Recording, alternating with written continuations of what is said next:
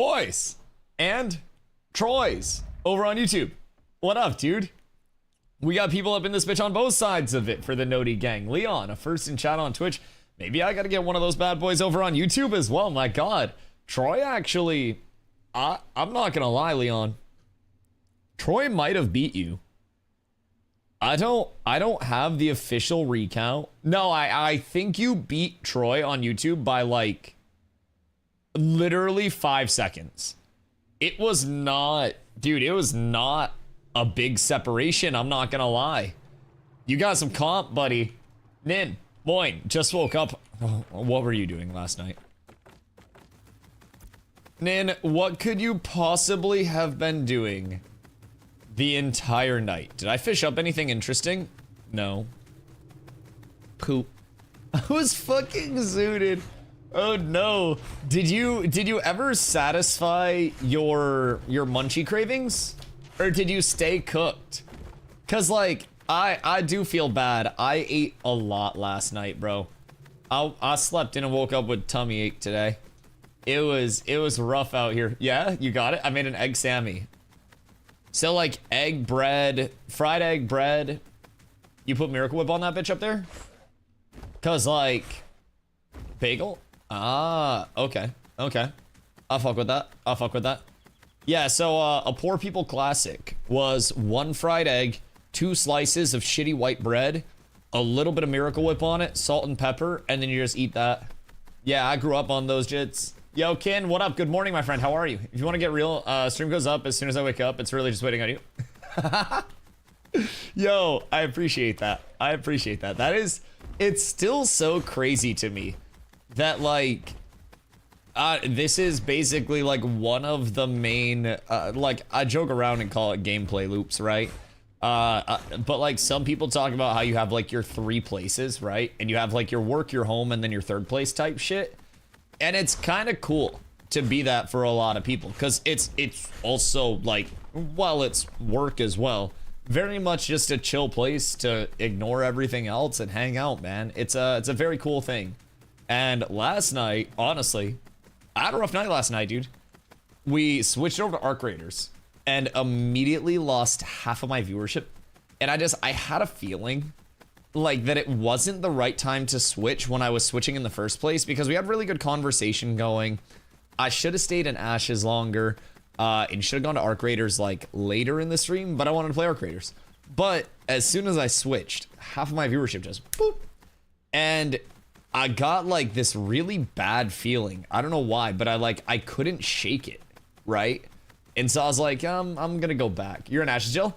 Not even like in Ashes jail, so to say, because that was my 2nd time playing Arc Raiders. I held viewership for like 3 hours the first time. It was just like, I think yesterday I switched a little too soon when people were still in the Ashes vibe and were like actively watching instead of lurking. And the good time to switch is when you've built up all your lurkers throughout the day, and then you switch for like a super late night thing, and then all of your lurkers will stay. Because at the end of the day, lurkers power a lot of fucking Twitches. You know what I mean? Yo, Snake. Good morning. Kenny, how are you guys? Appreciate y'all being here. Hope you're having a beautiful day. Coffee? I'm down. I'll do it if you do it.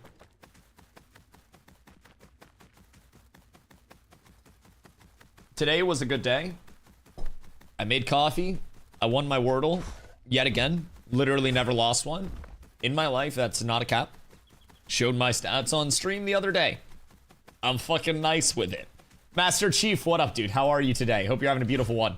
For me, it was bagel, egg, ham, and some good old Merkin plastic cheese. Oh no, not a craft single. Not a craft single. Nin, I have tech for you. Do you like the taste of American cheese, but hate the plasticiness? Because I don't know if y'all have them in your like grocery stores, but we have like little deli areas where you can get sliced meats and cheeses, like fresh sliced shit. Panda, what up, my friend? And Land O'Lakes American cheese is unironically S+ tier, like burger cheese, if you're looking for something that melts. Cause like, I'm gonna be real. American is a cheddar derivative, It's just a heavily processed cheddar that's meant to like melt better. I think they put like plastic or some shit in with the cheddar. So it's basically a cheddar like product. And Land O'Lakes American goes fucking hard. Absolutely insano style. We down bad? Yeah, you're down horrendous. You're gonna have to get a loan from somebody. Today's an EVD. Been watching Rivals finals and waited for you to go live so you could yap me to sleep for a nap. Massive. I mean, we have potentially exciting stuff to talk about today. I'm not gonna lie. We have indicators that Intrepid Studios has filled a lot of positions and also some very core positions. I'm really excited to talk about that a little bit. Now, have they released anything official? Nope. Do we have any word from the dev team that any hirings have happened? Nope. Did they update their website and eliminate most of the previous career listings? Yup. All we got left is an associate software engineer and general applicants. I think everything is fine. I think the dev stream is going to include a lot of words of hiring. That is my guess. Because they cleaned this shit. I just checked LinkedIn to see new employees. Did you find anything, Mr. Steasington? That's good comms, actually. Hold on, we're getting detectives on the case here.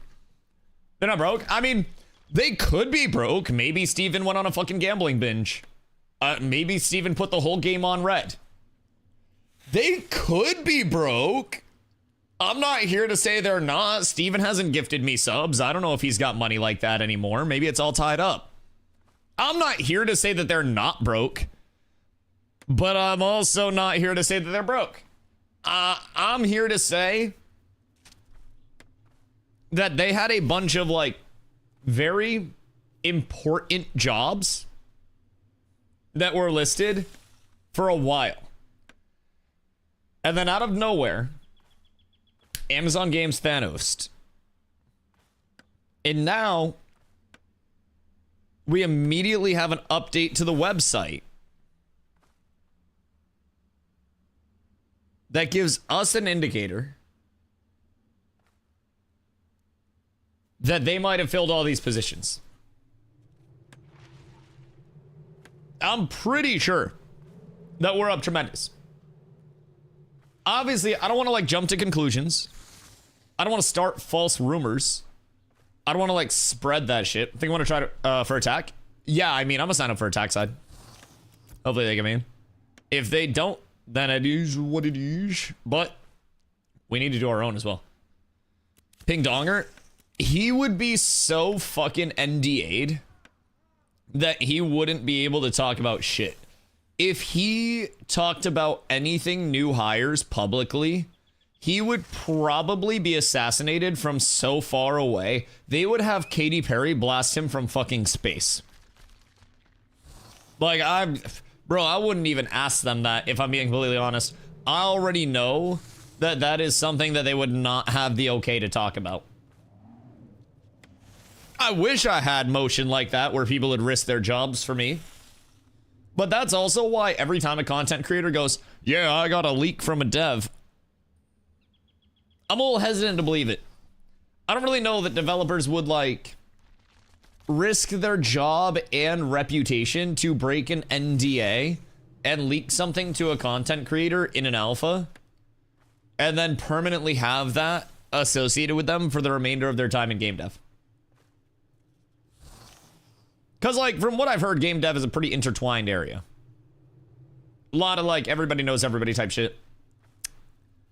And I feel as though if somebody were to lose their job because they broke NDA to leak stuff to a content creator that they weren't supposed to, that would legitimately be, like, the closest thing you could do to, like, career suicide type shit. Like, that'd be really bad for your career. Really bad. Government assassination type shit. Yeah, Donger's just like typing the message that he hears. And then he's just cooked. But yeah, this is all of it. It's literally, this is the entire thing. Yo, Goliath, thank you for the follow. I appreciate you. Welcome in. This is the entire intrepidstudios.com/careers page. That's it. It's general applicants, and it's an associate software engineer, maybe multiple. But like, this is a whole fucking page. Those that know that this was very populated previously. And I think that Intrepid might have come up on some very chip on their shoulder devs. If I'm not tripping. I could be tripping. It could have been a hiring wave that was not at all correlated with a lot of developers being essentially nuked off of a title that they were trying to correct. Developers, I think, that are coming from the AGS teams would be motivated. They would want to prove that they can make a game that will succeed in the long term. And I think that they will have already dealt with all of the things critique-wise and criticism-wise that Ashes is dealing with right now with New World. And they'll know how to handle it.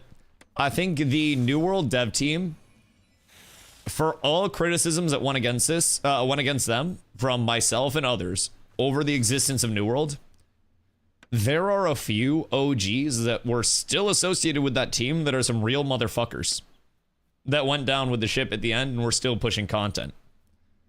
I'm gonna be real. I would love to see a lot of those that stayed in it end up with Intrepid. Skim have a future? What, Ashes? Yeah, it's playable right now. Yeah, it's literally like, I'm on Ashes. We're just talking about huge updates. Yeah, it's a fully playable product right now, brother. It's like, it's basically a functioning MMO bone structure that doesn't have like the fat and the muscle on it quite yet. It's like a skeleton. So you have the very core of an MMO, but it doesn't look as pretty as it will. It doesn't play as well as it will. There isn't as much content-wise or systems-wise as there will be yet. But one thing that's very encouraging about Ashes is that it is working on, in my opinion, that bone structure first, that very core foundation. But as of right now, like, you've got the entire trade skill system, at least baseline in, right? Everything's playable, progressible, crafting works, gathering works, refining works, processing works. You got a very large world with a whole lot of different player ownable towns on it. Dude, it's coming along quite well. In terms of like, does it have a future? I think absolutely it has a future. Is it going to be the zeitgeist of MMOs that some people think it is trying to be from the outside in? A, no, it's not going to be that. B, I don't think it's trying to be that, if I'm being completely honest. I think that Ashes is much more focused on trying to be something unique in the MMO genre. Instead of like, I don't know, instead of trying to just copy an entire flow. And we have to remember too that a lot of successful MMOs did at some point copy the systems of other games and just implement on them even more. So WoW was, what, EQ? The system inspiration? And I think that overall, like, it's normal to see evolutions of systems come out, generation of MMO to generation of MMO, with the proper improvements made. And I feel as though Ashes is doing it a little bit differently than a lot of the other MMOs have done it lately, with a lot less linearization, a lot less on-rails content, and specifically a lot less asocial behavior. I want to buy access key to alpha, but I have to play solo. Is it okay to play solo? You can play solo, but it's going to be harder to do everything in the game solo. There are quests in the game that exist. Those will get you up until like, wait, what are we doing? I just put an X in chat. I don't know what the fuck we doing, but I'm down. If somebody's doing something, I'm down to do it. So there is questing in the game. It takes you probably to like level 15-ish, I would say, if you do a lot of the quests, and it gets slower as you go. Questing previously, like 6 months ago, didn't even get you that high, so it's improving. Gathering, refining, crafting, very important stuff in the game as well. Does anyone have some extra scrolls? What are we doing? Forge raid! I think we're doing Forge. So if you guys want to come through, try to get some drops, you guys want to try to get some glittering metal strands, message Elghog, and we are running it. I'm in. X up in guild, or shoot Elg a DM real quick. Strad, good up my butt. Wait, is that? Burb! I must feed it. Jesus fucking Christ, wait. I need a pigeon emote. I definitely need a pigeon emote. That's inspiring. I love that. Applied to all those jobs and got them all were fucked. Bro, can you imagine if they like let me cook the economy up for a day or something like that? They're just like, Dusty, you got full control over everything. I'm like, all right, everybody that's duping Journeyman Enchanting Scrolls is fucking banned. Easy. We're good. We're good. If you duped crates and then you got a bunch of Journeyman Scrolls with it. We're still trying to theorize that, by the way. Who knows about the Journeyman Enchanting Scroll dupe shit? I should wait for Rita, at least completed quest line, can level me up. Then I can attend any guild item grind. So like, yes and no to a certain extent. I don't know that Ashes is necessarily going to present, like you said, completed quest line, so to say, like one quest line to level up. But what Ashes tends to focus on so far is establishing what are called like questing hubs throughout the world that all will bring you on unique questing journeys through a part of the world, if that makes sense. So within that, you'll have kind of like a going town to town or place to place to get your quests. And there should at some point be what I would call like a segue quest or transition quest where you're able to essentially say, oh, I am in Lionhold.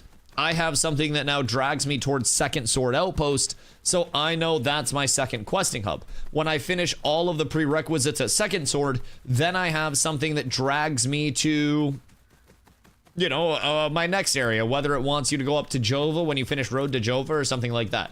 And then once you finish all of those, it brings you to another area. And that's kind of where I see questing going in the long term. A little bit less of the, like, full linearized, you just follow one main story, so to say. And I think you'll end up getting a lot of different stories throughout the entirety of your experience in questing.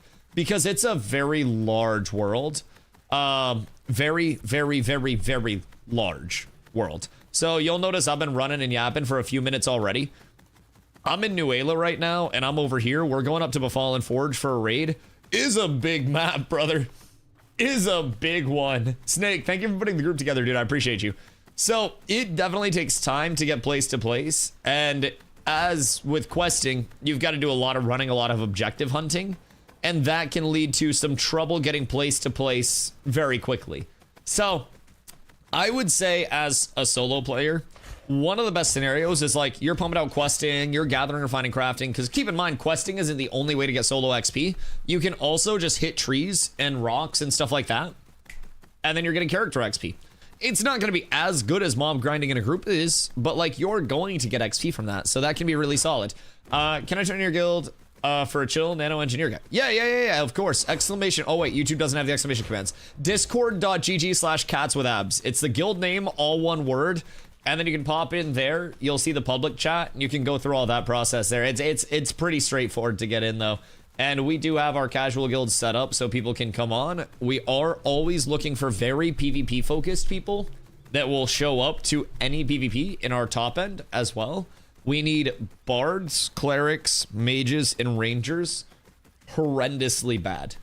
Those are our big four that we are recruiting for going into like November 18th and beyond that. And that would be a huge thing. A mage? We love mage. We love mage. Yeah, we need those four, like, expeditiously in a lot of our groups. I would say our biggest focuses at this point would probably be rangers and bards as, like, the biggest incentivization for, like, us lacking. And then we need, like, rangers... Wait, sorry. We need mages, clerics as a second most incentivized. I had to keep track of 4 things all at once. Jesus. Double tank meta and small PvPs is fire. I mean, honestly, like double tank goes hard regardless. Because even in like raid group scenarios, right, you're gonna have multiple groups working together anyways, so you'll still have the double tanks in vicinity. I think the biggest thing is just having, like right now, we have no bards. We've had PvP spin-ups where we've had one bard in like a 3-group raid. And we're just like, okay. So we're not gonna get nimbles here. We're not gonna have shielding discs. We're not gonna have mezzes.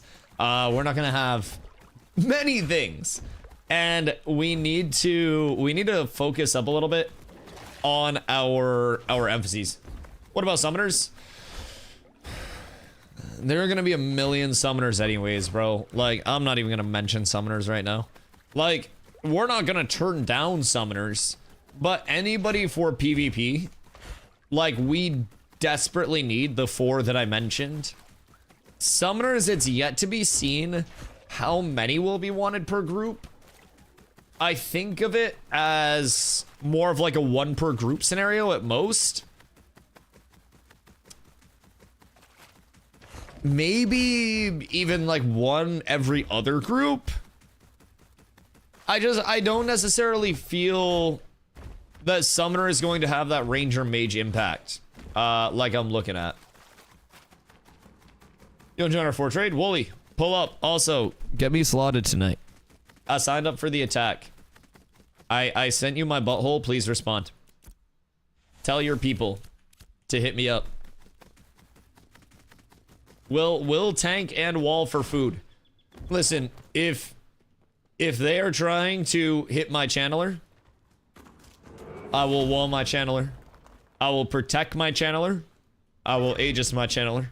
I will die for my channeler, and I will protect my channeler by any means necessary. Thank you for coming to my TED Talk. Tony does the roster. I know, yell at him. I signed up. I don't know what the plan was. I didn't know if there were any, like, negotiations already occurring, so I didn't want to yap at people too early on. So I signed up, I threw my name in there. What is this? Ayo? Ayo, the big Legos? Mail the Cats wants to shoot someone email? I mean, I feel like they know we're always down. And I think the defense roster is already set. So that's gonna be intriguing.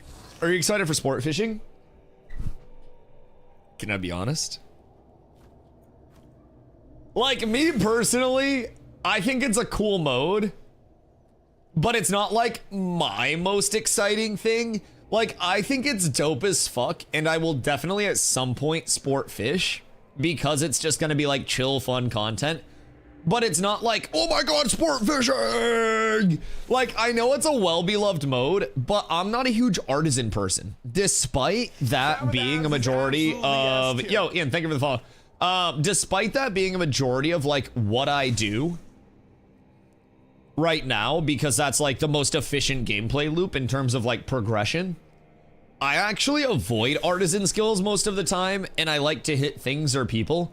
So... while I'm not directly like, I'm excited because it's a really cool gameplay mode and I'm going to check it out and it'll be more fun than AFK fishing and I'm excited for other people to have it, I'm more excited for a bunch of players to just be like, just chilling out in the lawless areas and meet a fucking submarine commando, jump on their boat and swanton bomb them and take their fish. I'm excited for like the ripple effect of sport fishing. I also cannot fucking wait for the tiers of people in Discord and on Reddit who are like in lawless areas, sport fishing in the ocean. They get close to a turn-in point and then their boat gets jumped by 1,000 people that are all just waiting for them to go try to turn in. People are going to be fucking furious. And that makes me really happy. I think that games don't make people angry enough these days. I think that every developer wants everybody to be happy all the time, and people need to realize that sometimes the angry memories are the best ones. Sometimes the points of strife are fucking awesome. Listen, I've yapped at people in this chat and given them a little shit, and then they've come back every day for 7 months. Sometimes you gotta give somebody something to remember. Yo, Trip, what up, my boy? It's going absolutely beautiful. I did some AFK fishing earlier today. We had a guild leadership meeting to plan out some stuff for the 18th and kind of get a roadmap moving forward. Work on some infrastructural things as well as some ongoing things that we just like to, you know, kind of keep maintenance on. So that was extremely productive with the lads. And then I got a little cleaning done around the apartment. And then I hopped on. I checked all of my fish from my AFK fishing escapades. I fished so much I broke my damn pole. And now we're in a forge raid. So what we're about to do is bring some people down here and hopefully just farm up for a little bit, chill, have some fun, and then get some mats, run them back to storage, and then we're up. So any recipes are an immediate bonus. Anything that we get really is an immediate bonus. So yeah, we'll wait till everybody's here. We're not in a hurry. We got all day. We have, we'll wait on Ultra and Lanny. And then if anybody else wants to come through, we can get them in group. Yeah, we'll wait. You guys got plenty of time. Like I'm here all night, man. We're full chilling. There is no rush whatsoever. Does anyone have like strength scrolls, by the way? Cause that's I'm down horrendous. All right, everybody else made it in safe, right? Cause I know the pathing. So if people don't know the loops, although there are a few new jump arounds that have come about since they took out fall damage, and I haven't been in here a ton with all of the new jump arounds. There were a couple where I was like, what the fuck? I didn't know this shit existed in 2 phases so far. Bro, people are so creative in this game. I swear to God. I swear to God. Tears will be flowing? Yes. Yes. Tears will absolutely be flowing. So, me personally, out of the Harbinger update, part of the reason why I'm like less personally me excited for sport fishing is because I'm me personally excited for, oh, you were trying to trade me. I'm so sorry. I was just kiting a man that was trying to give me scrolls. That's my bad, dog. I appreciate you. Thank you, thank you, thank you. Here. I'm excited for the Harbinger system the most. I think that the Harbinger system is also something that will not fully hit until we get a level expansion. So everybody will say the Harbinger system feels a little whack, feels a little underwhelming when it first comes online, because you're gonna have to go out of your way to complete Harbinger stuff. So there aren't gonna be as many organic interactions with it, and it is going to be a little bit lack of life at the start, right? But I think the larger thing about the Harbinger system is we have to remember once levels are past like a level 25 level cap, as soon as we go 35 plus or have access to level 30 plus gear, we about to be moving out the starting area, baby. We getting the fuck out the Riverlands. We made it out the hood with this one. We getting out the anvils, and the reason for that is starting areas only support level 1 to 30 progression. So once we're 30 plus, I level 33, 36, 39. That's coming out of here, which, by the way, the June Dark is confirmed to be a level 50 area that is currently downscaled to a playable spot for us, so that'll kind of continue to go up like heirloom gear and WoW type shit. And then we have the Tropics. So these 3 areas are the areas that are going to be seeing those Harbingers first, as they're going to be exempt from starting areas. So right now, we're going to have people go out to these areas and then contest those Harbingers, like, actually out there. Yeah, I can lead the way down. Yeah, it's pretty straightforward. We may want to just be cautious, because shit do hit hard. Are we trying to get down to Zammer's room? And, like, farm Zammer? Yo, McB, what up, my boy? How are you? We getting ready to do some forge stuff. We need more, though. If anybody wants to come forge, pull up. We about to try to pull through nice and smooth. Hopefully not white. In rate? Oh, massive. Okay, cool. Yeah, I see you. Just need the forge to craft something? Okay, word. Well, do not die then. Do not die. We can perform after. Cool. Wait, if you need the forge to craft something. Oh, you need the forge, not the anvil? Because if you need the anvil, you can go to Nuela or Miraleth. Didn't work. What didn't work? Can come for about an hour-ish. Oh, massive. Yeah, message Elcog if you want to come down. Because that'll also stop us from getting angry. Slackbreaker. Oh, shit. Okay, cool. Cool. I love that. Yo, Sewer, what up, my boy? I hope you're having an absolutely beautiful one.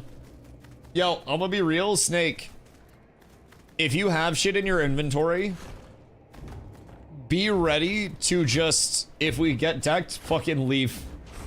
Literally just drop it and save your mats. That's my biggest thing. If you have shit in your inventory, if I die. Yeah, fair. That's an honorable way to do it too. But personally, I give you full perms, dude. If you got a lot of mats in your shit, cheese it.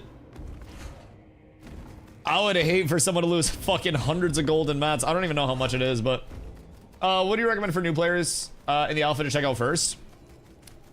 Bro, honestly, it's really non-linear. There's not really like much of a bad route to go. I would say start in the Aelin area, like the Riverlands, and then you're gonna go through Lionhold. Just grab every quest that you see in the vicinity. Make sure you stop at the commission boards and grab those commissions as well. There should be 2 boards. And then after that, go over to like Second Sword. Second Sword has some quests there to get you started. I would say go here, do these like 2 sets of quests. If you want even more quests, you can go over to the Samia's side. Samia's is this side. As you come out, that'll also have some intro quests to you. Exclamation Ashes. I appreciate you, Puck. he's almost got it. Exclamation Ashes. My goat. Good morning, by the way. So, you know, once you're like quested out, you can always mob grind. The effort is what counts. You're trying harder than anybody else right now. But you can grab a lot of different quests all around. Especially early on. The quests get worse as you progress, but I think the biggest thing to remember is you will be benefiting your character, whether you were killing mobs, whether you were questing, whether you were gathering, whether you are fishing AFK, like any of those things do benefit your character. So my personal opinion is like your first time through, don't be afraid to just fucking explore. Ultra 07, my boy. Don't be afraid to explore. Don't be afraid to take your time. There is always going to be an element of like your first character will take X amount of time and then you'll be like, damn, I could have done this, this, and this a lot faster and then waited. It's okay. I think in the alpha, with the game being the way that it is, don't feel any pressure to catch up, especially to the top end, because I'm gonna be completely transparent. There is a lot of unethical shit on the top end that's facilitated by dupes and bugs. So there are people that have insane god gear that was essentially facilitated by like crate dupes through various actors in the economy. So it's a little bit of an illegitimate top end right now in terms of those that are like ungodly far ahead. Not all of them, of course. Some people are just really fucking good at econ and shit. But there is a portion of that top end that is very illegitimate. There's a portion of the middle top end that's illegitimate. So that's something to remember as well. If you are doing things a legitimate way, it's going to be a lot harder to catch up in the first place. So do things at your own pace your first time around. Don't worry about the comparative nature of like, oh my god, I've got to have this, this, and this. Because there are people that have like full Lego jewelry set, full Lego level 29 weapon set, full heroic epic armor set, plus maybe fully enchanted. Like there's some shit out there. So yeah, it's tough out in these streets if you're trying to not abuse shit. So I would say just the biggest thing, man, take your time. There are a lot of bugs that need to be fixed. There are a lot of econ issues that need to be fixed, but they will get fixed. So having a real nice time coming back into my epic glory and looking at my Night Reaver mats now. Hey yo, that's not too shabby, Sewer. That's not too shabby, my boy. So what are you trying to go for your Night Reaver? And are you trying to get that before the 0.17 patch, before like the crafting qual squish? Because the crafting qual squish is probably, what's this guy doing? The crafting qual squish is probably going to be one of the largest impacts on like just the outward crafting. Where is this guy trying to go?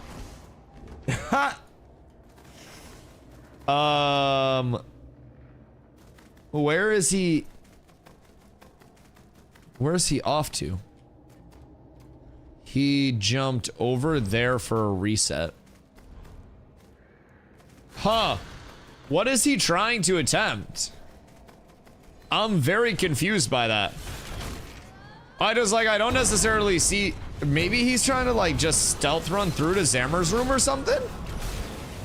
Mayhaps, but the Epic Plus is already working on that right now. Already got 145 rare attendees. Oh my god. Wait, so what are you still looking at for it? I don't know that I would necessarily have mats that correlate because all anvil is shit. Maybe some Edeldom. I want to say it uses Edeldom, but I might be tripping on that as well. He's saying there'd be no way to catch up to existing players if you jump in now.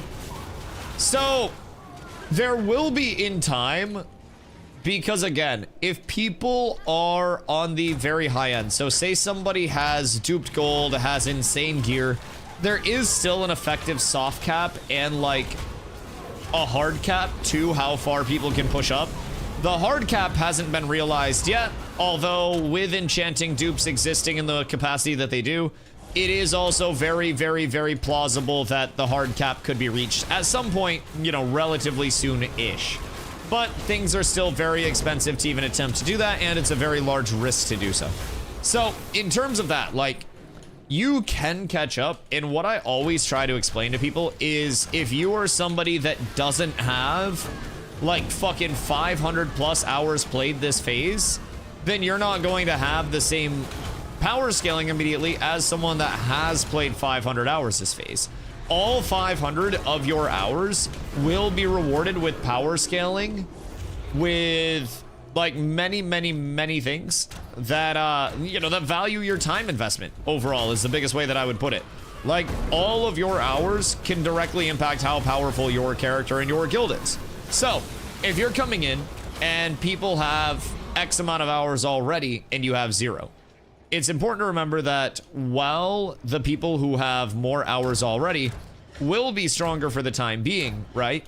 Your hours 1 to 500 will be much more impactful than their hours 500 to 1000 in terms of like overall power gain for 500 hours. So, what I mean by that, if you're coming in and people have already been playing something for a while, you're gonna be way weaker. But you will catch up to a point of like, my gear is acceptable, where you can PvP and you can function without necessarily being on that, like, that top scale, right? But over time, if that top end does get eye level 29, full Lego everything, full enchanted everything, no matter what the means are of acquisition, that will be something that in the long term can be caught up to. It's just gonna take a hell of a lot of time to do so. Virus still means getting your account Thanos snapped. I mean, like, there are definitely ways to have that top end gearing while being legitimate. Like, there are a lot of people that are god geared that are just really good at playing the econ.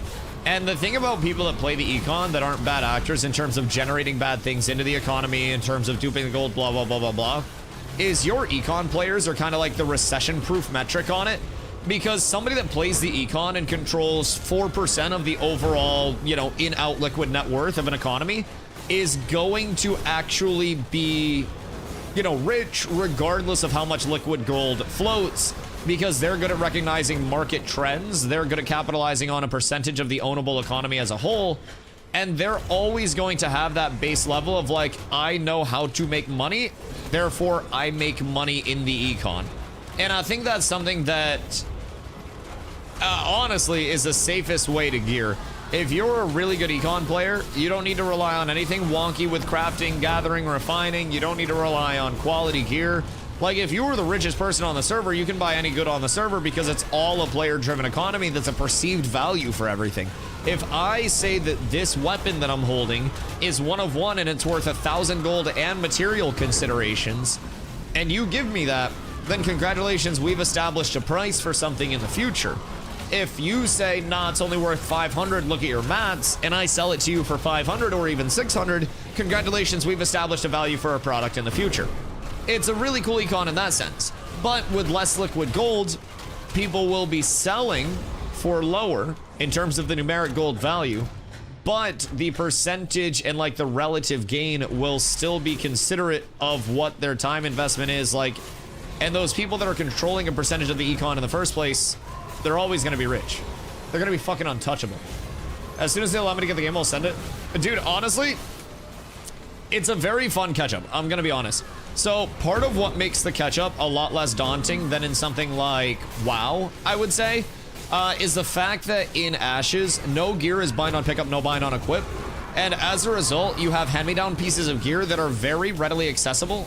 So if I took off my legendary item level 26 bow because I made a legendary 29, I could then hand down my Lego 26 to somebody else in the guild, and they would just get that.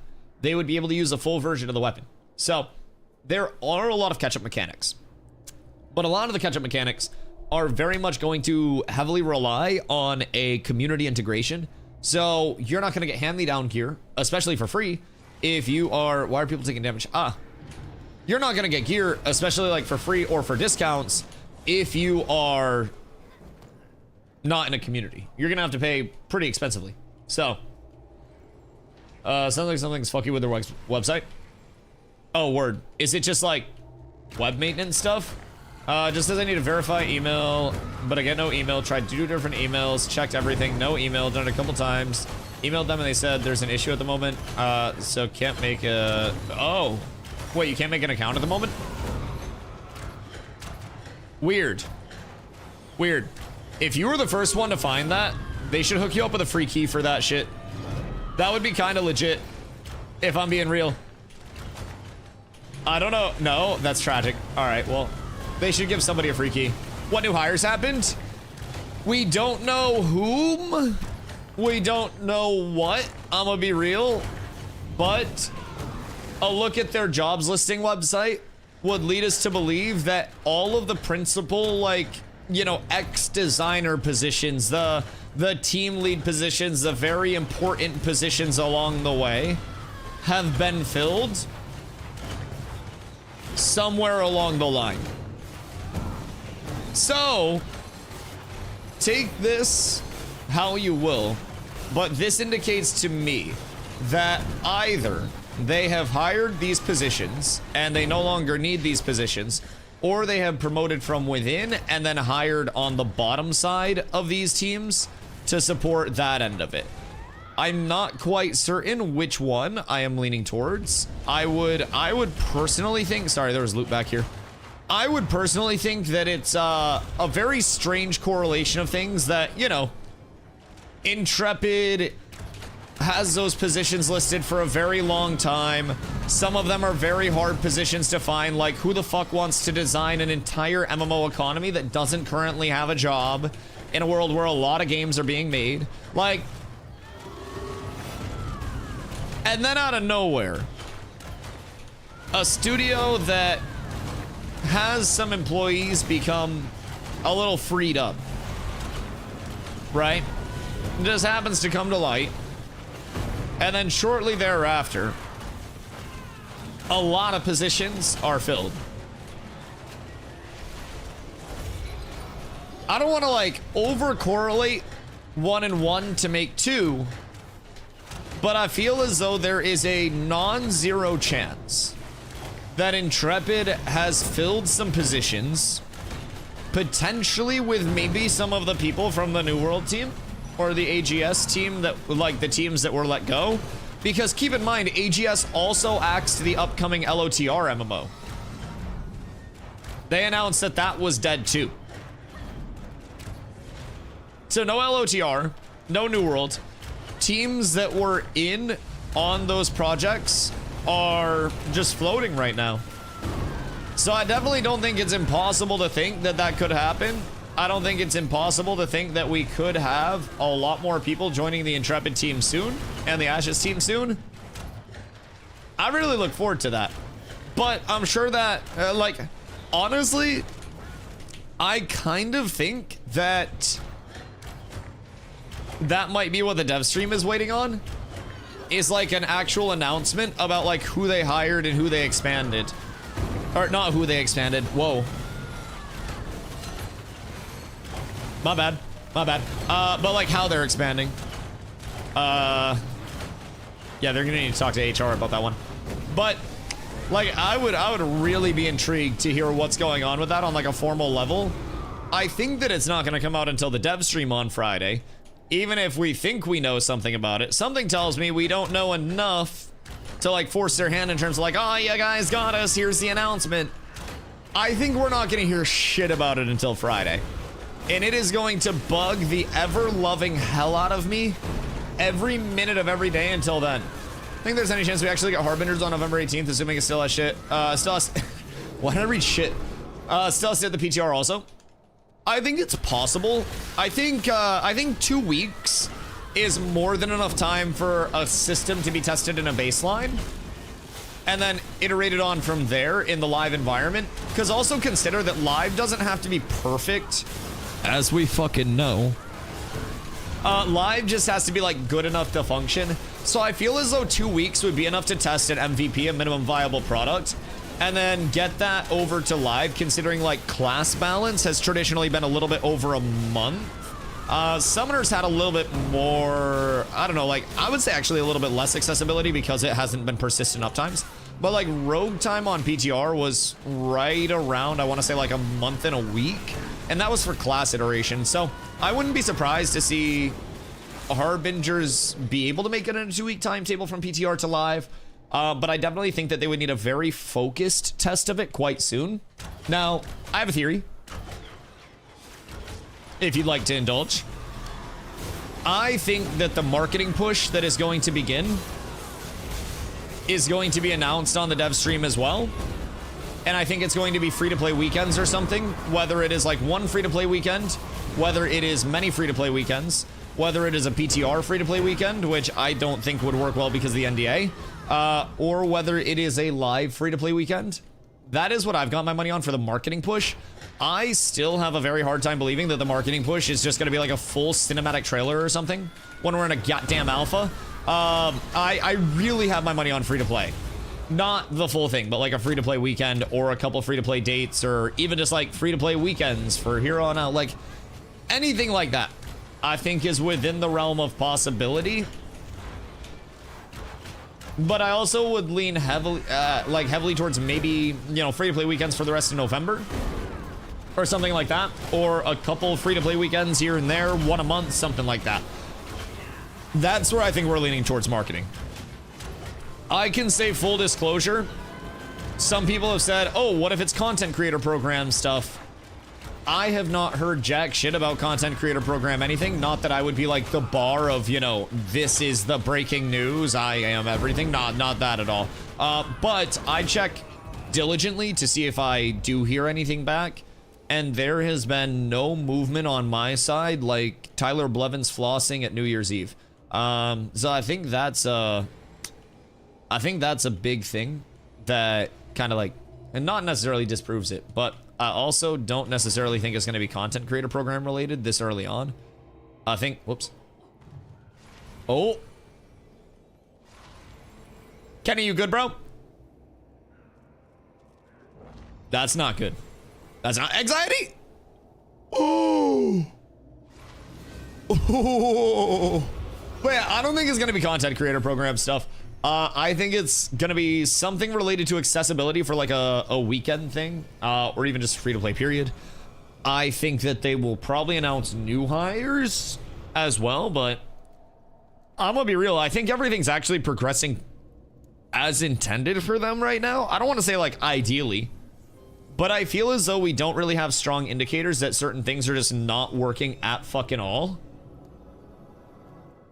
At least so far. Because it doesn't really seem like the dev stream was like behind and they're like, oh, the summoner's not ready to show at this point in time, blah, blah, blah, blah, blah.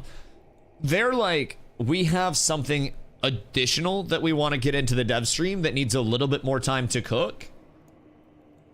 That doesn't scare me. That actually excites me. If they're like, hey, we got more for you that you're really going to love. If you're eating a meal already, and somebody goes, hey man, we got you some dessert, you just gotta wait 10 minutes for us to grab it, you're gonna be like, yeah, fuck yeah. Yeah, hell yeah, give me that dessert in my face immediately. I'm cool with it. Also depends on funds. Not sure how much Intrepid can afford for top devs for years of development before release at this point.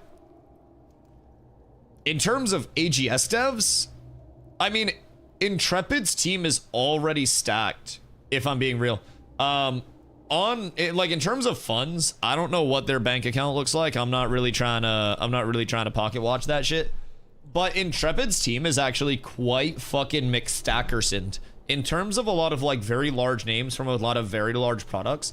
I'm not like, I don't want to say it in a mean way, but like a game dev fan, so to say. There are a lot of people that can name off game devs in the projects they've worked on and exactly what they did systems wise. And like, I don't have that knowledge base of devs. I'm not like, oh my fuck, you worked on this and this and you did this on this game. My brain doesn't retain that shit, I'll be honest. But what I do know is that a lot of the people on Intrepid's team are very, very fucking accomplished. And I always use chat as a reference, as like, all right, chat, what are we looking at here? Because somebody somewhere will know the projects that somebody's worked on. And there are a lot of people where chat's just like, why are they working with Intrepid? Why are they, like, how are they pulling this? How did they get these people from these studios and these titles over to their team? From lighting people to system design people to fucking server infrastructure people to musical side. It's really cool. Tinfoil hat is since they love using Arcade, is they'll introduce temporary fresh start servers. They'll merge to main after a set time. I don't think right now. I mean, anything can happen, right? Literally anything can happen. But I wouldn't like bank on that. Are we progressing through, or are we waiting for them to try to hit the jump around? Because they might be able to mount up and get all down together. I think. Okay, Strug's gonna get them in. Okay, massive. Yeah, I don't know, man. I have a hard time believing the fresh start stuff. But again, anything could happen. Literally anything could. Cypher, hello. I hope you're having a beautiful day. They did say the CC program is to come before the end of the year, so why wouldn't it be the program? I don't know, because also the CC program has been pushed like years at this point. Well, so that's the thing. They said it's supposed to come before the end of the year, but also I feel like we've got many instances of like, hey, CC program is gonna send out apps soon. Hey, we're gonna close the application soon, and we'll let you guys know. Hey, it's coming in a couple of months. Hey, just one more month. So, yeah, that's the CC program in a nutshell for me right now. It's like, I don't expect it. It could happen at any point, but it's kind of like Bigfoot, right? I'm out walking in the woods and I'm like, I hear a stick crack and I'm like, probably a deer, but could be Bigfoot, right? Any stick cracking, that might just be a deer. Unbox, get cope on something. Yeah. Market's favorable to the employer. They're having no issues finding devs. Well, also, the fact that there are a lot of devs that just went into the market that probably want work and also want to prove that they should not have been let go from a project. And really, I'm gonna be completely honest. I think getting New World devs and AGS devs that were let go as a result of these layoffs is essentially like getting like a fucking grinder. Like, I think it is going to be the epitome of like a chip on the shoulder, somebody with something to prove type thing, more than it is anything else. And I think that that is exactly what Ashes needs for developers, people who are willing to take on very ambitious shit and actually like try to execute on that incredibly ambitious shit. So that's my take on it. Is it getting too expensive for a playtest? 150 just to be a part of the tester? It's 100 USD. I don't know like conversion wise if it's 150 anywhere, but 100 USD. But it does also come with a 90-day period where you can get all of your money back. So that's kind of the big thing to keep in mind with the playtesting pack. Best case scenario, you're getting, in my opinion, I don't think we're launching anytime before like mid to late 2028. So you're probably getting 2.5 years minimum of content. I'd be willing to say that's not an official figure. That's just me guessing. But you're getting multiple years of content out of that $100 if you do like it, and you have 3 months, 90 days, where you can get every single penny back that you spent on it, no matter how many hours you played. So in terms of the $100, like in terms of like an upfront cost is a lot for any game right now. $100 even for a completed game as an upfront cost would be like, what the fuck? But the logic that I try to use with it is Ashes on launch is going to be a $15 a month game. So we're essentially paying a very heavily discounted monthly sub, if you break it down to the cost per month, to play a very heavily discounted version of the game. Game will get better, but your sub cost doesn't go up as the game gets better. It's the same price all the way through launch per month. So that's kind of like, that's how I always try to warn it. It's, if you like it, monthly cost is extremely low for something that does resemble a live service environment at this point. Servers are up frequently. I should fix my lighting real quick so game doesn't look like shit down here. Planendorf would yell at me. There you go. There you go. I fixed my lighting so it doesn't look as bad. Somebody out there will thank me. Anyways, I think the upside is very large. I think the downside is very small. Worst case scenario is you play for 90 days and then you're like, I'm not really fucking with it.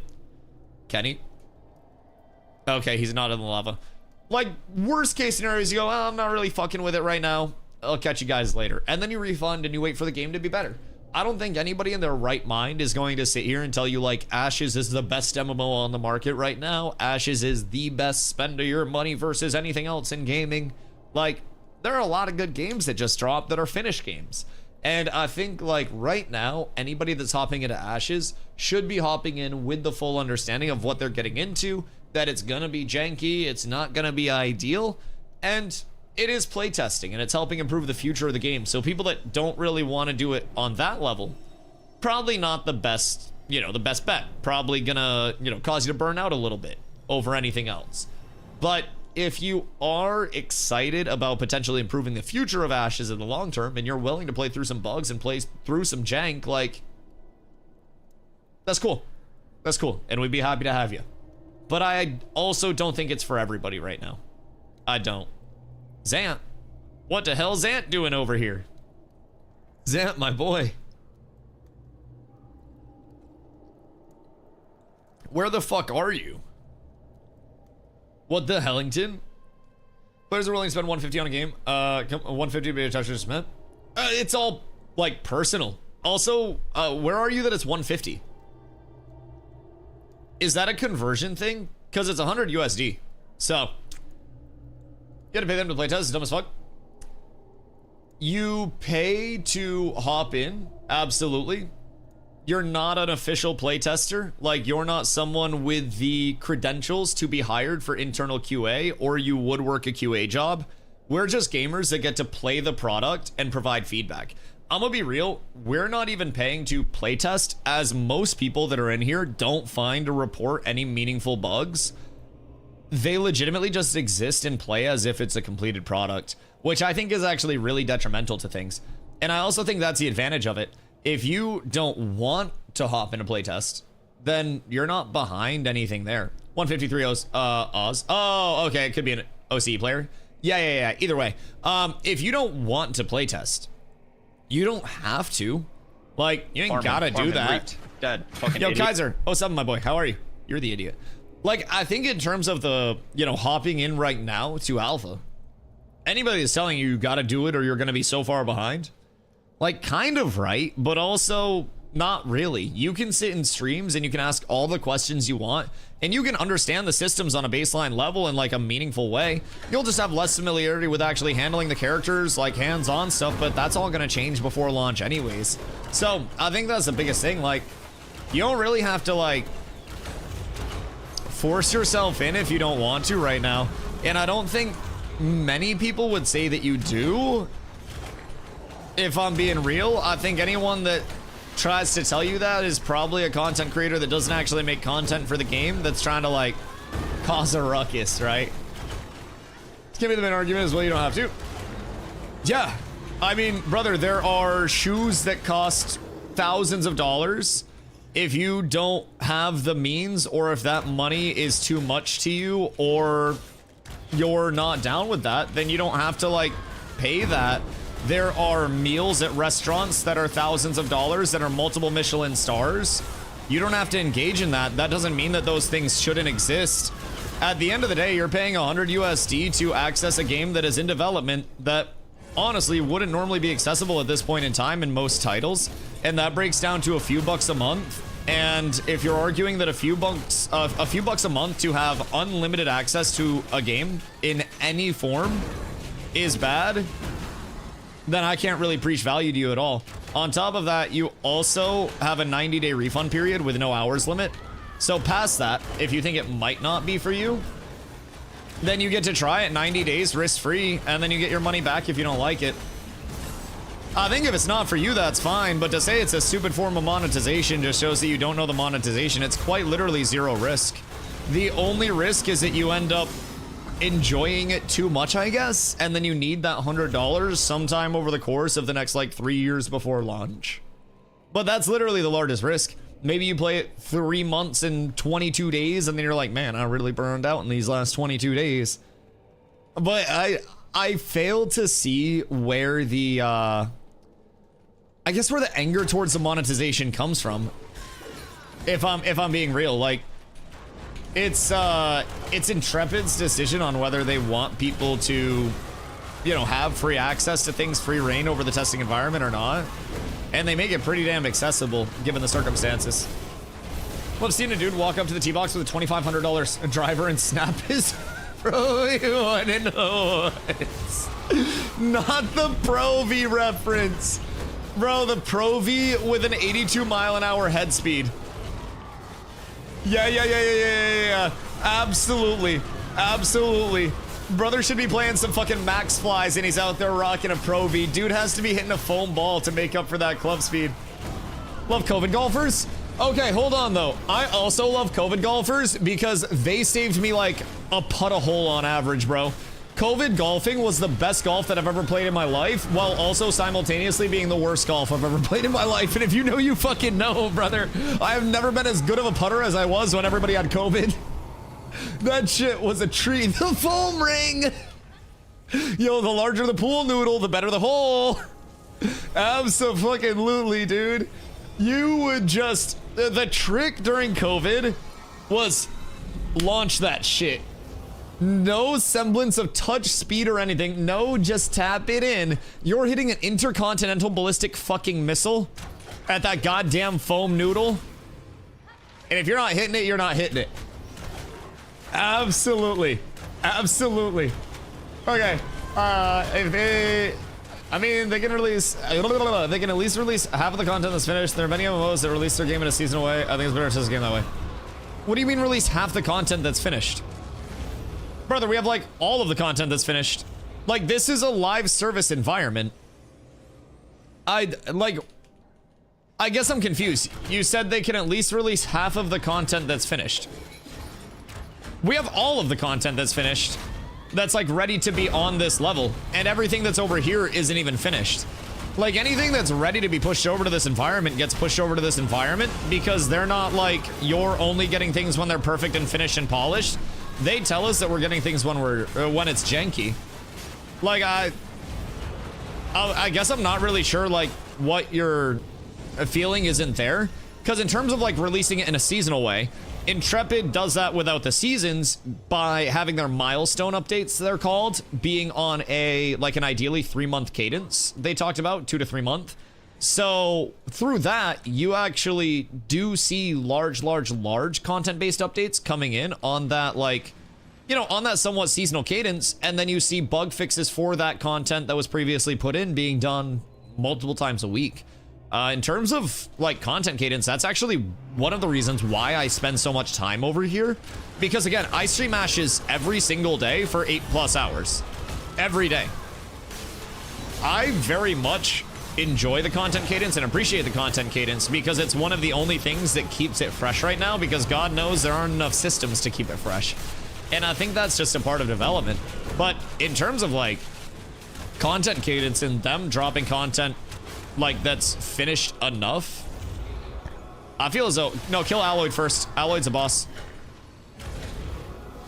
Game's finished, then why not release the game? The game's not finished, but we get the systems as they are finished over here, but they communicate that it's far from finished. So we're not play testing a completed game. We are play testing the portions and the systems that are ready as they add more on and build on top of that. So it's far from finished, but it's a playable product now that resembles something that could be, if it was a very bad title, considered finished, much more than it did back in the Apocalypse days when it was a combat test, much more than it did in the Phase 1 days when there was not really anything in Phase 1 that presented like a playable long-term product. In terms of finished, it's far from finished, brother. Every aspect of this game is far from finished, and that's why we're still in development. So if it was finished, the game would be out. If certain systems were fully finished and ready to go, then Intrepid would say they were fully finished and ready to go. Unfortunately, that is not really the case, and Intrepid very clearly says like, hey, this shit's not finished, and y'all are gonna have to work through it. That's also why they give you the refund period. That 90-day refund period, by the way, with no hours limit. Because they know that it's not going to be everybody's cup of tea right now. It's not going to be finished. It's not going to be polished. It's not going to be all put together. But it's going to get better over time. And I think that's the biggest thing. Like, it's not gonna change for people immediately if they're not happy with it. But Intrepid does more than, again, I'm confident saying this, Intrepid does more than any other developer actively does to refund their community should they not like the playtesting environment. I think you would be very hard strapped to find a single development like project anywhere in the world right now that is giving a 90-day no hours limit refund period that is not Ashes. I think that is genuinely best in industry refund period through and through, and it is incredibly safe for people to try out. It's incredibly safe for people to test. And if you don't like it, there's also no pressure to be into it right now because everything's just gonna get wiped before launch anyways. Like, we ain't really gotta worry that much. I feel like some people just try to like make it way deeper than it actually is, but it really is like straightforward. If you wanna hop into playtesting, you can. If you aren't sure if you wanna hop into playtesting, then you have that level of insurance to know. Like, imagine if every purchase in your life came with 90 full days where you could use and abuse that product and then just return it and get all of your money back. Wouldn't that be fucking insane? Wouldn't that be like, damn, these people are really confident in their product. Man, it must be a really good product that, like, you know, they're willing to stand on the back of that. And for me, like, I think that's a good thing. I don't expect them to say, hey, this is fully polished and fully finished, but I do like that they say this is what the product is worth to us, and we're willing to back it far enough for you to determine exactly what you want to do with it. Whether you want to be here, whether you don't want to be here, it's all up to you. And even Steven says, for people that aren't enjoying it, take a break, come back later. You know what I mean? So, that's cool. Just watch my great-grandkids play this game on release. So, I'm gonna ask a respectful question. Are you somebody that has ever actually played Ashes, or are you somebody that has got all of your opinions on development from Reddit? Yo, Trip, thank you for the T1, brother. I appreciate you. Much love, much love. Because, I'm gonna be real, at this point, you're just like regurgitating Reddit and YouTube content creator opinions that aren't actually backed by anything. And instead of articulating an opinion that is contradictory to anything that I'm saying, you're just going to the next point and trying to regurgitate that blindly without actually knowing what you're even talking about. So, respectfully, if you're unhappy with Ashes, there's nothing saying you have to play it. If $100 is too much for you for something, then that's okay. In the words of Pokimane, if you're a broke boy, just say so. But that's not Intrepid's fault that you can't stop spending money on weed and buy a game instead. So, budgeting wise, you got a 90-day period where you can get all your money back. There's zero cost for 90 days, essentially. You set that money aside, and if you don't like it, you have any amount of hours to get your money back, dog. Like, I'm gonna be completely real with you. You can play 10 hours a day for 90 days, that is 900 hours. You can play 20 hours a day, that's 1,800 hours. And you can refund this game after literally 1,800 plus hours of playtime. Tell me what game is going to offer you a refund period that has the potential to deliver you 1,800 plus hours of protection. Because there isn't one. If you're not happy with Ashes, or you don't like Ashes, and you don't like Ashes, but I'm gonna be real, I think you gotta kind of accept that Ashes is pretty legit at this point, man. I think it's fine to say, hey, I don't like the look of this, I don't believe in the project. But to just regurgitate opinions that aren't backed by anything and are quite frankly incorrect, I think is a really weird way to try to live your life. And when you get discredited, you just get angry. That's all. I hope you have a good day, brother. It's more like people, it's more like they know people won't do the refund or forget. What do you mean people won't do the refund or will forget?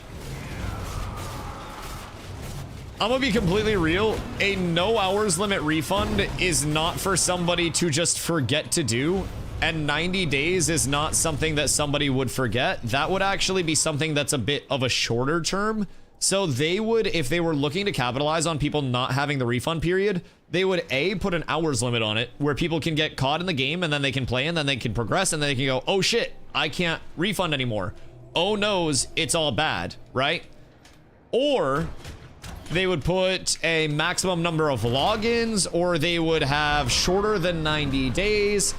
I think they would have anything other than the element of like, hey, come play this as much as you want, and if you don't like it, you can refund it at any point. I don't really think that's a refund policy that capitalizes on people forgetting. I think that's an incredibly generous refund policy, and I've worked a lot of my life between like food service and retail and stuff like that directly in customer service facing positions. I don't think there's a single world where we can say that's bad. I don't know. Feel free to try to discredit it if you really want to. But I don't really see the world where it's like Intrepid is the bad person for offering a long and accessible refund policy. People forget 30-day trial memberships all the time. They're banking on that. No, they're not, because a 30-day trial membership gets you in for free and then continues to charge you after. You're still paying up front and they're allowing you to return the product for your money back. That is like buying a shirt at the store and being able to wear it for 90 days and then still return it. That's not them banking on anything. That is them putting an accessible refund policy in. If you forget that you have a 90-day refund policy, then I guess you're the outlier on that. But I'm gonna be real, I have a very hard time believing that that's the psychology behind them offering a 90-day refund period, and I think you're making a very presumptuous take to say that Intrepid offering the most generous refund period in gaming is them banking on people forgetting that the refund period exists. I think that is such a I don't know, conspiratory take that it is a bit detrimental to not only just like the overall community, but also probably your own mental. Like going that deep to try to like hate something that is done out of, I'm gonna be real, good faith. Like you're trying to find the negative in it way more than you're trying to find the positive side in it. And if somebody forgets that they have a 90-day, no hours limit refund on something, like, brother, all you have to do is say, Siri, set a reminder for 90 days, refund Ashes of Creation. And then you get a reminder on your phone in 90 days. Siri, set a reminder every 30 days to refund Ashes of Creation. Not hating on them, but trust me, it's business. Why would I trust you over trusting the actual developers? What are your credentials in business versus their credentials in business? How do you know the business psychology of a completely accessible refund? No, you are hating on them. You're taking the most good-willed refund policy in gaming and saying, no, it's not good-willed, it's only there so people will forget about it. They'd make it 3 days if they didn't want people to forget. No, if it was a 3-day refund period, people would say it's a scam because people can't actually play through the content. Now they're giving people adequate time to play the content in the way that they want to, as much as they want to, on a one-time purchase, by the way, that you lose nothing if it goes past the refund period because you're clearly still holding out on the game. Like, I don't really understand in what world you're trying to say that this refund policy is in any way, shape, or form, or functionality, or anything else, anything other than incredibly generous and protective for consumers. This is in no other way impactful on consumers other than being consumer protection minded and being one of the most straightforward, cut and dry refund policies that I have encountered in gaming. You can say it's business all you want, but it's damn good business. And it's, guess what? Not business-friendly business to say, hey, you change your mind on something 3 months after, I got you. That's actually bad for business. It would be better if they said, hey, you have 1 week where you can get all of your money back with no hours limit. And then they hope that people in that 1 week either forget or play enough to where it doesn't really matter anymore. Like, I guess I'm not picking up what you're putting down. And I think that you're reaching very far to put it down. Intrepid is not in a revenue generating state. Their goal isn't to make money right now. And that's very, like, shown outwardly by the refund policy. They're not trying to, like, trap people in. Like, I think that's the big thing. Like, they're doing everything that they can to not trap people in. It's making frags, crafting, or processing? Processing. So if you're looking for stone fragments, that's in your stonemasonry or stoneworking. And then metal fragments like copper, zinc, stuff like that is metalworking. You're reading way too much into this. What? You can't start a debate and challenge something, and then when you're challenged back, say you're reading way too much into this. You're the one that's reading very heavily into a refund policy that is 90 days, no hours limit by jumping on a bridge and assuming that they're doing it so people will forget that the refund policy exists. Like, you read too far into it, and then you got challenged and then tried to flip the script on me to say I was reading too far into it. No, I challenged your opinion, and then you realize that your opinion was a little bit out there.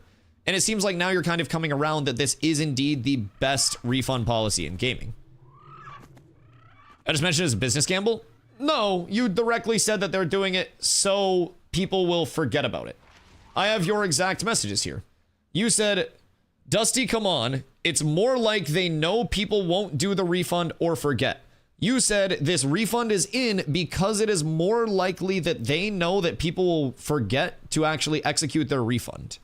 You very much said that the refund policy was only the way it is, so a majority of people would forget that they have the refund. A 90-day no hours limit refund is not there for people to forget about, brother. That's like a 3-day refund with some hours. Maybe if it was like a 10 hours limit on your refund, that's one really long session if you get immersed. That's 2 mid sessions. But you can legitimately 24 times 90.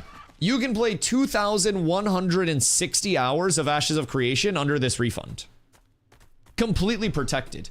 In no way, shape, and form is that there so people forget about the refund. In every way, shape, and form is that there to protect consumers who may try the product thoroughly and say, this isn't quite for me. And I'm gonna be real, I criticize things when they're worth criticizing. I've criticized Intrepid on a lot of things. But I also feel as though it's very weird for that. Could just do a closed beta to limit players instead of selling beta keys. Why? Why would they do? So you're saying they could do a closed beta where they invite people only, or what? Where people access it for free? Because the payment is meant to stop everybody accessing it for free. Because it acts as a coffee filter. If you're making this fine cup of joe, you don't just want a bunch of coffee grounds in your cup of coffee. You don't want a bunch of people that are ne'er-do-wells, that are griefers, that are tomfools, that are hooligans, that are coming in just to grief a free-to-access playtesting environment because they can, because it's a sandbox with little regulation. You want a barrier of entry. You got a cover fee on a club because people pay to get in the club, so you know people aren't going to come in the club to cause a ruckus. Now, does that club give you a 90-day refund period? Nope. So, the accessibility is there if you are really, really, really, really, really interested in it to hop into the playtesting. If you don't want to go to the club, you ain't got to go to the club. Could have just sent invites to a number of players. Where do the player invites come from? There's no way to parse who would be from a free invite interested in the benefit of testing versus the negative testing. A free invite has 0 weight comparatively to $100 in terms of, hey, if you get banned, you lose this. It's a little bit of a push-pull. It's collateral. So if you want to invest your $100 in this, you're saying, I will follow these terms of service. If I get banned, RIP my $100. You won't get a refund if you get banned. That is the one scenario where you don't get your money back. You get banned, you're cooked. No refund. Other than that, if you're not exploiting, if you're not duping, if you're not getting banned from the game, congratulations, you're still eligible for the refund. I think Intrepid makes the decisions that Intrepid wants to make because Intrepid sees the logic behind them. And I think that if Lardong Putik doesn't see the logic behind Intrepid's decisions, then Lardong Putik can make Lardong Putik's MMO and can give whatever accessibility or refund period Lardong Putik would like to Lardong Putik's playtesting environment. But until then, Lardong Putik can either say, I'd like to play Ashes, or I wouldn't like to play Ashes, and can just sit there and chill the hell out. I don't think any amount of campaigning because you want it to be free is going to make Intrepid say, damn, you're right, let me invite Lardong Putik to the testing environment and all of his friends. There's something that's for the sake of discussion, and then there's also you just stamping your foot and saying, I don't like that I have to pay for this, and then being angry about it. I don't like that I gotta read dumb chats sometimes, but I don't really stamp my foot. I just push back on people. Cars, hope you're having a beautiful day, my friend. Ashes of Creation took in New World devs. No confirmation yet. But you know what Ashes of Creation did do? Cleared out 99% of their job listings. Phoenix, hello, my friend. There is one remaining job listing for an associate software engineer. Other than that, it would appear that the team is at capacity. Did Steven go bankrupt? Maybe? This is either, hear me out. This is either a really good thing or a really fucking bad thing. Two scenarios. Two fucking scenarios, boys. This is either the best thing we've heard in a long time or probably the worst thing that we're gonna hear. Ran out of money. Yeah, so the announcement is that the dev stream, yo, Ardar, thank you for the follow, I appreciate you. So like, the dev stream is going to be hosted from the Win in Vegas, and Steven's just going to be strung out, like scratching himself and being like, yeah, so I lost all the studio money. He's got his plushie and he's like squeezing it and it's just like dirt covered and like grimy and shit. He's like, I lost all of the studio's money. Packs are going up to $200. No refund period. Buy in immediately. Harbinger system and sport fishing coming very soon. Very, very soon. Put it all on red. Like, there's a non-zero chance that Steven be tweaking. 100 mil on red didn't go well. We're gonna finish dynamic gritting with this, baby.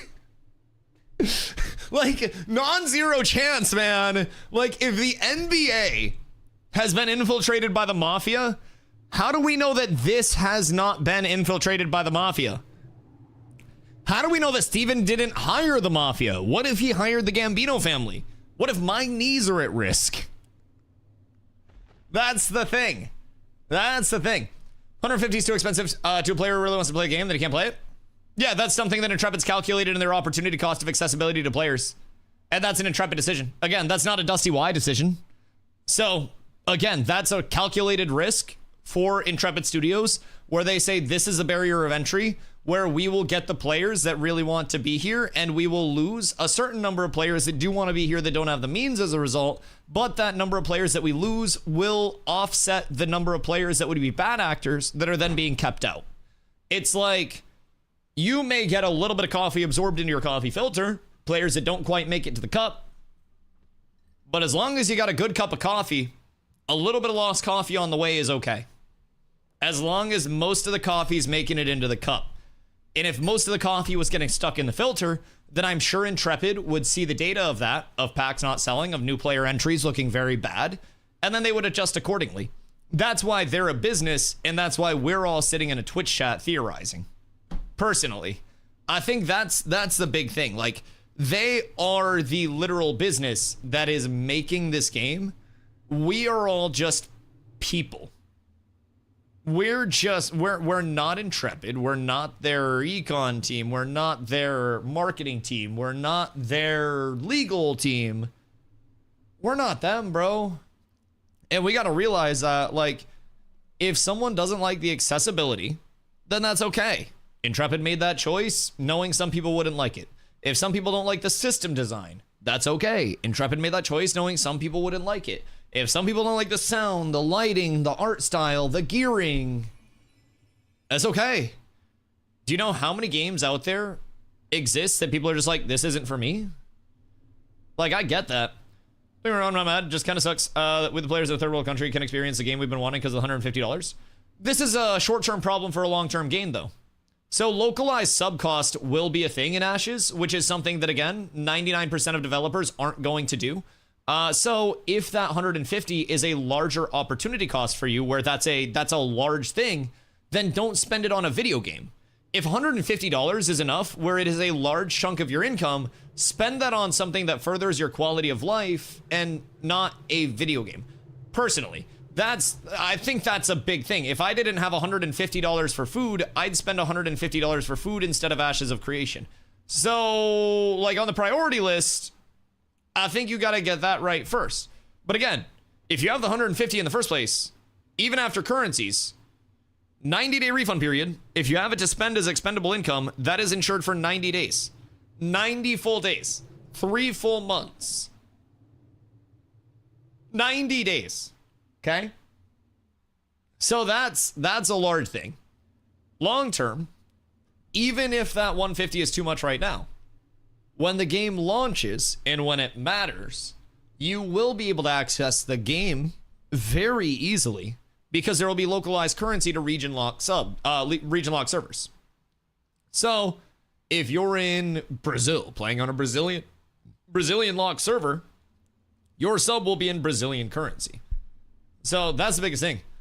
150 is not that problem for me, but for my other friends, right? I 1000% get that. I mean, to think that I don't have anybody, like, even living in freaking beautiful, glorious America, I still have friends that are like, Dusty, I'm not playing that for $100 right now, dog. And you know what I say? Dope. All right, cool. I'll let you know if it changes. Hit me up if you have questions. And, like, I recognize that it's not going to be for everybody. And I feel like you also got to recognize that, like, if it's not in a realistic scenario for people, then it's not in a realistic scenario for people. Spending a bunch of money on Roost Chris isn't going to be worth it for some people. Spending that amount of money on a video game isn't going to be worth it for others. If you really want to play something with your friends, then they can't afford it. Then you can either buy it for your friends if it's not a problem for you, or you can say, well, let's go play something else that's free. Like, personally, I understand that, but that's just the barrier of entry with everything. You want a really good meal, it's expensive. You want to make rice and chicken at home, then it's less expensive. Philippines isn't exactly a third world country. I'd be willing to say that if somebody is in my Twitch chat right now on the internet, on Twitch, then they're probably doing pretty well. Just overall in general in the scape of the world, if you're in this Twitch chat right now, I think consider yourself blessed. Just take a second to realize how lucky we all are, like, everything about Ashes cost aside, that we're all sitting somewhere that's at least somewhat favorable for us, not getting fucking stabbed. Because getting stabbed right now would suck for, like, most people. That would really fucking suck. I would hate to be getting stabbed right now instead of yapping about Ashes. So I think we all just take a second and realize how lucky we truly are to be chilling here doing what we're doing on this fine day. And I appreciate you guys all being here as well, doing it with me. I'm gonna go top off my coffee real quick. Which people would getting stabbed not suck for? I don't know. Maybe some people really just like getting fucking got. I don't know. Speaking from experience, Bose, no! No! It's not a fun thing to happen. God damn it, Bose. Yeah, Bose can vouch. Bose can vouch. I wouldn't recommend it, man. I wouldn't. I haven't experienced it, but everybody that I know that's been pokeyed says it doesn't feel good. Cause, like, picture like a needle, like, for getting blood drawn, except instead of a quick pinch, it's like a stabby, stabby, shanky, shanky, cut, cut, cut, cut. The term third world is outdated. The Philippines is a lower middle income country with developing status, facing poverty and growth challenges, but making progress in areas like tech, services, and governance. We got new terminology now? Huh. Well, that's evolved over time. A lower middle income country. I feel like I am described as a lower middle income person. Actually, no, I feel like I'm upper lower income. I feel like I am the big fish in the poverty pond. I make just enough to not get government assistance, but not enough to apply for home loans without them being like, it's gonna be rough. It's gonna be real rough. The reason why we have new terminology is because most of the world is connected right now. Chat, we got anybody from like motherfucking Africa up in this bitch right now? Genuine question. On the global scale of on the scale of global incomes, you're on the higher end. That's fair. I could make it rain like a motherfucker in like 17 countries. Yeah, 1,000%. 1,000%. No, that is true. On the global scale of incomes, somewhere in the world, I'm Prince Dusty. Now, I don't know what I'd be Prince of, but I'm in Africa, but I make 135K a year. Jesus! Good for you! Also, you're in Africa? What part of Africa? Wait, that's cool as fuck. What are the odds that somebody's actually from Africa? What the fuck? Wait, that's fire, huh? Maybe I am like a big streamer. Come over, where the fuck is that? I know nothing about Africa. Like, what part? An island just off the coast? Wait, you're on an island off the coast of Africa making 135K a year. Do you ship drugs or what the fuck do you do? Like, are you a warlord? Why do it sounds like your life is dope as shit? Fishing? If this dude makes 135K a year fishing off an island off the coast of Africa, brother, we about to do some fishing streams. What the fuck do you mean? That's dope as shit. Like, environmental manager for construction company fixing the airports. Huh. That's cool as shit. So you're just making sure they don't literally destroy the, like, entire environment? Fuck yeah. No, good for you, dude. That's dope as shit. So, do you basically, like, oversee projects and you're like, all right, let's use this material instead of this material, like, look at what they're actually putting down on the ground and the building processes and shit? Huh. That sounds stressful. I'm glad you're well compensated for that, because that's, like, that seems very important. Especially in an area that's still, like, I don't know, like, not completely fucking raised like most of America is at this point. Yeah, it's quite cool. But yeah, this is the Intrepid list. I'm gonna leave this up real quick because we're waiting for a regroup outside of Forge since Xammer fucked us up. When you're back, we're going. Okay, cool. I'm getting my coffee real quick. Sorry, one sec.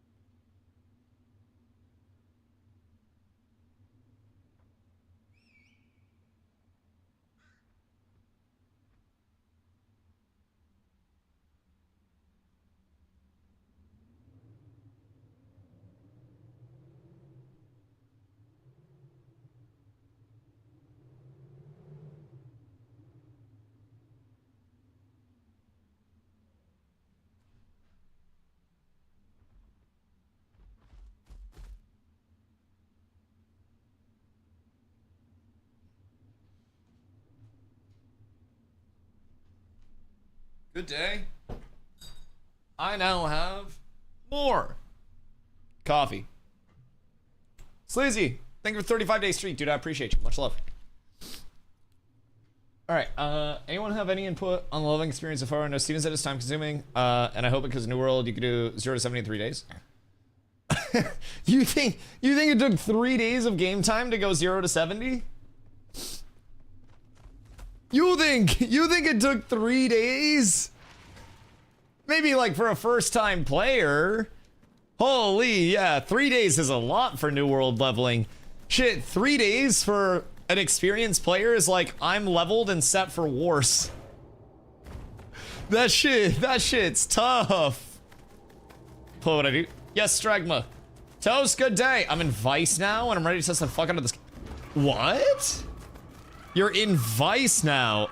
Not looking good for Polar? For the 18th, or what's the deal here? Interesting. What was the Vice signing bonus that they gave you? Was it like full set of gear? Because Vice is Econ of the Year. Interesting. That's if we see Colton go somewhere else, we know it's not looking good for Polar. Where are we going? Oh, right here. Okay, we're good. Somebody's gonna fall off of this shit. I got in a fight with Schmidus. Who is Schmidus? I feel like I haven't interacted with them before. Been playing 3 to 4 hours each day for a week, solo leveling on mobs, and I'm about to hit level 12. Yeah, so just general, like, numbers, by the way, Trip. I would say your first character, like, 1 to 25, will very likely take 100 to 150 hours between, like, finding groups, between finding content, figuring out where to go, exploring a little bit. Excuse me. I feel as though there is a lot that you can do while you're leveling that can add to the total time, especially as a first-time player. You can do it faster, but for perspective, on this server launch, the world first group was 3 days of non-stop playtime for the world first group to 25. So that is like ideal leveling route, ideal quests at the start, everybody gets in, no disconnects, no queues for the most part. Like, that is the world first pace at 3 days straight played. For perspective, to 25. Level 50 is going to be even longer. Y'all need a second bard? Yes. Yes, fucking desperately. Please. Please save us. He's the Van for Shoes guy. Van for Shoes guy. Is that his only claim to fame? Vice is poverty. Vice be richer than me? What the fuck you mean? Dusty. Oh, did I go the wrong way? What up? Back this way? Oh, shit. All right, hold on. We up. I'm here. I made it. I made it. Like, I'm fucking poverty, if I'm being real. We are, overall, I would say, way poorer than we should be as a guild. But we also haven't, like, I don't know, we don't have many people who are just like, I love playing the econ, I love manipulating the econ, blah, blah, blah, blah, blah. We need more people like that on our side. We also need to be better at discovering exploits in some cases. Because ain't nobody getting banned from that shit right now. So that's tragic. Hard advice. Listen, I'll take a donation. If you got it like that, if you need me to hold gold for you, or like anything else along those lines, you let me know. And it would be my honor, nay, my privilege, to hold some of your gold for you and even spend it. Just so that way you don't have to worry about it that much anymore. Like, I've got a lot of shit that I could buy. Just food for thought. I'm here to help you if you get burdened with success. Yo, Color, what up, my boy? What are you getting up to today? Is it hard to get groups early on, especially coming to phase 3 a bit late? Right now, it will be semi-hard to get groups. I would say still doable, not the easiest. On the 18th, it will be very easy to get groups. Very.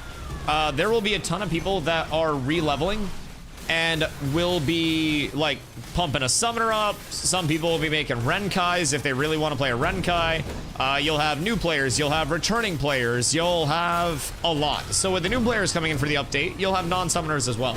But Summoner is a really cool time to level because Summoner is meant to be an incredibly diverse class. It's like one of those can fill whatever role type shits via the summons that it has out. So with Summoner coming in, that'll make groups really interesting for at least a little bit of time. And you'll have a shitload of like tank capable classes, DPS capable classes, heal capable classes.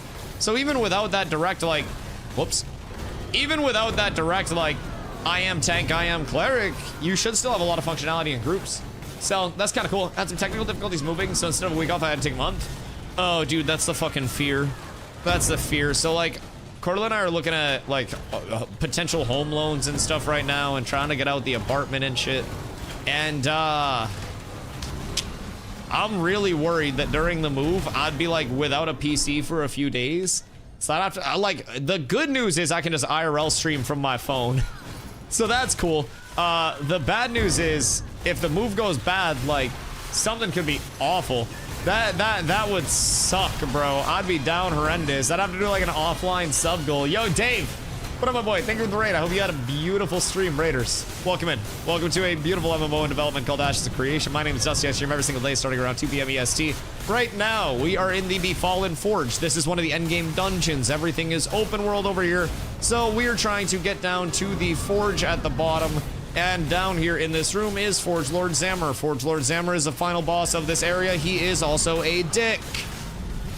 So we're trying to get down there and kill him without our entire group just getting absolutely Thanos snapped off the face of the earth. That is our outward goal right now. How's the population on US servers? Because any of you feels like Ashes announced to stop a service is not New World.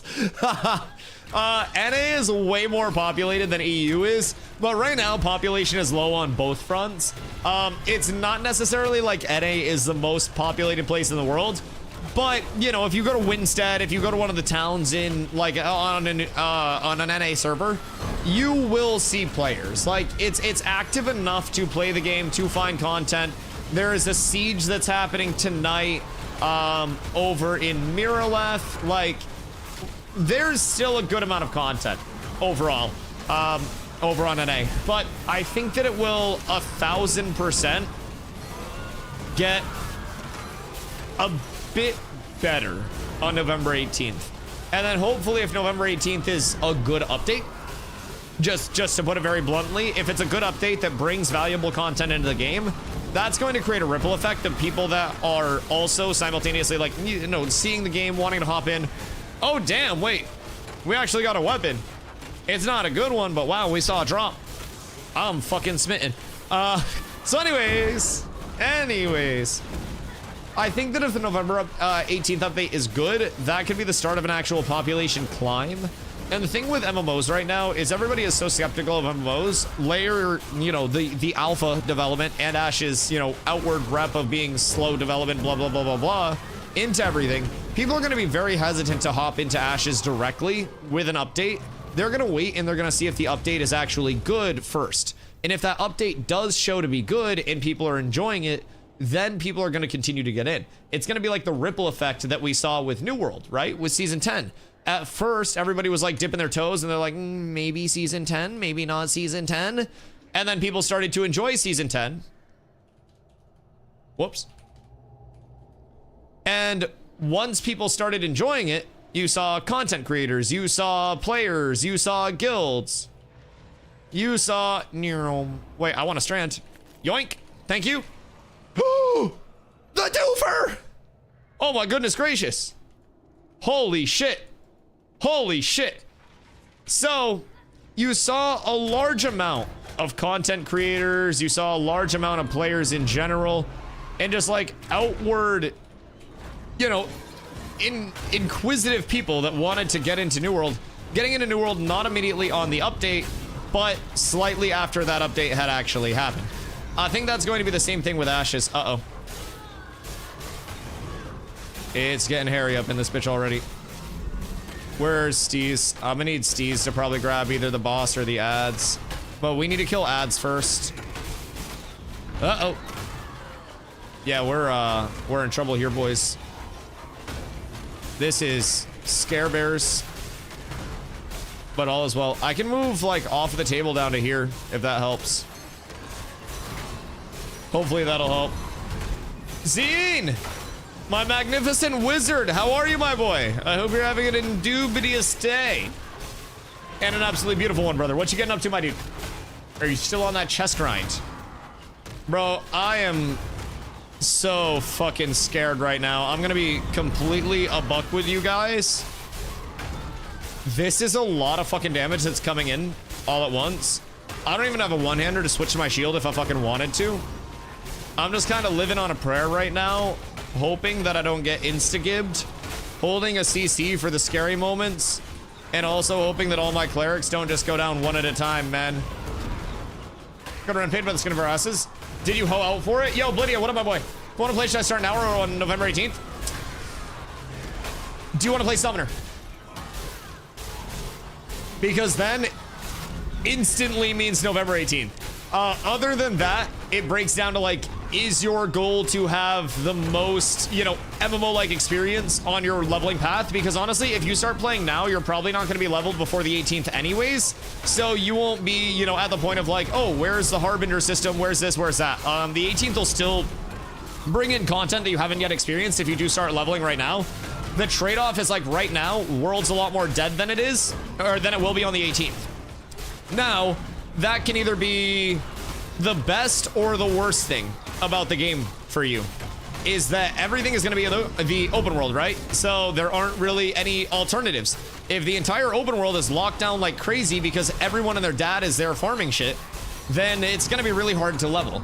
So if you do have a group of people that's like not dead set, that's not dead set on, I want to play Summoner, we need to have a Summoner in a group, blah, blah, blah, blah, blah. I would personally say start leveling now. I do think there will be first-time user experience improvements coming on November 18th as well. But also, you're probably gonna end up re-leveling another character before the end of the game. Or before the launch of the game. I'll be real with you. Inevitably, it will happen, and you'll probably try out more than one class over the course of existing in Ashes while we wait for more shit like arenas to come online that just have a Gen 1 class. So, like, overall, oh my god, wait. Why is his aura stacking 17 times? I'd play Cleric. As a Cleric, you'll be able to find a group. I figured, by the way, but I wanted to double check. As a Cleric, you'll be able to find groups, like, non-stop. I also think you'll really like the healing over here as well. Like, Carlin and all of the other, like, New World healers really enjoyed the healing over here so far. It's really well received. Also, very high impact. A lot more utility than, like, a traditional New World healer would have. So, personally, I think, like, if your goal is just to, you know, get boots on the ground, start leveling, I think right now, your core leveling experience is still going to be similar to what it'll be on the 18th. I think the 18th would be maybe like Anvil's quest hub changes and stuff like that. But I think the Riverlands is more or less going to stay quite similar. And I think overall, you'd probably have more or less a similar level experience as a Cleric, just because you'll be able to find groups so accessibly.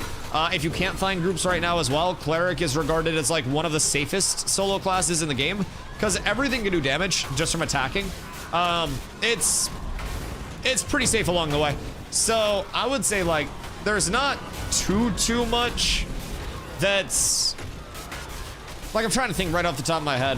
Sport fishing will probably be done like late game more than anything else. Harbinger system late game. Summoner. But yeah, overall I think more or less the leveling experience will be like pretty similar overall. And again, as a Cleric, you can just start pumping immediately. And everyone desperately needs Clerics right now. Like, I have been told as of our officer meeting today that, well, I should say leadership. I have been told as of today, I am having to recruit 4 things incredibly heavily. Cleric, Bard, Ranger, Mage. Everything else is like, we'll take you, but we're gonna try to get you to reroll.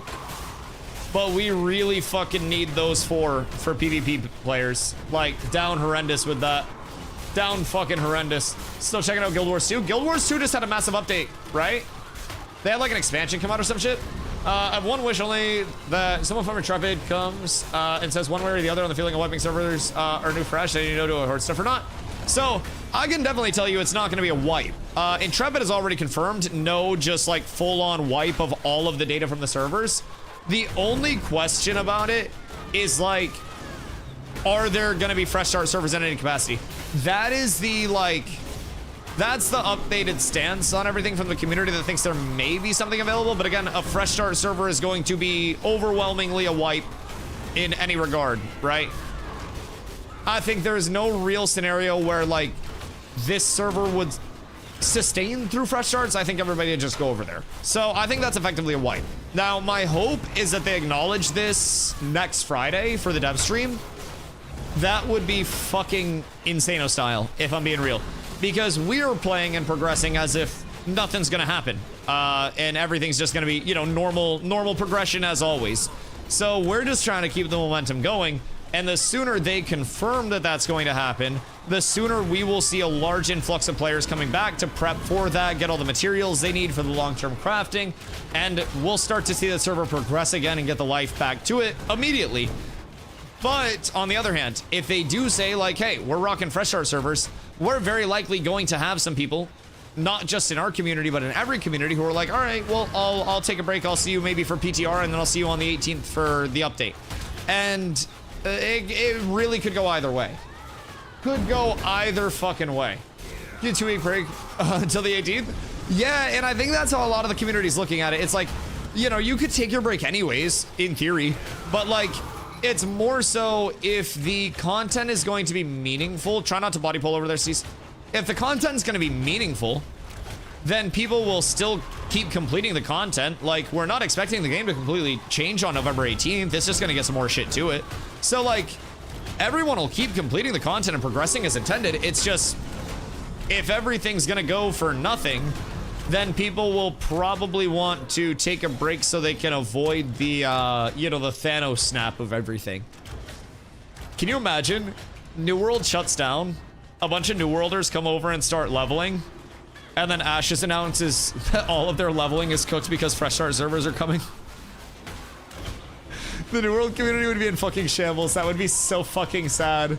Healers are rare? Yeah, I mean, like, rare, yes, to an extent, but also healers and supports are the, like, healers and bards, I should say, clerics and bards, are going to be your most in-demand slots in most group compositions. So as of right now, your traditional, like, safety comp for PvP is going to be 2 bard, 2 cleric.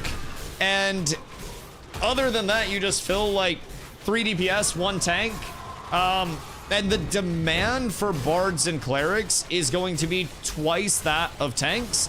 I still think, like, tanks are the lesser played of the options there. But I also feel like the demand of tanks is much less than the demand of those clerics and those bards. Since in an 8-person group, you got 4 clerics and bards, you got 1 fucking tank, like, it's a way lower demand for the supply of tanks.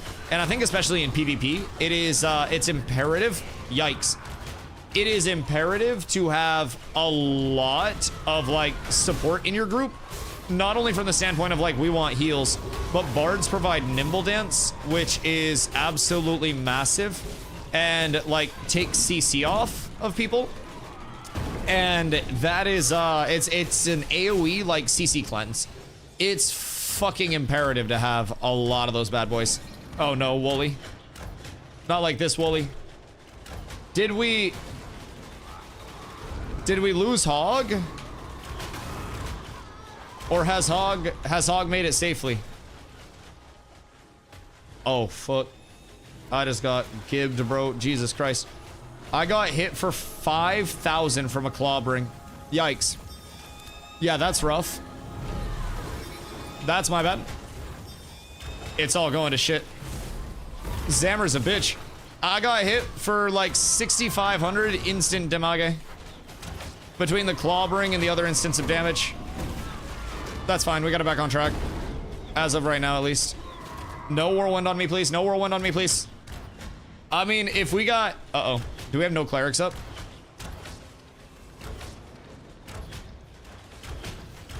Wait. Oh, this is bad. Oh, this is real bad. Oh, no. So what happened with Hog? Did Hog keep his mats? Oh!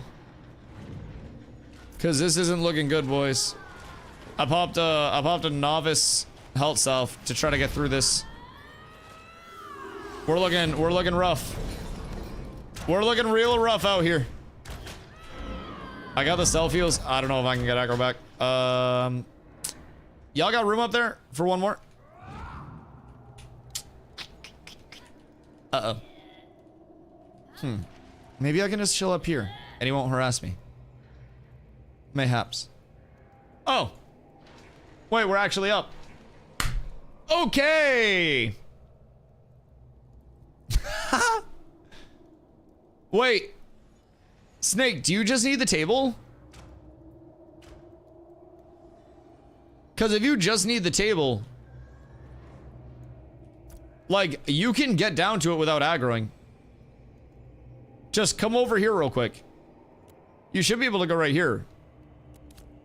Busty needs to check. Oh, word. Yeah, come through, come through. Just make sure that you drop right here on top of the forge. And you can get back up from that as well.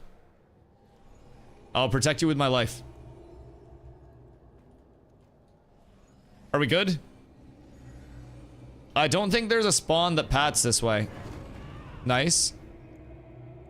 Oh, he looked at me and I just got so scared. No. That's a bad Zamzam. That's very bad. Oh, does he have stacking volatile curses? Because that would be less than ideal. All right, is it in place? Or is it not working? Oh wait, can we get up further? Is this the tech? We gotta like get up here. That's processing table. Oh, we need the other one? Wait, so the anvil itself is bugged? Whoops. Nice, Dusty. You're showing him how it's done? Hiya! I think we can just do this, by the way. I'm not even gonna lie. I think. Yeah, we can just do this. Cool. Alright, that's easy. Chat. Get someone that looks at you the way that my character looks at you. It's all smiles all the time here. We're happy to be here. Ashes of Creation is fun. What does a bard do compared to healer? Is there what I know is a battery class that regens people's mana or alt gen? No alts, but bards will have basically 3 builds as their primary builds. Also, O'Doyle on YouTube, what up, my boy? Essentially, bards will be one of these 3. It'll be a mana battery, which is exactly that sustain that you were talking about. It will be a menacing bard or like a red song bard. Blue is mana, red is damage, and then green is healing, more or less.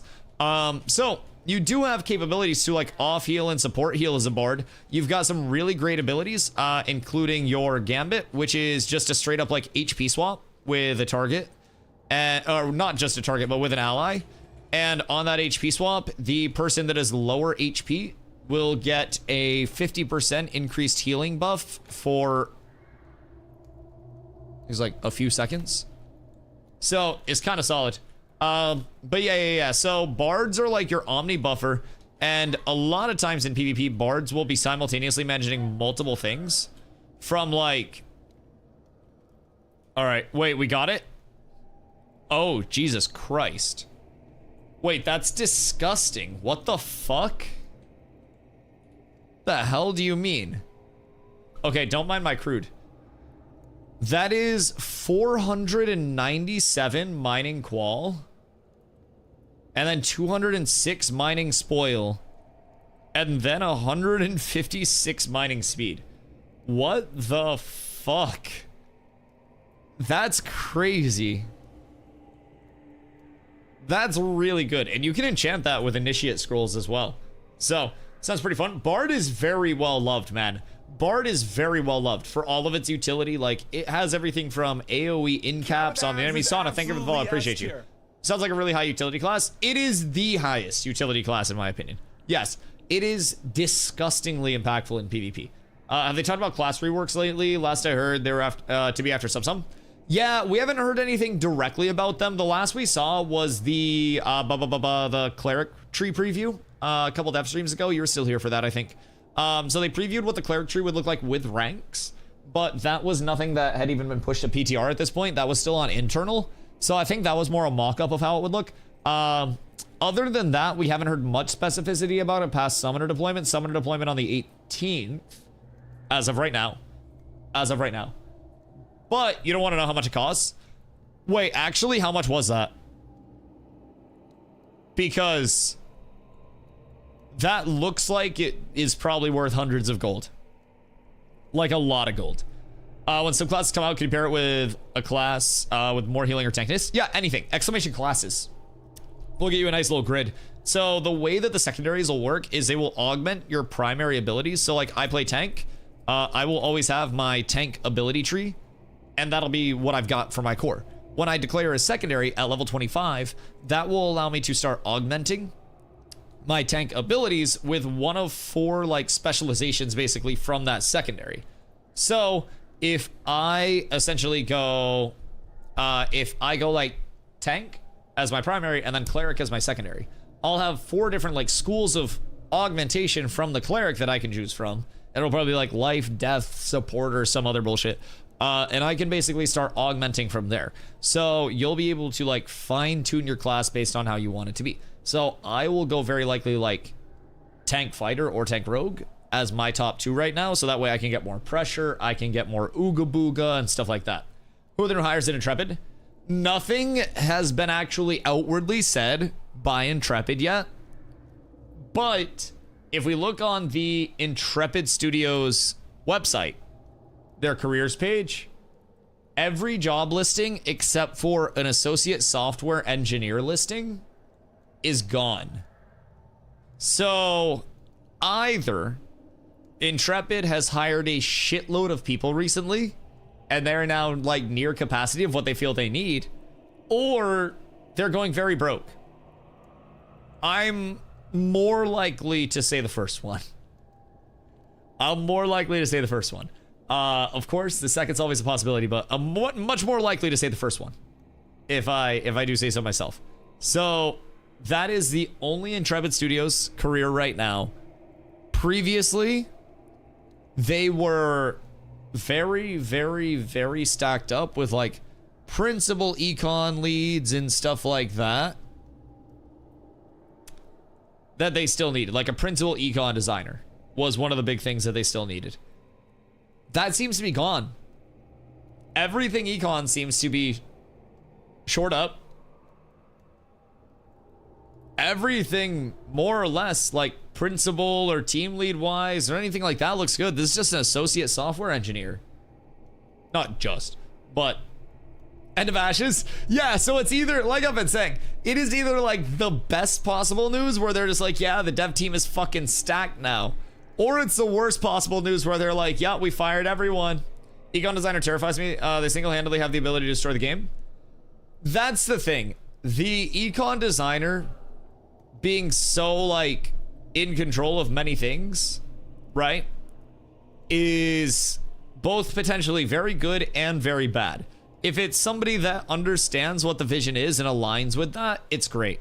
Now, I do think the advantage of having the setup that Intrepid has, where Steven is at the top versus a corporate suit that doesn't understand games at all, is that this is very much like executed on what Steven wants the game to be. And so I do feel as though there is still some level of oversight. I don't think he micromanages the teams, but I feel as though if there were ever an egregious decision where, like, you guys remember when they added all of those things to vendors for a while, like literally 30 minutes, and then they were like, oh, we got to roll that back, that was a mistake, and they said it was a bug with the vendor table, and then we hadn't seen anything since then.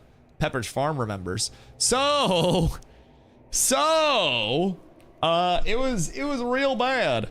But overall, that was something that had the oversight of like, this change is fucked, we need to get this taken care of really quickly. There have been a few changes along the way that have also been tweaked and refined. So I think that's the advantage to hopefully them building the team now. I think the econ is at the largest point of turmoil that it's Actually, I'm gonna be real. It's not at the largest point of turmoil that it's been at. The reason why the econ seems like it's at the largest point of turmoil right now is because so many other things are actually functioning quite smooth. It's just we're running out of other things to complain about that aren't functioning in a meaningful way whatsoever. And now we're like, oh, the econ's bad. So now the emphasis is on the dupes, the exploits, the things that have always existed. But now there are fewer things on the outside that are distracting you from these core things existing. And everyone's like, the econ, the econ, the econ. Hopefully this will give people the the stability that they need to trust the econ process and not have that little like nagging in the back of their mind that's like, there's nobody at the top of this team, there's no direction. Because I don't think that's accurate in the first place, but it seems like this could be a good thing. Transmog would come out in a week if they were broke. Don't quote me on that. Bro, the in-game store would have been in a year ago if they were anywhere near broke. Yeah, 1000%. See you guys in the next WoW killer. Bro, I'm gonna be real. I think the only people that call this a WoW killer are people that don't play Ashes. Like, no shade or anything. But anybody that is, I think, involved in Ashes knows that this is very substantially different from WoW in a core gameplay standpoint, in a system standpoint. Like, every bit of Ashes varies from WoW, basically, in like a core antithetical standpoint. It is just a night and day different game. Other than being in like the MMO genre, it's like fucking saying Modest Mouse and Cannibal Corpse are both rock. They are, but they're two vastly different subgenres of those two things that are of that one thing that it's like, it's night and day different. So I feel as though the whole like WoW killer thing, I'm gonna be real, I don't think there are many people that play Ashes that are like, man, WoW is our competitor. Thought about re-downloading Ashes and giving it another go as part of the original alpha, but haven't played it in a few years. Oh god, if you haven't played it in a few years, it's gonna be a way better spot. Like, first and foremost, it actually functions. So that's cool. It's a fully playable world. Like, we just got our ass kicked by a boss in Befallen Forge again. So we're trying to sort it out on this end. Now I've got to make a decision on like, am I going out? Are we, I think people are repairing, and then I'm not quite sure what my route out would be. Cause like, I'm at the bottom of this fucking dungeon. I am at like the deepest, furthest point in the dungeon right now, and I don't really have an out. So I might need like a rescue mission up in this bitch. Maybe a couple hours of sleep for the siege. Yo, good luck at the siege, dude. I'm hoping, I haven't heard anything yet, but I signed up. I don't know how it's gonna go, but I'm hoping somebody dies. And I gotta look at the tanks and see who's bad. Is that a level 5? What the Hellington? Yeah, y'all need another Dusty. I can vouch. I can vouch. Y'all definitely need a Dusty up in this bitch. How's the PvP in the game? Really good. Now, that really good comes with the caveat of it's tab target base. So if you've like healed in WoW, it's like WoW frame healing, hover healing a lot, mouse over shit. So that's a little bit of an adjustment comparatively to like New World healing. A little structurally different than New World combat as a whole, but it's technically, it's a hybrid combat system. So I'm on tab target right now. So tab and click acquisition, left click acquisition, blah, blah, blah, blah, blah. If I hit comma, that brings me to like the action combat. Now with the action combat, it's not like I shoot arrow here, it go here. I still acquire targets like New World with aim lock, right? So that's essentially what the action combat system is versus a tab target. Both are accessible. You can switch seamlessly. In terms of PvP, groups are 8-person groups. Balance is built around 8s as well. So that always makes it really cool to have like full groups come together in that sense. And like certain classes are really fucking bad in 1v1s, but really good in 8s and higher. Certain classes are really great in 1v1s, but way less impactful in 8s and higher on like an oppressive area. So PvP tends to be really fun in my opinion. The thing right now is since it's open world, you are always susceptible to numbers just overwhelming you. Sieges are 100 versus 100. The goal for the server is to run one a weekend for the foreseeable future. I think we just want to keep pumping those until they get settlement death in because it's such a good mode to run. So we'll have a siege next weekend. Cats will. This one was a siege between EBC, which is the Aussies, and then Miraleth, which is owned by the Federation right now. We're up in Kalatorum with our town. So we're going to get one of our sieges next weekend. So we'll have a rep there. If they need any fucking mercs, then we're merking in the one tonight. But they might have the roster set. So we'll wait to hear on that. But genuinely, I think the PvP is very, very fun. It's typical macro applies. I'm going to be real. Yo, Aladar, thank you for the follow. Typical macro stuff applies. If you're in large scale, positioning is huge. You don't really need fucking highlight plays. But things like grapple keep healers on their toes. So imagine Scorpion, except it's a tab target. And then after I Scorp you, I can pull you into this corner. So like I can throw the Scorp and then I can turn and it'll pull you to wherever I turn. So I could literally throw, grab, pull you here and then wall. And then you're fucked. Wall is really fun. I like wall a lot. Wall is quintessential tank ability. Really nice. I enjoy that so much. So, personally, putting them in a corner and fucking them? Yes, a new world way. Yeah, absolutely. What classes right now seem to be weak? Or which ones are more fleshed out / complete?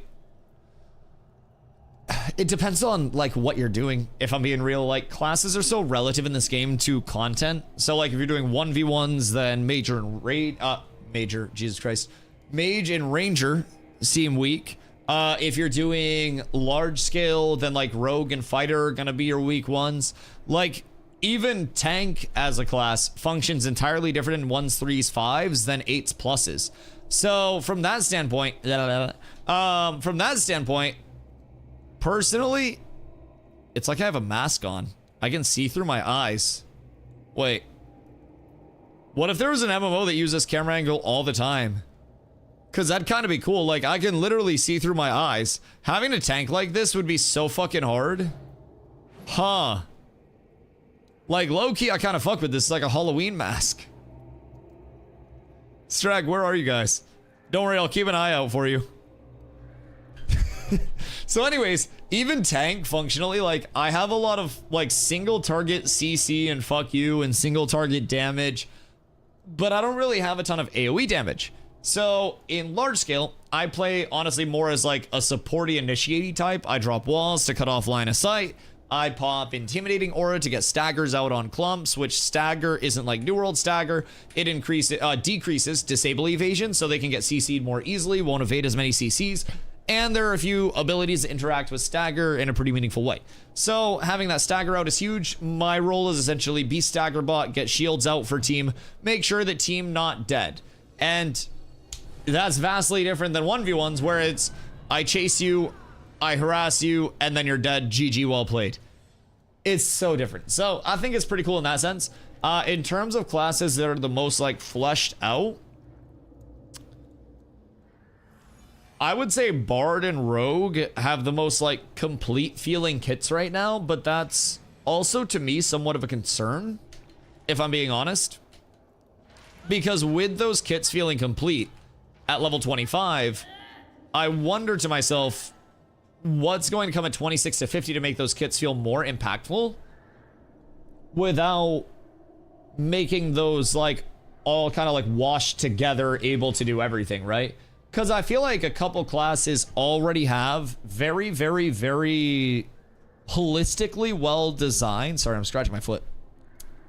Holistically well designed kits that are extremely well rounded and put together, where it feels like there aren't many gaps. And then other classes are in the point where they're like, yeah, I could definitely see that it's missing this, and that I would want this from like a secondary or from my 26 to 50 abilities.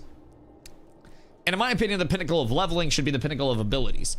You should get your big class impact in the 26 to 50. You should get some core identity 1 to 25, but 26 to 50 is where the flash is, where the, you know, where your money's made. And some classes I look at those and I'm kind of like, what can you actually do for me in the latter half of this prog to impress me? And I look at like Bard. Does everything. I look at Rogue. Does just about everything. It's kind of solid. Bro, I swear to God, I've been being harassed by a fly in the streamer for like 3 days. Bro's a fucking gang stalker. Don't like Slumber? Slumber's kind of polymorph. Hiya. I think people like the visual of making somebody a sheep, though. I feel like that's the... It's like, it's more demeaning to be sheeped than it is to be slept. Sleep is boring, sheep is funny. I think that's the big thing. Troll aspect of that? Yup, I fucking knew it. Nothing better than making somebody a sheep and watching them just... Bard, jack of all trades, master of none? Jacker of all trades, indeed. Yes. Funny enough, Bard single target's fucking disgusting right now because everybody thinks res dumps are broken. And... Bards are unironically Thanos snapping people. Especially with the high power scaling. People are pushing like 360 power. I think some people are actually higher. Because there were, full disclosure, new players close your ears if you want to remain happy about the game. There was a very substantial crate dupe that was present for God knows how long this phase. All it revolved around was transferring a crate directly from Caravan to character model in Paper Doll to then putting it in storage, and it would dupe the crates.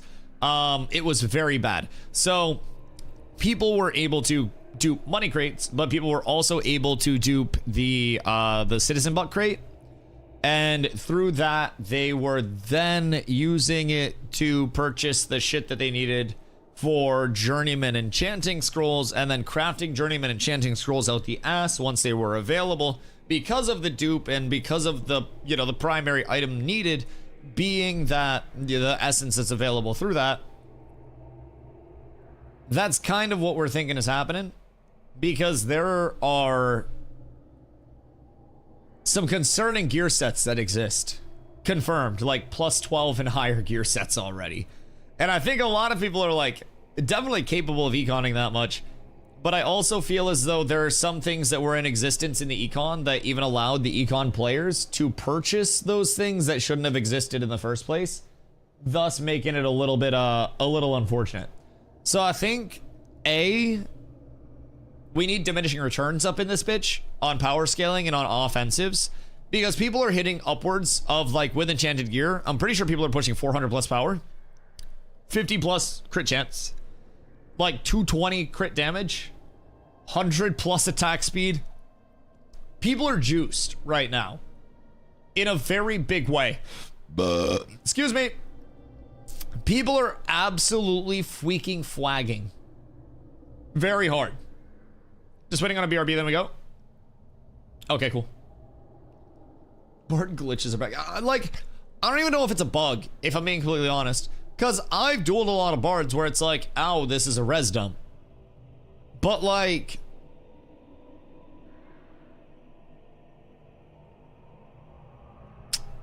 I think it's just scaling too high. I don't think we're supposed to be at 360 plus power. So you think they're fresh art coming to fix econ? No. I'm not. This isn't Arc Raiders. Dude, I had an anxiety attack because of Arc Raiders. Not because of the actual game. Because I have this, like, dude, I actually have a phobia of, like, streaming something other than my main game and then everybody leaving and my channel dying because of it. It's like that recurring nightmare that you have where, like, somebody chases you down and you just can't get away from them. And so last night I switched, and, like, while I was playing, it's not, like, as interactive of a game with chat as, like, an MMO is, where we're just, like, chilling, yapping, hanging out, right? So chat started to move real slow, and I got really, like, I just got a really bad feeling. And then I was like, yeah, no, I'm gonna go back to Ashes after, like, an hour of Arc Raiders. So, you know, we'll give it another shot soon. But I do like the gameplay of Arc Raiders. I just don't like watching my entire chat just disappear instantaneously. But also, no fresh start. I wouldn't be shocked if there was one, but I'm hoping there isn't. Think of trying Major Cleric type class. They're both fun. I'm gonna be real. They are both very, very, very, very impactful, especially in groups. But yeah, I really hope they give us details on whether there will be a fresh or not with the dev stream on Friday. But just got they finally hired a senior econ guy. And everybody else. You saw the listings page, right? Literally everything got hired except an associate software engineer. So, like, I'm happy as a motherfucking clam about that shit. I am so excited. Go in. Yes, Poppy. Hiya. I think that that is like best case scenario, but we've also been talking about like the other side of it. See, what if we broke his shit? What if Dad's out of money? What if he went to Vegas and he gambled it all and he fucking lost it? They hired a ton of people. Makes sense so, since Amazon laid off what, 14K employees? Okay, right, but what about the other side of it? Steven says I can hire right now 100 people, right? But says if I go to gamble and I 4x my money, I can hire even more people. And so he goes to gamble with all of the Ashes of Creation bank account so he can hire more people and set us up for success, except he loses. And then instead of hiring more people, we're cooked. Steezy, no. Steezy, just stay over here. He'll just run away from us. Yeah, super easy. Yeah, just chill over here. We ball. All is well. I think he likes you. I don't know, but yeah, just stack up. We just sit here. I can't say stack up or Strug's gonna get triggered. Not cooked. He's just gonna reduce key costs to $50 and get new players. Yeah, but what if he gambled all the money away? What if we can't even reduce the key cost because he lost access to the Ashes of Creation accounts? Like, what if ashesofcreation.com is now owned by a different entity? What if it's owned by the MGM Grant? What if we never even see the key cost change again? What if we are the Amazon Games AI and we don't even know it yet? Like, see, I feel like there are levels to this shit and we're not ready for all these levels, man. Steven, I believe in you. If you believed in him, you'd spell his fucking name right. But I'm okay with that. Yeah, fuck it. Zammer's hard as fuck. Yeah, Zammer a dick. I don't know if his Zammer's Rage is supposed to be stacking multiple times. Or, sorry, not his Zammer's Rage. His Volatile Curse. But, like, he has 3 volleys on him for 45% increased stats. So, you know, it is what it is. I accept that Zammer is just serving up fucking deep dick pizzas. Delivering them hot and ready in 15 minutes or less. Cause like he do be hurting for a squirtin'. Someone's like, so hard in TNL they swiped the entire game of Ashes. They supple bought Ashes from Steven and then banned Polar for the crate stuff. And then won Ashes and then sold it back to Steven. Wait, that would be so fucking good. That would be so ungodly funny. Who in Stubble would buy all of Ashes, though? Who does Stubble have that's a mover and a shaker? Oh, no, that's okay, Ultra. That's okay, dog. How long I'll be there? Bro, honestly, until we get Zammer down for right now, which means probably 17 years. Like, we got fucking 25 to life up in this bitch right now. Zammer is holding us down and giving us the Dickens. Jesus! Yeah, so as he just crits me for fucking 6,200, by the way. I'll literally go fuck myself. So, he has Zammer's Rage up right now, which is 10% increased damage for every stack.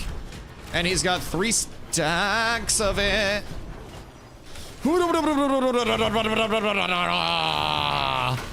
Whee! So anyways.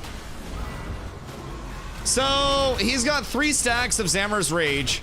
He's got 3 Volatile Curse. So he's got 45% increased stats. He does 30% more damage just as a baseline. Dude is actually hitting like Mike Tyson right now. In his prime. Like, holy shit. I am getting fucking bopped right now, man. I'm so scared of this guy. But I think we got it. Oh, God. Bro, can you imagine if they invis wall up there to stop us from getting up to the statue? This fight is gonna be fucking near impossible. Ah! Oh! Dude, it hits so hard. What do we get?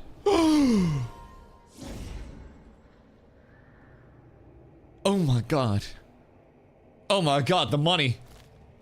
Oh my God. What the fuck? We're up tremendous, boys. This is the hardest comeuppance I have ever fucking hit in my life. I am so beyond rich.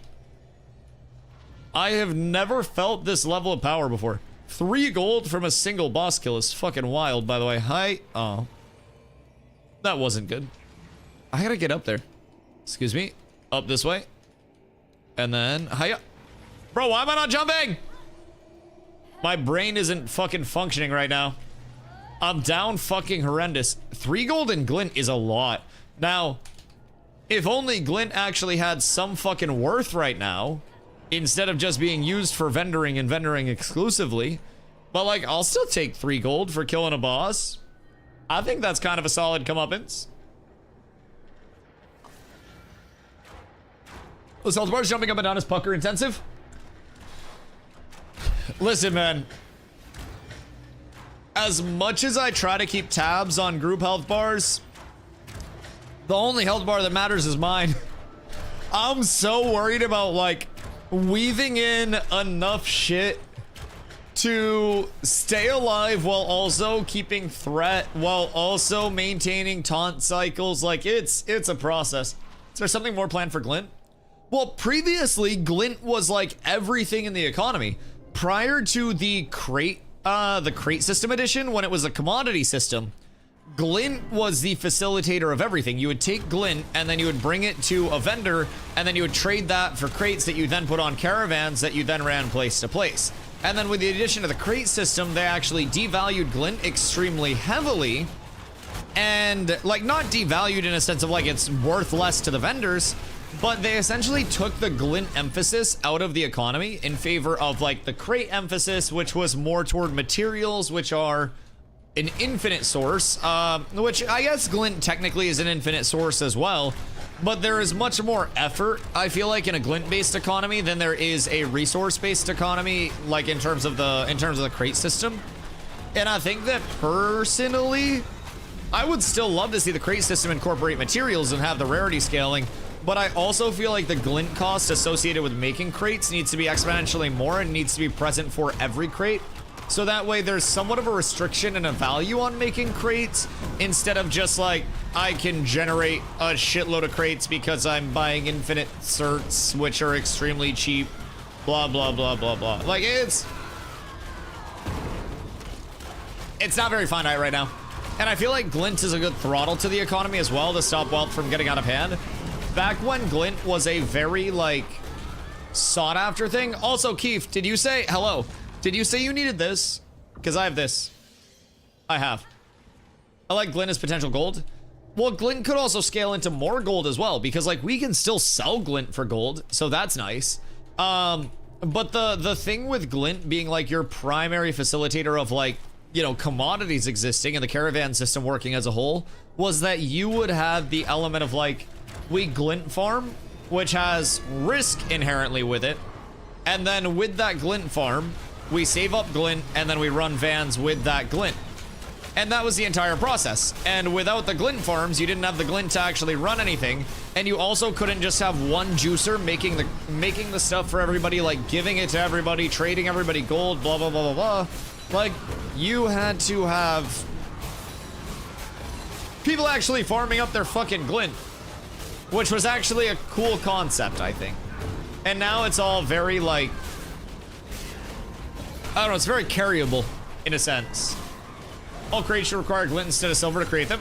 Yeah. I think crates should all across the board incorporate glint as the core, like the core, like the core econ piece for it, the core restricting factor on the like monetary side. I think that glint should be the highest value piece of econ. And I think that they can scale up the crates to actually, you know, have that meaningful interaction with glint. It's just, this is the first iteration of the crate system, so they probably wanted to shift it material based to see what glint would actually do, and then glint being devalued was just a core byproduct. Also, I've had the thought before of glint being used for crafting. Instead of crafting fees being used, being paid in gold, I've thought about crafting fees being paid in glint. So that way you have the element of like, if it's an in-house craft, maybe you're just charging what it costs you in glint in terms of the gold conversion. But if it's an out-of-house craft, you're 1,000% gonna charge way more than the glint cost for that crafting fee. Maybe not all processing fees, because that would be insane. But like, I really want glint to be a valued part of the economy, because then, even if item drops aren't a thing, like people aren't grinding glint because it doesn't matter. People aren't grinding items because it doesn't matter. Go under the statue. I've arrived. Like, people are just, it's materials and then it's player-to-player trade. And as cool as that is for, like, you know, a core driver of the economy, I feel as though glint's been devalued just a smidgington too much in terms of the gameplay loop associated with it. What's good DPS for endgame right now? In here, numbers are gonna look very skewed because the mobs have buffs. So like the Cursed Smiths have Iron Aegis aura, increases all mitigation by 20%. So there are a few actors on that right now. Every class kind of like spreads their DPS a little bit differently as well. Some will be more bursty, some will be a more consistent throughput. Like, I play tank, so essentially what we do is get through weapon combos, and then we use abilities off of those weapon combos. So with your weapon combo, every weapon has a unique like weapon attack chain. And with a tank, at the end of the attack chain, in those last 2 hits, you get courage, so our class resource.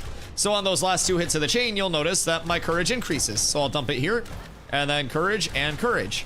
So what I try to do is always build around my, like, you know, my class rotation, I call it. I fill up my courage bar to then dump my courage bar, whether I need to maintain grit, which is a once every 20-second cast, or I can use it offensively on double slams into another ability. That, personally, for me, is what I really enjoy about tank, is that it's a very fluid, like, I play through a weapon combo, and then once that weapon combo is done, I dump abilities, and then I go through another weapon combo to completion.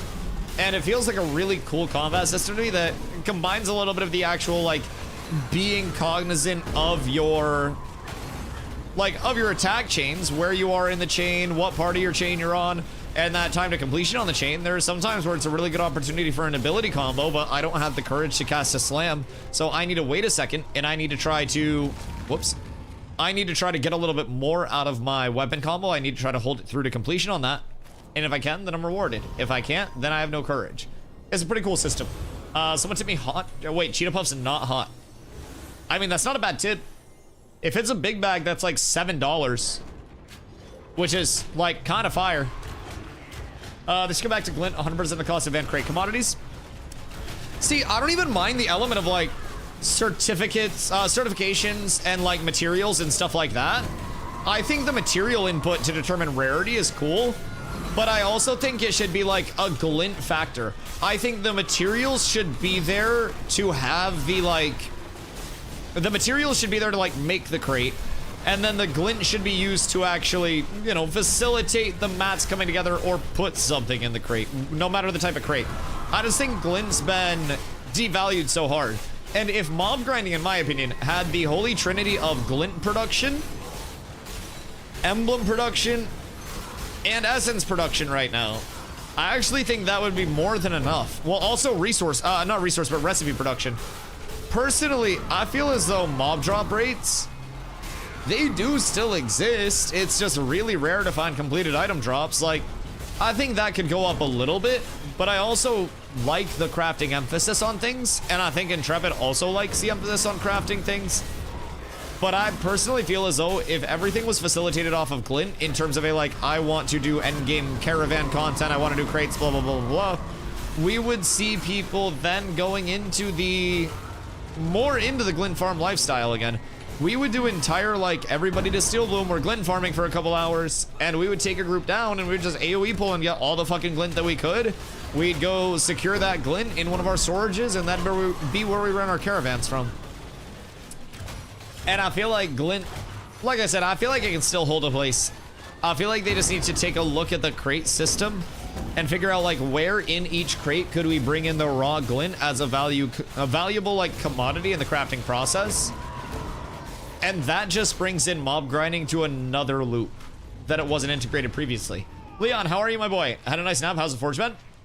Pretty solid. We got our ass kicked by Zammer once, but we made our way back, and now we are up tremendous. Zammer is dead. We're farming down here for a little bit, trying to strand farm and shit. So, still hate crates though. Oh god, yeah. I would still rather, like, kick a fucking toothpick into a wall than take my time and run a bunch of crates and caravans. Yeah, 1000%. But also, Toast, you want to see something that's gonna actually shock you? Ready?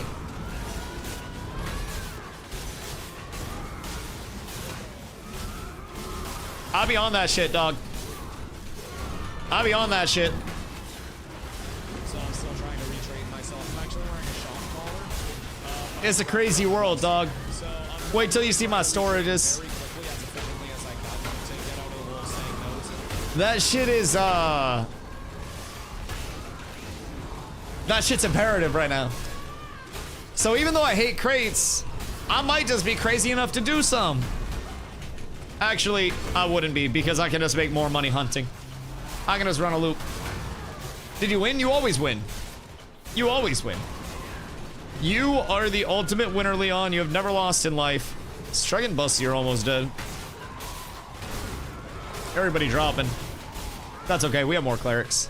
More clerics, best clerics. With more clerics, anything is possible, and life is infinitely sustainable. Because the only way that you die is if people stop casting healing abilities. And if you have so many healers that the healing abilities don't stop, then you physically can't die. It's just, it's not possible. Excuse you. What are you? Boo. We want more strands. How many strands do I have? I have 2 strands, and then I have 3 gold and glint. We're up tremendous. I have multiplicatively more net worth in my inventory than I have on my character. Also, that's one of the big restricting factors that I haven't really mentioned with my crafting escapades that I'm looking to get on. I need so many strands and so many Carfin emblems. Even if I get all of my huntables right now. Bro, I'm still so down bad. I'm not crafting that eye level 29 shit for a second. Bro put himself in jail. What the fuck? My go? What have you done? I wonder if this will fuck with him and force him out of there. Because there's no LOS now. So he lightning orbs through the wall. Alright. Wait, that's old mage lightning orb, isn't it? Wait a second. That's old speed on it. Where's Brody going? Huh? What the fuck? Where did he go to get back up there? Is there like a hole back here or something? Eh. What the fuckington? How do you get through here? He probably just reset, but I also feel like there's a hole somewhere. Excuse you. Please stop griefing my team. We must. Leon, what you getting up to now that the nap's done? Because I still need some more grems. I will pay handsomely. I need like 2 stacks of grems and then we're up tremendous. Then my like high quantity hunting is done. Then I need some bears, and then from there I need herbs. And then we're good. After that, bro, I need a lot more strands and shit. I still have those 23 if you need them. Yeah, I set aside your ravens for you. Yes, yes, yes, yes, yes. I also need to link up with Havoc so we can process grems before the patch comes in. Chat, do not process any like leathers until after the patch unless it's grems, because right now wood chip quality doesn't impact anything other than grems, I guess, but with grems it's still working. Is patch tonight? No, patch will be Tuesday or Wednesday typically. It's 0.17 coming in next. So we typically get minor bug fixes. No Diddy, no Drake, no Dr. Disrespect, no Minecraft, no Roblox. Multiple times a week.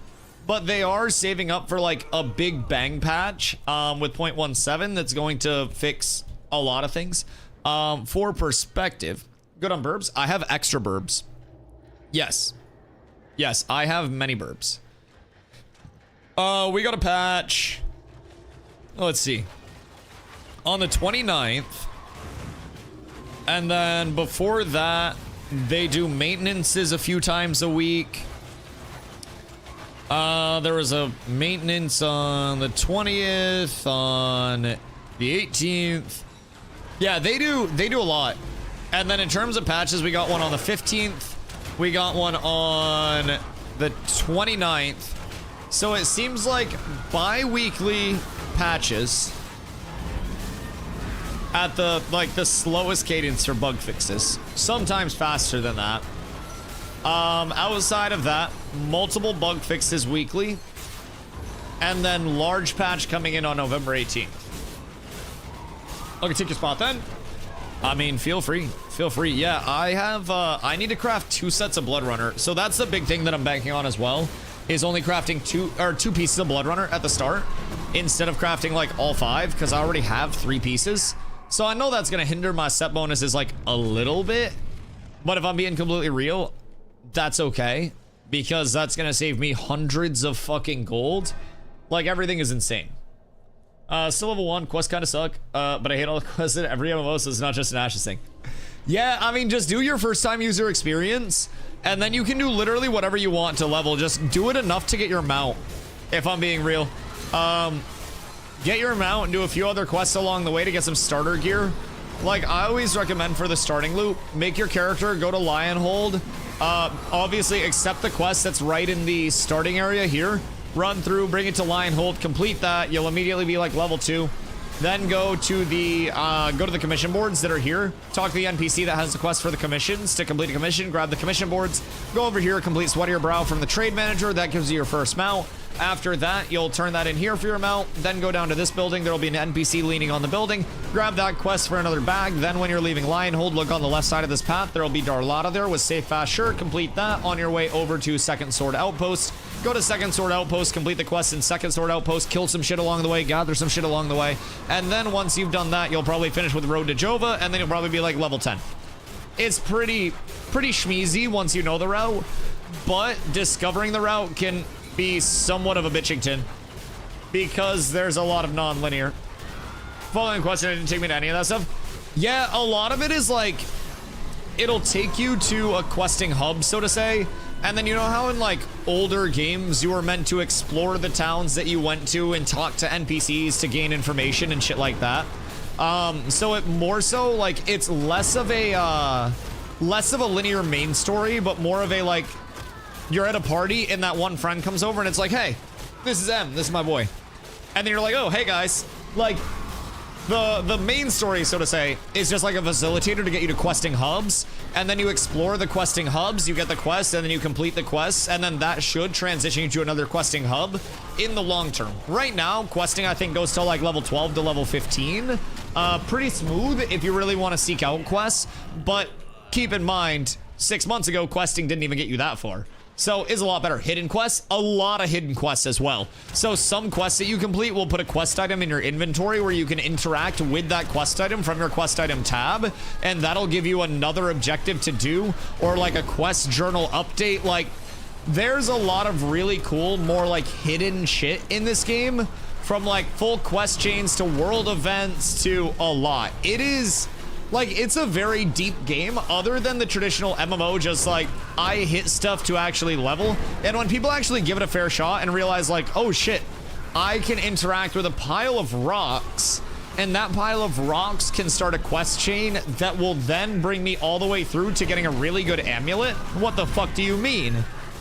And it's weird shit like that that makes Ashes really cool. So confused it wasn't letting me refine the wood after I cut down a tree. It was part of a quest too. Yup. So in Lionhold, everything will be super intro for that first tier. The weathered ash or weathered oak, I think it is, and then like the granite that you get in that first area, like none of that'll actually contribute to your trade skill like increasing. But when you complete Sweat of Your Brow, weathered oak, yeah, weathered oak.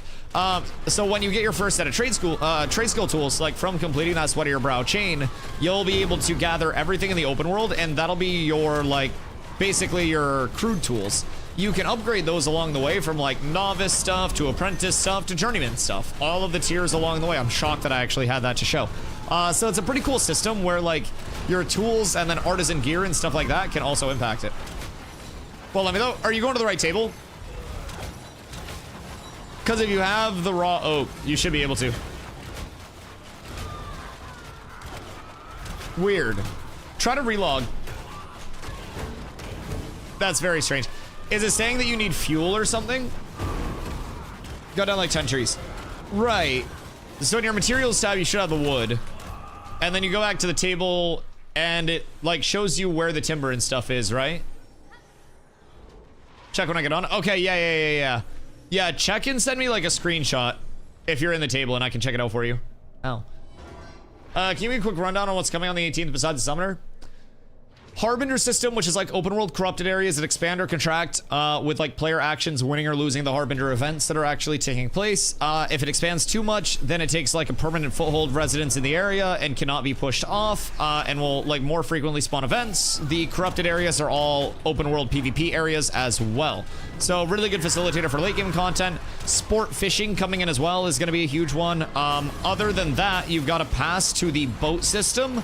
So boats are going to get interactable ladders, which is a really cool thought for the future of like discoverability of the world as well. If boats have interactable ladders, then that means places in the environment could also have interactable ladders and shit like that, which I think is a really neat thing to think about for like traversability and like exploration. I think that's a cool concept to open up. There'll be another type of boat coming in with a, I believe that's going to be like the smaller boat.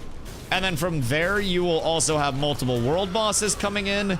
They mentioned a pass to some of the playable areas that we have right now. So we may see like new mob distribution, maybe some more like pocket dungeons, maybe like a grand dungeon or something like that. But that wasn't specifically worded. That's more on the theory crafty side of it. But they mentioned like a playability pass to some of the areas that we do have. Very likely we'd see a lot of ocean life come in. So maybe like mobs in the ocean. So it's not just like free travel through all of that, other than the flagged up area, of course. So I would expect to see a lot of just like living updates to the world, so to say. Things that, you know, bring a lot of that actual life in past that. So it's slated to be a pretty large update, if I'm being real, that's going to impact not only just like players having something to do with the Harbinger system with the sport fishing, but it's also going to have a huge impact on really just the economy, like everything the game is built upon. I think it's a pivotal update that, if it goes well, is really encouraging for the future of the game. Didn't know that Belzon Quest in the start is what actually starts the Carfin event. Wait, what Belzon Quest at the start? Oh fucking really? Oh, salvage slag earrings probably aren't the worst. Crit chance, crit power, max health, max mana. Are those better than like a steel bloom though? I mean, max health is real good. Max health is real good. But is it better than the steel bloom set? Maybe. So what do you mean the Belzon quest? What station are you at? You can't use the one in line hold for T1 trees. I think he's still trying to complete Sweat of Your Brow. I don't know. Do you, because he said he's level 1 still. So I don't think he's completed Sweat of Your Brow yet. Because that would immediately happen past level 1. So we'll have him check it when he's on, when he can actually see what's up with it.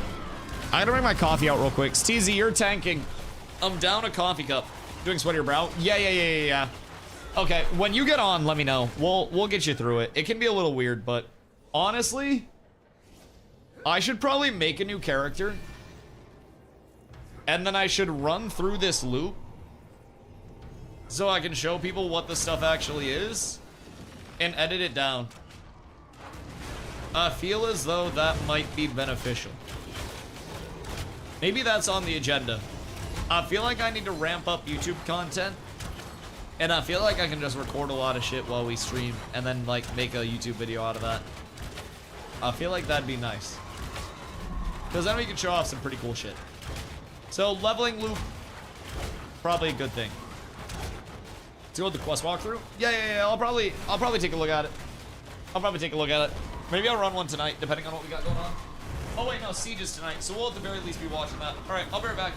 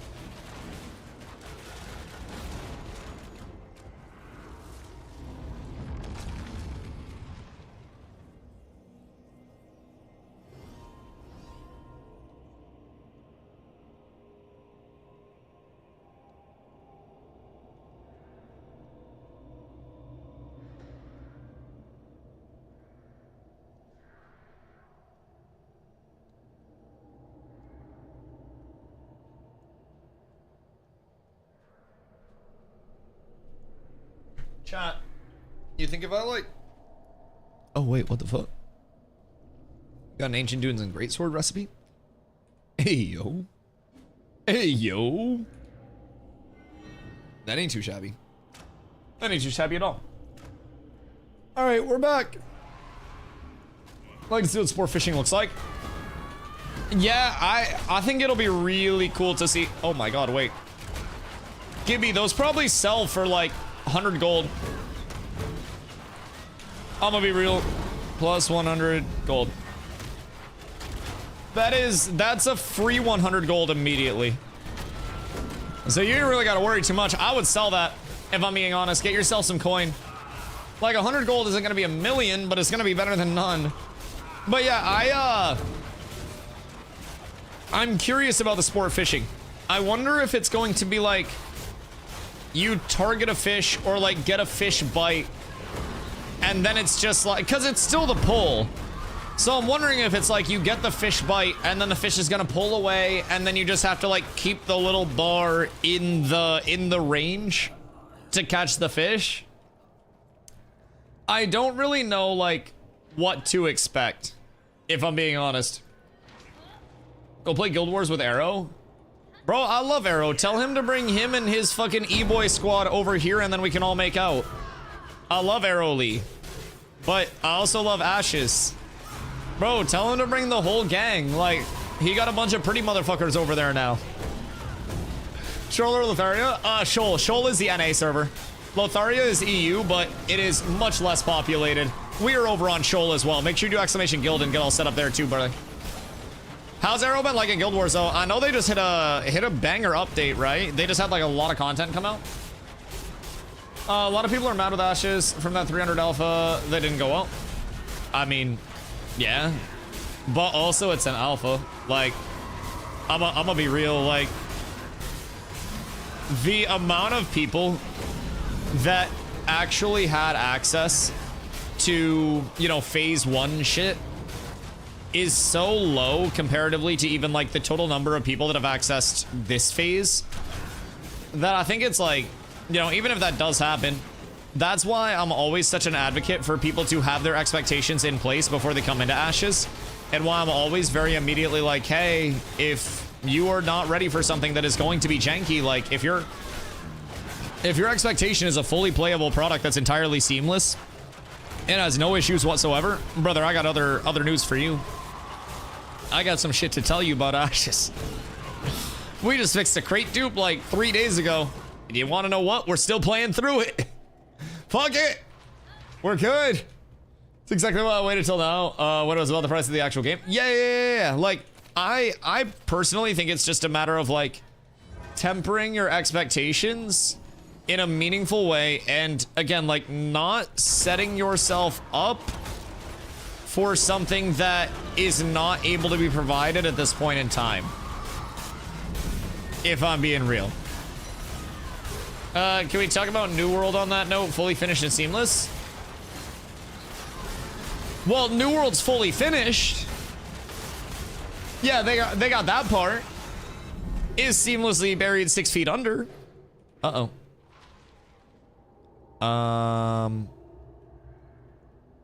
Am I disconnecting or did it just get really quiet in here? I thought I was disconnecting at first, bro. I guess we're fine.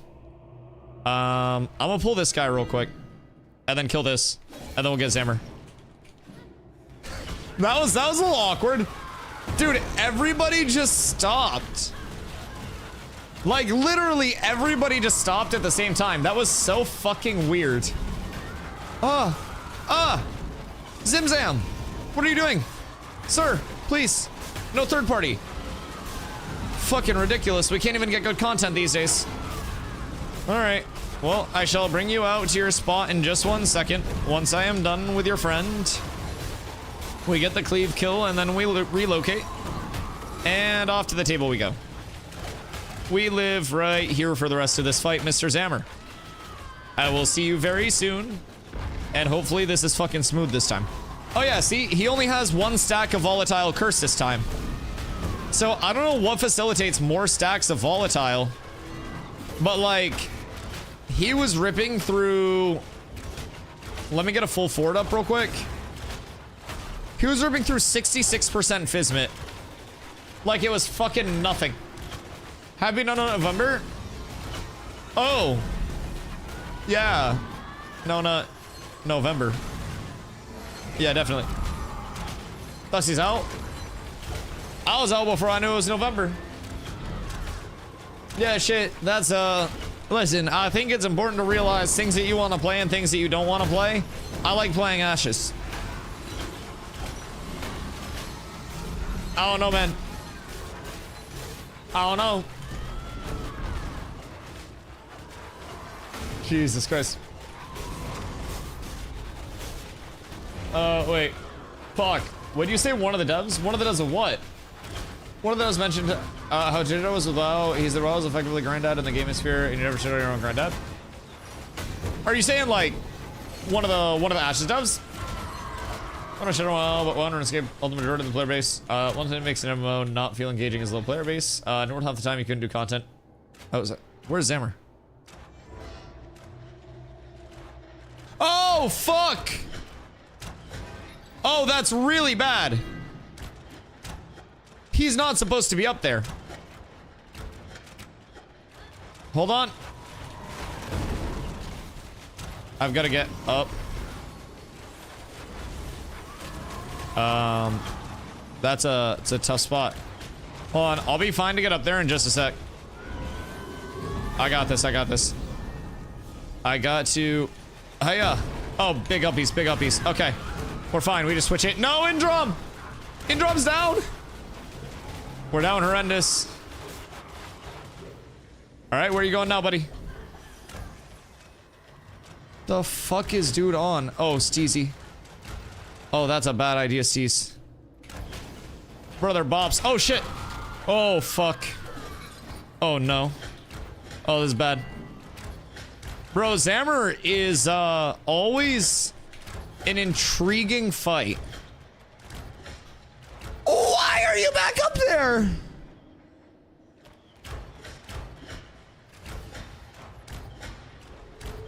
What? No, that's fine, brother. Come through, come through, come through. Over here.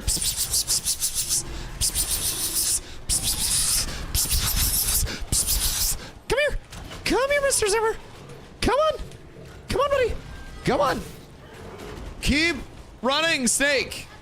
Snake, don't stop running. You're the tank now. I don't think he's gonna hit you.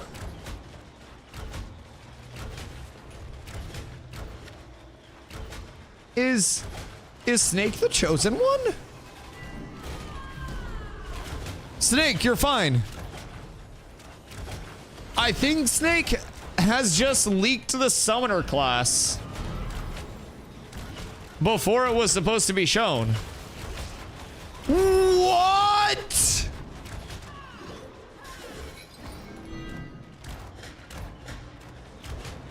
I'm gonna write a firmly worded letter about this shit. Someone's hearing about this. Someone is about to hear about this shit, man. It's fucking unacceptable in my goddamn alpha. Fucking hell. All right, you just stay down here with me, buddy. You stay here. Everything's fine. Because people standing up, he wants to cast on them and bugging out. Okay, well that's also the point of them standing up there. So in all fairness, yes, just first things first, yes, 1000%. But secondarily, he's not bugging out in the right way. So the entire point of this bug is so he doesn't target people that are up there, and then when he whirlwinds, he'll whirlwind towards the door. But we don't expect him to be fucking Danny Phantom with the bug out. Like, that's not how it's supposed to bug out. So it's like, I'm trying to exploit this boss and I'm being inconvenienced by bugs, and I feel like that's unacceptable. And I feel as though... Well, technically, actually, everybody other than me is exploiting the boss. They're the criminals, officer. I'm safe. Look at me, ethical tank, on the ground, doing the hard work. I'm safe out here. Now, were I trying to exploit the boss, I'd 1000% be up there. But you're on the table? Yeah, the table's fine. He can reach the table. He's not that short. Look, he's a large dwarf. It's not that tiny. Look, he can come up on the table too. Watch. I just like tanking on the table because if I go behind the table, I'm too short. So I'll LOS on the table. Look, people can't see me over the table. So I have to be cautious of my placement. And I can't see things over the table. It's a little bit of a fucky scenario. But yeah, he can still reach up here. He's got a long hammer. If anything, I'll probably have a harder time reaching him. All right, this seems like a smoother run through so far. Yo, Dust, thank you for the 10-day streak, brother. What you getting up to today, post-Halloween event? Did you have to recover? Because if only you had pink puffs so the healer could see you. Dust, I'm gonna keep it a buck with you. As his, dedicated healer, as my brother's dedicated healer, bro, I could not see his character a majority of the time because it was just stuck behind shit. Bro, it was so bad. It was genuinely so fucking cooked. He's got 3 stacks of bonus damage, by the way, so, play accordingly. Hoi! Play very accordingly. I am scared, if I'm being real. But we should be fine, I think. As long as we don't get, whirlwinded off the face of the earth, then we're chilling. I was hungover and got up at, 10:30 and did some yard work, then made some roasted veggie soup while I played ball pit. Dude, doesn't ball pit go fucking hard? It is so good. I fuck with ball pit ow. Ow. Unbelievably heavy. Oh, fucking really? Oh, fucking really now? Cause that's kind of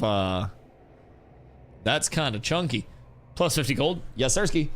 We found a good amount of stuff down here already. Oh, Bop It. Bop It fucks. Ball Pit fucks more. Ball Pit goes hard. I like because you just pick it up and play it a little at a time. Yeah, it's perfectly casual. I think that's one of the strengths right now, I'm being real, of non-multiplayer games. Single-player oriented games are much less about my progression versus somebody else and much more about I'm going to play what I want to at my pace. And I think that's great. Throw my balls in the bit for 15 minutes. Yeah, literally. And I think if they came out with a mobile port, that would take over for me as mobile game of choice instead of Bloons Tower Defense. Bloons Tower Defense right now is game of choice on the phone, but I feel like Ball Pit mobile port would go fucking insano style. It's got the base building element to it. It's got the blasting element to it. It's pretty fucking cool, if I do say so myself. Only problem is it would probably... Do you need Wi-Fi to play it? On Switch and shit? Because I know it's on Switch, right? I think it's on Switch. So I don't think you would need Wi-Fi to play it. Because that wouldn't really make sense. Look at my bags in profession. Oh no, what do you have? How much money in bag do you have right now? Playing it on my Xbox? Because it's on Game Pass? Oh yeah.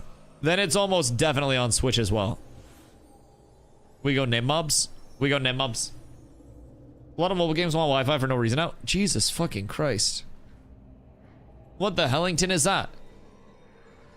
And you have... So you have triple mining bag. You have an epic slag breaker pick. What the fuck? So what is the benefit of those bags over a regular mining bag? A player crafted one. Because those are coming from name mobs here. So I would assume just A saves a shitload of money. It's Journeyman? Right. Getting dust all over the forge? Foop, you've got all of these wonderful vents though. Look, these are keeping all of the dust perfectly fine, perfectly managed, perfectly controlled. There is no amount of dust that's actually sneaking through. It's all good, friend. The air quality is phenomenal down here. There are journeyman bags which cost a fuck ton to craft inventor mounts. Okay, so it's primarily just a cost saver. That makes sense. I didn't know if they like had a hidden stat that was just differentiating vastly from what you could actually craft, or if it was just a cost saver. But yeah, I mean, that's multiple hundreds of gold. Uncraftable right now too, I believe. Oh, right. Because we need more. Is it the tanning stuff or what? What's holding it back? Well, it's not able. It's weaving. Is that because the sheeps don't exist? Or like the source of wool? Is that still something that's like bugged from previously? So those are the only attainable mining bags right now at Journeyman. And he's got 3 of them, and he's got a god pick. Alright, so Snake is up. Insanely up. Think we need to upgrade the station to get the region required. Checks out. Cool. Cool. But yeah, all we need to know is that between the 3 bags and the pickaxe, that's gold cap plus. Oh no. Fupo, this was not me. I'm just, that's not me. That was not my people. That was there when we got there. That's not my dust. I don't know where it came from. I don't know how it got there. I don't know what to tell you, and I'm not talking about it. I'm not. So how far from station upgrades are we? Because that seems like it's something that's going to be pretty far out. So this is a monumental day for the Ashes, community, for the Cats community, but also all of Ashes as a whole. It's just an outwardly beautiful day, man. We've got huge news on the Intrepid Studios front. Nothing confirmed, of course. But Foop, have you seen the updates to the website, Frand? So I know it's nothing you can comment on, but I'll show you anyways. You just keep your paws folded neatly. You just loaf a little bit. We only have 1 remaining job listing to look at on the website. Only an associate software engineer. So seemingly all previously available positions except for 1 associate software engineer have been filled. I know you can't. I don't expect you to. But I'm gonna take you through my 2 scenarios, okay? Scenario 1, Intrepid was on the hiring path. And Intrepid has now recently acquired a whole lot of very motivated chip-on-shoulder developers who want to put out a product that shows that MMOs aren't dead, and they really match the passion that Steven is looking for in the Ashes dev team. Okay?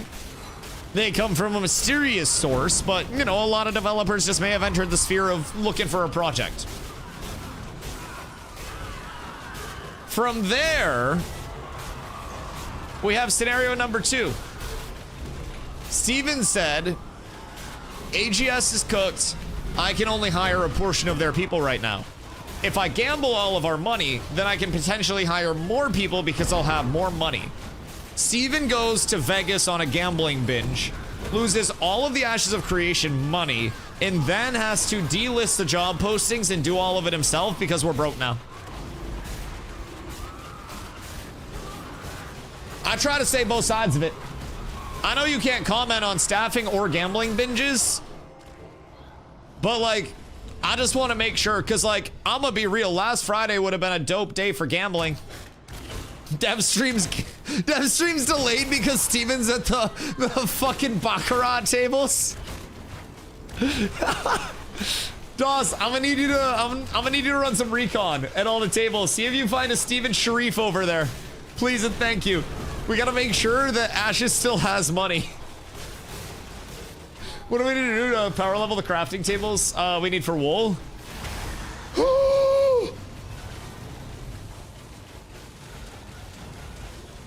I've been Thanos. Oh my goodness.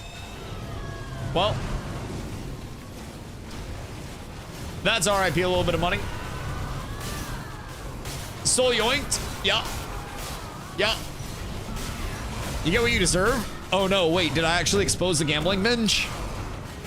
Oh no. Oh no, we're broke. Boys, we're down horrendous. The gambling binge wasn't supposed to be leaked yet. The NDA. It was the closed NBA poker tables. That's how they fucking got him. It's the damn X-ray machines, man. Made a new tune just to tell you that. Wait. So, set to motion is... Ah! Jesus. Jesus. Set to motion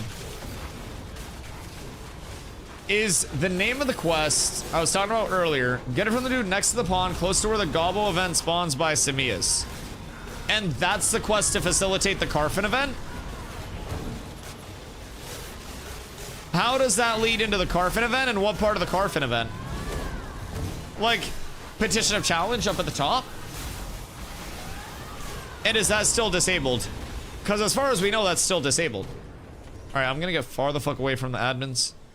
Bro, those guys are scary.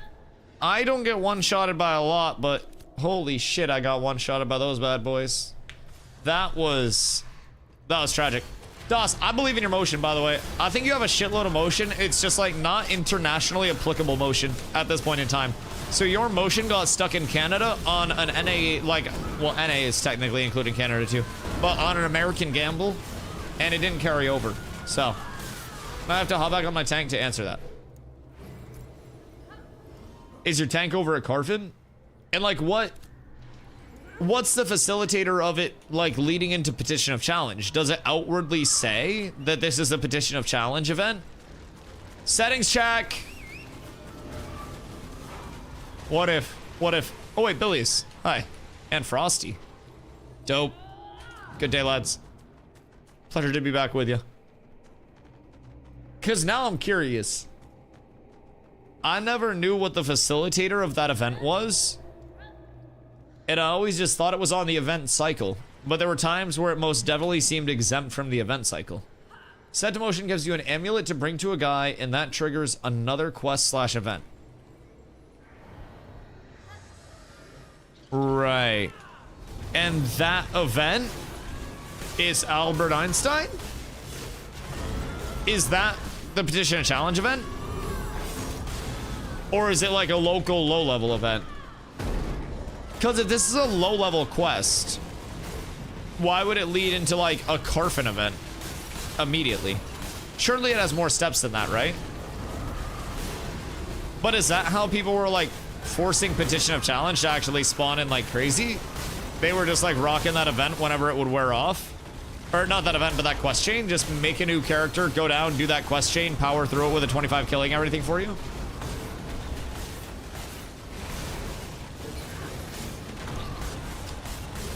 I died with 185 Lego Braidwood dried board while crossing server borders and can't get my ashes to recover 25%. Wait. What do you mean?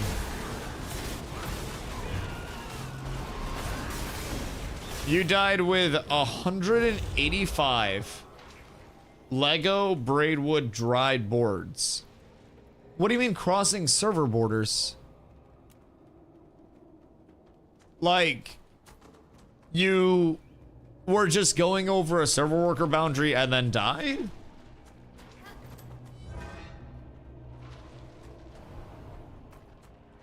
Or did you have like a mob on you or something? What happened that led to this? Server worker, game crash, and Thanos snap. Oh no. Wait. Oh no. So, is it an Unreal Engine crash? Or what is it? Oh, that's not good. There's a problem in EU. Is this EU specific? More than 300 hours? Yeah, that's a lot, dude. That's a fucking lot. And you lost like 90 of the dried boards. It got fixed. Did you just die, Color? Like, did it just happen, or was this an older thing? Either way, dude, that fucking sucks. Yeah, we had people on our end, like, towards the start of this phase, there was a bug that was Thanos snapping storages randomly, and Hoofington got cooked. Wouldn't be a bad idea to put in a ticket for that one. Yeah, because Intrepid should have, like, a backlog of what's lost in deaths and stuff. One thing that was actually really cool that I saw with Arc Raiders is that they were reimbursing people who died to hackers that were, like, detected. So if a hacker killed somebody, they would send the person that died back their gear after banning the hacker, and they would say, hey, it appears you died to something that was, like, unintended. We want to make sure that, you know, the environment is safe, blah, blah, blah, blah, blah. So here is your gear back. Kind of a banger, if I'm being real. Especially in an extraction game where it typically feels so bad to have that happen. Kind of cool. Did I look around for my ashes, but they're not there? I mean, somebody might have come by and taken them as well, depending on how long you were offline. That sucks. So is it the server worker boundary itself that's causing the death? Like, what happened? You were just running along, trying to transport stuff, and then your game crashes, and then you come back in and you're dead? And then no ashes? Cause that fucking sucks. If that is the case. Yo, Chang, what up, my friend? Intrepid new art cat girl designer, nice to meet you. We need to get you up in the studio immediately. Immediately. There can be no delay. Where are we going, Strugma? We jumping down? Not there. We go down this little ramp. Look at the subtle cue to jump down here for a jump around as well. Kind of cool that they have this, like, little mini ramp as a cue that you can actually get down here. I think that's neat. I think that there doesn't need to be yellow tape everywhere in games. And I think that's just enough yellow tape that's well incorporated into the game design that indicates that there is a jump around or, like, a different way to navigate the dungeon. Pretty fucking cool. Uh-oh. Sigmus, no. No! You poor kindred spirit. There was a problem yesterday when you were trying to cross borders. You got disconnected and lost some items. I don't know. This guy probably just died, I guess. Weird. No idea. Running from New Ayler Winstead in game crash, and I logged back and I was dead. Where were you when you crashed? That's really weird. What if there's, like, a rogue agent that's going around crashing people's games and then corrupting on them and then taking stuff? What if that's what we're dealing with here? What if it's not just like an Unreal Engine crash? What if it's an advanced crash? GM rogue ganking people? Steven trying to fix the economy? Once statics are out, he's got to drain all the gold. He's got to drain all the mats. This is advanced darkness. I'm not understanding this econ state. So Steven just needs to go delete stuff. Honestly, what if the people that have been camping people about to craft shit and then decking on them were sent by Steven to, like, uninflate the econ? They might be doing God's work, if I'm being real. Like, Reddit wants to complain about them, but oh shit. Oh, we're down horrendous. This shit gonna hurt. A lot. A lot, a lot. What if you fucked off? No. I don't want the journeyman in here. I hope he runs away. Okay, yeah, he's resetting. We're good. Hiya. Shocked that I actually blocked that smash. Alright, we've all is well. All is perfectly fucking well here. Everything is fine. Nothing is broken. We've survived. I have most of my shit retained. We camped 2 trees for like 2 months. You fucking rat. Wait, so were they static, like, singulars that were Lego braids? Oh Okay, well now I feel a little less bad. The truth comes out. Wait, maybe it is Steven getting all the shit out of the eagle. Oh. Oh, damn. We like seeing that. But yeah, maybe it is Steven. Maybe he knew that you camped a static and then he wanted to get revenge for the static. Nice belt. Very nice belt. Can we see the hidden on that? Who knows what the hidden stat is on that? Because I need to get one of these shirts from down here. It's fire resist? Gross. Never mind. Like, I need to get myself some of that additional power, maybe some of that max HP. I don't know what our highest, like, max HP option is on an artisan clothing drop, but this is a solid run through. What are we doing tonight at 7? Are we doing...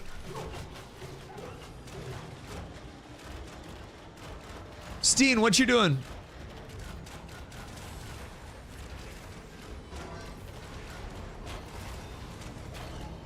You had to pay $100 monthly to play it? $100 hourly, actually.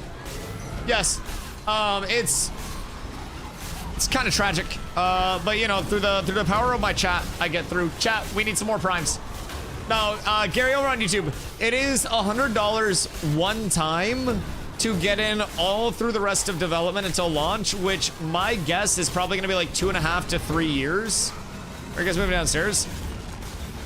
I'ma be real, I have no fucking idea where I'm going. I just follow and tank. Bro, I'm just following Streg. I just like, someone moves and then I follow and I yap. Grab him? I can't grab him. Yapping had a good influence on the peeps I brought over the other night. Good, good, I'm glad. I'm very glad. I hope that more people actually see what Ashes is all about. And I'm gonna be real with people. If your expectations are right, I think there's still a lot of enjoyment to be had out of Ashes. And it's like, you've gotta come into it knowing what you're trying to get and what you're going to get. And I always try to tell people exactly what they're going to get. It is 1000% going to be a janky, buggy experience, but if you have the right group of people to enjoy the game with, it can be really fucking fun. And fortunately, we are building a community that a lot of our people like playing with. So, 3 spawns so far and 0 drops. Oh no. Wait, Steen, what you been farming? The weaponsmith? Because I'm gonna be real, we have insane luck with the artisan stuff. Like really, really, really good luck. I think we've gone insano style with it. But as soon as I can afford it, they might pick it up. That's fucking huge. Yeah, I mean, the coolest thing about it, in my opinion, from like being able to talk about the systems of the game, and then when people are like, oh, should I try it? You have the refund period. I think if you were able to save up and set aside 100 USD, there's no reason to not give it a shot if you're an MMO enjoyer that does want to potentially have an MMO that would present long-term content. Like, Ashes will continue to grow. Ashes will continue to get better. Steezy is caught running in the worst part of it right now. I grabbed the mobs and Steezy had to go all the way around. I just kited Steezy so fucking hard. My bad, my bad, my bad. Anyways. I think the coolest part about it is genuinely the refund period with it. And being able to tell people, like, if you're on the fence about trying it out, you can just come in and know that you're not going to play something that you don't like and get cooked as a result. 142 Canadian. Same refund period though. At least time's the same in Canada. At least we ain't gotta worry about that conversion rate. Same 90 days, no matter how much it is. Whether you're rich, poor, smart, stupid, dumb, indifferent. You got that whole ass refund at your disposal. And I think that's the best part about playtesting, if I'm being real.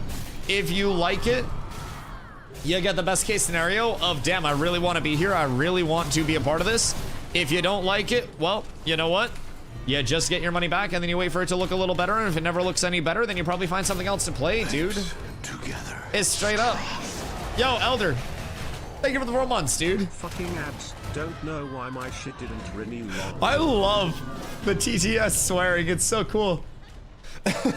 Yo, you want to know something, Elder? That didn't renew because Twitch Prime doesn't auto-renew. So anybody lurking in chat right now, may have a Twitch Prime and not even know it, and that Twitch Prime would stop them from getting ads during the yaps. It would help support the stream and help keep me here full time, and also help me get one step closer to buying a house, because I'm trying to get out the goddamn apartment. Wonder if they need to put us to trade, so we can trade maple syrup for it for Canadians. Foop. We don't need to worry about that. I'm telling you guys, I got the good right here. Cause like, we have maple syrup in Maine, and we even have like Maine Maple Sunday, where it's an entire day dedicated to like maple syrup and maple syrup adjacent things. And I'm gonna go out on a limb and say ours is better than theirs. It's American made, local, organic, non-GMO, cage-free, pasture roaming maple syrup out here. It's fucking different. It's not like those trees in Canada that they put in cages and just drain the life out of. We treat our maple syrup differently. We let the sun heat up our maple syrup and boil it down. The sap naturally extracted with nothing except a hummingbird that we have trained to gently go up to the tree itself, delicately extract all of the sap, put it into the bucket, which we then boil. The sap, not the hummingbird. Gonna throw mooses at you. We have larger mooses in Maine. Yeah, their tree line doesn't support the size of meese that we have here. We got larger deers, we got larger meese, we got larger mountains, we got better trees. All Canada has milk in a bag. If you want bag milk, fuck it up. Also, if you can't afford health insurance. So like low-key, I should probably go north until my sub count goes higher. But anyways, that's a problem for later me. Hopefully I don't get hurt. I live a pretty safe day-to-day at this point in time. So, game crashes when it's pulling up to the spot. Yeah, you're not allowed to play with us. Are you pulling up over here? Canada have larger people, Americans are small. There are some small Americans, but also there are some big Americans. And I ain't even talking about necessarily height. I feel like America is home with a big back. And like we got some people that are built just broad as shit. And when I say big back, I don't even mean like, you know, big belly people. I mean like we got people that are built like fucking farms. And no, I don't mean like farmers. I mean like entire farms. They are fucking brawling. Small? Hey, you responded to your call. Wow, it's working. I knew I smelled those stinky fucking feet somewhere. Hail, Thogly. How's a high thing today? We're trying to reclaim your home. Unfortunately, the respawns keep coming back. I will let you know when we're able to, though. When we start making some headway on this shit. All of the bosses shall suffer, though. We're taking all of their gathering gear and taking it for ourselves. We're up tremendous. I don't know, stinky feet. All right, man. All right, like that's not necessarily what I've heard, but whatever you want to call it, whatever you want to call it. New hires at INTREPID, some of them New World devs. We don't know yet. They haven't confirmed even if they have hired people, if I'm being honest. But the soft like confirmation that's powering the speculation is this. It's the INTREPID careers page. This has never been this empty before in my time here. They have been searching for a principal econ designer for a very long while. And there are some pivotal spots that have seemingly been filled. So I'm relatively optimistic that some hires have been made. It's never had one position ever. That's really fucking cool. Yeah, this is the cleanest that I have ever seen it. I saw a screenshot in Guild Discord today when we were in our leadership meeting, and I pulled up the site and I shared my screen and I was like, guys, look at this. This is either the best news or the worst news that we've ever heard. Cause like, it could still be really bad. Like maybe they're not hiring because AGS bought us and then shut the game down so they could also use dynamic gridding for courtroom chaos with Snoop Dogg. Maybe, like anything's possible. It's just, I'm more into the basket of they probably hired a shitload of people because I'm not gonna like immediately, Steez? Steez, what happened, my goat? Like, you far out there, too. That's gonna be a rough one, brother. You got some distance to close. Yeah, so you can also just fun tip slash trick. You can go here. And then you can reduce the fall damage a good bit. Nice and easy. Oh, wait. I didn't have my screen showing that entire time. Steezy fell in the lava while I was talking to you guys about the screen. But yes, that is genuinely like the cleanest I have ever seen that screen. I am incredibly excited because something tells me the delay in dev stream wasn't like because anything's behind. They said that they have more that they want to show us, but it needed a little bit more time in the oven. And something tells me that, like, y'all remember the Lil Yachty entrance? Everybody knows the Yachty entrance. I'm picturing the dev stream starting and Steven hitting the Yachty entrance. And then a smoke machine comes out and all of the new devs come out, like, iced out in a bunch of fucking chains and, like, jewelry and shit. And, like, they just got bass boosted ass music playing. And they have a hype ass announcer. Get, like, I don't know, the fucking MMA dude. And they just introduce all the new devs. That's my ideal scenario. I want a big ol' like, fuck you Amazon, we're picking it up and we're gonna do what you couldn't do from Steven and Intrepid. Cause I think there are a lot of devs that were on the New World teams that were very passionate about New World. Let's be completely honest, the fact that they even kept working on the game in a meaningful way with a clear vision when they were down at one point to a few thousand, like, concurrent players is really, like, respectable and commendable. I think that there were a whole lot of passionate people that were still there. I'm not good at math. I'm not very smart. And you're 5'6" and bald. The fuck's your point? So I think if they were to acquire some of the people previously from HES that were the incredibly passionate ones for an incredibly passion-driven project, that might be a very synonymous set of circumstances that could potentially lead to a lot of developers that have a chip on their shoulder and want to prove something about Western MMOs and prove that they can still exist and that they can still succeed. And they can take their passion and they can put that into Ashes directly. And they can help one of the current hopes for Western MMOs potentially succeed in the long term. And I think that's really impactful. Hopefully for people to think about the potential of. Strike mode, careful. You silly goober. Are we getting the forge guards because of drops, or what are we doing over there? Bro, what? What, Phoenix? Why what?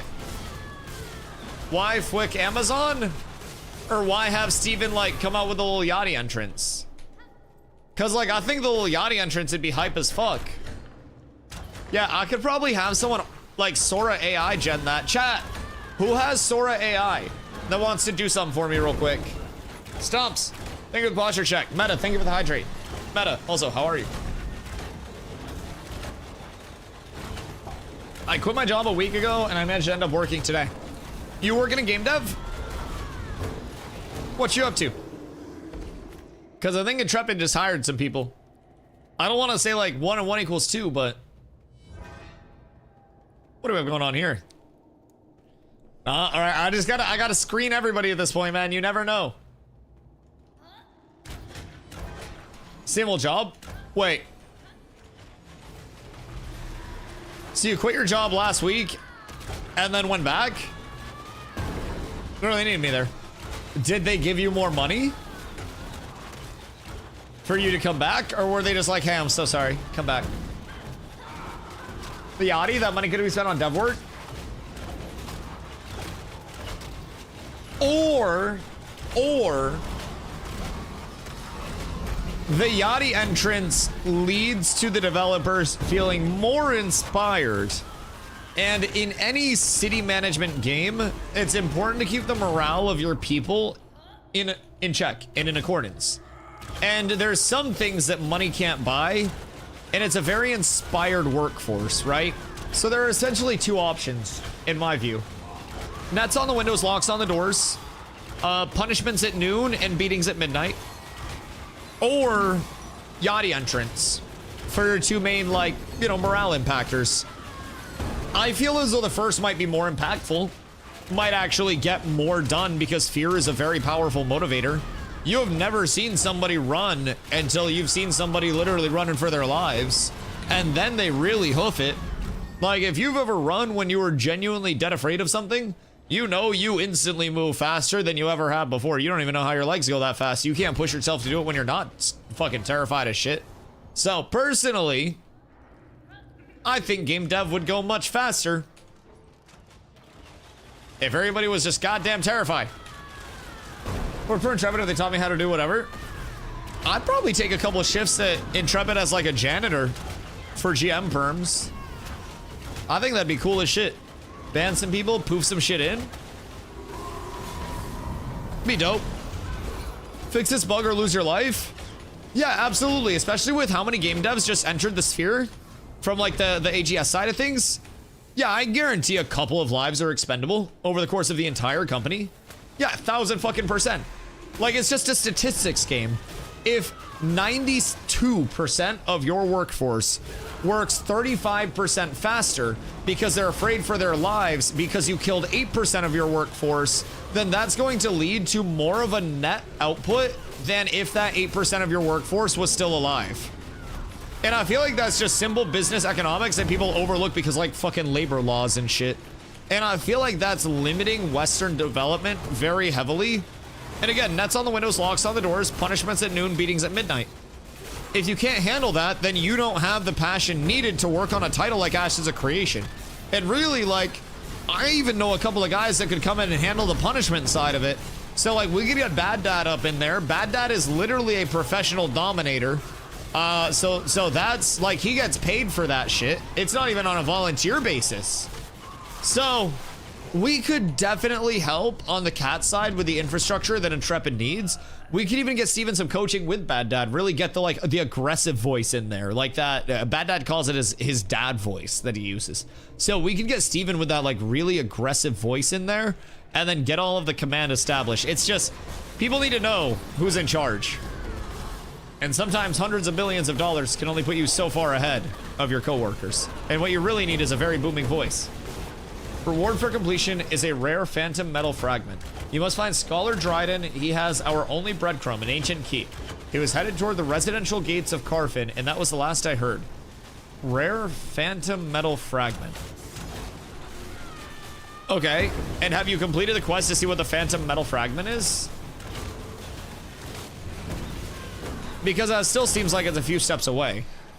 Is that on... Ah! Careful. Is that on, like, Codex anywhere? Let me peep.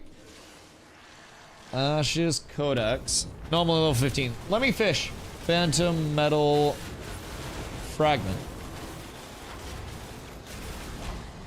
Used in recipes, phantom sword. Recipe phantom sword. So, low-key, I think you're doing a quest that gets you a craftable. So, phantom metal fragment, used in recipes, phantom sword.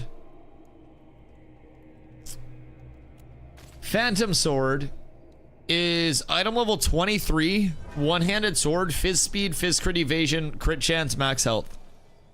So, not bad. Powerful sword from the Phantom Tower.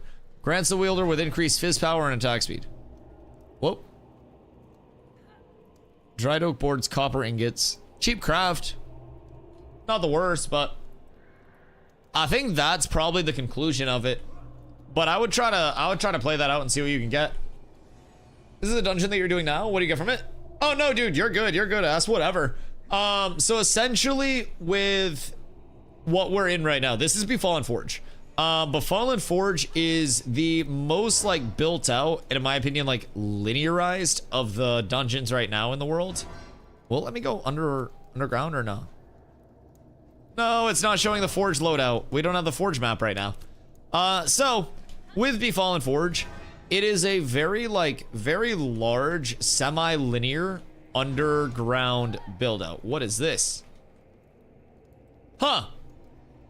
That's interesting. No force, fortitude, or finesse. That's very intriguing. But yeah, so essentially what you have in Forge, it's all open world, the same way everything else in Ashes currently is, but you have elite mobs, as you can tell, and then we have named mobs and a couple of bosses. So named mobs have their own unique loot tables, boss mobs also have their own unique loot tables, but one cool thing that we're getting out of Befallen Forge that actually makes it worth it is glittering metal strands. So these glittering metal strands are used for crafts that are exclusive to the Befallen Forge. So essentially what we're looking at, oh, I just pulled, whoops. Anyways, so what we're looking for is not only just like recipes, but those glittering metal strands that are used in the crafting of all of the Befallen Forge pieces. Then from there, we also need to, oh God, we're pulling a whole lot. I'm gonna pull it to the top of the stairs here. Jesus fucking Christ, it's getting hairy up in this bitch. I'm dead. I'm so fucking cooked. It might be getting sticky. Yup. That's no bueno. I would run. I would run. So we are getting materials, which we just lost a lot of. We are getting drops of like crafting gear, which can be very, very impactful. We are getting sometimes completed item drops, but those are typically going to be a little bit like lower on the scale of worth. Oh, was I not supposed to release? Oh shit, I might have fucked up. I thought it was a release and run back angle. I thought we lost many. I might have fucked up. Someone grab my shit. I didn't lose a strand. Oh fuck, that's so big. Oh my God, I'm blessed. I'm blessed. So yeah, basically what we're trying to do here is just a combination of material farm, recipe farm, there's some artisan gear that drops here, and at the end of the area, there are some exclusive items that can only be made at the tables, like the crafting tables that are in the final room. So that's where Forge Lord Zammer is. So we were down there previously. So there are a few cool mechanics that revolve around, again, like exclusive craftables that are only available here. Then there are also these crafting things, not these crafting tables, but basically relics, which can drop from bosses, from open world content, from events, whatever you may have. And then those relics can be brought to towns, which can then give, you know, benefits. So essentially you can have the anvil that comes down here, or that is down here, and that can drop as a relic, and then you can bring that back to up to 2 towns. So there is one in Nuela, and then there's one in Miraleth that enables the crafting of things that are exclusive to this area. So how did I get flagged for PvP? All right, that's dope. I probably had protect on somebody that was flagged up. That would make sense. Somebody probably yoinked my stuff, thankfully. Crazy tag, fill your inventory with 1 slot garbage. So when it picks your 50% to drop, the odds favor the garbage. Yeah, I mean, not dying would be preferred, but honestly, the 50% RNG just did me fucking phenomenally there. I am so thankful. How many open world dungeons or raids are in the game at the moment? So this is the most similar to like what we're gonna have for an open world raid, so to say. There are 3 world bosses in the game. There are 2 what are classified as grand dungeons right now, which are Befallen Forge and the Tower of Carfin. And then you have a lot of what are called like pocket dungeons. So technically, Steel Bloom is considered a pocket dungeon. I think this would be more on the line of like the smallest grand dungeon type shit. But Steel Bloom, and then you have like Oaken Maiden Keep is another pocket dungeon. Then in the desert, you have a few pocket dungeons, which are smaller dungeons. And then you have in the tropics pocket dungeons, in the June Dark pocket dungeons, in the Anvils pocket dungeons. So like there are a lot of these like pocket dungeons they're called, which are like basically a step above a POI build out, but a pretty substantial step below what these dungeon build outs feature over here in terms of the grand dungeons. The cool thing about some of the POIs and pocket dungeons throughout the map is that a lot of them are bound to settlement progression. So not all of them will unlock immediately on the start of a new server. So that's one of the catch-up mechanics that are intended for new players. Pocket dungeons. Yes, yes, yes. If you're a new player coming in and you are running pocket dungeons, then you are running stuff that probably was not available day one for people to run. And that alone is going to be a certified catch-up mechanic for you to get you all squared away. That alone is way more accessibility than we had day one, and I think you pair that with more gear existing in the economy. People don't know how easy they have it leveling right now, if I'm being real. They got it really easy. Everyone running Oaken because it drops good gear. Well, it drops good gear, and it is the most insane XP shoot like crazy. It's got a phenomenal loot table because goblins are really good loot, loot mobs. And then on top of that, most of Oakenbane Keep is just like autopilot with the bulls. It's very safe if you have a level appropriate group. There's not much that's gonna like unexpectedly bop or kill you. A lot of it's controlled damage. The only thing that's weird is headbutts, maybe on the goblins that are there, which is like a threat draw. But other than that, Oakenbane Keep is a phenomenal place to bring a group to level. I always say people should try to quest up to 12 and then do Oakenbane Keep like 12 to fucking 17. If you can't quest to 12, quest until 10 and then do Church 10 to 12 with a 10 plus group and then do Oakenbane at 12. And then you're level 17 before you fucking know it. Once you hit 12, the game really opens up. You oak to 17. As 17, you can do crabs, you can do steel bloom, you can do shardlings, like you can do so fucking much. And I think Oakenbane Keep, like Oakenbane is genuinely one of my favorite places to level in the game right now.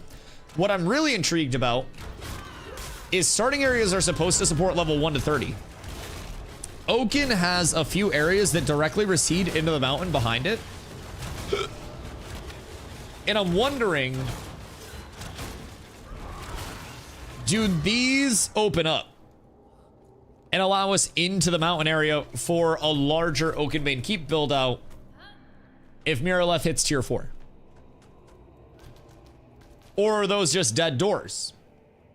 The dungeon's dynamic scaling. Remember Steven saying the better you do, the next boss drops, the better stuff it becomes harder. But if you struggle, the next boss aren't as difficult. That was reading. Yo, Mr. Perry over on YouTube. What up, my friend? I'm always reading YouTube chats. Yeah. That was related to instance dungeon content, which was going to be originally about 20% of the dungeon content in the game. So I'm not quite sure if that dynamic dungeon design is still in play. Steven mentioned relatively recently that the instance content wasn't necessarily intended to be best in slot generative, but it was more intended to be like narrative and good in slot generative. So it'll be intriguing to see if they want to keep more of like the narrative spot there, or if they want to go the route of that kind of like grinding, dynamic, and plus scaling type shit. I would really love to see a little mix of both and maybe have, I don't want to say a rotation, but I feel like a decent spread would be nice. I think that if those dynamic instance dungeons, even if they do exist, are not dropping heroic, epic, and legendary gear, even on the high end, I don't think legendary gear should be found plentifully at all. Like, that's our highest rarity. But I think that there is potential. Open world isn't dynamic at all. They're just set at one difficulty with one loot table. Yes. So at this point in time, the open world ones are just the set difficulty because those are going to be very respawn driven. The instance ones that come into the future would be the ones that I think would be more likely to have the dynamicism to them, because I feel like that's a more controllable, like sectored off part of it, so to say, where instead of needing to worry about so many factors in the open world, so many different groups progressing at the same time, and respawns coming in and then getting farmed at that higher threshold, you'd be probably looking at that with instance content that's not respawning. That's just my take on it, maybe. There are, however, some events in the world that will scale off of difficulty already, which are like the open world events. Not all of them are right now, but some of them will have like an additional stage that pops up if you do, well enough on the event. So world events are also supposed to be one of those things that are very heavily dynamic too. So what are we trying here with the mounts? What is this Techington?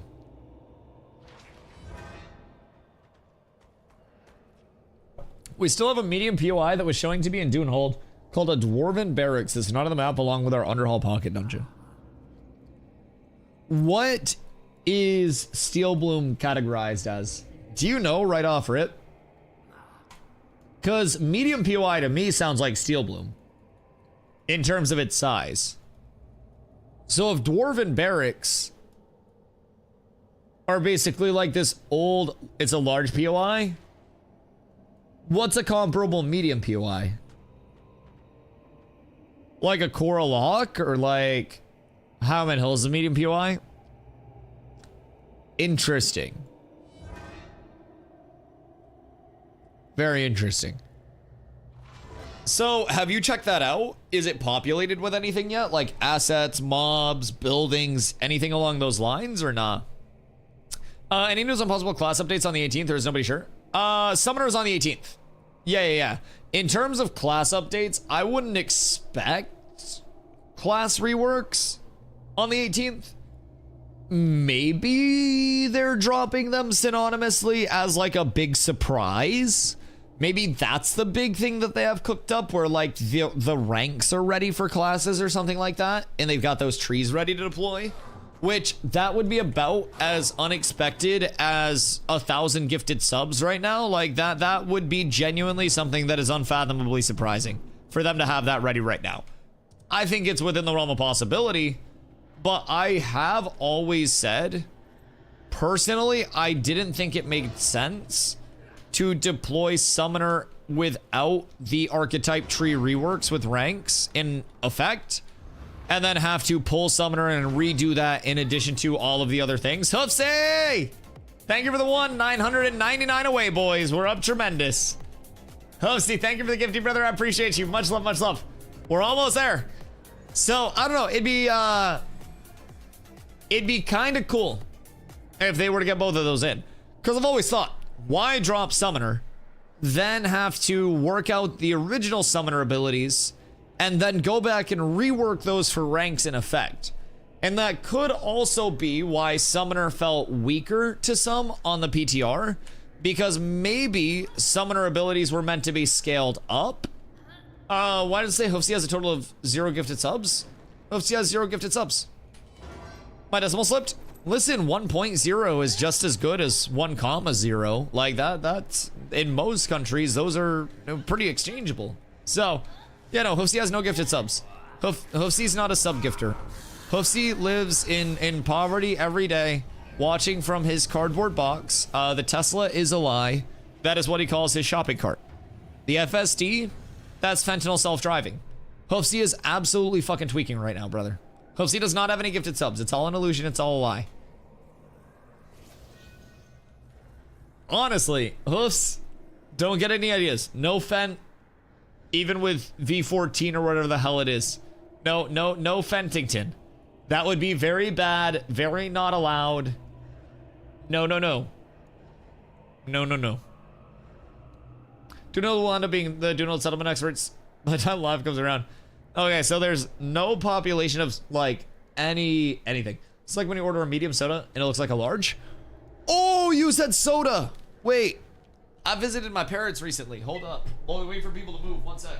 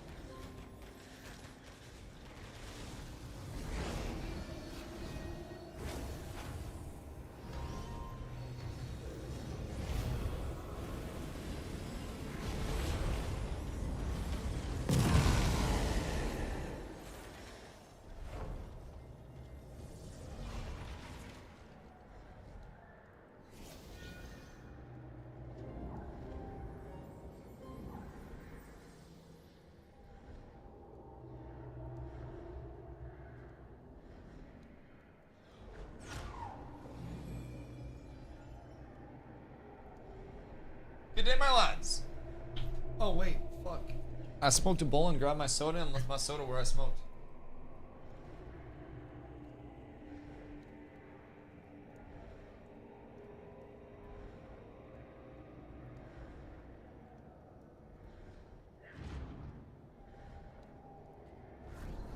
Chat. Question. Well, all right, monitors went out. What temperature is this soda in my hand right now? If you know, you know. If you do not know, you do not know. What temperature is this soda? Room temp? Yes, Ersky. Leon knows. Leon knows, and Leon's got the fucking excitement about it. It is 75 Fahrenheit in the stream room. That means this soda is roughly 75 Fahrenheit. Because room temperature Dr. Pepper is the best fucking Dr. Pepper in the world, and I will not be contested on this whatsoever. Do a control and an experiment. Put 1 can of Dr. Pepper in your fridge overnight, and then put 1 can of Dr. Pepper on your counter next to your fridge, also overnight. You want to know what's going to be better? The Dr. Pepper that was on your counter. It will be more bubbly. It will be more delicious. It will be fresher. Fubo likes Dr. Pepper tea, which I still have to try. I might do a Dr. Pepper throat coat at some point. I might let the doctor soothe my throat. Fubo, do you think that would be tech? The healing properties of Dr. Pepper mixed with throat coat tea? Because throat coat goes hard. Also, there's a question. Trip asked, do you enjoy the PvP content in Ashes? I know most people are either PvEers or PvPers. Yes. So, personally, I have a pretty peculiar gaming background. So, I have been playing video games since I was a young warthog. Very, very, very early in my life. I have a couple older brothers, and they are 8 and 10 years older than I am. So, they were always playing, like, you know, Diablo and WoW and shit. When I was 4, I started playing Diablo. When I was 8, I started playing WoW on launch. And I, like, grew up doing WoW PvE. I was tanking, I was raid leading. I didn't really do much PvP at that point, aside from some battlegrounds and stuff, because it was like the really early days of WoW. And, you know, I was really content with the PvE side of it. So, I grew up with a really big enjoyment of MMO PvE. The social progression of, like, getting a group of people together, attempting stuff that is hard, and then getting gear to make that stuff easier, and then being able to complete more difficult content with that group of people that you're trying to improve. And that's like a really cool thing that has led to me being like a community builder of a streamer more than a lot of other people are these days. I very, very, very much enjoy being able to play a game where I put together a group of people that all want to accomplish things, and then we all help each other accomplish those things and like get those W's, basically. So, for me, that started a lot of it. After WoW died out, that was like Kata, originally.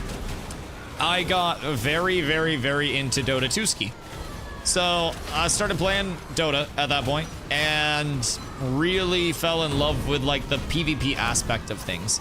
I did a lot of drafts in Dota. I was picking, banning for my teams, getting us all set up to fight against other teams and shit. And it was one of the most fun parts of Dota for me. So I was an IGL. I did a lot of our comms. I did a lot of our drafts, a lot of our strats. It was a blast. And so I really fell in love with like the PvP side of things. And then from Dota, I ended up going over to Fortnite. And I played a few years of Fortnite. Fortnite actually, like, hate it or love it, got me really, really, really comfortable mechanically with things that I wasn't previously comfortable with in gaming. Fortnite has a lot of, like, I call them Fortnite only movements that you don't necessarily need to make in a ton of other games. And Fortnite is like a very unique game. You need so many things to be processed simultaneously. And like, I spent a lot of time in Fortnite. I'm gonna be real. I still love that game to this day. It's dope as shit. So, for me, I really fell in love with the mechanics side of shit. I was like, I want to learn how to play games better than people. I had the mental side from Dota, but in Dota I played support. Like, I had to know how to support hit and last hit, and there were mechanics in Dota, absolutely, but nothing that the level of Fortnite presented. So I mixed in some other shit along the way, but still Fortnite was like my main boo thing, and I kept going back to it. Then friends convinced me to play, ooh, Forge Scale. We got the recipe for that. Friends convinced me to play New World, and New World fucking hit for me immediately. The PvP was great. The PvE was like, you know, I liked mob grinding. I was a tank in WoW, so I grinded and grinded and grinded it in dungeons and dungeons and dungeons and dungeons, and I liked that shit. That was like my preferred gameplay loop, dude. That was awesome. So for me, like, mob grinding is something that's cool. I like hitting things with a group of people that I know is allowing us to hit things better in the long term, and just like hanging out and having a bunch of people that are working towards something collaboratively. I think that's a really cool part of MMOs that's exclusive to MMOs. So New World really sparked my interest in MMO PvP after I went back there and just really enjoyed my time. 7,000 hours later, left New World back in December, ended up over here, combining everything that I've known from every other game, but also never really investing time on the Arc-Age lineage side of the scale, right? So a lot of the stuff that I'd played previously was at least like, you know, semi-linearized. Ashes is very non-linear right now. This is the most sandboxy PvX where like you have to do everything in the game that I've ever played. I'm not a fucking artisan. I am not someone that spends my time lumberjacking and shit. I have lumberjacking and fucking hunting at Journeyman right now. And my lumber milling. And my fishing's on the fucking way. Brother, I'm losing my marbles. But like, it encourages me to play the game in more meaningful ways.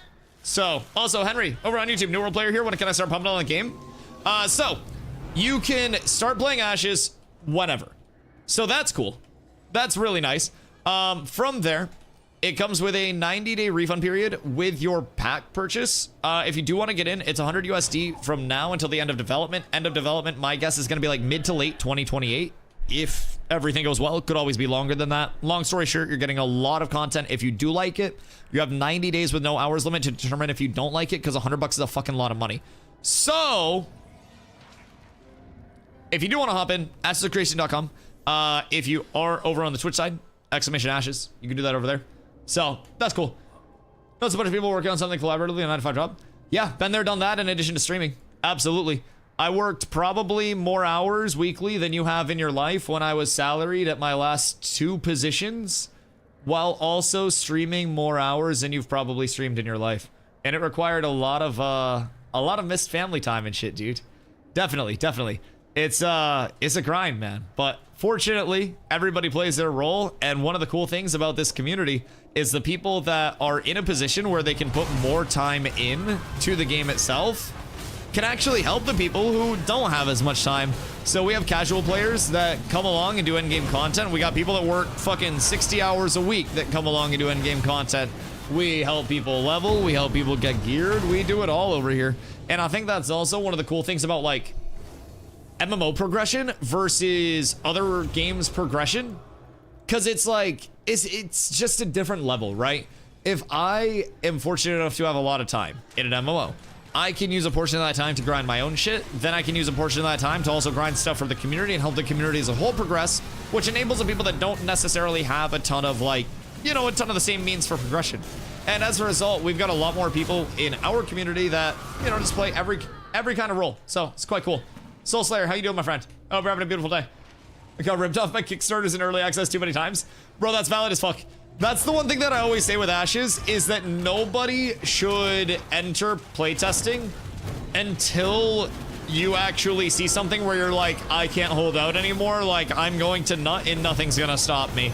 Like, when you see that point of entry with Ashes, you will know. And if you never see it, that's perfectly okay. For playtesting, like I mentioned, it's 100 USD. Bro, it's a lot, especially if you have been cooked by early accesses. I spent more than 100 on PoE 2. I played that shit for a couple of weeks, and that didn't have a refund period. So that's like, you know, I think we've all been there, and I'm not even gonna lie to you, bro. It is, it's more than just early access. Live games suck as well. Also, Silver Gun, Sorry, I've been mid-yaps for so long. Silver asks, what's better for the streamer? Bits, sub donations, or is there any way to do a direct donation? A lot of streamers will have like an exclamation donate set up for their stream.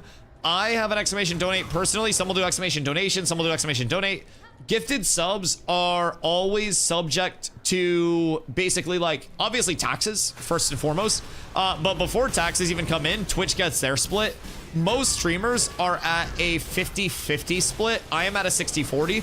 So Twitch gets 40% of any subs that come my way immediately. And then the 60% comes to me. And then of that 60%, a portion goes to Uncle Sam. Then from there, you have bits. Bids are an increased cost on the purchaser side directly to Twitch. And then when you use a bit in a stream, a bit is 1 penny per 1 bit to the streamer. So you'll pay, gosh, I think it depends on the scaling of how many bits you buy all at once. But you'll pay, I think it's typically around like 20% more per bit than the actual like value to the streamer. But bits are a higher payout ratio than subs are. Subs are cool because people will get like a notification that they get the sub. They don't have to watch ads anymore. It can bring people in when their sub expires and then they'll resub. But genuinely, like any form of supporting a streamer, if that streamer is not like deranged, should be very appreciated by anybody, no matter how large or small it is. Hope see with the 69 biddies. Thank you, brother. I appreciate you and nice, very nice of you. So yeah, like any form of like monetary support for streamers is always grossly appreciated. Did I just get Calamar killed again? Wait. Did Calamar just get resident and die again? Tell me I did not just do that. Because I feel like I might have just done that. I'm gonna be completely fucking honest. I think I just PK'd him. Whoops. But yeah. I also have a donate under the player on screen too. It's the cat with abs, and then you can click on it to feed the cat. Yes. But yeah, let me know if you have questions on anything. Finally made me verify my account. It was a mission. Wait, you finally got in? What do you think changed that got you in? Did they just like fix the bug that was happening? That's kind of huge. In the long run, a dev's just not giving a fuck after a period of time during the game's dev process. The dev team I supported made a great concept of a game. The boss should discarding feedback and only listening to kills their friend with and represent. No, I feel that. Unfortunately, there are so many actors in game dev right now that can skew things, Slayer, and I think that's an entirely valid take. Like you said, RIP New World, the Amazon stupidity, not even like Amazon stupidity as a whole. Like, I don't want to say stupidity as much as it is like Amazon corporate greed.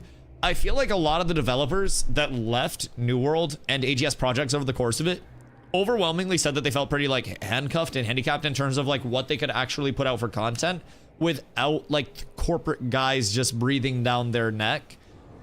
And I feel like that's a really sad thing to hear in such a creative world like game dev. And I'm not even saying this as someone with a game dev background. I'm just an enjoyer of video games.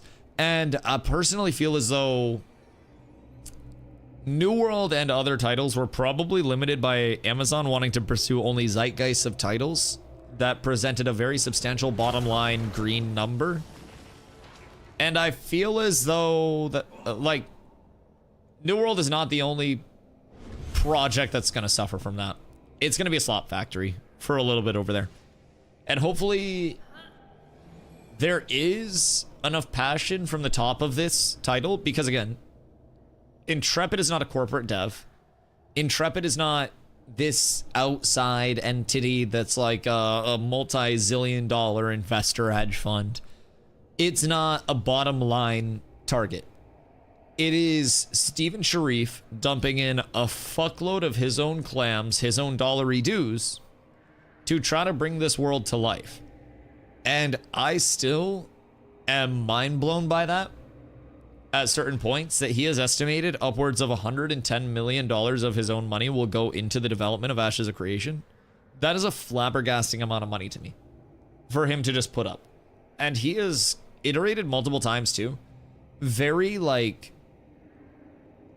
I don't know, logical things that other game devs don't iterate right now. I feel like everything is about a big name in terms of like acquiring game devs. They've iterated like if they don't match the passion that Ashes is looking for, then they're not going to get hired at Intrepid. Like there is a certain type of person that they're looking for, not a certain name of person that they're looking for. And it makes me really confident that Ashes and Intrepid is getting back to the roots of what gaming was supposed to be about, where you make a product that's not supposed to appeal to everybody, but it's supposed to be something that is very appealing to a group of people who just happen to like your product. And games originally weren't worried about, oh my god, we got to get this into 7 billion households to break even on profit. We've got to operate at a 64% profit margin to give the live service up. It was, this is a cool idea. Let's make a game based on this and make it fun. And then people bought the thing because the thing was fun to do. And people played it because it was fun to do. But over time, more people started playing. And as a result, the bottom line was seen. And it was seen as a cash cow that it actually is. You hear how fresh that Dr. Pepper just sounded, by the way? Jesus fucking Christ, cracking open a warm one with the boys, am I right? Cheers.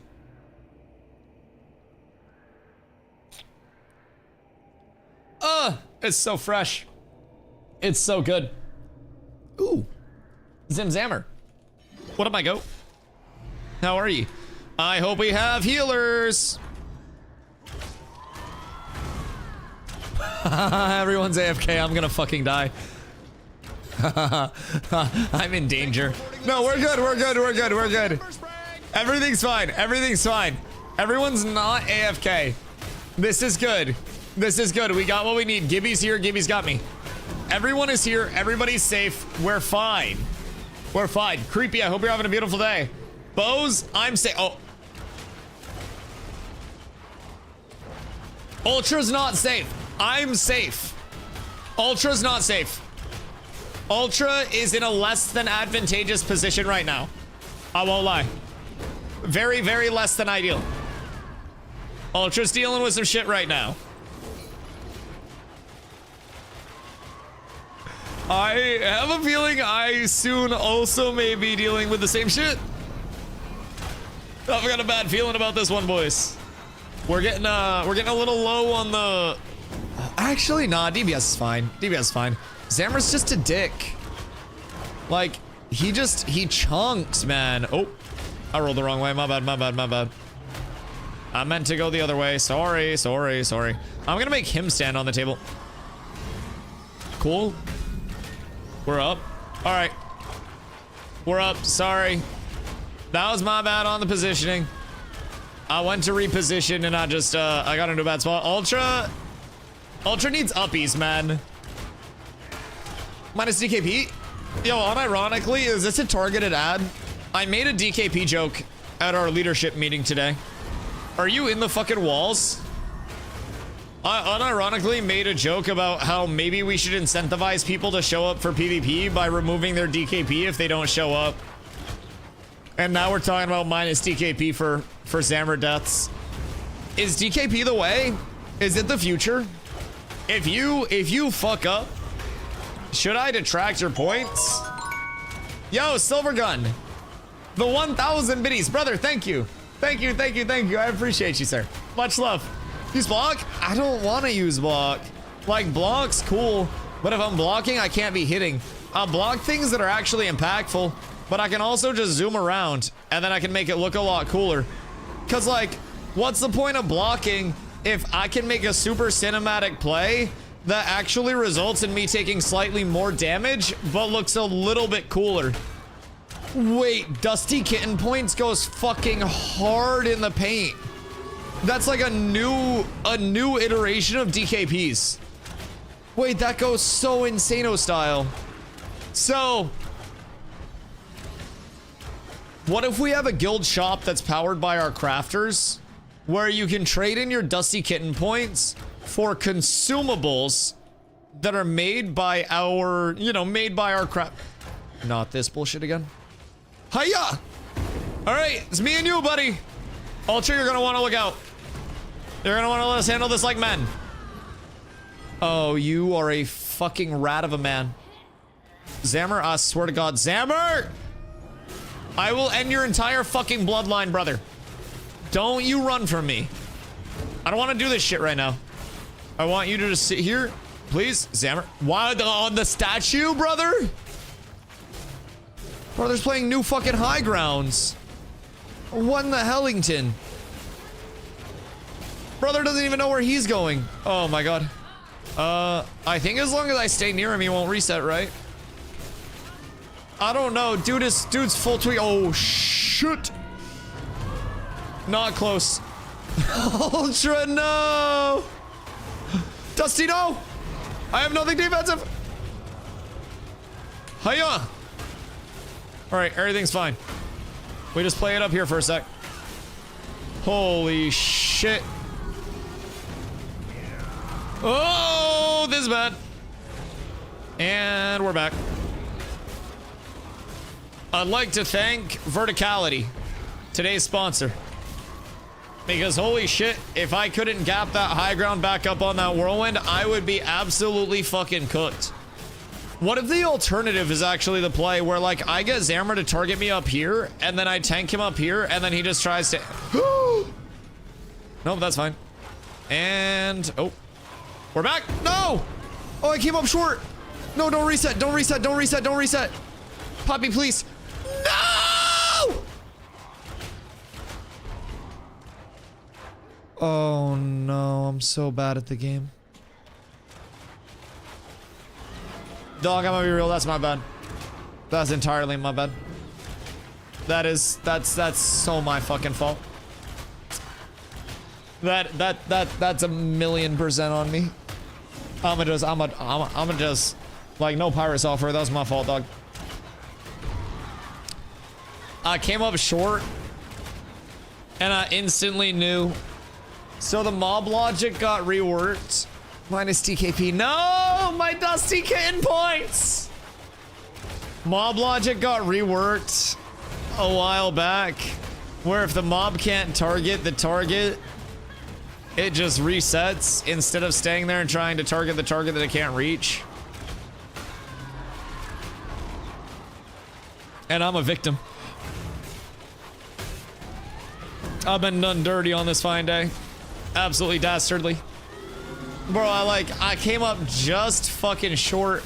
So when I go to hit the gap up, I need to be standing far enough away from the wall that I go kind of like diagonally up at an angle on my pulve, because my pulve transports me to the target into the hitbox.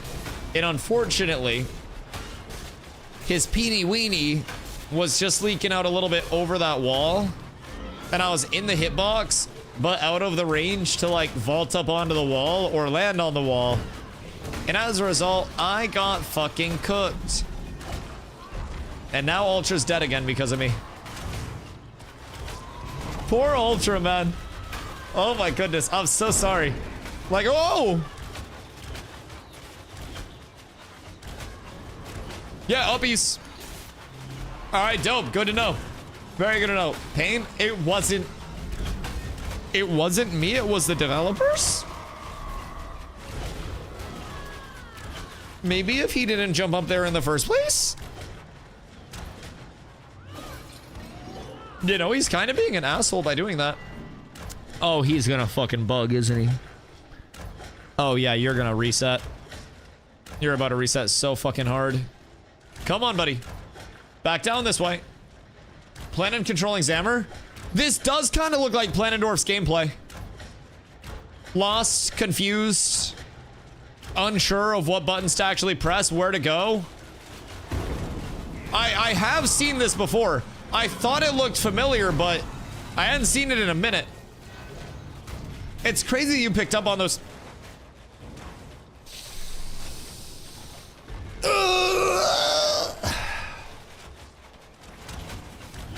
I'm so angry. Zammer can actually eat the fattest of peens right now, man. Alright, minus TKP. Why are they up there? Bug abuse. It may or may not make it so none of his abilities will actually like go up and like hit people. And his whirlwind in particular, providing he's not up there, will go towards the door, the entry door. So, like, 7 times out of 10 it works. We're just seeing the 3 times that it's not working, if I'm being real. So you'll notice there, the bug is working properly. So when the bug is working properly, then we're able to basically make sure that he's not pumping a ton of damage out on the back line.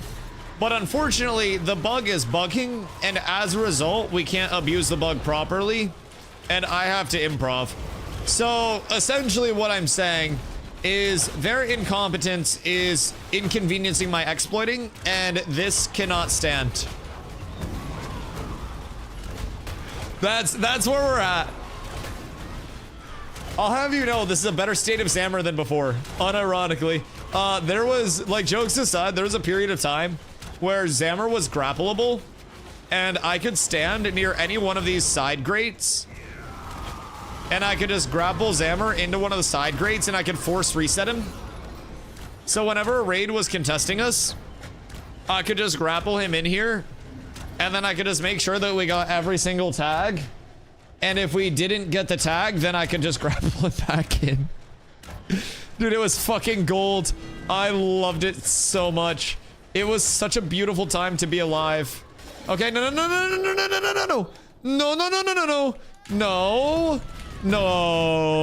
that's a bad Zammer. You don't need to go to the no. All right, up. Here we go. Me and you, buddy. Nope, not you and Ultra. Me and you, buddy. Come on. Come on, let's focus up here. We got something to handle. You come this way with me, pal. All we gotta do is just keep this one-on-one, this mono-a-mono relationship going. We don't need to involve anybody back there. No, do not whirlwind back there, Mr. Zammer. We do not need you going anywhere near there and bugging, Mr. Zammer. I know that you're not thinking about Anvil slamming Ultra.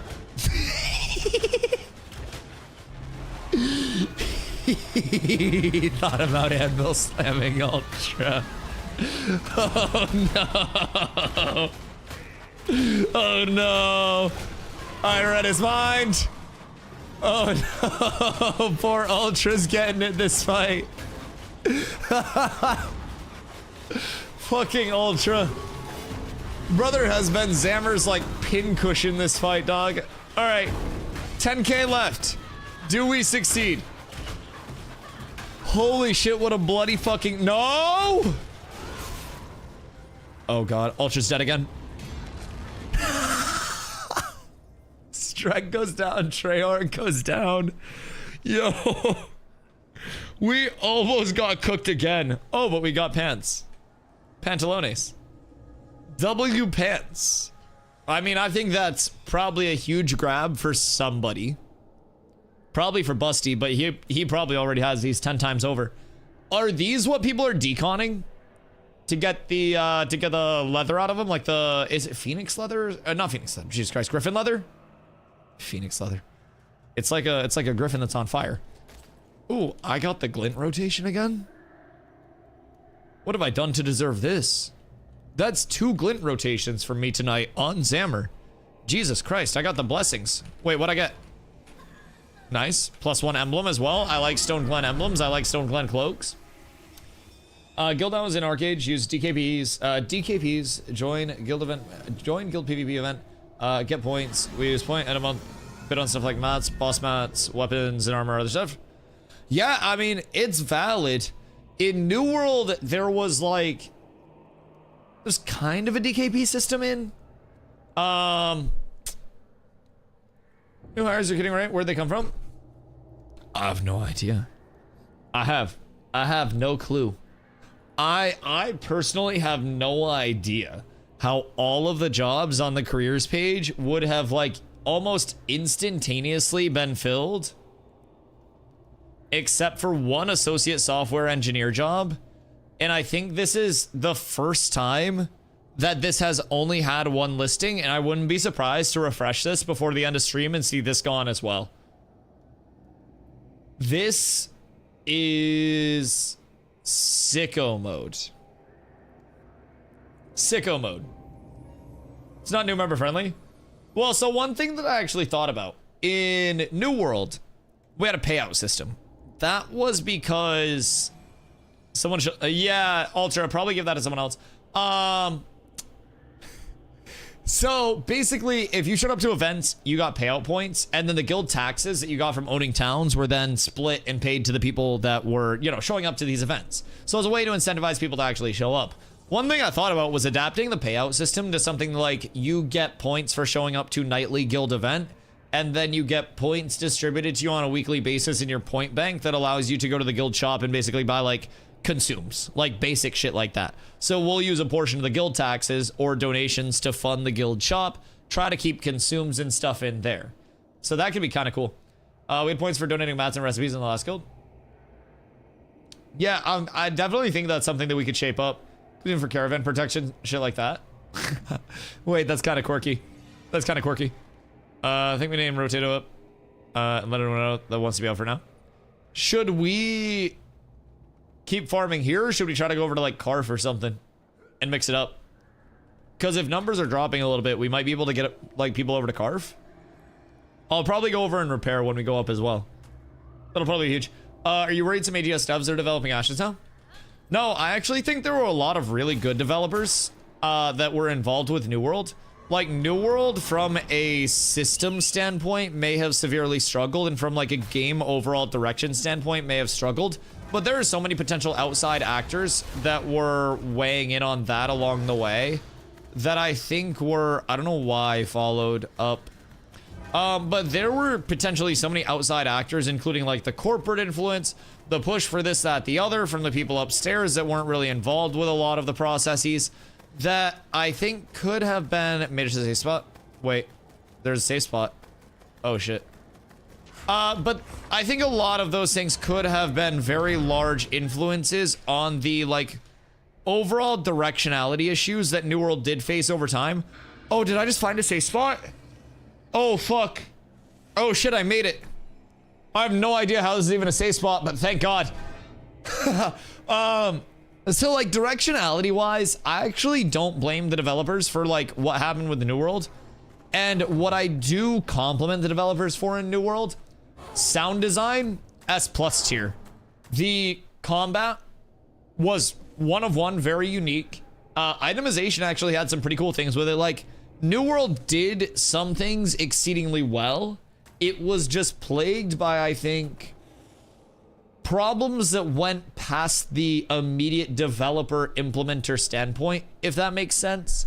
And I think that they were probably under so much outside pressure to do this, do that, implement this to appeal to these people, implement that to appeal to these people, change this, change that, directionality shift here, there, and everywhere, that it probably didn't help.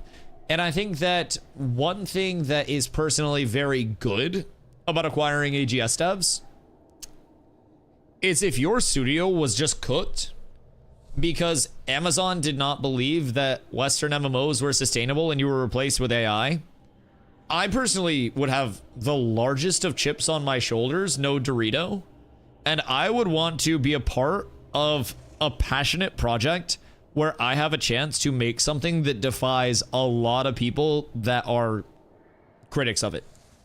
That's what I would personally look for.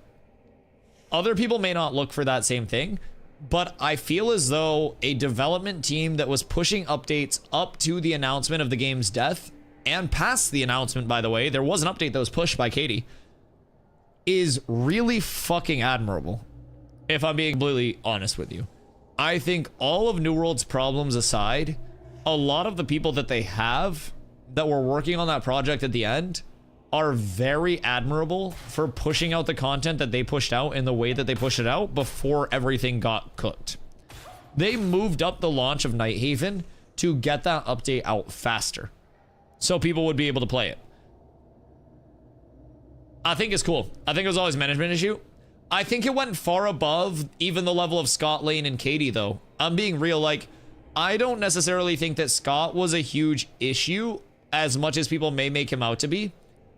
I think that it probably went far above Scott, and Scott probably had so many outside forces that were like, try to do this, try to recover that. And I think that Scott was dealt like a very shitty hand with New World. Scott seemed lost. I think that might have just been like him as a person though. If I'm being real, I don't necessarily know that he had no core like idea of what was going on with the game. I think the thing is that he probably could have used like, if it was Scott and Katie, I feel like it would have been way better off instead of just Scott or Katie early on. Because I agree, Katie has been awesome. Katie has had some really good directional shifts. And not even directional shifts, but possibly just following the cadence that was set by the team.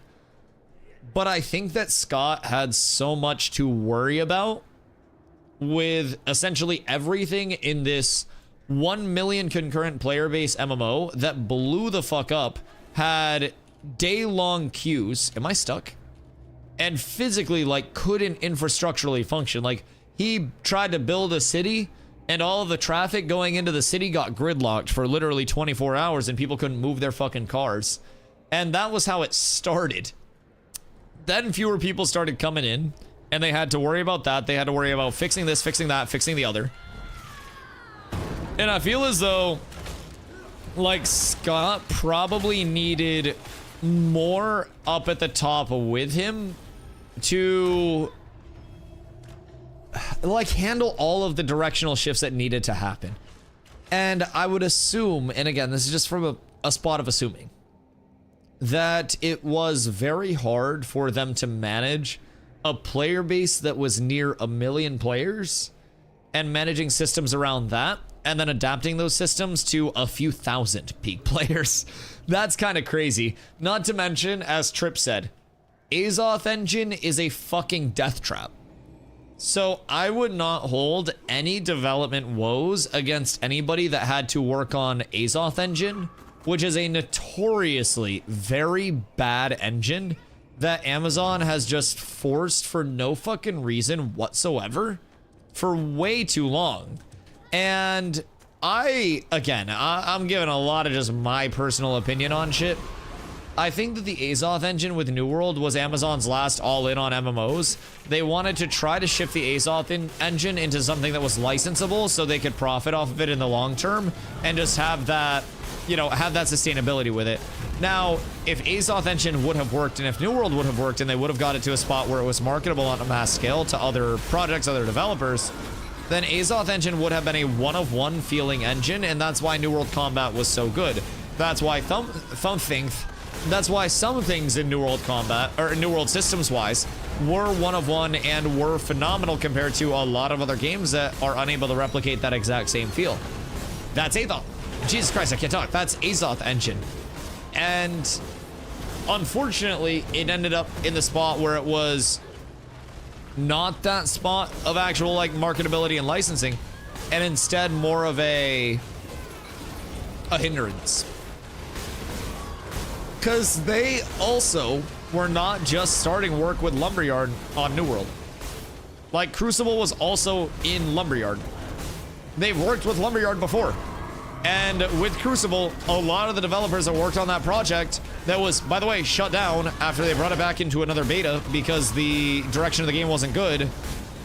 A lot of the people that were involved in that... Oh, fuck. I'm in danger. Okay. We're set. Everything's fine. So anyways, a lot of the developers that worked on that project, that left that project, said the engine was hard as fuck to work on.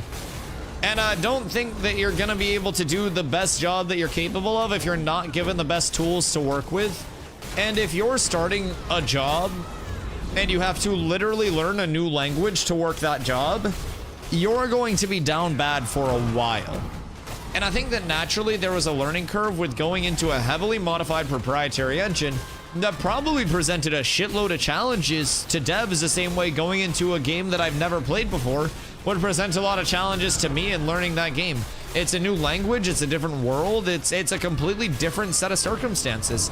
So if they did pick up developers from Amazon, I'm near certain that between the motivation they have to put out a good product that actually has staying power in the Western MMO scene, especially based on what just happened, and the fact that they're going to be going from an engine that is hated to Unreal Engine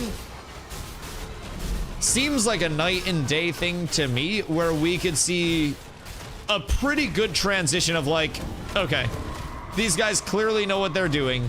They were held down before by their like technical limitations that were associated with that. And even with a shitty engine, they were still able to make a really fucking fun combat system, a few really cool systems that actually like, you know, meant something and presented some good replayable content. It just had its core issues along the way with that. I'm also like desynced on the world like tile set right now. Do see Unreal Engine 5 getting some hate though, for some reason. Don't actually know why. I also have no idea why.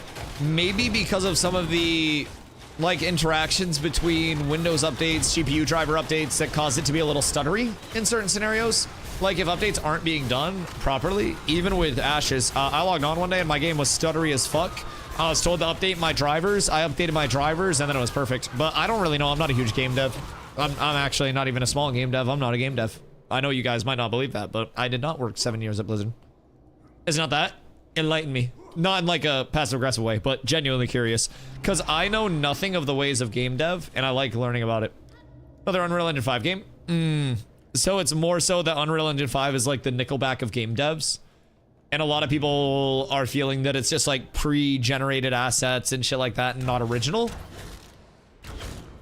Perchance is kind of like what I'm getting off of that. Just like the, wow, everybody can access Unreal Engine 5 and pump out a game. Yeah. That makes sense. I mean, I do understand that to a certain extent, but I also feel like, from my understanding, the engine that you're using is essentially like the medium of art. It is the photography, it's the oil on canvas, it's the watercolors, it's the, you know, whatever you may have. And that sets the stage for what the total product is going to be. And within those differences in engine or in medium of art, you have your decision there, and then you also within that medium have a million different ways that you can take that total piece of art that could make it unique.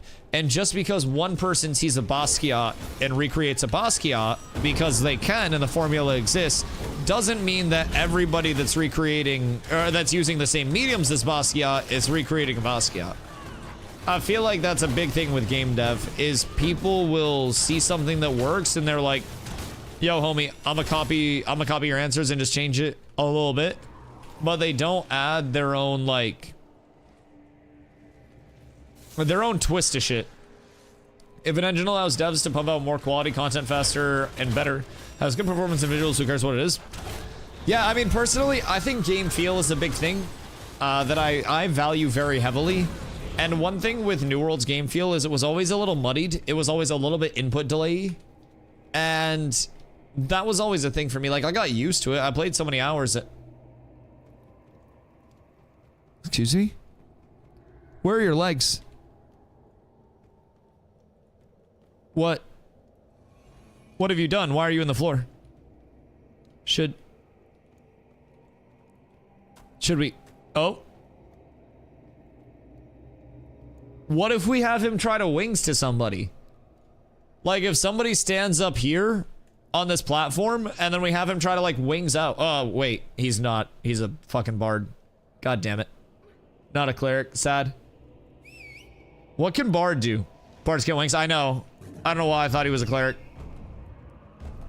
My brain went to cleric. Why is he like that? Vietnam. Lost his legs. Really honorable service.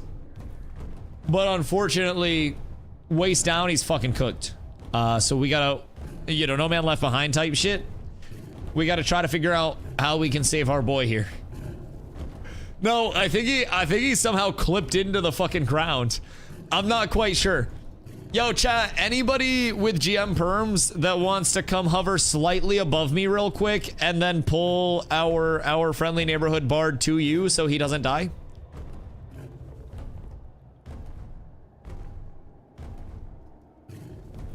Just by chance? Thank you for your service, No Leg Man. An absolute fucking hero, man. Oh, he's back. Yeah, no, you're cooked. Like, I hate to break it to you. But it's not looking very good. Why do you look like Baby No Money? I feel like brother actually made a Baby No Money character. Huh. Okay. I got tacos? Wait, you want to know what's crazy? I roasted a chicken recently and like shredded it. Like we're doing a bunch of like rotisserie chickens and shit because we can get chicken on sale for 97 cents a pound at our grocery store because it always goes on sale, like the whole chicken. And so we've been doing a bunch of that lately. And I texted Carla and I was like, hey yo, what if we get stuff to do salsa for some tacos and we get some radishes and some shit like that? And that might be the play tonight, if I'm being real. That very well might be the play. Oh, wait. Shit.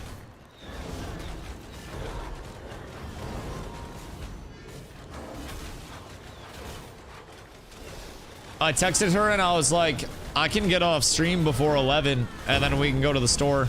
And then I realized that the siege is at 11 and I'm at least gonna want to watch that. Are bards rare in Ashes? More rare than they fucking should be. Bards are, in my opinion, the best class in the game. In every way, shape, and form right now, especially in a group aspect. And they are way, way rarer than I would like them to be. You're in the siege? I don't know, I haven't checked. I'm not quite sure. I can see. As of right now, D's, no. The good news is it's sorted alphabetically, but they do also have like level 5s and level 1s that were in the roster. Might just be placeholders, but they have like a level 15 and a level 5. So we'll see if it rounds up.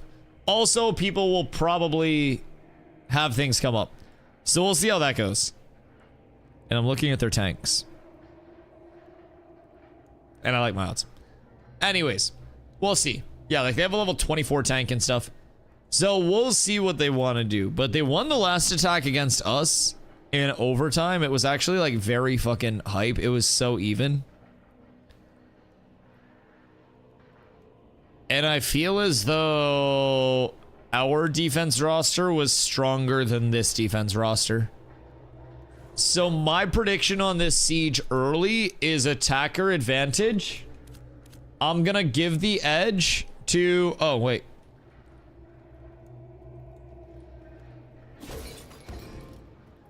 Nope. Alright. Hold on. Wait, I have an idea.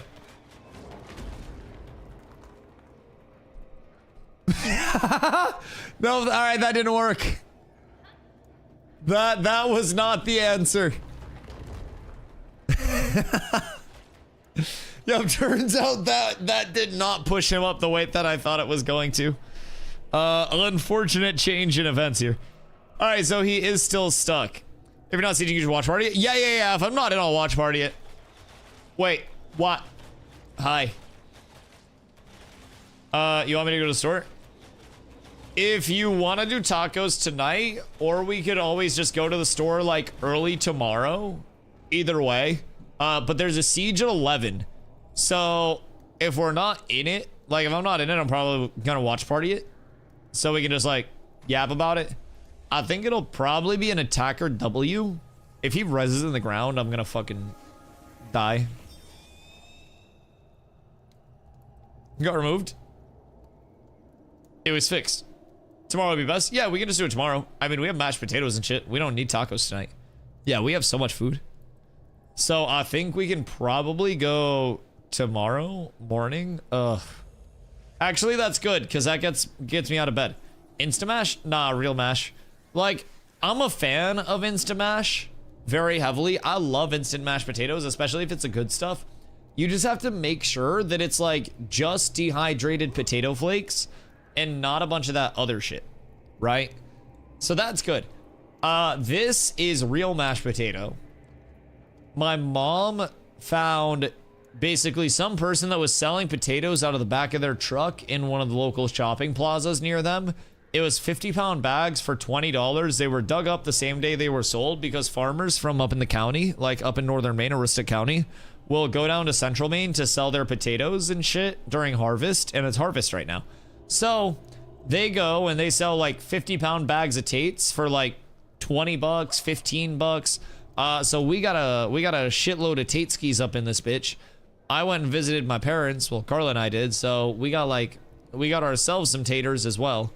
It's a bad day to be a potato, if I'm being honest. So we got the good shit. We got the real stuff. And then when we run out of that, I probably got some that are large enough for bakers. I got some that I could get into mashed. Like I could do a lot. We could dice those bitches. Gonna make any chips? I'm not a huge chip enjoyer, if I'm being honest. Or do you mean fries? Do you mean like American chips or like British chips? Which one? Cause like one thing that I do like to do, my parents have a garden. Well, not anymore because it's getting cold. But they grow like carrots and a bunch of shit like that in their garden. So we still have carrots from the garden. And they're super sweet carrots. So we can dice them up. Dice up potatoes. Get onions, all that stuff in. Thin sliced potato chips and slap them on a baking sheet with oil and seasoning. I mean, I could do that, but I also have Doritos in the snack pantry that we got for $2 a bag on sale. So like, I'm not a huge chip enjoyer. I got that bag of Doritos like well over a month ago, and I haven't even got into it. Now I will say, bro, a tub of ice cream has been really hating to see me lately, because they also do ice cream on sale at my grocery store. Like they do everything on sale in the app for way cheaper than it is in store, and we get like ice cream for $2. We get like fucking Doritos for $2. We get everything for $2. It's crazy. Crumble up some Doritos on the potatoes.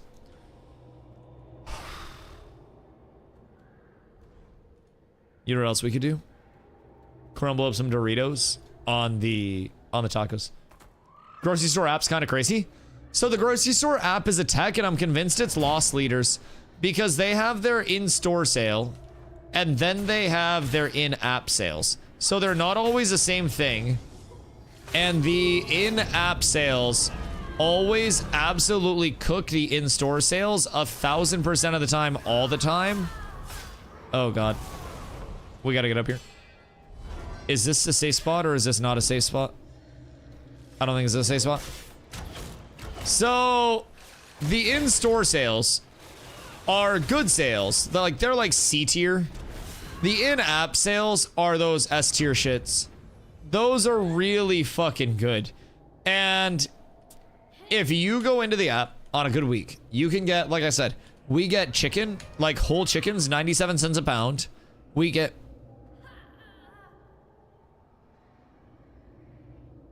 This makes sense.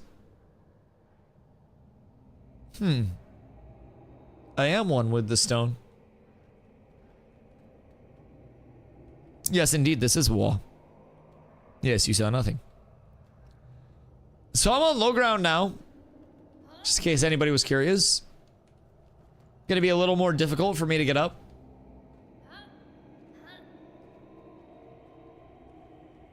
Just a smidge. Anyways, you'll find like fucking steak for like $5 a pound. It's normally like 14 bucks a pound in the store. Salmon and shit like that. Like Doritos and shit for $2 a bag. It's unreal.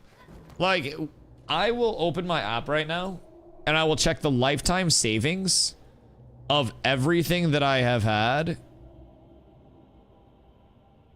Hiya. Hold on. I have saved in my app total in my lifetime. Where does it say? Bitch, it usually shows. $1,193.42. So like right now they have $1.77 each for 8-ounce bags of cheese. $2.47 Doritos, $5 a pound petite sirloins, $77 avocados, $2.47 Cheetos, $3.47 pork tenderloin. Let's see, a bunch of other various coupons. 347 fresh chicken tendies, London broil for $4.97 a pound, 247 on Oots, Bachman, and Tostitos. They have a bunch of like ice cream sales. They have a bunch of like dollar off stuff. Salmon for $8.97 a pound, 97 cents per pound apples. 247 on Cheez-Its, 197 on Stouffer's or lean cuisine entrees, 247 on Keebler cracker sandwiches. Like, this is legit. So what we do every week, because these refresh on Fridays, we go into the app and we figure out what is going to be like the app purchase for the week and what's not going to be. A lot of it is like limit 4, limit this many, limit that many. So what we try to do is stock up on the things each week when they are on sale. And then when things aren't on sale, oh, Dios mío!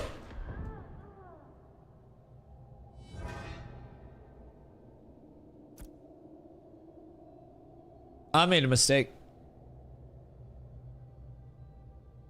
Thomas, see y'all outside. I should go put stuff in storage. Anyone want to go carve? Or anything like that? Any scrims? I'm down bad. I'm down horrendous right now. But that's okay. Because we've still got our friends. Ultra's winning a carve. Alright, I can put stuff in storage. Oh my god, I didn't lose my strands. Wait. My RNG is so good. +2 strands. We're up so tremendous. We're up so tremendous. But yeah, so the tech is like, go into the app, get everything on sale that we can, stock up, and then from there, anything that's not on sale, we just don't buy that week. And we try to stock up enough so when there are like no good sales, we just meal prep based on what we have.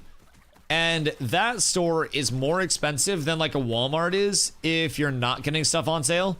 So if we need something like produce-wise, then we see what's cheaper between that and Walmart, and then we just go to Walmart. So, kind of dope. We got a good system going for saving the money on groceries. We meal prep for so fucking cheap each week, and we eat so fresh and very, very like healthy. A lot of salads, a lot of schmeat, veggie, starch shits. So we're tremendous. Scrims seem fun. How many do we have for scrims? Because I'm always down for scrims. I will scrim a zillion% of the time. If I'm being honest. But we have like enough for one team for scrims. So if there are scrims going on right now, we could always go there. But I also like Carf. I like Carf a lot. Over time trying to figure out what to eat. See, this is really good for that as well because it guides it a little bit. So there are so many times where I'm like, all right, what are we eating this week? And if it's something that sounds good that's on sale, then we just prep that and eat that. And if it's something that's really good and we have space and we're running low on like meat in the freezer, then we'll just get extras of that. We're able to keep like a couple frozen pizzas in the freezer at all times because frozen pizzas go on sale for fucking $2 a piece. Like, it's absurd, the sales. And it helps kind of like streamline and gamify the meal prep process. Because like, all right, let's piece together our meals for the week based on what's on sale versus what we have at home. This meat is on sale. Do we want to spend this much per pound? Or do we want to, you know, eat something that we have in the freezer? Yeah, eggs $8 to $12. Whole chicken's like $12. Bro, whole chicken for me, 97 cents a pound. An entire 6-pound chicken is like $5. And then when we went up to visit my parents, they have chickens that are for eggs and not for eating. So they be shitting out eggs like crazy. We get all of the eggs and baked stuff from my parents because they do the garden when it's nice out. Veggies come from the garden when it's nice. They have their own chickens, so we get eggs from them. My mom does a bunch of sourdough baking, so anytime we go up to see my mom, we get breads, we get like baked shit. So that helps out a fucking ton. We're literally like, I go up to a mini fucking homestead. They got their own fucking freehold up in that bitch. So that saves a ton of money. I don't have to buy eggs, and I eat eggs frequently. So that's good. But yeah, dude, the sales are nuts. Even the whole chicken that we're getting, it would be double the price. It would literally be a $6 chicken for 12 to 15 bucks without the savings, and we get more than 50% off of it. So I always try to, whenever I am like out at the store, I always try to save 50% or more as my little like gamified thing. If I can manage to save half on my groceries, then I consider that like one of the largest day-to-day expenditures of just existing as a human taken care of, and it's not done through like cutting corners with shitty means of, man, I'm gonna get really bad fast food for myself and I don't feel like shit after it. So that's cool. That's always what I try to shoot for. And then there's the urge for Subway. Code FL699 in the app or FL1299 for 2 footlongs for $12.99. Compromises the whole I feel good after I eat stuff. That's rough. That's rough. Love how smart you are with money, with food. Wish I could keep myself honest with it, but hard when I work at Texas Roadhouse. Oh, I'd be deep dick in, I'd be deep dicking rolls, basically, is what I meant to say. My brain shit out because I started thinking about those rolls. Rolls. I would be going hard if I worked at Texas Roadhouse. You would have to roll me into stream each day. Like, I would be deep dicking those rolls 1000% of the time. Started thinking about a dick? No, I'm thinking about those rolls. Rolls and honey butter, you can take whatever part of my body you want to and you can throw those bitches into it. I'm gonna be real, you can spread my cheeks and fill me full of rolls and honey butter. I don't fucking care. However I'm consuming those things, I am down. If I catch you at my Texas Roadhouse sticking your dick in my rolls, I swear, do you work at a Texas Roadhouse as well? Because your rolls aren't safe. And I also feel like instead of you trying to be an op, you could be a facilitator for me living out one of my dreams. But I mean, that's fine. Just crush people's joys because yours are dead. It's fucking fine. If the entire world was like that, nobody would accomplish anything in their life. Zerok, what you about to do? Are you gonna steal this person's loot? Or is that your loot? What's happening over here? Zerok, did you die to a Grem? What happened? What the fuckington happened? And why do you have an enchanted weapon? Golly, that's just worth some money. Your rolls and Dusty Souls are not safe. I will steal your rolls. I could have brought 20 rolls with me thinking about it. You should have. Some are gonna be pricked up too. Bro, that's what I'm saying. Like, I would put 2 rolls together. I would melt some of the butter. I would pour it in between the rolls and I would until it was all gone. Yes, 1000%. 1000%. I would do that shit without even fucking thinking about it. Texas Roadhouse, sponsor this stream, but be very fucking careful when you do. Very careful. I hate those rolls now. Then you hate America. The fuck do you mean? Also, the question was asked, who got hired? We don't know who got hired, but what we do know is that this is the first time since I have been here that there has only been 1 job listing on the entire careers page. This is a monumental occasion for Intrepid, either in the form of they hired a bunch of people or in the form of they fired everybody and they're no longer hiring. One way or the other, this is a monumental occasion for Intrepid, surely to excite. And I have a feeling, this is my theory, that this is what the dev stream was delayed for. They wanted to introduce more of the developers that are going to be joining the product. Because I'm willing to bet Bruno Mozzarella. I'm willing to bet that they would want to introduce the new people and what they would be working on as kind of a, hey, look what we got for the dev stream. And if everyone wasn't in place yet and everyone wasn't set up yet, then that would make it tough. Now, keep in mind, part of the logical support for this is that 2 of the main AGS locations that were liquidated, as we'll call it, were indeed Irvine and San Diego. Intrepid is in San Diego.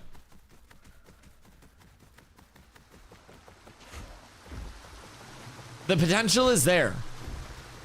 It is all there. And I think that it is not too far-fetched to believe that Intrepid could have vacuumed up quite a few people. Intrepid has vacuumed up the whole New World team. They could have, genuinely, they could have absorbed a substantial number of people immediately from the New World team. Especially if the New World team wants the chance to make something that has the potential to be a Western MMO that has staying power. I feel as though this would be an opportunity that lines up with what some people from the New World team would really be looking for at this point in time. I don't want to speak for them, but a team that pushes out an update as their game is getting, like, shut down is a team that I would want to be in control of the updates that are being pushed to a game that has a very bright future, if I'm being real. My criticisms of New World in the long term aside, those were also based on the corporate side of things.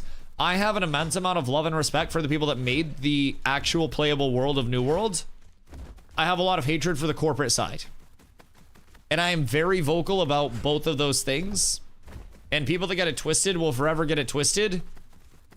But I feel like the people that know my takes on it know that I probably more than most people that claim they wanted New World to succeed lived, breathed, ate and shit New World for so fucking long. And I wanted that game to succeed more than literally anything else. My passion for New World is there. But I hated the corporate side of things. And I feel as though if you take a lot of the developers that were trying to right the wrongs on a very, like, skidding car, so to say. Like, it was a ship that was sinking when they got on it, and they still tried to pull it back up. What made you quit New World? This article.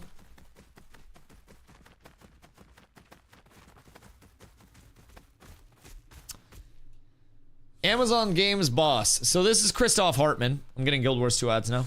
This is Christoph Hartmann. This is the CEO of Amazon Games. This is an article from 2024, August of 2024, to be particular. Sigmus, you're running us over there now. Follow. You're the leader. I got us halfway. So in August of 2024, Christoph Hartmann did an interview with IGN where he talked about how brother got me stuck on rocks immediately. How they're dropping King of Meat, which is a hack and slash co-op, and essentially he called it Amazon's first step out of the MMO genre. So outside of that, later in this interview, he talks about how he wants AI to help because game dev takes way too long, like 5 years per game. They're trying to predict what the zeitgeist is going to be, and it means everything's going to be a lucky shot. So hopefully AI will help them streamline processes. It's not going to get cheaper, but at least you'll fail faster and you can go on and on until you find the right thing. And this sentence in particular was what really got to me. At least you fail faster and then you can go, ooh, bear, hold on. At least you fail faster and then you go on and on until you find the right thing. That from the CEO of a game studio was gross to hear. If I'm being completely upfront. This was what made me immediately lose faith in New World and everything that was Amazon developed after the fact. Oh, 2 bears. Oh my god. We're up tremendous. So, yeah, that's the biggest factor. In terms of like content in New World, I had all the gear that I could ever want. I did all of the content that I could ever want to do in that game. Every bit of content. I did PvE, I did PvP, I did literally everything. So, I enjoyed what New World had to offer. Even after this article came out, I still tried to hold on to New World. But it was like, you know when you're trying to hang out with friends, but you know one of your friends is lying to everybody and is like stealing people's like money out of their wallets when people aren't looking? It's one of those things. It's like I'm hanging out with the friend group and it just didn't hit the same way after I knew what I knew. And after I read this article, I had a very strong feeling that the directionality of New World was unfortunately going to be headed this way. Especially considering this was the CEO of Amazon Games. This wasn't the game director of New World. This wasn't like anything like that. This was above them. This was out of their control. Every decision that the New World team made could have been flawless. the game could have had 250,000 concurrent players, and it may have still got scrapped. This was an issue that was at the top of Amazon Games and probably above Amazon Games. And this is a former executive at 2K. So I believe he was, let me double check because I don't want to misspeak. Christoph, I think he was a co-founder at 2K.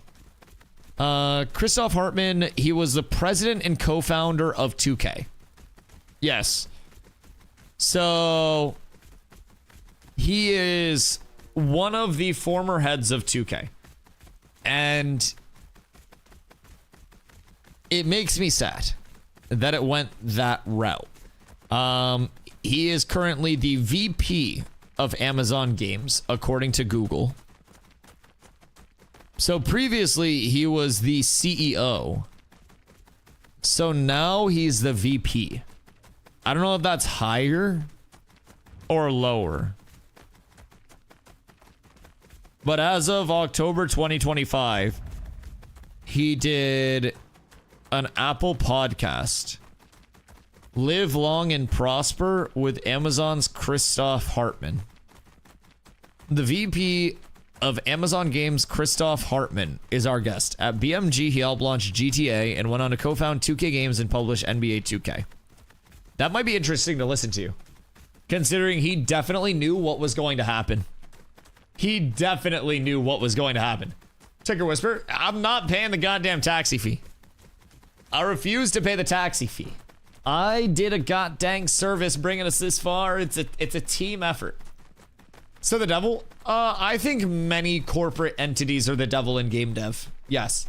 I don't think 2K is a good entity in game dev. I don't think many of the corporate entities are good in game dev, if I'm being real. I think a lot of Blizzard's life was sucked out of it when it became Blizzard Activision. And that was essentially the Kanye's mom dying shift in game development, if I'm being real. Like, that was a huge pivotal moment, I think, when Blizzard just entirely shifted. So I think that game dev went from a spot of passionate projects coming out that were meant to be very good to a certain audience that would like that type of game, and everybody wanted to be the best at what they wanted to be. Everybody wasn't trying to do everything on a mediocre level to appeal to everybody. And with corporate gaming, it's all about the bottom line. It's all about the profit margins. It's all about the development costs versus expected first-year output costs versus 5-year extrapolated output costs, maintaining X development cycle. Shit's dumb. It's algorithmic. It's lifeless. And personally, I think that there is a cyclical nature to everything where at a certain point people get tired of the large structure of like convenience and churn of corporate anything. Ooh, Willow. Lead me to the Willow, taxi. The slingshot. Shake and bake, baby. Shake and bake. Oh, wait. Multiple Willows. Oh, my God. The Willowsies. What the fuck? Chat, we might be up. This might be... Wait, no! I've been cooked. Alright, so anyways. I think a lot of what made gaming what it was passionate titles that appealed to people that just wanted to play that type of game. And then over time, it shifted to developers that thought they had the formula figured out. And that formulaic approach led to a more corporate-minded approach to gaming. And I feel as though that was incredibly detrimental. Yeah, you let me know what you get, because I fucked up. I did not get Lego. And I think that over time, the passion and the life has been the primary thing that has effectively left gaming in the current state of affairs. And the passion led to the profit being there in the first place. There's a reason why a lot of games that like have been challenging a lot of the massive evergreens have actually been indie games lately. There's life in those, there's originality in those. It's not a matter of like, we have fucking Doctor Strange 7 million different... Wait, why can't I follow? We've Doctor Strange 7 million different endings for this game, and this is the most profitable one. It's just like, Lego? Wait, was it actually? I don't think it was. I predict a significant rubber band in AAA. People are tired of low effort slop and alleviate more towards bespoke indies and passion projects. No, I agree. I agree. I think that there is a cyclical nature with everything, where there's an element of like, you see it with fashion, you see it with everything. It goes from, let's all wear this super awesome branded full Nike fit, let's all hype beast this Supreme stuff, to people going, man, that shit's kind of lame. Let's all stop wearing logos and let's all wear this low-key shit. And then it goes back to, oh, let's be different because now everybody's wearing the low-key shit. Let's go back to logos. Let's go back to something. It cycles, man. Everything is a cycle. And like literally everything in life. It just shoop, shoop, shoop, shoop. That's it. That's it. Yo, Q, what up, my friend? Hope you're having a beautiful day. Wilder explains why Classic WoW was such a success. Classic WoW was such a success because it had so much fucking nostalgia. I'm gonna be real. That's like your high school crush. I won't say high school crush because that makes it Minecrafty. That's like your college crush hitting you up like 40 years down the road, but also still being like, oh, vanilla WoW? Oh. Yeah, I mean, there was also some talk on Twitter from like former WoW team leads and stuff like that, basically about how a lot of MMOs right now are afraid to just take a model and embrace it, and they're trying to do too much. And I actually really agree with that. I think that too many games are trying to be everywhere doing everything. I think that New World turned into a lobby sim because of that. The difference between New World and Call of Duty was simply the fact that it was fantasy action combat instead of guns. And at their base, they were both nothing more than I log in, I queue up for an instanced form of content, and then I complete my instance form of content and I log out. That was it. And I think that that model, well, it's meant to appeal to a lot of people because you can instance this avenue, instance that avenue, instance this avenue. It's not meant for MMOs. And there are those titles where you can just procedurally increase something over time. But I feel as though MMOs are something that need to have a distinct, soulful base to them that is different. That's the guy you just passed? Oh wait, the guy that you finished the quest at? For your little piece? It's WoW Retail? It's too many fucking MMOs, if I'm being honest. Like, too many games want to be... And the term that Hartman used in the IGN interview that really killed me was, my hope is that AI will help. It's not going to solve it all, but will be one thing where we, for example, can shorten the life cycle. I think game dev takes way too long, like 5 years per game.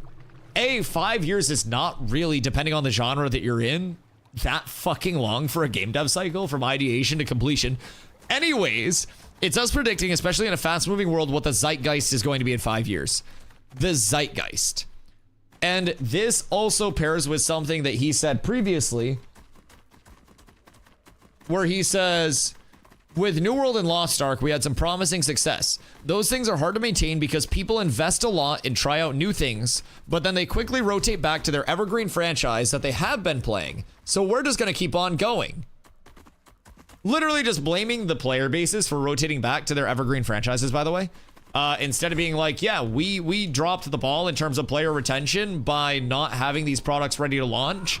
You know, that's our bad, and that's something that we hope to improve upon in later titles where we can, you know, give players more of a reason to stay with us instead of going to their evergreen franchises. Dude literally says, yeah, no matter how good the games are, people just go back to the shit they were doing before. Obviously, we want to have one of those big franchises. That's the whole point. The whole point is to have one of those big franchises. He doesn't care what it is. He just wants to have one of them their big franchises. This is like Asmongold saying, I like big titty Asian girls. This is the CEO of Amazon Games doing the game dev equivalent of saying, I like big titty Asian girls. So he says, obviously, we want to have one of those big titty Asian girls. That's the whole point. Anything smaller than that would not be interesting to Asmongold. I'm a larger than life man. Can you imagine if Asmongold said that? The fucking clips that would go out? But here's the CEO of Amazon Games saying, yeah, we obviously want to have a big franchise. That's the whole point.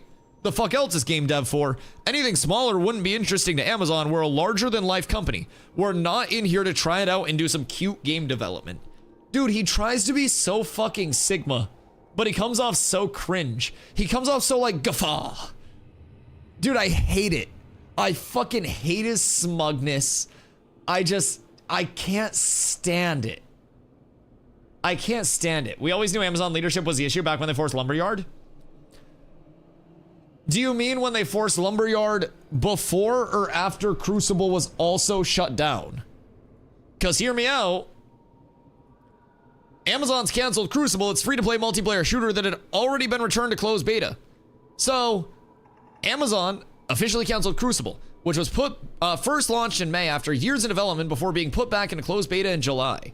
We very much appreciate the way that our fans have rallied around our efforts, and we've loved seeing your responses to the changes we've made over the last few months, but ultimately we didn't see a healthy, sustainable future ahead for Crucible.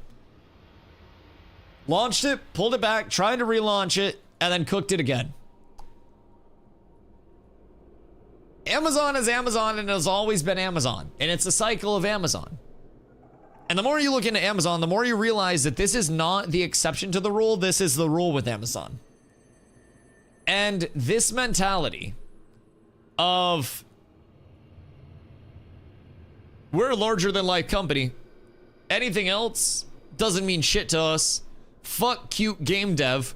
By the way, I'd like to just point out, he said the quote, we're not in here to try it out and do some cute game development.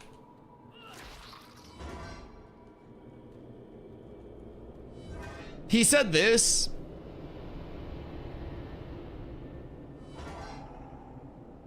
when they were getting ready to launch King of Meat. Alright, well I guess we're not launching that. I got scammed. King of Meat is poop. What do you want to eat? Oh, hold on. I'm about to take a break and pee before we start carving. I'll be out in a sec. I don't know the reason why New World failed. If the characters had fat bulges and big tits and ass, it would have popped off. We had big bulges! And pretty substantial boobas. And Isabella. We had main protagonist Dommy Mommy that absolutely just stepped on all of us. Don't get me started on Isabella. Listen, we can get started on Isabella, but I'd sure as hell rather finish on Isabella. And I'm gonna leave it at that. I'll be right back.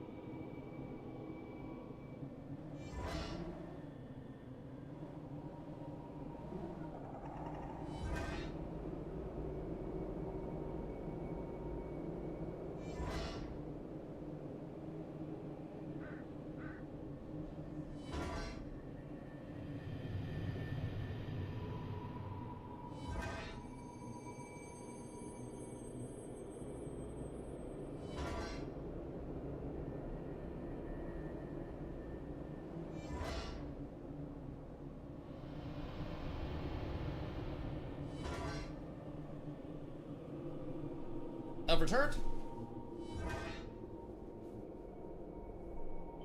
We're up. I had to get a hoodie too. My nips were kind of nipping. It was a bad set of circumstances. Or good, depending on who you are. But definitely had to make some accommodations. Isabella is hot indeed. In fucking deedly Game Coast. 1000%. Like, if we get, like, honestly,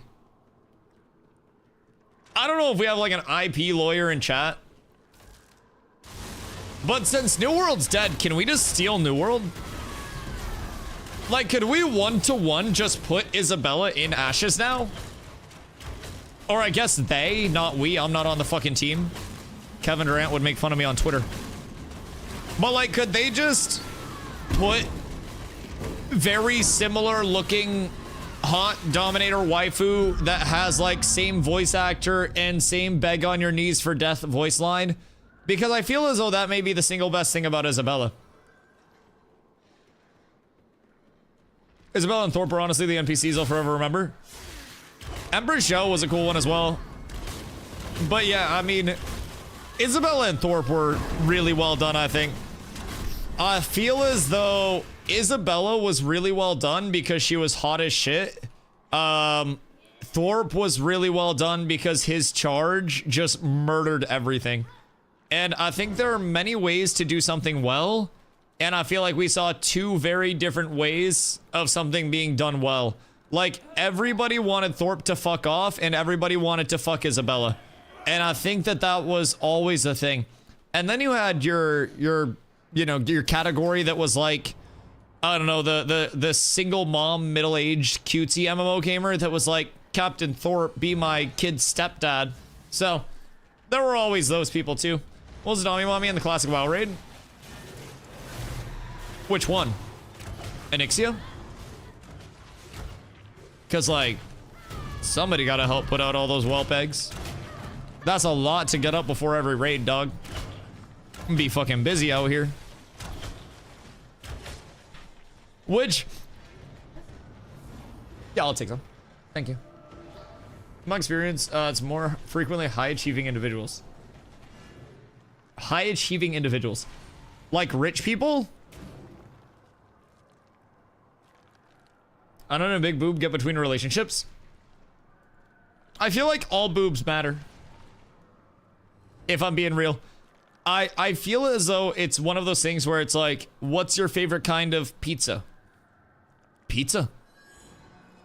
You give me pizza, I eat pizza. It's one of those questions where it's like, ass or tits? Yeah, why not? Got both hands available. I got we can make it work. There's plenty of room on the table. Take a fucking second serving. Up to Duzzy. I'm down to go wherever. Where do you guys think is best?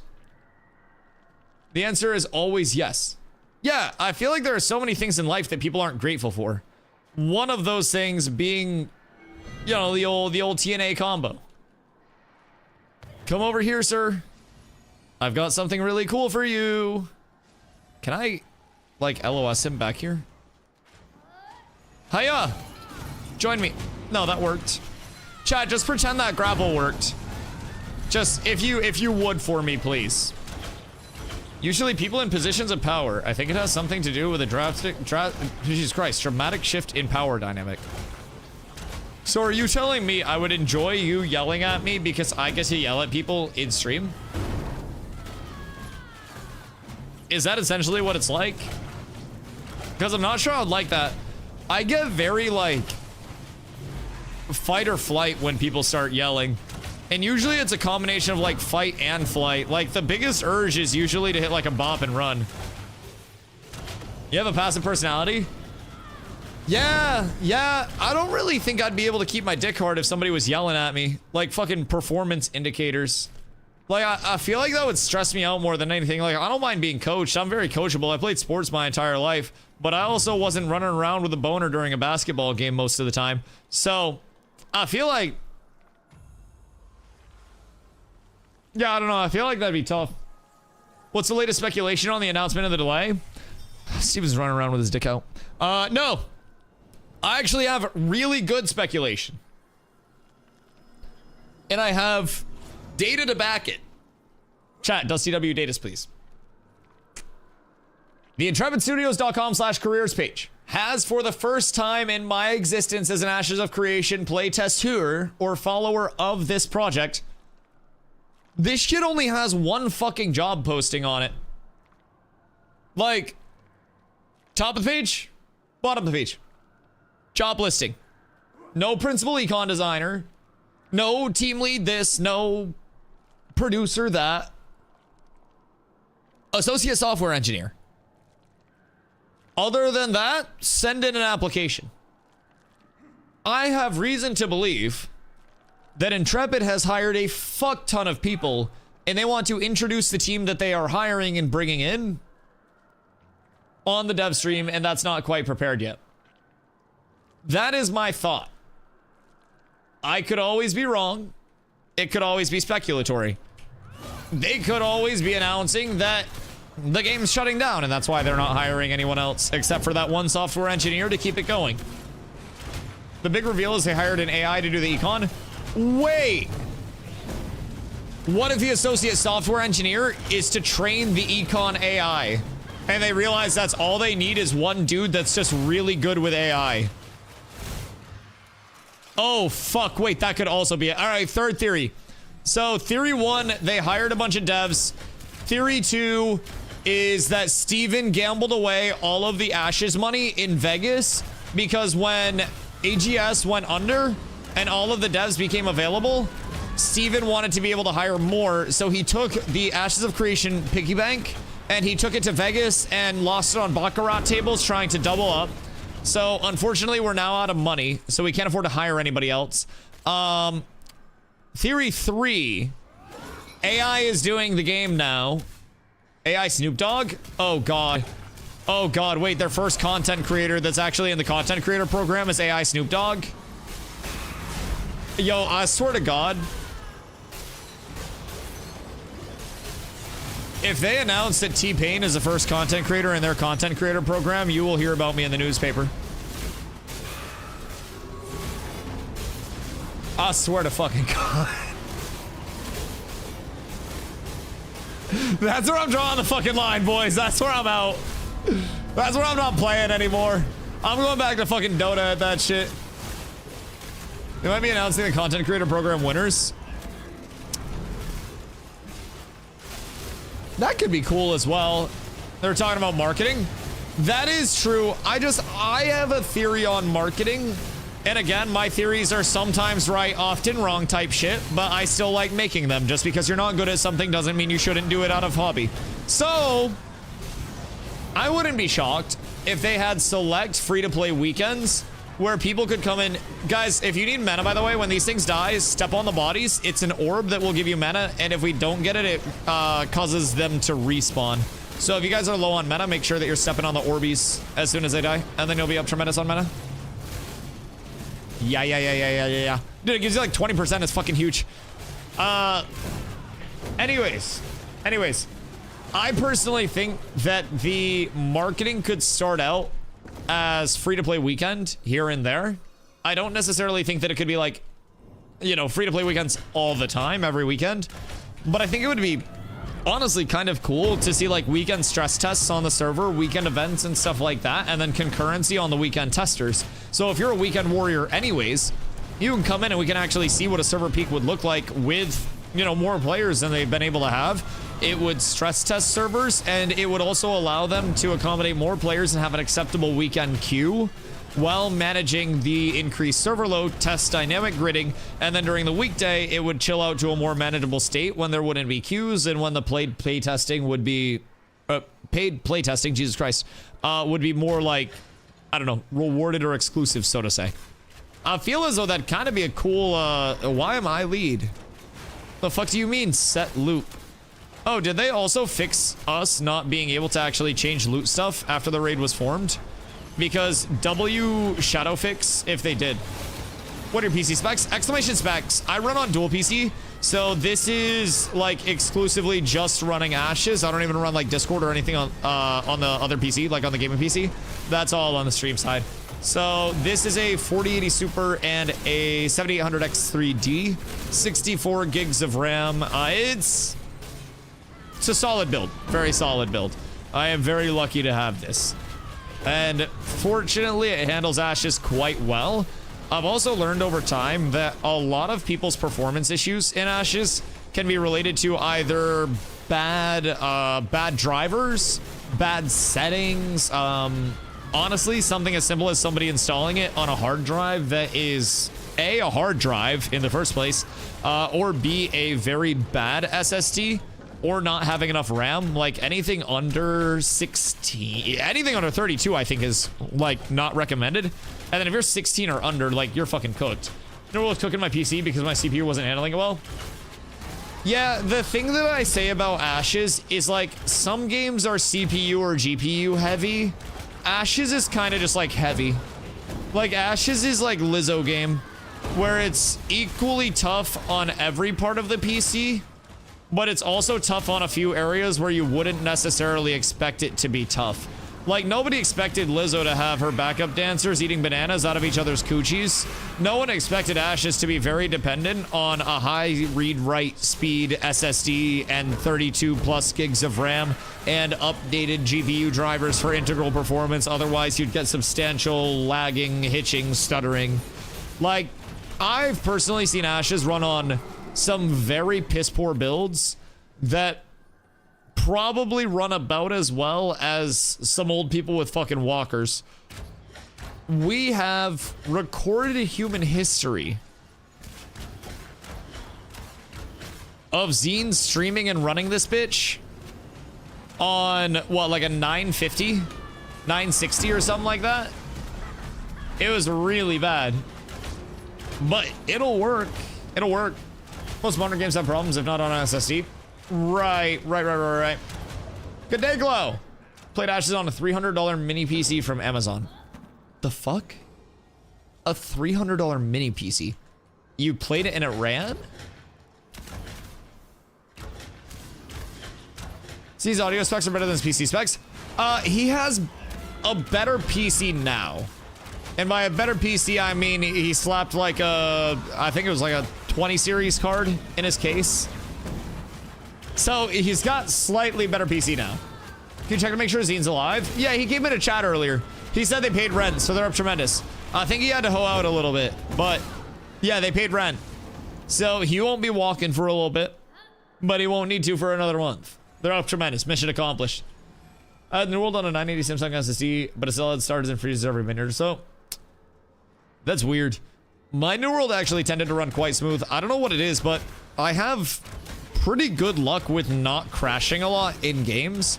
I don't know if it's because I like don't overclock anything and I don't try to be too fancy schmancy with stuff, but I feel as though I have really good luck with like Ashes not crashing. I had good luck with New World not crashing. Like there was a period of time, actually, I would say it was about a 4-year period of time where crashes and wars were really bad in New World. And for a while, like, people were crashing so fucking frequently that it was actually, like, an impact on the outcome of many wars. For a good, like, probably 6-month period, I would say about half of wars were more an impact of, like, who crashed versus who didn't, and who had people on standby versus who didn't, over the actual, like, war rostering itself. Because somebody was always going to crash, no matter what you did. 3070 GPU, so not great, but shouldn't start out with 32 gigs of RAM. Yeah, definitely shouldn't. New World's processor heavy. And I still don't think A's Auth engine was very well optimized. I think that they optimized it as much as they could, but I'm pretty sure once former AGS devs can talk about things, we're gonna hear the A's Auth engine was probably pretty fucking pee-pee poo-poo to work on. And naturally, since it's a proprietary engine, people would be more or less like blind coming into Amazon games, and they would have to very much get used to the new language and like the new engine that they're working off of. before they were able to fully start implementing in a meaningful way. And I feel as though that's going to be one of the large hindrances that they talk about. I hope they do get to talk about it. I'm very intrigued. Every fast travel will max my processor. The New World had some very weird spots. Some very weird spots. I just upgraded my chicken. Are you playing Arc Raiders? Are you playing Arc Raiders? Did you just put a collar on your cock?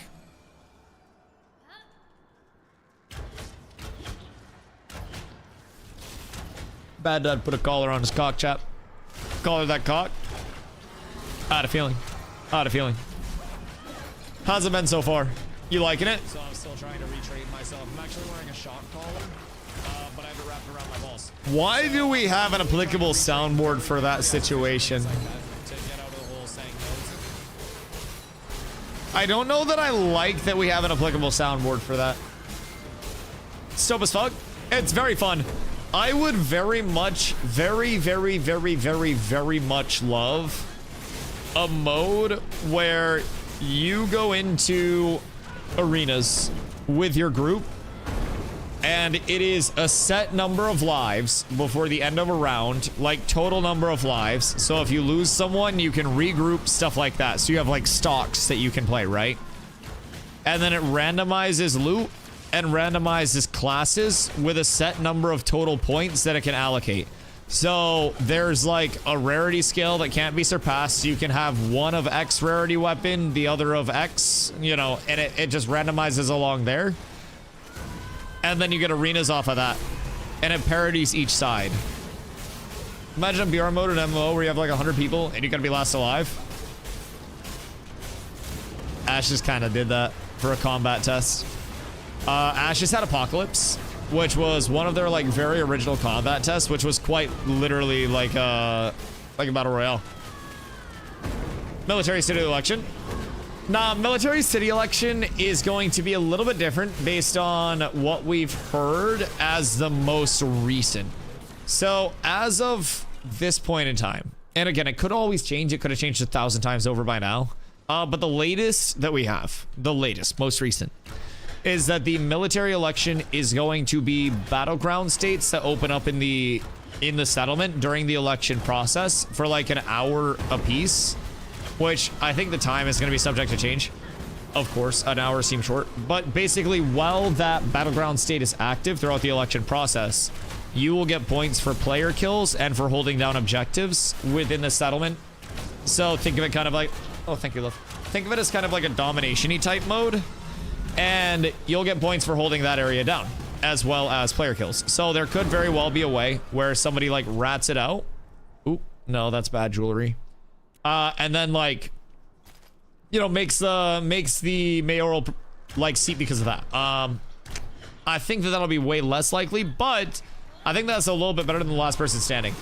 I think that'll be incredibly fun because you'll have the people that are just going around trying to like zerg and trying to get the kills and stuff. Tomatoes. Thank you. And then you'll have the people that are just like ratting, trying to go like objective to objective along the way and not get got. Yo, lucrative, what up, my boy? How's the action combat mode? Good, bad, usable? More preferential than anything else. I came from New World, which is like the full freeform action combat, where I had bow out, I shot a projectile over here, it went over here. The action combat in Ashes is still like a target lock, but it is that reticle-based like left click attack, right click block type shit.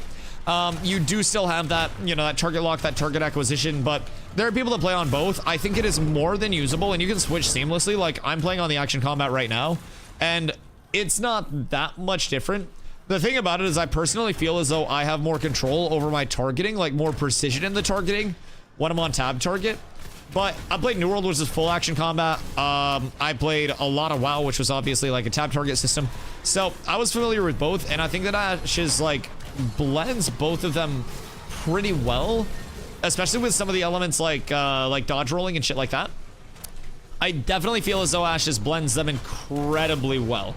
It feels much different, in my opinion, of course, than a lot of just like base tab target systems. Feels a lot more active. Some fighters that might really like the action mode. Gotchi plays on action as a mage. So there are mages that play on action. There are tanks that play on action that I've seen. I've seen just about every class, I think, except like healers and supports play on action. So Yo, King, what up, my boy? You have Summoner on the 18th dev stream this week. So, yeah, I appreciate you, dude. Let me know if you have any questions. Playing Rogue, always Rogue. I hope you stub your toe when you stand up from your setup next. And I mean that from the bottom of my heart. Bro, Carla made me a salad that's in like a fucking mixing bowl. I have like a 7,000 calorie salad. Lucrative, thank you for the follow, dude. I'm gonna become a salad by the time I eat this. It's got like a head of lettuce in it. What are the most impactful and best artisans you get since you can only have 2? So like, right now, technically we can have 4. Since the most impactful level that we have is Journeyman. 2 is gonna be for Grandmaster, which is the final. It all just depends on like what you want to do with your time. Crafting is a huge money sink, and you have to spend a shitload of money to be in a spot where you can craft anything. And if you're not the crafter that's ahead of the curve with all the recipes, all the gear, all of that, then it's not really worth to do crafting. So like I have lumberjacking, I have hunting, because those provide very impactful things for crafting, and they're pretty easy and accessible. I'm doing fishing because that's an AFK fishing, so you just fish near water and then it just puts fish into your inventory. And then from there, I have lumber milling. So those will be my 4 at Journeyman that I have on this character. And past that, it doesn't really matter what goes up past Journeyman. It's more of just preference for now. But long term, I would have probably my lumberjacking and my lumber milling as my grandmasters, so that way I can chop all of the trees and also process all of the trees, so that way they can then be used in crafting. So a lot of it breaks down to like, A, what do you want to do? B, what does your community already have? And with us, we have a lot of crafters already in place that allow our people to come in and just be like, okay, what do I need to have this crafted? Grandmaster Jacker. Honestly, I might keep it just a master, so I can say I'm the master jacker. I feel like Grand makes it like too deep. She's gonna squad of rogues to jump Dusty for all the rogue slander. Coordinating squad of rogues would imply the rogues have any sense of macro whatsoever and do anything other than play an entirely different game than everybody else in the raid. I've never heard a rogue listen to a motherfucking comp in my life. Yeah, stand on that.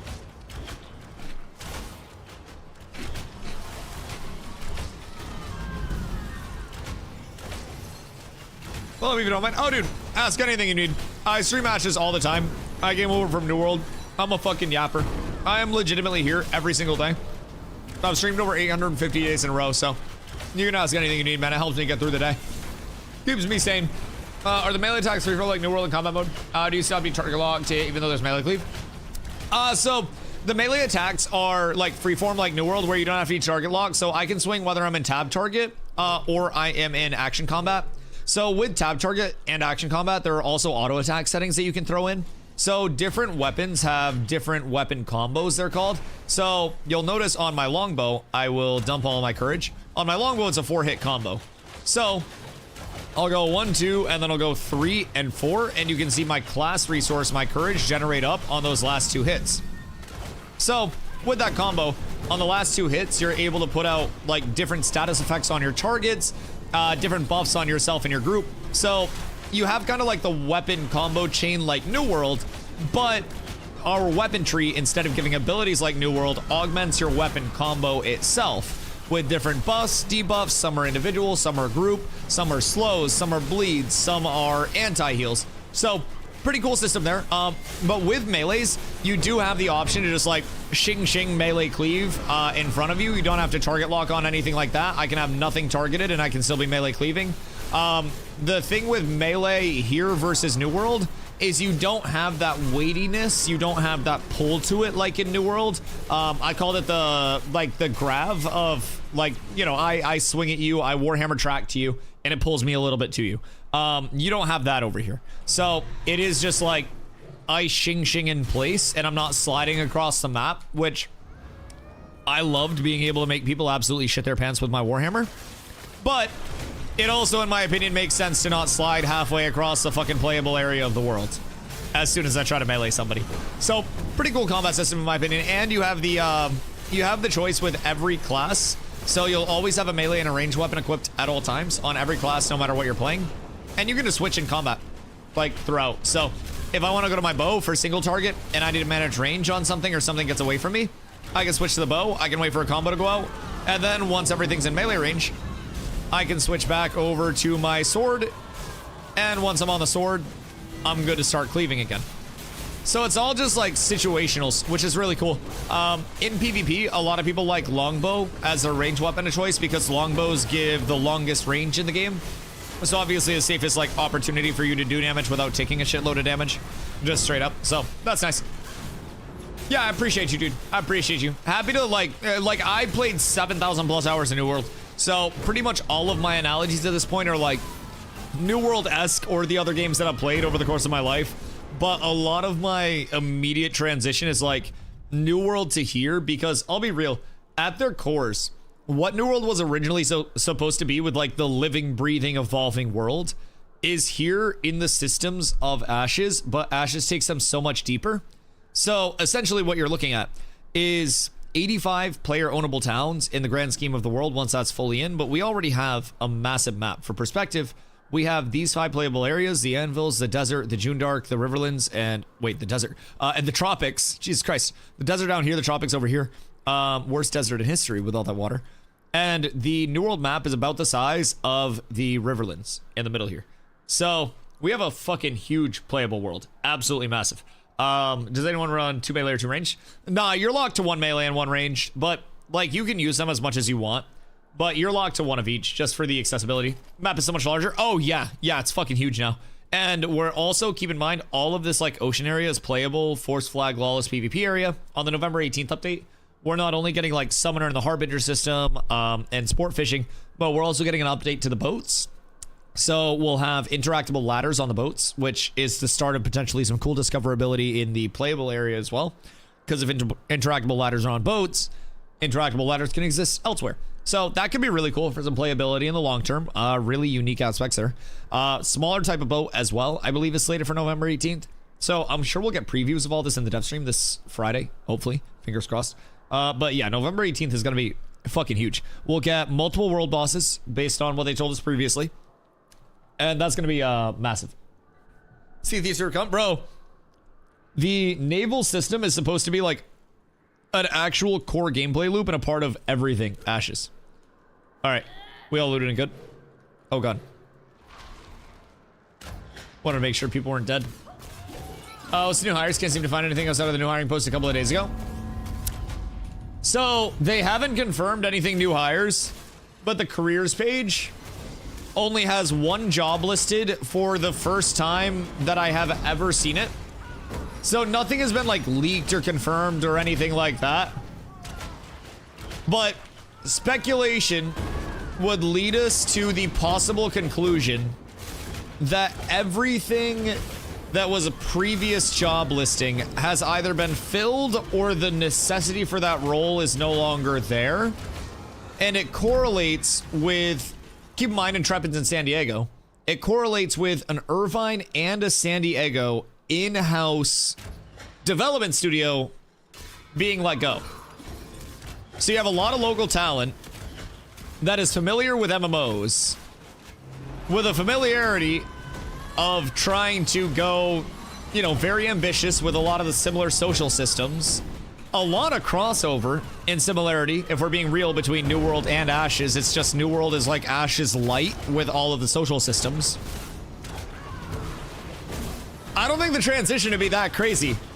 You drive to a different studio down the street, you work on a more familiar engine instead of a proprietary engine that's like a basic foreign language. Scene, I know it's there. I know it's there. It's not the craziest thing to think about. So nothing confirmed other than the fact that I'm eating a salad right now.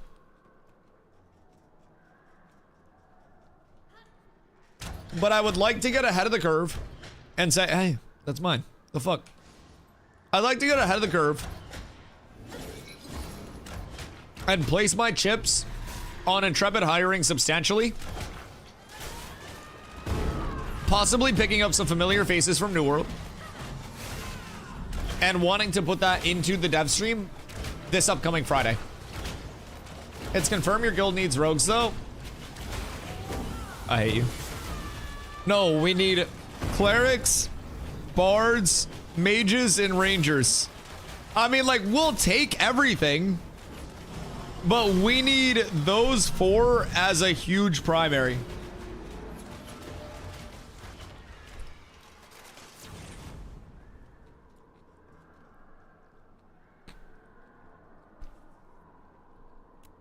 Bro, we just have so much of the other shit.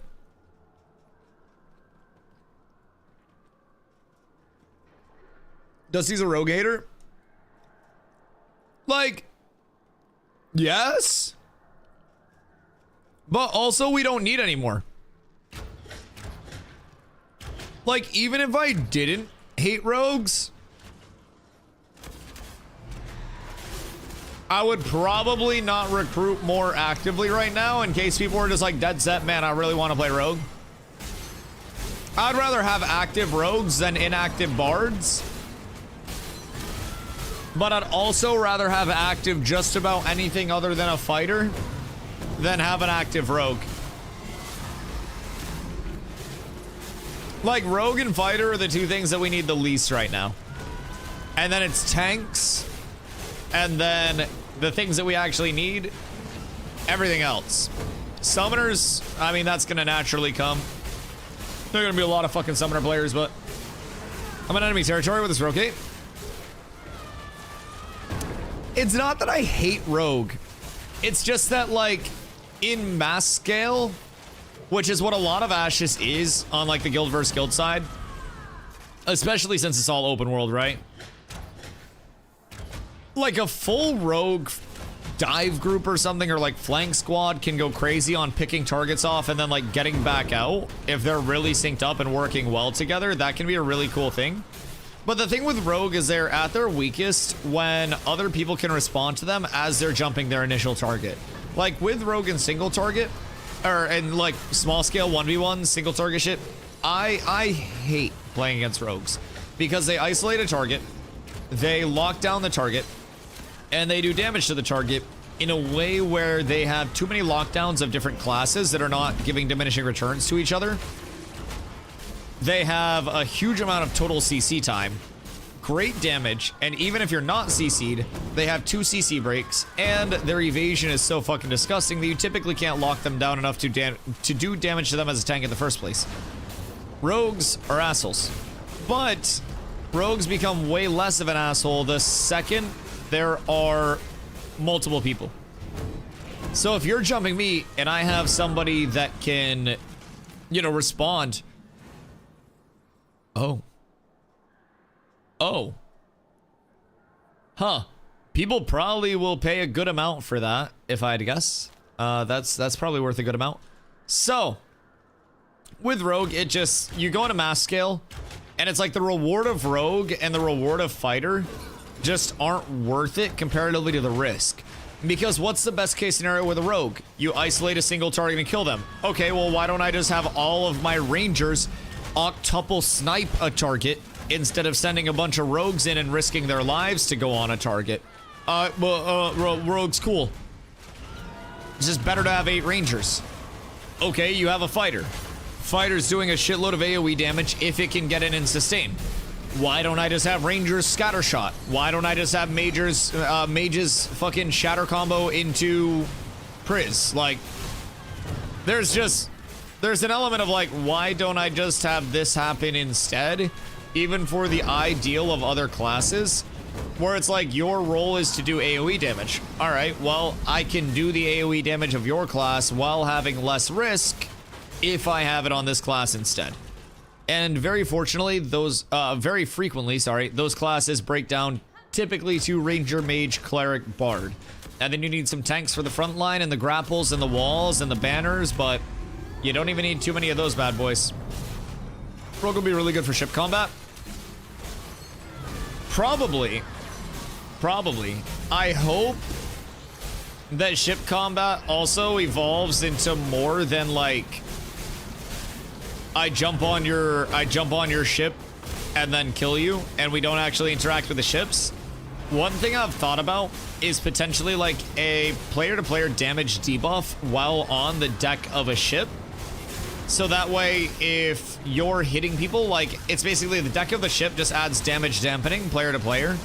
So if you're on the deck of a ship and somebody jumps on your deck, then they would have like 60%, or you would have like, you know, 40-60% increased mitigation or something like that. I feel as though that would be a really cool thing to draw out the fights on the decks of the ship and incentivize the actual like armament attachments. But it all depends on like the direction they want to go with it. They want some arcade naval battles.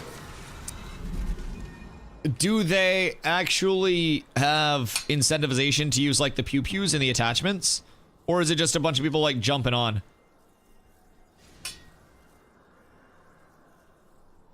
How are summoners? Summoners have only been tested on the PTR. And we've done a couple note sieges against summoners. I made a summoner to look at abilities, but very much prefer tanking. So I played with and against summoners. If you played Magic the Gathering, Summoner is a blue-black control deck. It is not about winning. It's about ensuring the people around you have as little fun as humanly possible. And I think that that is Summoner's greatest strength and also its greatest weakness. Cook. Ni hao, ni hao, ni hao, ni hao. Douglas, ni hao, my boy, how are you? It's class to play in a group. Yeah, 1000%. I think it is a support. It's a zoning class and it's an area control class through and through and through, all across the board. I think that it could excel very well in that role. But I feel as though if people try to force it into other roles, it'll feel a little out of place. I think in small scale, the Summoner probably, if they do end up keeping the invuln the way that it is, it has an ability that just literally makes it invulnerable.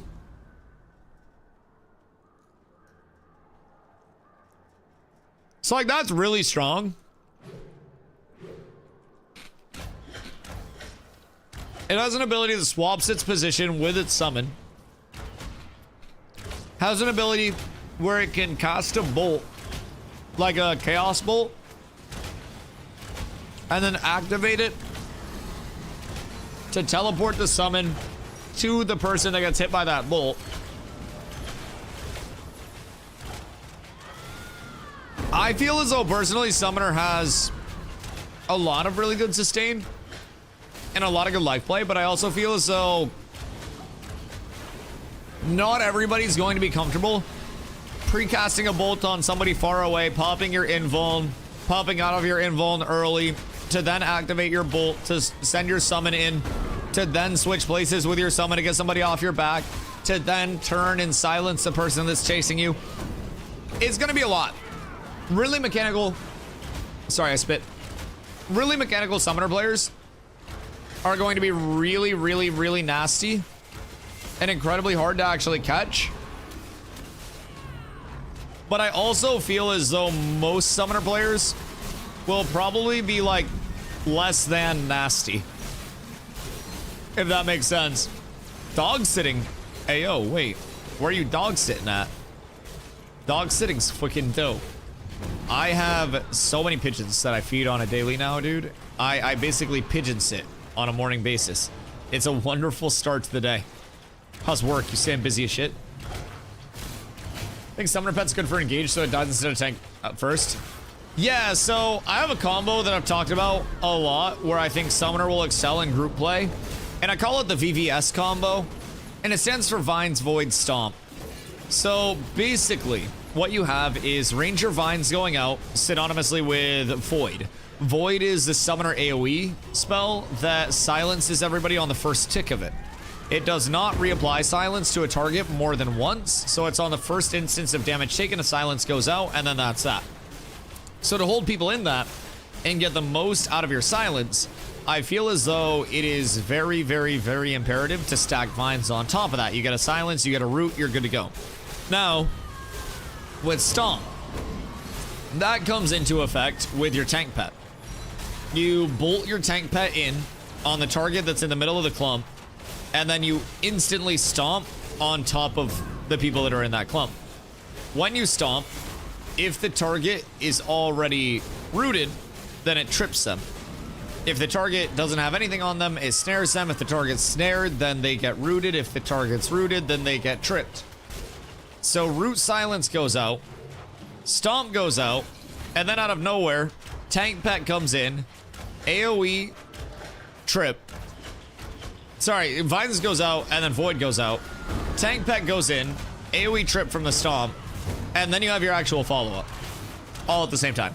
Walls go up from tanks, like, I think that's going to be the biggest summoner use case. I also think this summoner presents very good anti-engage. Where, like, if somebody jumps on my raid and I have a summoner in raid, I will then be able to drop, like, a void on, like, my raid. And then repel that push. So I think it's got that really good area control overall. That's the biggest vibe that I get from it.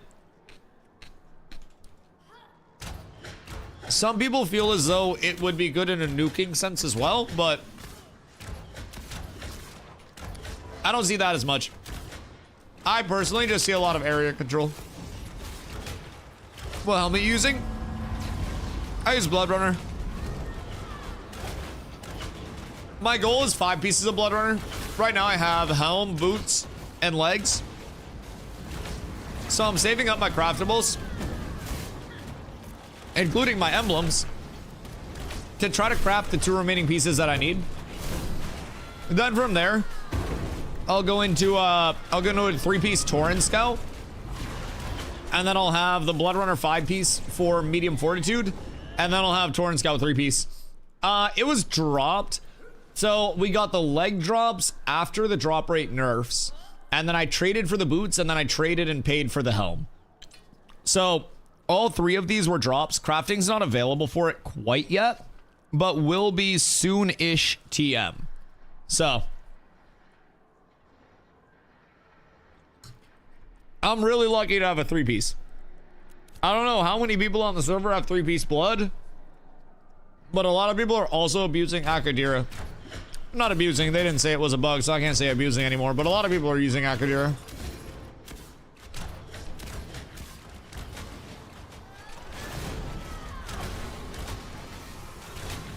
You know, if you can double siphon with 5-piece Akadira, 3-piece blood.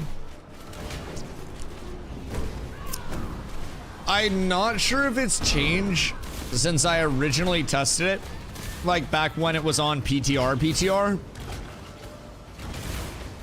But it did not previously proc twice. It may now. I'm not quite sure, especially with Siphon being in a weird spot. Because if you got a double Siphon proc with a 5 and a 3, if anyone has a 5-piece Akadira, I can try it. Because if you got a double proc on a 5 and a 3 at the same time with the AoE bug, you would do up to 2,000 bonus damage in an AoE.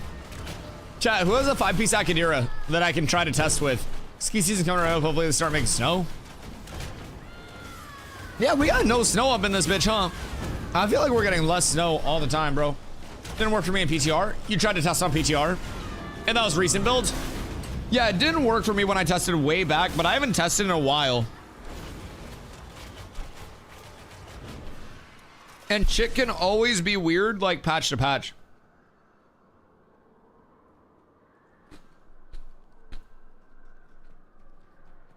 Yo, Marty! What up, my goat? Do you know if the tokens for starter gear were re-added? Thought I saw a patch note ages ago that they were still a thing, but I just did a quest and didn't get any.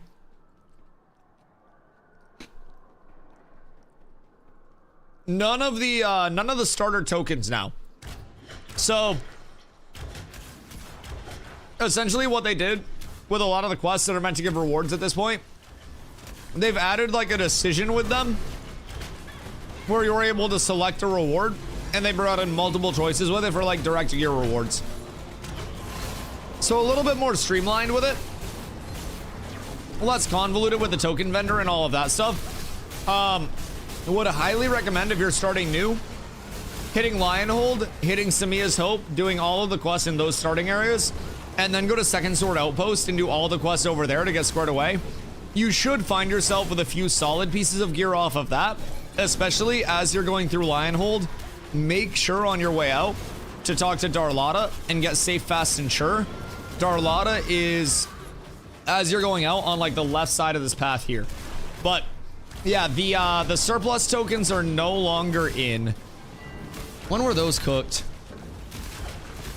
I want to say phase 3. Honestly, I want to say it was pretty recently. Because phase 2.5, the surplus tokens were in.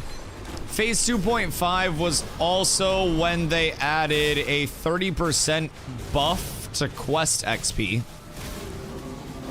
God, there's so many updates to like keep track of in my head now. Yeah, of course, dude. Let me know if you have any questions. Happy to see you, man. Hope everything's well with you. Hope you didn't fucking die from the last sessions.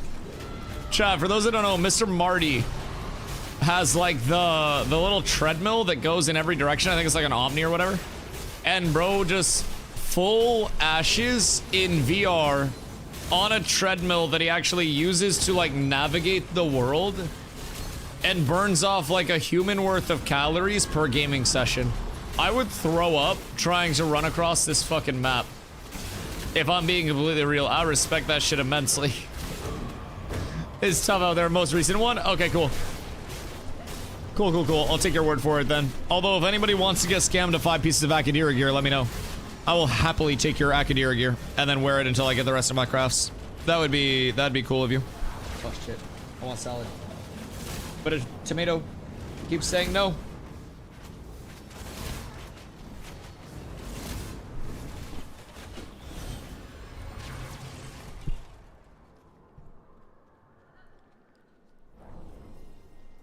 Brother did not want to die, bro.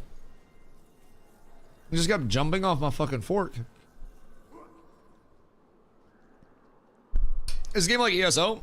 I didn't play a lot of ESO, if I'm being honest. I wouldn't be the best source on that, necessarily. What are you looking for from ESO? Like combat system-wise, or are there any like familiar components that you're trying to find from it? Just playing Ready Player One? Quite literally, yes. He sees the environment in a way that we don't see the environment.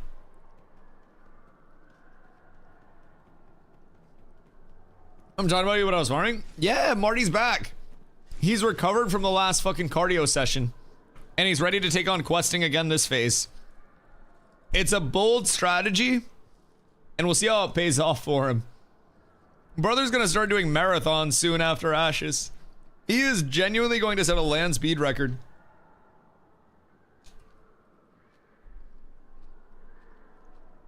PvP? Oh, fuck yeah.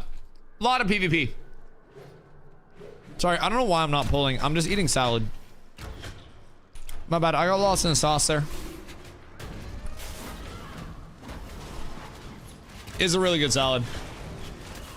But yeah, there's a lot of PvP. Full open world flagging system.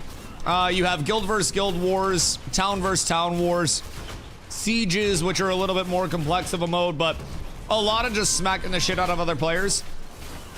In the long term, we're also going to have arenas coming in. Arenas are going to be, you know, even numbers match, go to an area, and then kick the shit out of the other team, hope you win. So that's more down the road, but we'll have duels, arenas, all that stuff. Really personally excited for arenas, because I will do those shits all day, every day.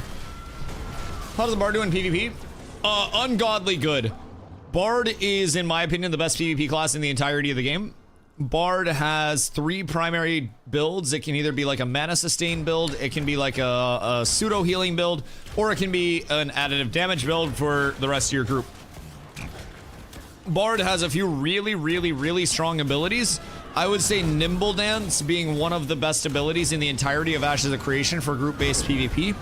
Nimble Dance is an AoE that you put up on yourself where you and everyone around you get multiple ticks that take off all like CC effects from you. So it's a really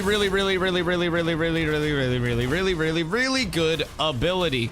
So with Nimble Dance, you are able to get your entire group out of a bunch of shit. With Gambit, you are able to swap your HP with somebody else in your group and basically like switch those two. Whoever gets the lower of the trade gets an increased healing taken buff for a little bit to even it out. So you can save lives with Gambit, you can save entire groups with Nimble Dances. You have Mesmerizing Dance. Mez Dance is an AoE incapacitate. So if I have this group of fine lads back here and I jump in and Mez Dance, then I will incapacitate all of those targets. And if they are staggered when I jump in, then I will stun them instead. So Mez Dance is a really, really, really good AoE CC. And as a bard, you can do a few things to help deliver it directly into that enemy backline. So is real fucking good. Real fucking good. Bards of Phase 1 and 2 are so good. Watch my VODs and notice they would have freed us within a second. No signs. Oh yeah. Yeah, bards are imperative. And if you don't have bards, you can play so well and none of it will matter.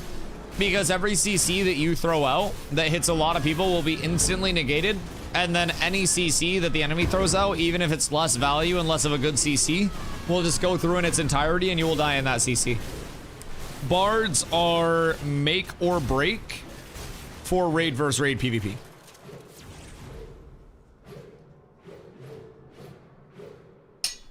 At least in my opinion. If I could choose to have like dedicated juicer players on one class and one class only, it would be bards.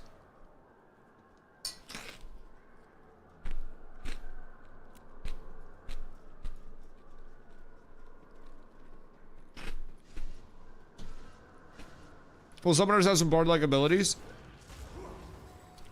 I mean, if you go with summoner that is a bard secondary eventually, then you probably see some elements of bard, but like, summoner is very, I would say like an offensive bard almost. Like instead of nimble dance and stuff, you're dropping out voids. You're still CCing pretty heavily, but it's more of that like offensive area control rather than the defensive like purge area controls off of my group type thing. You know what I mean? I feel as though they're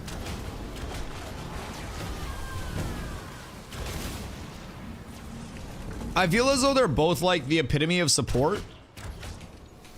It's just summoner is more of a like an offensive support, like that tempo-y type beat, and bard is more of a, although I don't want to say bard's not offensive because bard's 1000% offensive because you nimble into collapses as well. But yeah, summoner has a lot more like outward status effect debuffs that it puts out on targets. I think that if a target gets called out to die, a summoner makes sure that target dies. A bard makes sure that nobody dies while killing that target. Would probably be the way that I could put it. Ooh, boss. Good day, sir. How art thou? I've got something to deliver to you. Debating rerolling and playing a bard? Not a bad time to reroll. I mean, I'm gonna be real. If you're looking to reroll, wait until the 18th. Because we'll have a lot of new players probably coming in for the 18th that will all be looking to level. And if you know the game at all, and you know leveling spots, then we will probably try to find some people that would want to take like groups of new players with them and then help them level on the 18th. So it's kind of what we're looking at. Anyone else ever have problems with the game not launching? Are you getting an error code when you try to launch it? What's the dealio? Or is it just like grayed out? Did you get banned? Are you cheating already? Did you swipe at level 3? Take the player out of the new world, but can't take the new world out of the player, man. SMH. What's on the 18th? Summoner patch? Yeah, summoner patch, harbingers, sport fishing, world bosses, a whole lot of shit. Whole lot of shit. Very, very large patch. And then the dev stream is this Friday. So, get stuck loading character appearances. Try to task manager close your game in launcher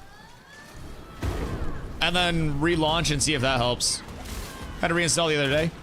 Yeah, I would go through the task manager, force close everything, and then try that. if that persists, you can try repairing your files through the launcher, and then if it persists through there, you can try to reinstall.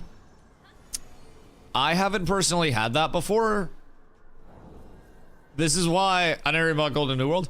Bro, you wanna know what's crazy? I don't know if you were here for it or not, but I ran a poll with chat a couple days ago asking like who had swiped in New World. For those that don't know, swiped is like swiping is RMTing for gold. And it was like 54 to 46% that had swiped in the first place. But I had 3 brackets of swiping. It was like 1 to 1,000, 1,000 to 3,000, 3,000 plus. And the bulk of the swiping was in the 1 to 3,000 to 3,000 plus range.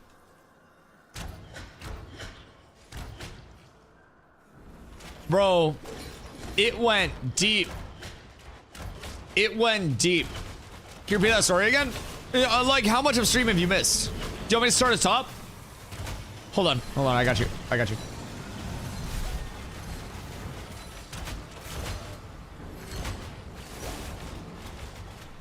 Boys!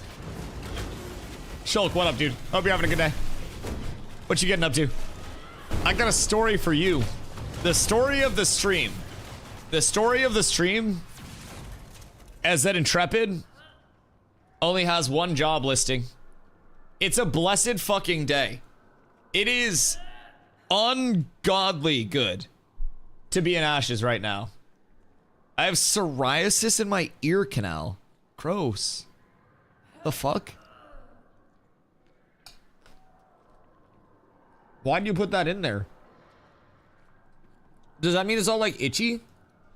Oh, my balls just cringe.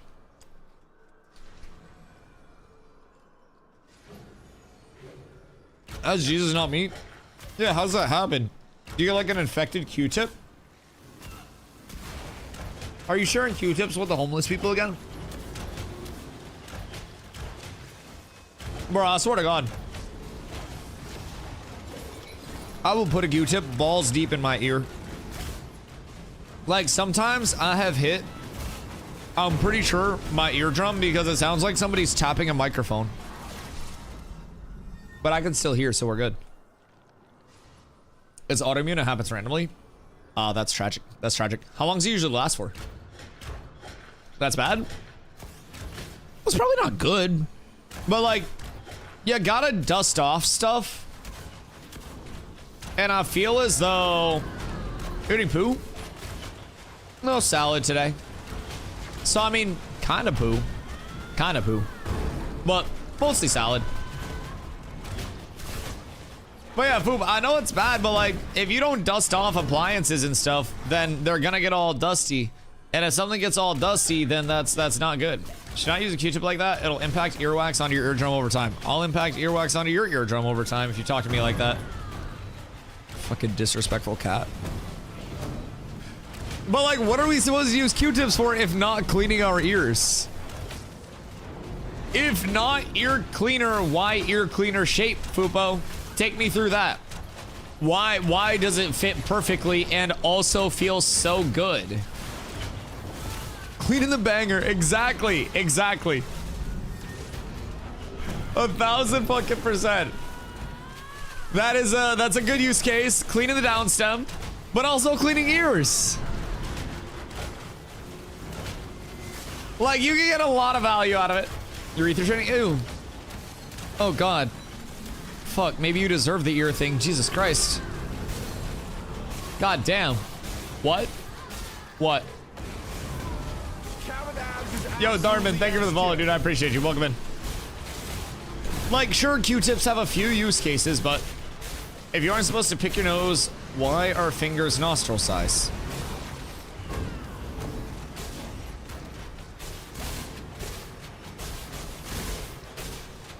I feel like not everybody's fingers fit into their nostrils. I feel like some people have really small nostrils. Like, really small. I've seen some people that I'm like, you definitely cannot pick your nose very easily. But yeah, no, that's also a good calm. I feel like The answer is just like this big suction vacuum that doubles as a nose and ear vacuum. That you just and then you're good to go for the day. I feel like that's the next evolution of man. Somebody Shark Tank that shit. Honestly, bonus points if you make it wipe your ass as well. Everyone's pinky for sure does though, probably. I mean, I got nostrils. I got a schnoz. I could put a Q-tip up there if I really wanted to. At a friend in high school, could fit quarters in both nostrils at the same time. Quarters?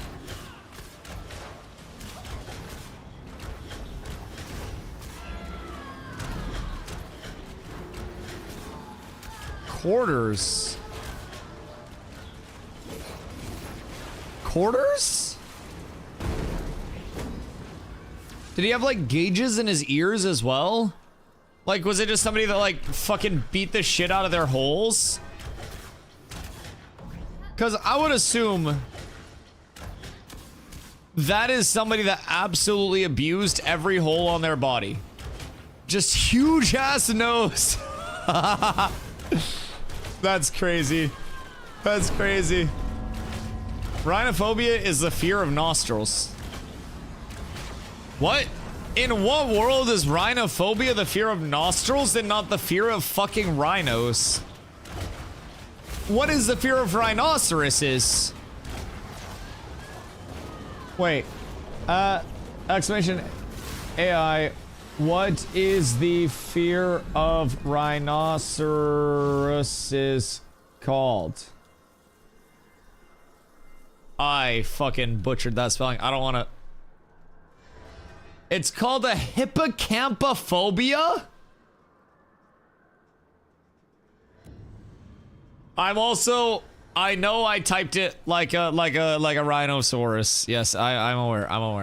Don't worry about it. I'm not worried about it. It doesn't matter. Anyways, why is it a hippocampaphobia?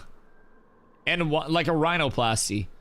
Right, but I feel like a fear of nostrils should be like a nostrophobia.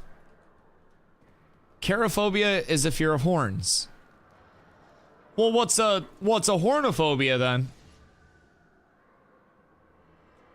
And does a cherophobia only apply to horns made of keratin? Or does a hornophobia also apply to like a brass section? Like if you go to an orchestra, are you just shitting your pants? I feel like there's so much to uncover in the medical world. Any lumber millers in KT? I'm a lumber miller in the Riverlands. What do you need? Because like I can always do something in the Riverlands if you bring it out here. I think having a fear of rhinos is just general fear. Why? Rhinos look so friendly. Like I feel like most people probably assume rhinos are way more violent than they are. I feel like they don't want to use the horn. They don't look like they want to use the horn very much.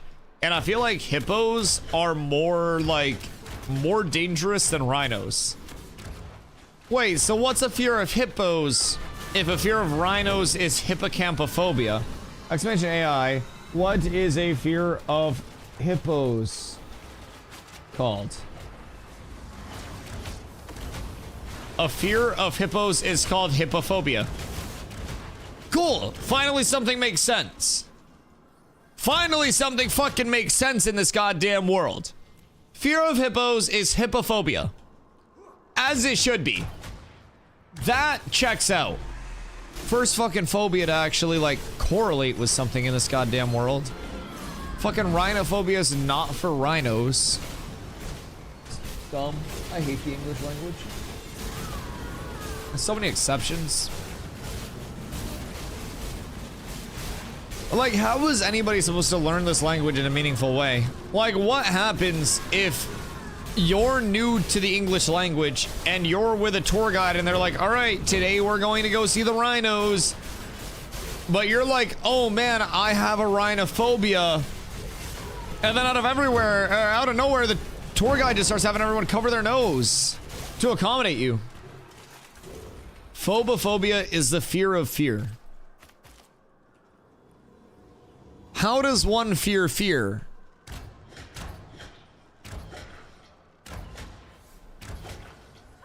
Is water wet?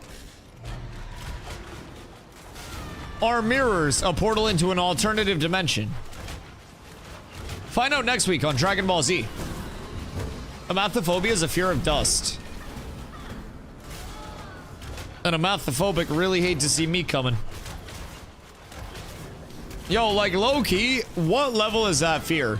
Because I wouldn't say that I'm afraid of dust. I would say more that I respect it as a worthy adversary. Oh. Excuse you guys. Don't want any accidents with an AoE cleave. Anyways. I would say that I personally like... Amathphobia? What's the fear of numbers? Is that just dyslexia? Water itself is not considered wet. Rather, it makes other surfaces wet due to its adhesive properties. I'm not good at math. I'm not very smart. I don't fuck with those numbers, Foop. I want to be real, like... In terms of, like, there are some great battles in life, like Team Edward, Team Jacob. You know, really like some of the greatest battles in history. I'm Team Letters over Team Numbers. 1000%. Ithithalophobia. Is that a fear of drawn penises on surfaces? Because a phallic object is a penis-looking object. That seems like it's a fear of penises that are drawn on stuff. I don't know why, but I'm locking in my final answer on hand-drawn penises. Fear of boners. Fuck! I was so close. Man, can you imagine being a dude with ithalophobia? Ithithalophobia? It sounds like somebody with a lisp trying to say it's a phallophobia. I feel like that's how that came about. Like, somebody was like, man, I'm really afraid of boners. What is it? And they were like, ithithalophobia. And then that just kind of stuck. And I'd like to kind of challenge that. No, no, no, no, not again. Ah!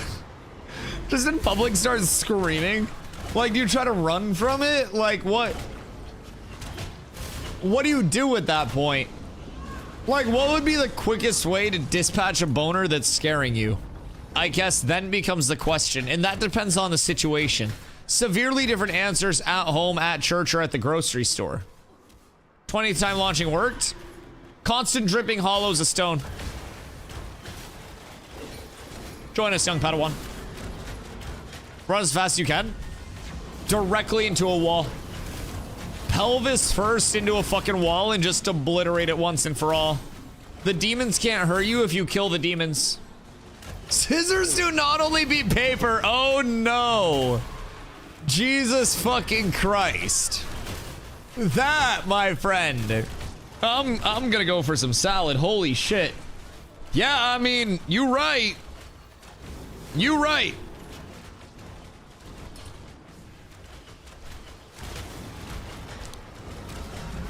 That shit do be impactful.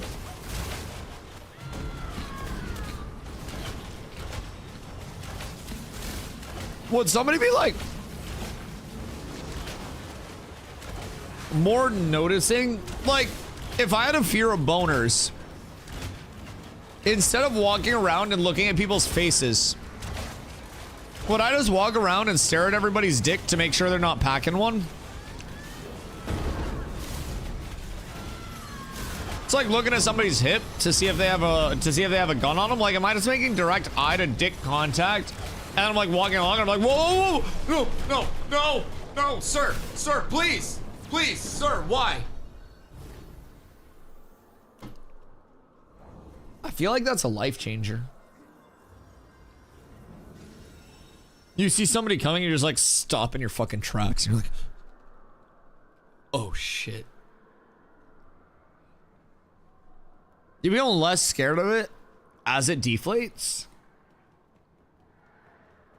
Like, are you more scared of a full boner than you are like a half chub? Or is it just like a certain size of dong? Because like not all boners are the same. Like my boner is smaller than most people's just presentation in general.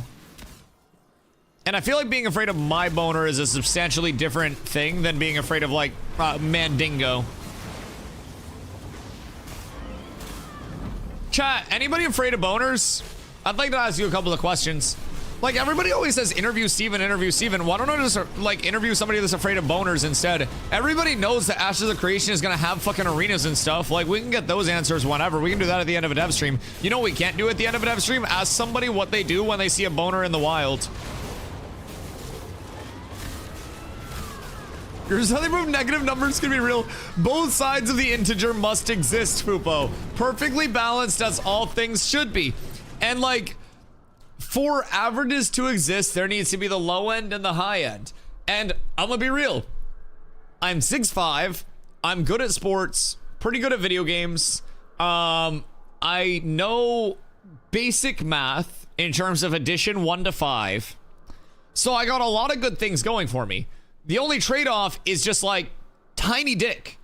And like, all things considered, I would rather have a tiny dick at 6'5" than be absolutely hung at 5'6". Just food for thought. I'm willing to make that sacrifice so I can be up here and not like all the way down here trying to stream. It would make it way fucking harder. Just food for thought. Sorry to any 5'6" people in chat, but you manlets are welcome here too. It's one of those things you want to not stare at, but you just can't help it. And it's like the confirmation bias too.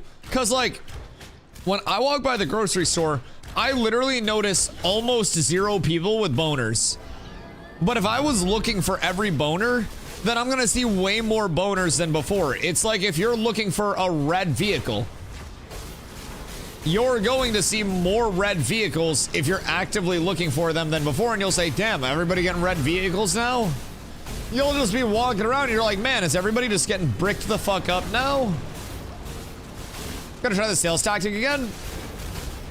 What, going into sales with a boner? I did it while I sold beds. Worked for me. I did well enough. And then I got fired, and then I went full-time on stream. So thank you guys. The boner method, it only got me so far. What's going on up here? Now everyone knows I'm short and long. Listen, I feel like that's the worst problem to have. Did you take a nap in a bed at work? Oh, yeah, like daily. The fuck do you mean? So like, we would have on average like 10 door pulls a day, if that, on a busy day. So most days, if it was a slow day, we could literally get 0 door pulls. Like if it was snowy enough to be shitty outside in the winter, but not snowy enough for them to close the store, I, for perspective, brought in a laptop to work with me. I would set my laptop up on the desk and I would play New World during work. I would slot wars when I was doing like company leadership stuff. I would literally just do stuff for work when I was at work. A lot of the time, I would, like, I had a jump rope that I kept at the store. So when it was really slow, I would just be like jump roping in the store in my uniform. I would run laps around the store because nobody would ever come in. So we had like a track that went around the store in between all the beds, and I would just jog laps. I would close the store for like half an hour and just go get food and then come back, and nobody would need anything in the time that I was gone. It was AFK. So basically, whenever I didn't have any of that strenuous work activity going on, I would test the products, because it's like, it's informational awareness. I need to be able to tell the consumer about the product that they're about to spend a lot of money on. The most expensive beds that we had in that store were $7,200. And let me tell you, I sold a lot of those bitches because I laid in them enough to tell people the value of having that bed versus having the $500 one that they were looking at. And motherfuckers would come into the store and catch me off guard. And I'd be like, Ultra, you good? I'd be chilling in a bed just like on my phone or some bullshit. I'd hear the door open and I'd be like, hey, how's it going? They'll be like sleeping on the job and I'm like, nah, just product testing. Bailed me out every single time, bro.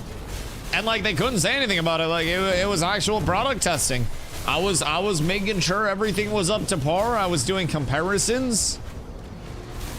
That shit was easy as hell. Full sell of the micropene. Oh god. You can sell anything to anybody these days. Listen, man, there is an entire cult following for micropene dad bots. Like, that is the 1-2 combo that has replaced, like, the right hook, left jab type shit. Can you tell me, is it true that more costly beds make you sleep better than regular cheap ones? Oh, yeah. I mean, obviously, it depends on the bed. Like, so... I actually did sell beds for, like, a year, by the way. And I did quite well. So... there is a difference, and it can also be a difference in just like the type of bed that you're in, the firmness that you're in. The thing about like more expensive beds is they're not always necessarily just going to be a correlation of like, I spend more on this bed, it's better. But it's more a more expensive bed will typically keep you feeling better for longer before it starts to wear down, before you start to notice soft spots, before you start to notice, like if it's a coil mattress, before you start to notice coils compressing easier than before and losing their tension. Like more expensive mattresses have everything from fucking proprietary foams in Tempur-Pedics, to Stearns and Foster's having an IntelliCoil system that has basically a larger outside coil that is less firm with a smaller inside coil that is more firm. That basically is like a multi-layer support with every coil. So there are genuine like manufacturing and quality differences on top of just like the genuine lifespan of it. Some really cool shit too. Like I sleep on a Tempur-Pedic Luxe Breeze. So essentially that has... was there about a telecoil in the mattress that busted? Good. I'm glad I could help. So I sleep on like a Tempur-Pedic Luxe Breeze medium hybrid. So what that essentially means is there are a few layers, and Tempur-Pedic has their own foam that like nobody else has access to, and that's like their proprietary shit. It is a temperature sensitive foam, so like kind of how Scrub Daddy gets softer when it's hot and then firmer when it's cold.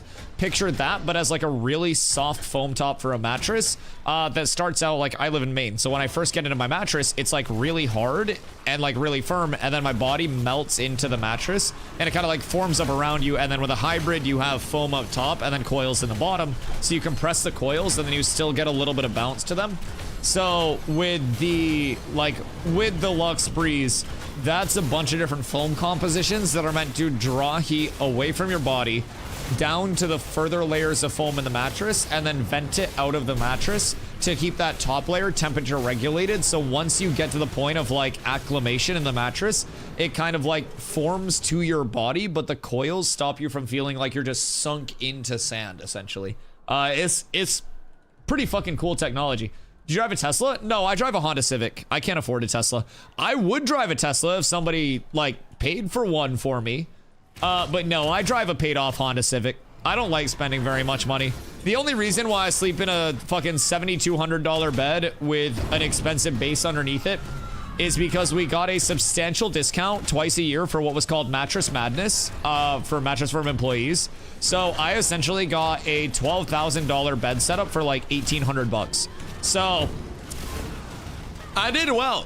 That's one of those things where I'm just like, yep, no, I'm down. And as a result, I won't have to worry about shit for like 20 years with that fucking mattress. I've slept in it for multiple years now, and that thing still feels the same exact way that it did when I first got it. But Stream Yomada, I appreciate you. Thank you so much. Also, good information on beds. If you're looking to make a purchase, I might be able to point you in the right direction.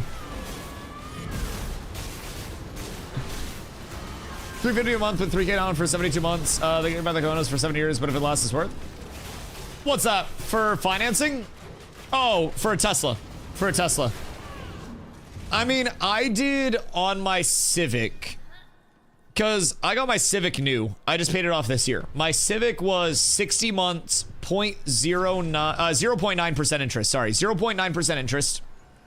And I had like a $360 a month payment roughly for 60 months.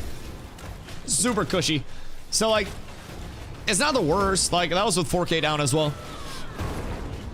So it's not the worst. Pretty comparable to a Civic, another year or so. But also I just paid off my Civic and I'm trying to get a house.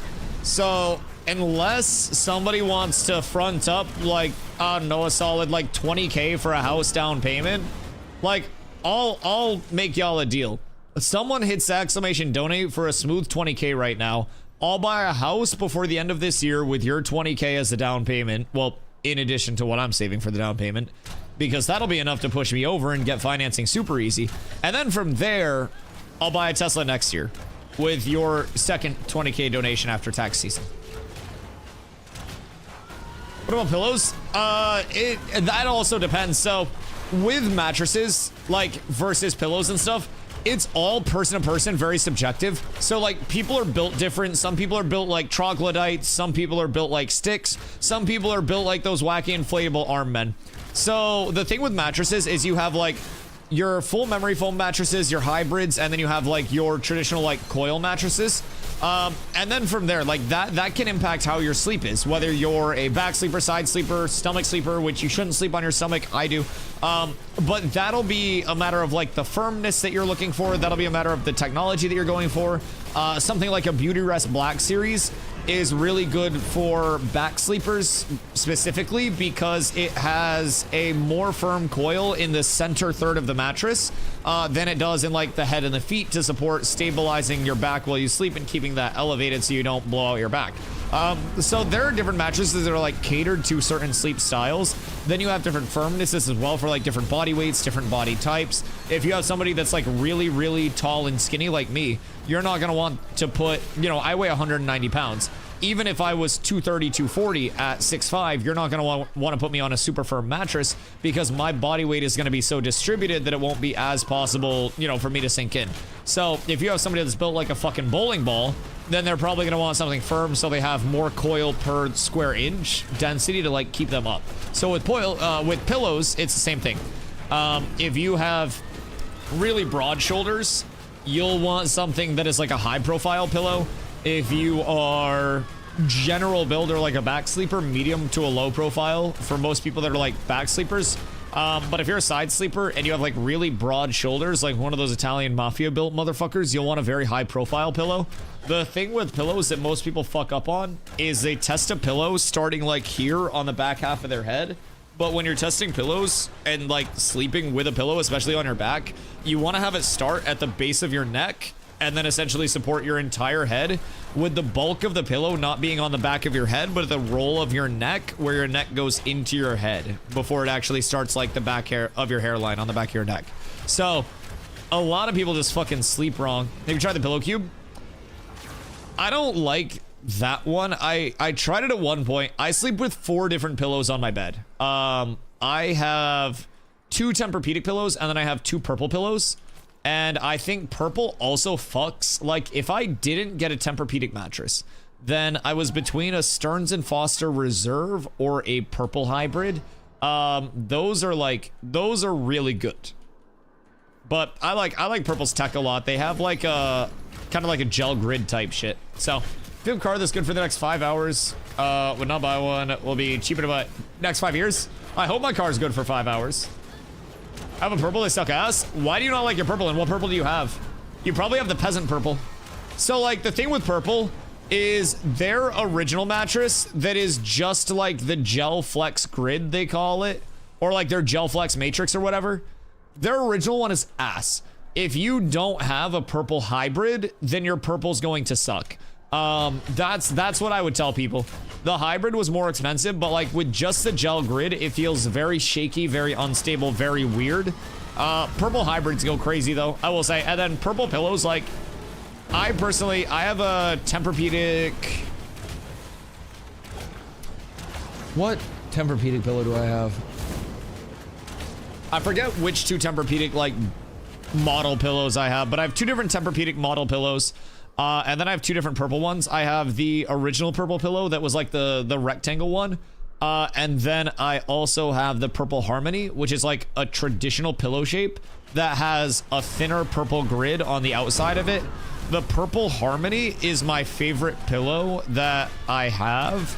My Tempur-Pedic is better than the purple for like keeping cold, because Tempur-Pedic is meant to maintain a really neutral temperature. That's the entire thing behind it.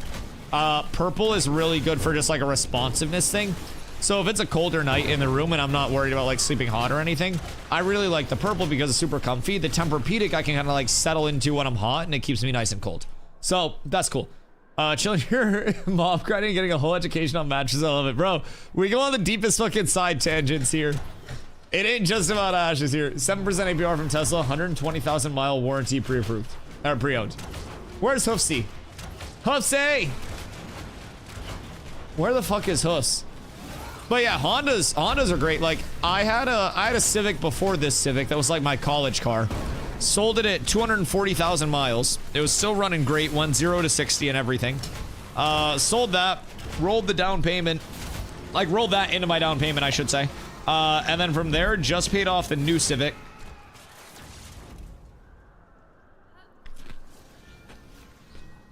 Earlier this year. So, now I guess I'm buying a house soon. Because of adulting. Because right now, I pay rent. Now, soon for house probably means like 7 years in this economy. But you know, maybe someday.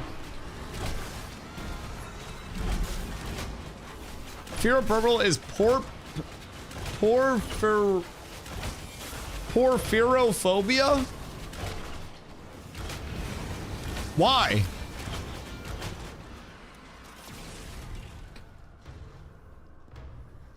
I have sunken areas where we lay. It's older. Middle of the bed looks like a speed bump. Yeah. I mean, that is also one thing that can happen with purple mattresses. Hold on. How ironically. Check this out.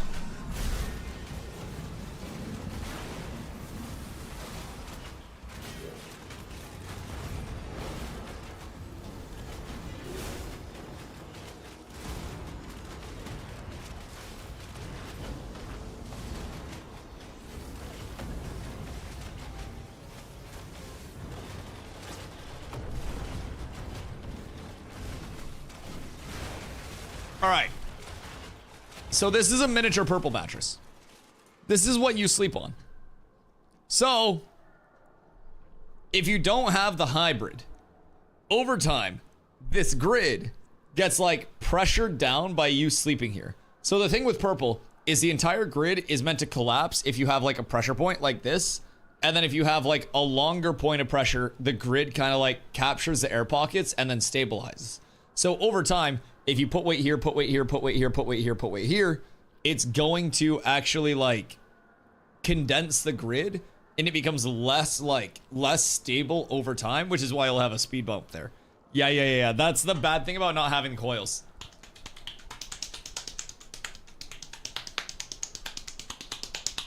I used to love doing that shit. This man stole the display? Nah, bro, Purple would send us entire boxes of these to give out to people as like fidgets. Like, people would just come in and they would look at a purple mattress and then I would give them that. Grows much wider on mine. Well, this is a fucking miniature one. This isn't actually your mattress. I'm not that giant. Yeah, this is a mini one. You'll get a way wider grid on a real mattress. What do you even call that? This? It's a miniature purple bed. It's a bed for ants. Larger than ants. I would say like a bed for Sergeant Stomps, probably. Be like equivalent to his size. I would say probably like a twin size for him. Guys want a box of slappers? Oh, those go hard. Salesman sample. Yeah. I have a purple. What purple do you have? Because purples go fucking sicko mode. Like, I have a Tempur-Pedic, but if I was not getting a Tempur-Pedic, like, it came down to the technology that I wanted, if I'm being completely honest. Because purple is always that gel grid. Tempur-Pedic is always Tempur-Pedic material. And Stearns & Foster is the best coil technology that any bed offers. Those are my big three. So if I didn't get a Tempur-Pedic, I would have got a Stearns & Foster Reserve, which is a disgustingly nice mattress. Stearns & Foster Reserve with a pillow top is probably the most comfortable coil mattress that I've ever laid in. And I have laid in coil mattresses that are like $30,000. I've laid in mattresses that are more expensive than my Civic. So yeah, I think the Stearns and Foster Reserve at 7,200 for a king, at least when I was working there, was a really good deal for someone that has the bands for like a luxury type mattress. If you don't, get a job at Mattress Firm sometime around October, take advantage of Mattress Madness, and then just quit. Kind of a good deal. You can get like fucking 80% off setups. So that's dope. Pigeon beds? My pigeons are too fat for that. Unfortunately. My pigeons are fucking beefy. My pigeons are really chunky, dude. I have overfed a couple of those boys. And by a couple of them, I'm gonna be real, I mean quite literally all of them. Literally every single one of them. They don't fit on that purple mini-mat? Oh no, my pigeons are fucking huge. Like, my pigeons could be used for Amazon drone deliveries type of shit. Like, they're not carrier pigeons, they're pigeons that need a carrier. It'll be slow and easy to catch. Fubo, I'm not gonna lie. I have neighborhood cats, like unironically, jokes aside, I have neighborhood cats that don't fuck with my pigeons, that will just sit on the porch and hang out with the pigeons and not try to attack them, because the pigeons are almost as large as the cats. They are fucking huge. Carla took a picture of me the other day with them, and it looks like I am surrounded by like fucking dinosaurs, which I am, but like it's these little like these puffballs. Pigeons so big they could almost form a guild. I want to train them to attack people. My thought was that I would have like food in my hand and I would go out to feed them. And then I would have Carla come up to me and essentially like beat the shit out of me. Not like actually, but she would like mug me and take the food and then run off with their food because they get fed at the same time and they know that I'm coming down to feed them all the time because they'll like fly right down for their food. So I'm thinking if I bring out the food in the morning and then I have Carla beat me up and then like take the food back inside and they see that there's no food, then I could potentially train them to seek out adversaries that may be interested in doing harm to me. And then they would be like a pigeon defense system. It might be wishful thinking, but I also tried to befriend the crows because the crows are smarter than the pigeons, but the crows weren't interested in the bird feed that I had. I think it was too small for them. So, put a black and white TV out there and play the Hitchcock movie with the birds when feeding them. I must channel the energy. I need to have a bunch of people in like old plague doctor masks as well, so they have the beaks that are like performing incantations to make the pigeons feel comfortable. Bro, one of the pigeons is a little fucking shit. What is happening with all of our mobs?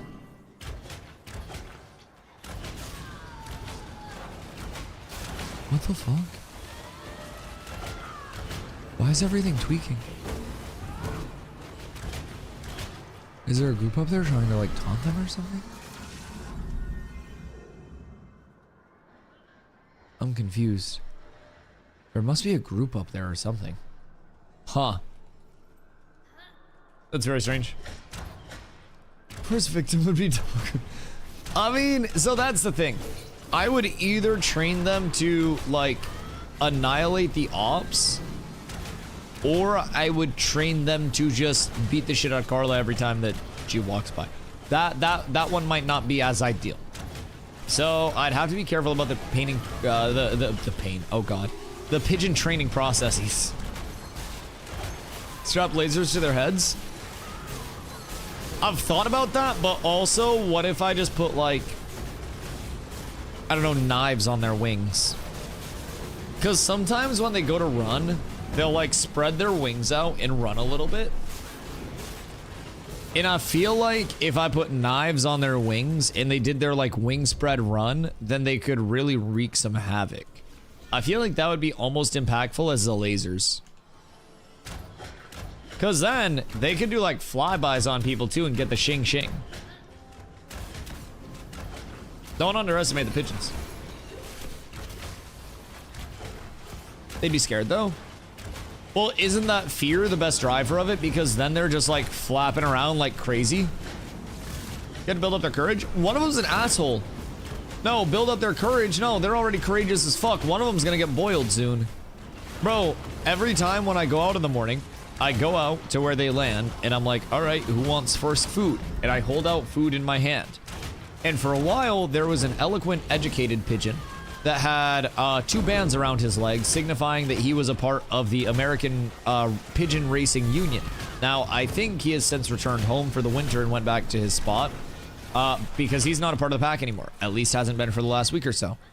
So, that one used to land on my shoulder and shit, and would hang out. That one would eat food directly out of my hand and never miss the food. Some new asshole has tried to take over for him as first one to get the food. And bro keeps pecking my fucking finger, dog, every single day. It's the same one that comes up to me looking all fucking derpy. And then it just misses the fucking food and like bites my finger, and I'm like, you fucking asshole. Do I have a band on? It's like double band. Yeah, he was iced out as shit. Yep. It was double banded. We confirmed the ban, so it was a privately owned pigeon that was previously a part of the American Racing Pigeon Union. That was like, we couldn't find out all of the info about it. But yeah, it was a racing pigeon with a band on each leg. Yeah, it was fucking sick. Cause I was like, weird. I wonder why this has bands. What's pigeon even taste like? People have said it's like the taste of chicken with the texture of duck. Is that illegal to eat? No, don't, like, is it French people that eat pigeon? They think your finger is a worm. Yeah, well, they're gonna think my fucking knuckles hurt when I smack them upside the fucking head if they keep biting my goddamn finger. Gonna fucking learn what's a worm and what's not. Little fucking asshole walks up all confident, bro, just derpy as shit, like, eh. And he fucking misses, bro. Motherfuckers just, like, it's not even like it hurts. It's just like, brother, you can see the fucking food. You just need to eat the food. Like, I've been feeding you this shit for, like, 6 months now. And all of a sudden, motherfuckers want to act like it's not birdseed season. Like, no, you got sunflower seeds and shit. Just fucking enjoy it. And stop trying to bite off my goddamn finger. It's not a worm. Or oily chicken. What's the name for pigeon? Yo, Hobo Glider, what up, dude? How's Fighter this face? Fighter. It's good if you're not doing anything against anybody that has hands. It's okay in small scale, and it's rough in large scale. Because multiple people will turn to you. Nothing new. Same fighter, dog. I'll be completely honest. Yeah, ain't shit changed but the phase, if I'm being real. New set bonuses and stuff, so like, it's cool. But the thing with fighter is like, why fighter when mage exist? Why fighter when ranger exist? Well, fighter, but it's just a target in large scale. Yeah, like fighter in large scale is legitimately just like, how quickly can I take up a spot in this raid with a dead body? That's basically it. Why fighter when getting a job is the thing? Honestly, would I rather get a job and stop streaming full time than play fighter? Like, maybe, because if I played a fighter as a full-time streamer, I would be a fucking lol cow. And I've always said I would not want to be a lol cow. That would be a terrible way to go out. Genuinely, I might rather get a job than play fighter. I feel like selling beds wasn't that bad. Like, I kind of did okay at it. People reviewed me very well. I made supports. Thank you for the follow, and welcome to Cats with Abs. You are now a Bard player for us. Appreciate you coming by. Exclamation Guild is going to be the next thing that I'd like to see from you. You will hop in, and you will be a valued part of this community for the remainder of your life. Thank you. You have no other choice now. Physically none. We're down bad for bards. And you can help change that. How can they make the fighter relevant? Add arenas? It's not a fighter problem. It's an open world PvP problem. It is what I call the melee paradox, where I am a melee player. I need to get in range to do damage to a target, but by the time I am in range to do damage to that target, I have taken too much damage to where my trade is no longer worthwhile. And I don't necessarily feel as though it's meta-driven or anything like that.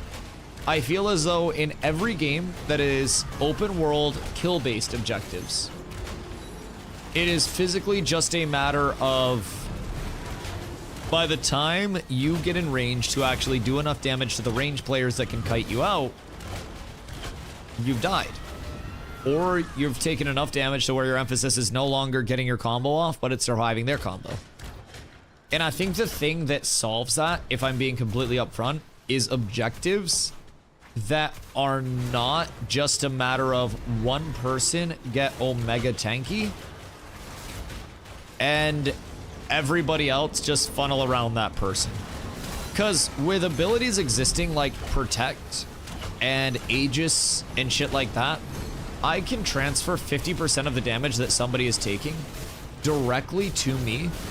And with one person having to be the maintain channel on an objective in Ashes, there's not a lot of actual objective hold in terms of a macro sense.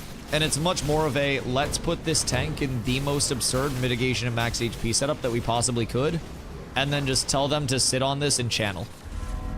And I really hope that they do reconsider the, we have people channel a flag and one person has to channel a flag and hold the interact to win a PvP mode.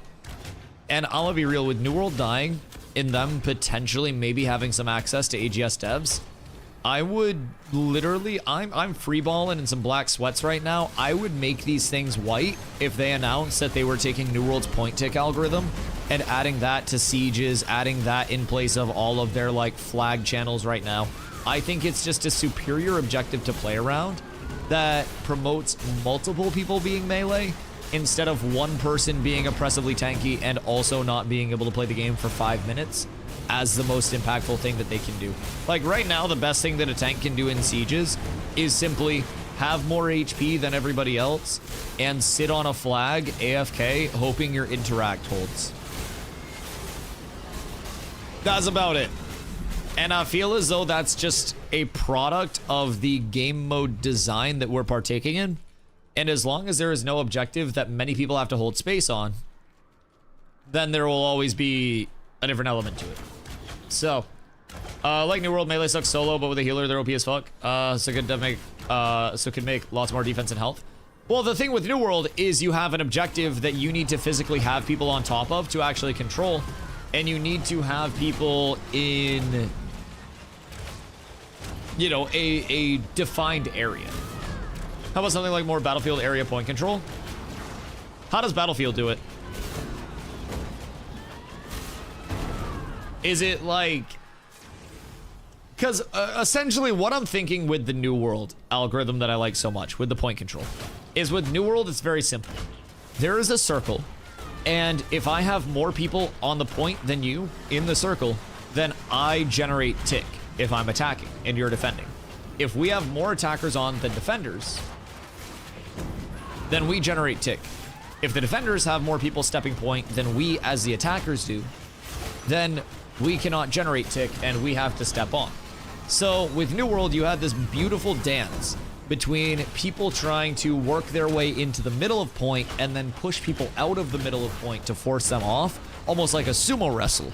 And we divided that up into like quadrants. And we had all 4 parts of the point trying to accomplish that same sweep in, push out.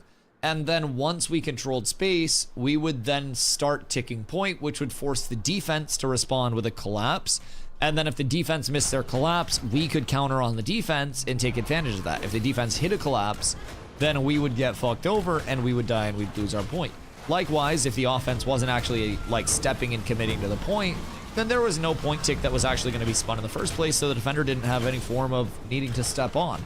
Likewise, if on the outside lanes of the fight, off the point, your healers are getting pillaged, your backline's getting pillaged, well then you gotta have something over there to actually stop that from getting pillaged, because it doesn't matter how many people you have on point if you have nobody to heal the people that are actually on point. It's so simple, but it's so beautiful. That ward set bonus would be insane for a tank in siege. Ward being the heal? Or is ward the block rate one?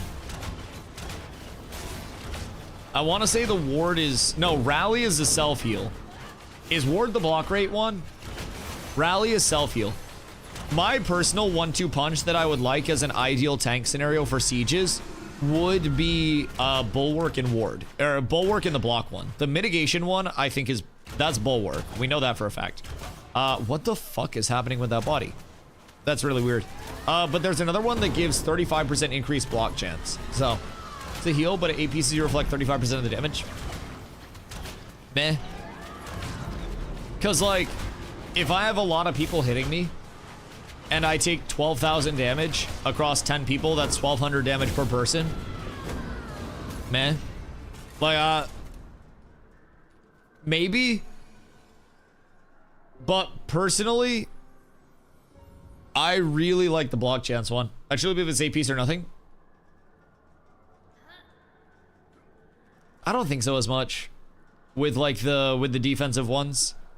I feel as though with 8 pieces you sacrifice way too much attribute wise, and you are guaranteed going to be rocking 3 to 4 pieces of bad gear. Personally, that's the 8 piece bonuses are goated. The 8 piece bonuses are good. Yes, absolutely. But are they good enough to warrant having 1,000 less power over 3 to 4 pieces to force that 8 piece? That's always a trade-off for me, and that's why I like a 5 and a 3. I feel like a lot of 5 pieces present you a lot of the upside without the downside of like, man, I'm really forcing a few of these bad fucking pieces in. And I agree that the 8 pieces are phenomenal. The 8 piece sets are so well done. And I actually like this dilemma of the 8 pieces are really good if you force them, but you have to force them. I think that's a really cool trade-off because the 8 pieces are good, but you have to make that base sacrifice of something that's not good in a few pieces of gear to actually force that full 8 piece in instead of just having this one god set that's applicable in the 8 piece. I think that's really good game design. Not everybody will agree with me on that, but I think that's really good game design. People in a set area live versus competing players and has time limit tick to control. More people's faster tick, equal numbers in the control point. Oh yeah, it's the same thing as New World then. Yeah. So with New World, I mean, I have a lot of war VODs. Let's see. Jesus Christ, 2023 VODs. Holy cannoli. Content, video producer, videos, highlights, and then,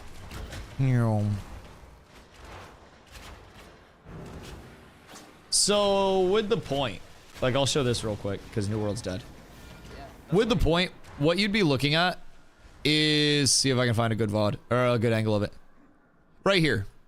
So this area is like that point control area that you were talking about. So essentially, if we have people that are stepping and controlling that point, then we will not get tick up on us. You'll notice that there's a split right now on B and C. So they're playing multiple objectives at once to try to stagger us as a defender. So in this scenario, you're probably actually going to see us probably give here. And then we'll go over to C and then just call out of this because there's not a lot to be had here unless we do save this. Let's see. But essentially, you'll notice that, like, I'm trying to hang out on the edge of this point as much as I can and try to just, like, control all of this space. The enemy sends a collapse because enemy is getting very close to capping the point, right? So here, we're going to look for the indicators that they're collapsing. So we see their entire army start to move down to the bottom right. So right now, bottom right's completely empty. Which bottom right being this little section of point here. So bottom right's empty, and this is where our rotate and our teammates are going to be coming in from. So you'll notice the enemy starts to drop down really heavy into bottom right. And you see everybody just turn and start working their way down there. And then you see an enemy collapse getting ready to go out on bottom right here. And they're all going to turn, and they're all going to start to go in. And collapse goes out. Enemy nukes that. And then we look to recollapse on this because we need to try to hold that. So their point tick was getting close, and we had a respawn wave coming in soon. I actually don't even have my headphones in for this. So in the back of this, you'll hear respawn caller call 10 seconds. So we die there. They try to respawn, or they try to recollapse, like as a defender, and then we have to give this point. So once we give this point, we then have to go over and try to de-tick C before the enemy comes over. So once the enemy comes over and tries to tick point, we have to basically, because we're rotating over from this side, right? So we come in, enemies behind us, they still have tick on point, right? So they're transitioning to the next point, trying to catch us off guard as defenders. And we're trying to push anybody that is currently here off of the point right now. We stop to buy our consumes, and then we try to match them. So this is a side that they're pushing in from. So what we're going to try to do is get behind here and then push inward from here. So with like the pushing them out, we want to try to push them all the way back over to the bonfire side, and we got to try to live through this. So we see them getting very weak on the top left, so we want to go in and try to help that collapse. Now we're going to try to walk out so we don't get caught in their recollapse, and then we're going to walk back up, and we're going to try to recollapse on the enemy collapse and just keep taking that space. So it was very much like a dance of, you know, one side sees a clump, and right now, since the point tick is still higher right now. Okay, Ultra's tapping out. Okay, I think we're chilling on the mob grind. So let's go store real quick. Flag's free. Flag's free. All right, good shit. So the flag's free call basically is like I hop in, and you'll notice that there are a lot of people that are on the outside, and like flag is actually like uninhabited right now.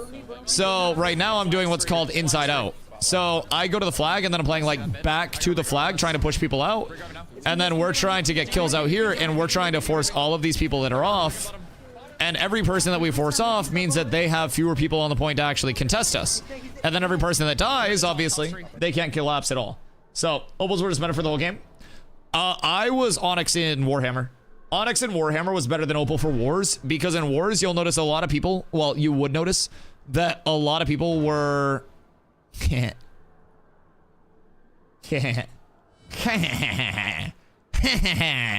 I out-padded the stat patters, baby. I did it to him.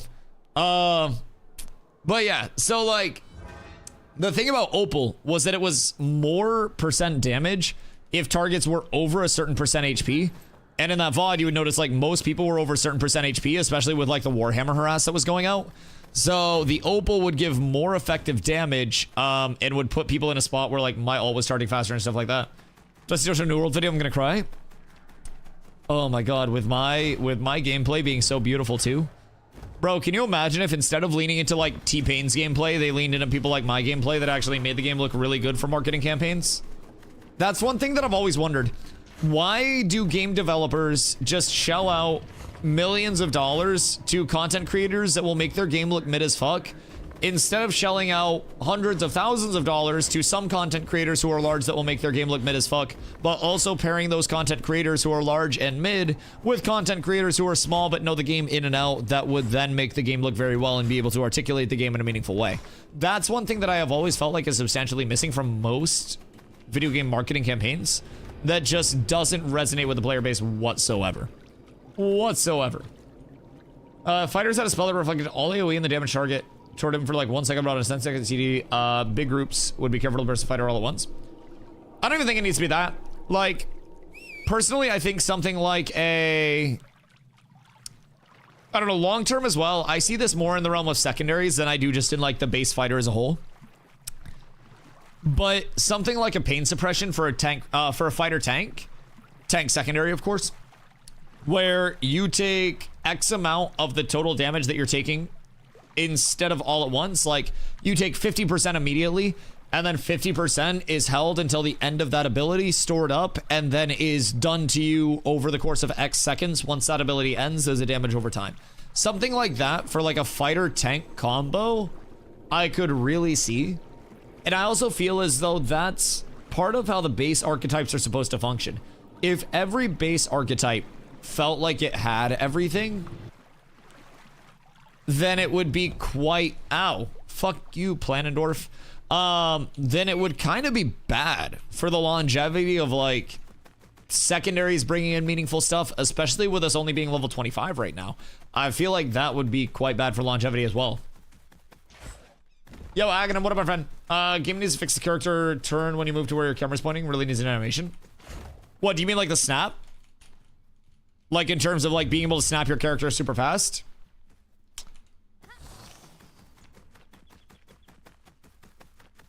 I think turn rates suck, if I'm being honest. Like, some games, turn rates can be nice, but I also feel like part of what makes tab targets nice, especially with like the freedom of camera, like I can left click drag camera to see behind me and then instantly snap. And like there is an animation. It's just a really fast animation. Like the turn rate on a character is just insanely fast. I think that's the biggest thing. Like you would be wanting a slower turn rate because there is still an animation. It just like snaps the character super fast at a very fast rate. But there is a non-zero amount of time where I'm not facing that way that I'm going towards. It just works the character there super fast. But yeah, I don't know. I think slow turn rates can also make combat feel so lethargic. And even if there was like a slower turn rate, we would then just back dodge and then turn when we're in the air or in that back dodge itself and then still get around it. I don't know. I like the movement system the way it is. And New World had a much slower turn radius. And I think it was fine because there was all like weapon pull as well. And like weapon attacks themselves were pretty slow and you weren't going through a full combo. But I don't know. I like the snappiness of it personally. Do you get scoreboards like that on Ashes after the sieges?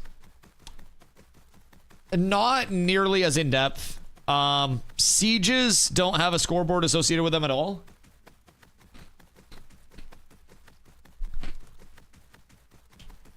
Settlement wars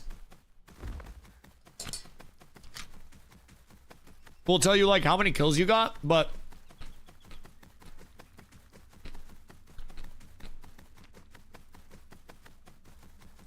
must have an animation, but it doesn't mean it prevents you doing action until the animation ends. Right, but it has an animation. Like, what do you mean by it needs an animation? WoW has it? What do you mean? WoW has a turn rate? WoW has a very fast turn rate. You can do this exact same thing on WoW. Like, this is a core functionality in WoW. Are we talking about, like, different versions of WoW, potentially? Because this movement, in terms of the camera navigation, is, like, very, very, very similar to WoW. I don't necessarily know that it, like, is very different. Let me see if I can find a clip real quick. Stay still and move your camera to the side, then move? Right, WoW has that same thing. Do you mean, like, doing this and then doing that? And, like, your camera snapping? Or, like, your character snapping? Because, like, that's the same thing in WoW. If you left drag your camera, and then you move your character in WoW like that, if you just double mouse, like, the right snap is a little more unique. I don't think the right snap directly to it is in WoW, but also if you're doing this and then you're right snapping when you're moving, this is a mechanic in WoW. Like, this is the exact same movement system as WoW in terms of like the camera stuff. Trying to find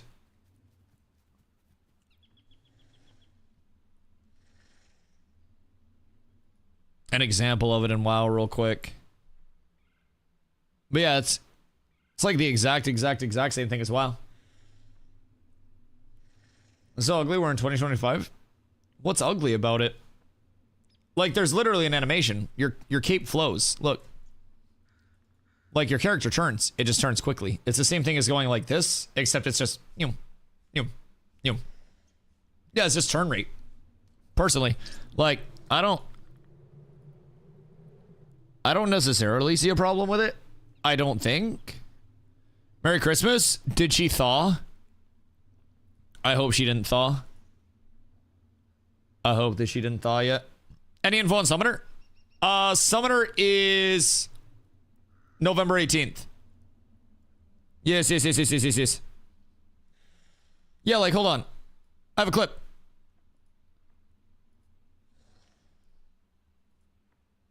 So, like, what is the difference between the system that we have and this? Because, like, this is the same, like, characters turn at the same rate. So, like, if I want to flick my camera, I can still flick my camera. I feel like it's the same thing, if I'm being real. It's literally the same camera work movement system. That's why it's so familiar with me. And the same thing in WoW, you could do this, and you could free look your camera, and then you could tap your right click while you were holding your left click, and it would instantly snap your character. That was part of kiting in WoW. So, like, when you were kiting in WoW, you'd go boop, and then you would attack, and then you'd go boop, and then you go boop, and then you go boop. Mechanic-wise, it's the same. The animation is just snappier and ashes. I don't even think it's, like, much snappier. I think the thing that makes it look snappier is probably, like, the emphasis of the cloak. But, like, I don't know. As somebody that's, like, very flicky, if I'm jumping, you can see the character flipping. I agree that it's a very fast turn rate, but it most definitely, like, has an animation.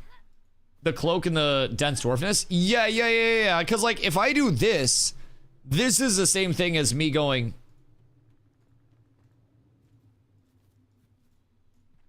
Like, that was the same thing. Is it against any rules to leave your character AFK fishing overnight? Yes. So Steven actually taps your webcam every 22 minutes on the dot to make sure that you're actively at your setup playing and not AFK fishing. If you are going to AFK fish overnight, I would recommend a cardboard cutout. Put that in your chair. Make it at least look similar to you. Otherwise, Intrepid will see that you're AFKing and ban you for botting. I wouldn't fuck around with it either. They'll call the CIA. It's dangerous out there.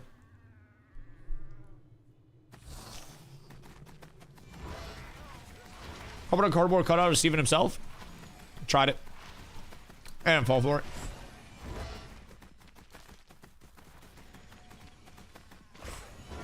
What if it was like a BR, but the circle was a control point? So more people in circle, plus kills equals control of circle. And the circle starts as a footprint in the settlement. And works down in stages. The circle keeps getting smaller each stage. The circle's a BR-like dynamic, so it's not always the same way. Loki, I wouldn't mind the... like, kills also generating a portion or something like that in sieges too. I don't know. Or also,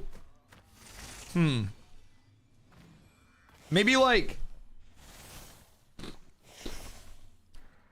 a respawn wave mechanic tied to how many times the army has died. Could be a cool mechanic. But that would also be like you get farmed and then you respawn slower. So that would be like a... I don't know, an anti-power scale? No, well, that would be a power scale directly. It'd be like a Kingmaker system. So that might not be the best.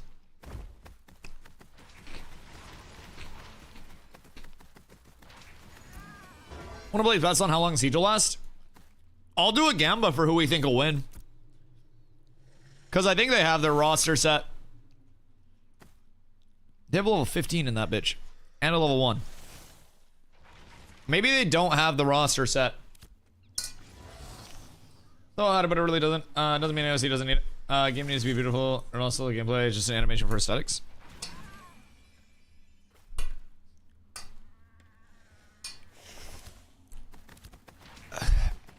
But it would slow the gameplay, I guess is what I'm saying. So, like, this isn't just an aesthetic turn. This is a functional turn. So you can't target somebody with, like, an ability or hit them when you're facing away from them. So you have to be able to hit those micro turns, especially if you're kiting and like pulling people away. It's the same thing as going like this, except you don't have to whip your camera back and forth and jump. So like that's why I'm a little bit defensive of it as an actual mechanic, because it is an actual game mechanic. Turn radius in games impacts how people play the game substantially, to the point where in Dota 2, which is very known as being a MOBA that has a turn radius where League does not have a turn radius, different heroes in Dota play and handle entirely differently because they have different turn radii.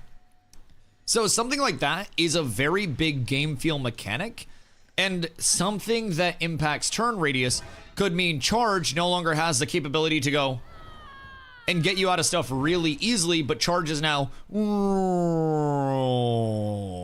it's this like big sweeping thing. And I feel as though if turn radius is slow, then shit is way too snappy. Or sorry, it's not snappy enough, sorry. If turn radius is too slow, then it's like way too like lethargic, I guess is the antithesis of snappy.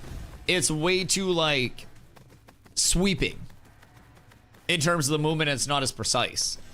And I feel like even if it's an animation that slows the turn radius visibly, like 30%, that still means that it's 30% more time for me to 180 my charge, where I won't be able to do that. I'll just have to go and sweep over it. I feel like that's gonna watch Party Siege and see what's up more farm tomorrow. I got kicked out of the attacker side, hopefully for me. Listen, it's okay if other people... Biscuit, no? How far is this distance? How far? What do you think the percentage chance that they announce wipe in the live stream? 0% chance that they announce a wipe, and I would be willing to bet up to 500 gifted subs on that. They have confirmed through official channels multiple times that there won't be a wipe, full disclosure. The closest thing that they could functionally announce to a wipe would be a fresh start server, which I think would effectively be a wipe of this current, like, you know, this current server. I hope that they don't, but I think that's the more likely of the two. Everything could have always changed, and they could say a wipe. They could also say, welcome to our monthly dev stream with guest star John Cena. And then John Cena throws Steven up on his shoulders and fucking attitude adjustments his shit through a table. I would say we'd be more likely to see Steven getting, like, thrown through a table on the dev stream than we would be to see a wipe. Now, again, I've been very wrong on things before. Maybe Steven gets suplexed through a table. They're trying to reinvent Western MMO game development, and I never saw in any New World dev update anybody getting suplexed through a table. Or suplexed in general. So I feel like if Intrepid is really trying to innovate on, like, the Western MMO development front, there is an opportunity here. And, like, I might not be the strongest guy, but I could definitely manage a suplex. Peacemaker? We're not making much peace here. Was there a new season that came out, by the way? Oh, the fresh start server wouldn't be good for population. Yeah. I mean, and a fresh start server is effectively a wipe too. I'll be real. There's that instant fracture, and in a game that's population based, such as an open world MMO, it's very detrimental in my opinion once that population starts becoming a non-functional state.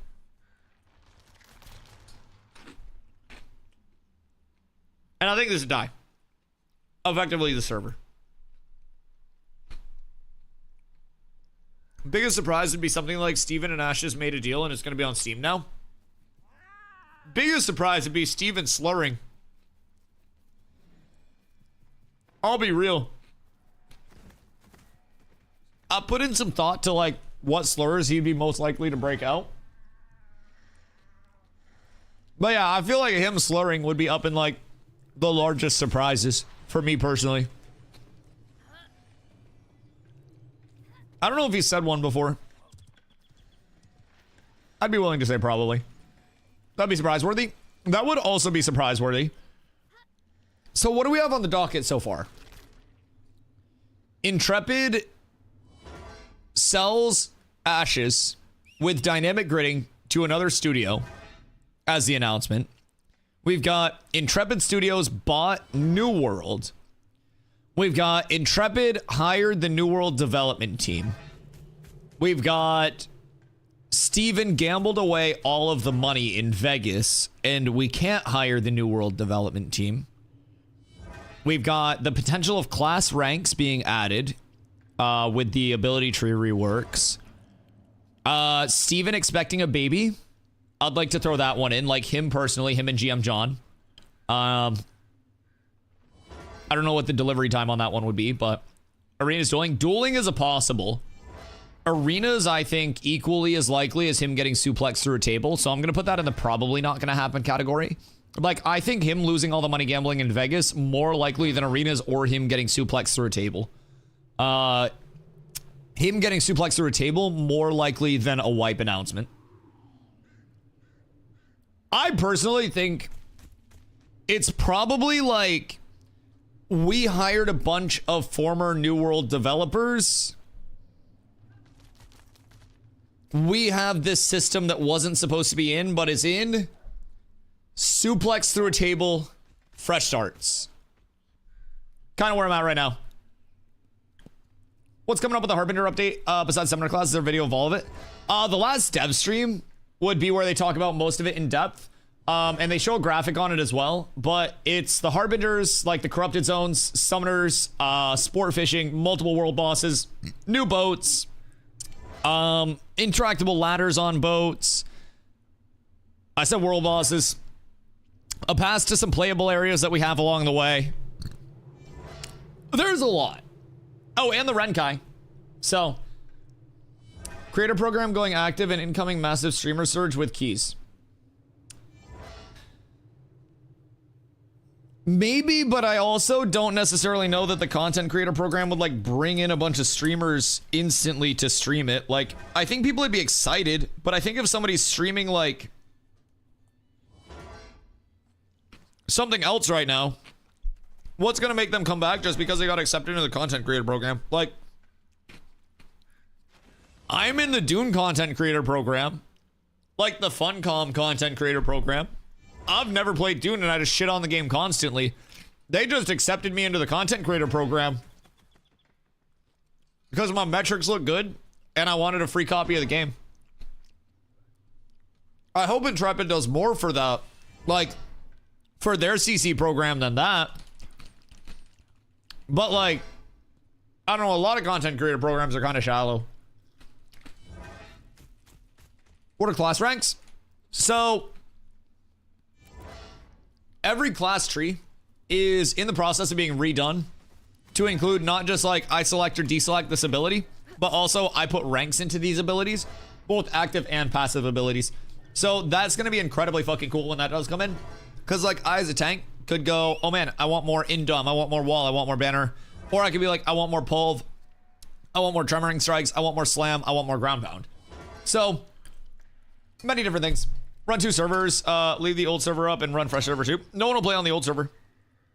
Like, not to speak in absolutes and say nobody, but a very low percentage of people would actually play on the old server, where that split in population wouldn't be worth it for Intrepid whatsoever, especially where they want their population all on one server.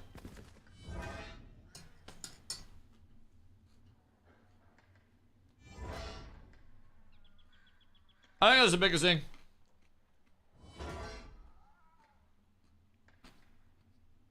Open a pop back up.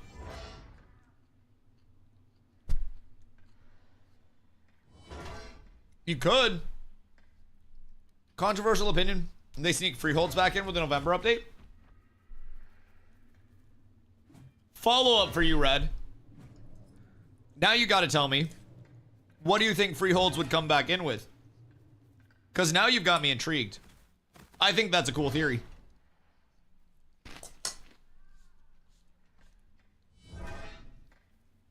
What are you cooking up, sir? Because that's just crazy enough to work. Alright, I'll be right back 1 sec. Biscuit, no tapping.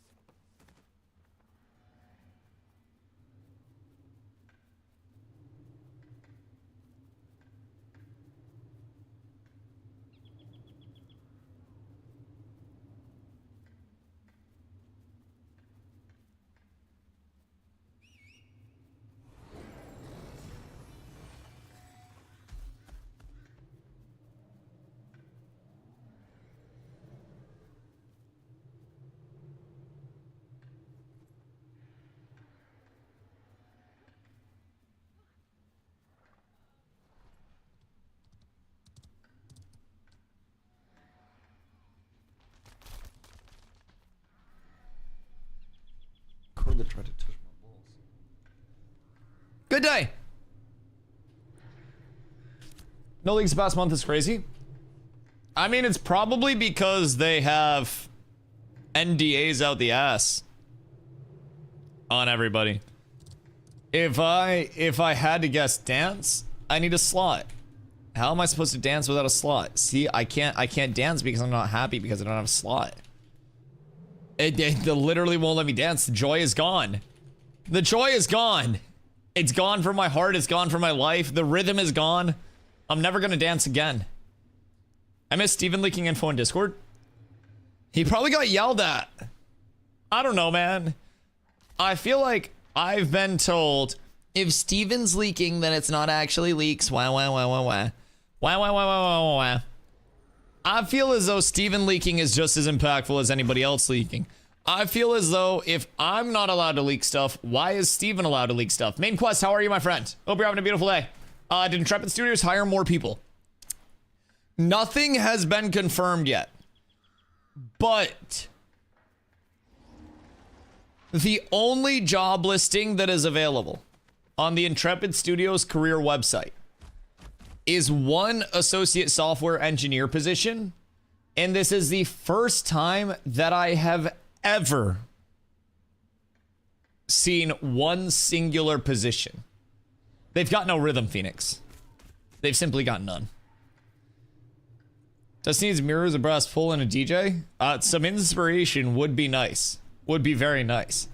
But yeah, so as of right now, we have some reason to believe that Intrepid Studios 1000% may have hired slightly more developers. Maybe somewhere along the line there is some slight correlation between Intrepid and Amazon Games with the two, considering AGS Studios in Irvine, California and San Diego, California were let go. Intrepid being a developer based out of San Diego, California. It would present a lot of in-city talent that is looking for work. So, a lot of developers, very local to Intrepid Studios, are let go from their jobs.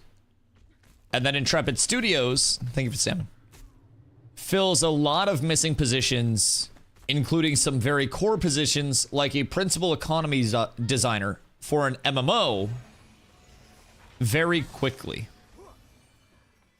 Do we know who did the econ design for New World? Anybody in chat that's very good at that stuff? Can we do a Google? Where's Steezy? Steezy was checking LinkedIn for me earlier to see if we could find shit. You're in debt now? I'm never in debt. Never in debt. Basically, all lead positions are filled and they just need general purpose devs. Yeah, seems like it is literally just a general dev spot. This says Intrepid Studios looking for an associate software engineer to join our cloud services team. Role is perfect for bright, motivated developers with Python and C++ experience who want to work with cloud native infrastructure, automation, and game backend services. This position offers the chance to learn Golang and gain hands-on experience with the Kubernetes, GKE/EKS, Helm, Minikube, and more while supporting the build, deployment, and scaling of cloud services that integrate with Unreal Engine 5. I know how to do all of that. Nin, why don't you just apply then? Because this is remote as well. Like, this is actually a remote position. Unironically, apply to Intrepid. And someone said they were having an issue making an account earlier. It got fixed. Dusty owes me 1 fish. You owe me 2 fish. What do you mean? Quick question to all. Where are more of the deadliest things on the planet? Probably your mom's house. So yeah, you've got to learn your Kubernetes and stuff. Let's see. Develop and maintain cloud infrastructure. Automate and optimize. Write Python scripts to automate developer workflows, CI/CD pipelines, and infrastructure management. Build cloud services, integrate cloud services, manage deployment and infrastructure, support build and testing pipelines, monitor and improve performance, collaborate across teams. We offer competitive pay based on market standards plus a significant annual bonus structure. The base salary for this role is between $80,000 and $112,000, depending on skills and experience. That's like $10,000 a year in California. That's good fucking money. Like, you put that to California dollary dues, and you're almost doing well out there. Jesus Christ, that's kind of cool. So, if I don't know how to do any of these, do you think I should still apply? Because I feel as though, even though I'm not qualified, I definitely bring the enthusiasm. And I think people can learn qualifications, but people can't learn how to love something. Cost of living's high there. It's remote, though. So, like, I could do that from Maine. And if I made $80,000 a year in Maine, let me tell you what, I'd be living frickin' well. I'd probably own a town making $80,000 in Maine. That's like $8 million in other places. Poison, physical or magical? The actual poison damage? Oh, fuck. Magic. Necrotic is magic. It's a magic status effect. You can check what's magic and what's fizz in your character sheet. Magical. And then show stats 1-0. Check that, and then it'll show everything. 80k in Maine is more money than there is money there. The GDP of Maine is less than that salary. Yo, absolutely. 111k in San Francisco qualifies as poor and qualifies for financial aid. 111k is more than my family made growing up, and I have student loan debt. What is this bullshit? What the fuck? And I was good at basketball. I got schollies. At least some help. Not enough, though. Not enough. We're down horrendous. But no, I mean, that sounds good. New World's gone through a lot of devs, but I don't think I had an econ dev, more like a gear and gameplay dev, which could be basically what they really want. It's gonna be interesting to see what actually ends up shaping up with it. Now, I also don't necessarily know that there's confirmation, right? I don't want to go out on a limb too early and spread the word of like, oh my god, Intrepid definitely hired people, and then have them be like, oh yeah, we just promoted people from within, and now we're looking for people to fill the bottom positions. Because that could have also happened. Like, they could have said, hey, Planendorf, you're the econ guy now. So help us fucking God if they did that, by the way. So help us God. But they could have. And then, you know, from there, they could bring somebody in to fill Planendorf's spot, and then they could bring somebody in to fill that person's spot, and that could be the, you know, the associate software engineer that we're seeing now. There could be so many levels to it. Getting flashbanged by the marketplace is crazy. No, that's fucked. Open the fucking marketplace, and instead of it playing like a normal market noise, you just start hearing the high-pitched ringing. Jesus Christ. How much does your weaponsmith charge for a Night Reaver Greysword craft? Just tip him a little bit. Busty, are you on? Where's Busty? Slash Whisper. Busty. I have business for you. Alright, Sewer, Busty's our weaponsmith. I would say probably if I had to bet, just bring him a food and then tip him a couple gold or something for his time. I don't think he charges though, as far as I know. I think he just says bring everything and then throw a tip if you're feeling it for the good service. I don't want to know what he's at for qual. Food plus tip? Yeah. Yeah. See, I know my crafters.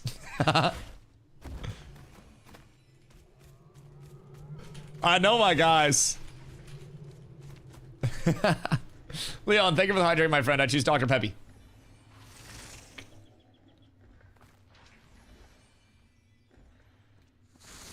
Super been asking that for a hot minute. Wait, really? God damn.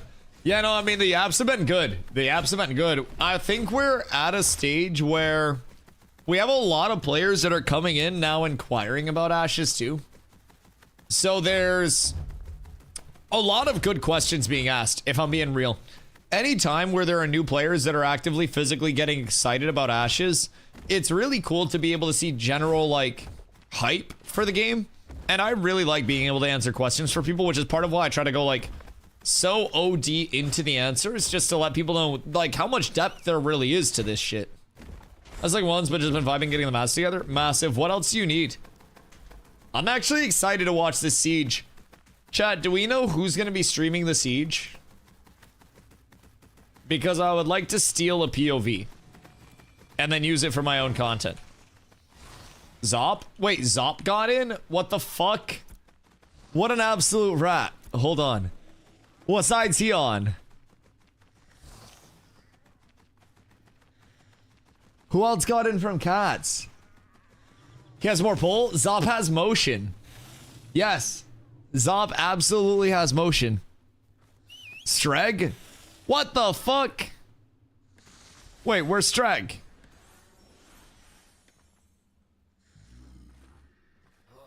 Merc and Emu. I see Zop. Oh, Streg's on defense? Let's fucking go. Wait, that's so huge. Well, I'm glad people got in at least. Yeah, Streg's on defense. Thank you, I appreciate you.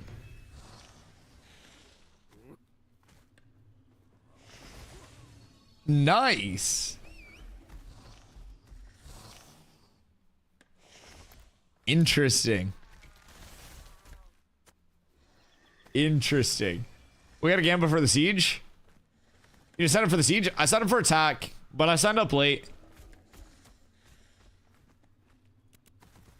So they may have been full on tanks. I'm assuming they were full on tank side. But yeah, I'm on the wait list for the attack, so if people don't show up, then probably sneak in. But you don't really need a metric fuckload of tanks. And if they have people, like, I mean, look at this level 24 tank. Bro's fucking kitted. Yeah, bro is absolutely 1000% juicing tint. So we'll see how it works out. Either way, I'll catch a POV of it. What bundle did I buy? Alpha 2 Wave 3 bundle. That is gonna be the one that you want. That's the one that got you in starting back in May. They haven't announced another bundle yet. So, who needs bear carcasses? Me. The Dusty in the front. I need some bear carcs. Yeah, I'm gonna be up front. I need some bear carcs. I will definitely need those. 1,000,000%. Because I need, if we go down to Nuela, I need bear carcs and I need raptors. Wait till Friday to decide. I mean, refund period regardless. So even if they drop price on Friday or anything like that, I'm sure they'd honor the difference for packs that were purchased like within X amount of time. I don't see a world where they wouldn't do that. And if they don't, you just have the refund period regardless. So like, I don't really think there's too much of a downside to have it in now, but I only have 3, but I'll keep looking around. Hey, I mean, it helps. How much do I need? I didn't write down bear carcs. You said Alpha 2 third wave bundle? Yep, it's the $100 USD one. Yeah. Buy 3 keys now and 2 more on Friday? Yes, buy all of the keys. And then allow me to give them away to people via Marble Shoutcasts. Yes. Wait, can we add that to the potential list of surprises for the dev stream? Shoutcast? Steven just has people drop marbles races. It even has spider carcasses. Oh my god. Wait. Are you trying to get blues specifically, Ultra? I wish that bears spawned up in Baineswood. There are spiders up in Baineswood that weren't the worst, but be fun to get the better deal. Yeah. Like, even if they do drop it, you can just get the better deal out of it. through your refund. I think you can refund up to twice as well. So like, worst case scenario, you'd be perfectly fine. I don't think it's like that deep of a thing. The only way where I'm like, it's definitely worth waiting is if you don't want to play Summoner at all, or if you really want to, or sorry, if you do want to play Summoner. Or if you want to have a very like, I don't know, I call it MMO-like experience coming in for the launch of Summoner. There will be more people that are lower level and that are doing more with the Summoner. That's 1000% gonna happen. So personally, I would say, with the exception of Summoner players and people who are really, really like, man, I want it to be super populated in the low level areas, that's gonna be your biggest incentivization to actually wait. Other than that, I think hopping in now and getting a head start's fine. I don't think there's anything in the dev stream that's gonna like catch us that off guard in terms of like, oh man, I had no idea that was coming whatsoever. I feel like most things that could possibly come in, we're at least like somewhat privy to. But I mean, crazier things have happened, right? Crazier things have fucking happened. They could shut the whole goddamn game down. But honestly, the last game shut down, I was privy to that. So, I don't know. Like, I genuinely, I'm not quite sure what they could hit us with. That would just be a moment of like, what the hell? What's going on there? I'm not sure about that side of things, if I'm being real. Some oiler give me a sub. Everybody that gives subs is hard at work right now. Could take a 2-month break for the holidays. Yeah, but last year they did the opposite of that. Like last year they were not 24/7 uptime. And then going into the holidays, they were just like, hey, here's 24/7 server uptime. Which was really fucking strange. I'm not opposed to it. I'm not upset about it. But Twitch needs a troll gift sub that makes commercials play 4 times as long. Fubo, I thought about that previously. If Twitch added a mod action that just put somebody into an ad. So if somebody came in that I didn't like, that was like yapping, and I didn't want to talk to them anymore, I could just like hit a fucking 5-minute ad after a 5-minute ad after a 5-minute ad, but only on that one person. Just fucking chain CC them in ads and then farm revenue off of that one person. But since Twitch no longer has their anti-fraud person, somebody would use that for fraudulent revenue. And fraudulent revenue is bad, okay? Okay. Feel like that might be considered torture? Well, maybe they shouldn't be a douche canoe. If they weren't being a douche canoe, they wouldn't get the ad chamber. But if they're being a douche canoe, they're gonna get the ad chamber. And the ad chamber doesn't discriminate. Hopefully it's not a disappointing special announcement. What was the exact wording? Ad maxing is crazy. And like it's only the highest CPM ads as well. That'd be huge. Another fraud person, they do have the system he built though. They fucking stole it. They killed him and they stole his system. What if he like hit the kill switch on the system before he went out and now everybody's just frauding? Everybody's frauding. What if I'm fraud right now? Like what if, Frugal, what if you're being frauded? You literally might not even know. Fraud can happen at any point in time. And good fraudsters, you won't even know until it's far too late, Frant. You gotta be careful out in those streets. Alright. So. The exact wording is not a special announcement. The exact wording is we've got some very exciting news to share about Ashes of Creation Alpha 2. However, it needs a bit more time in the oven before it's ready.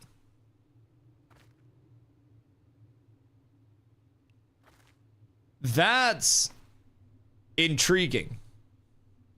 That's intriguing. Now I'm curious. Confirm paid chill. What if I fraud you too? What if I'm just a confirmed fraudster? If they think it's worth tacking on a special announcement, I'll be happy for them, as so long as it's not. Yeah, as long as it's not that they're broke, that's great. We're increasing the price on packs. And also, we now have kernel level access to all of your builds, and you are not allowed to exit the game. Thank you for testing Ashes of Creation. We look forward to you being here for fucking ever. I'd be cool with it. I'd be fine with it. I personally...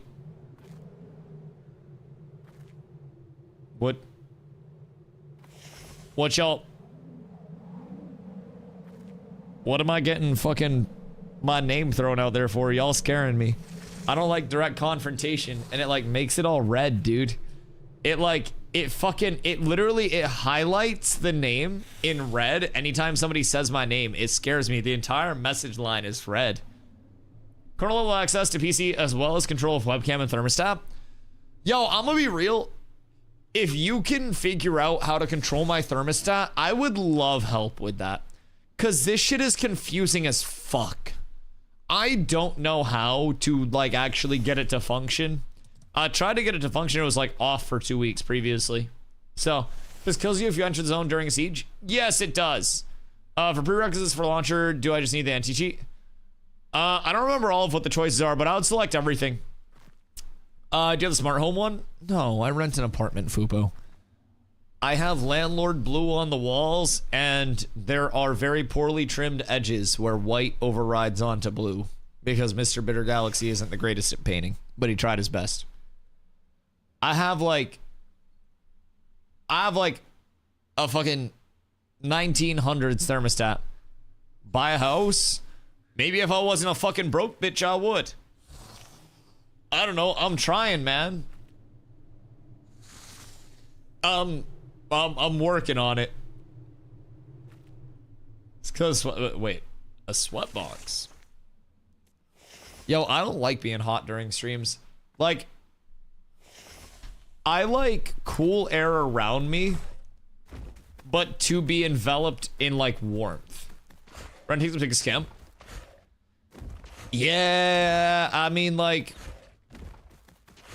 at least I know my landlord. I think that's the only like saving grace to it, is at least I was like, you know, friends with my landlord before he bought the house. So I've had a really good deal on rent, and at least I know it's going to someone that I like, so that's cool. But yeah, I've put down a good chunk of clams after the years of living here. Do we know when the Ashes stream is gonna be? November 7th. It's Friday at 2 p.m. EST. So that's when their big announcement's gonna be. Do you think settlement death will happen first or gold cap increase first?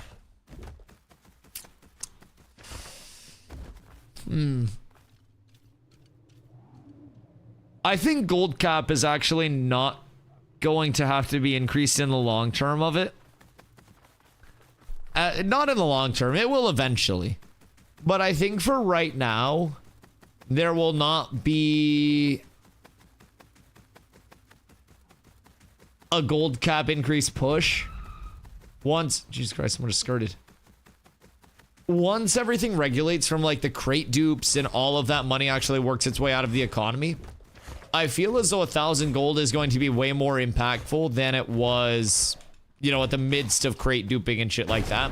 People were able to just make gold cap appear out of thin air, and I don't necessarily think that that's going to be something that's acting on the economy forever. So I would say things that we're selling for 500 gold will still probably sell for like 200 in the long term, maybe even like 300. But I don't necessarily know that things are going to sustain their prices in the way that they currently are. Especially once that faucet's turned off. And even if people weren't directly duping the gold themselves, duping the crates that would then generate the gold, or not duping the crates, but like other people duping the crates and generating the gold, and then other people selling the money to those people, that's essentially the part of it where it infiltrates into the economy as a whole and just gets fucked up. So Yo, Chadley, what up, my boy? Respect the grind on Ashes still? I mean, we still got shit to do, brother. Job's not done. Like, we here till launch and beyond that. So, like, I'll just be vibing, man. We're trying to grow the community. We're trying to get more people in, especially with the Death in New World. It's all about, like, how can we keep momentum rolling past the 18th and beyond that. So, it's been chill. Like, as always, you got the ebb and the flow of player base. But right now, we in one of the big, like, ebbs of it. It's pretty down for the next couple of weeks, but I think on the 18th and past that, we've got a pretty good potential to gap up for a little bit. It'll just be about how that new player integration is going. It's about how summoners deploy, and it's about how the end game is as well with harbingers. But I think harbingers could present a whole lot of content. Should I sell everything I have and save gold until January?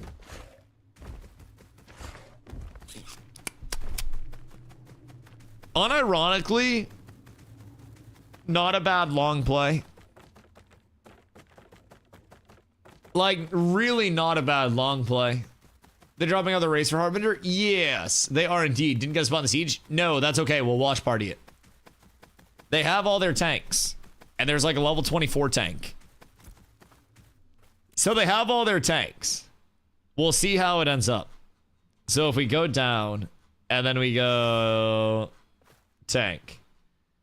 They have a level 24. And then a few people who I've never seen before.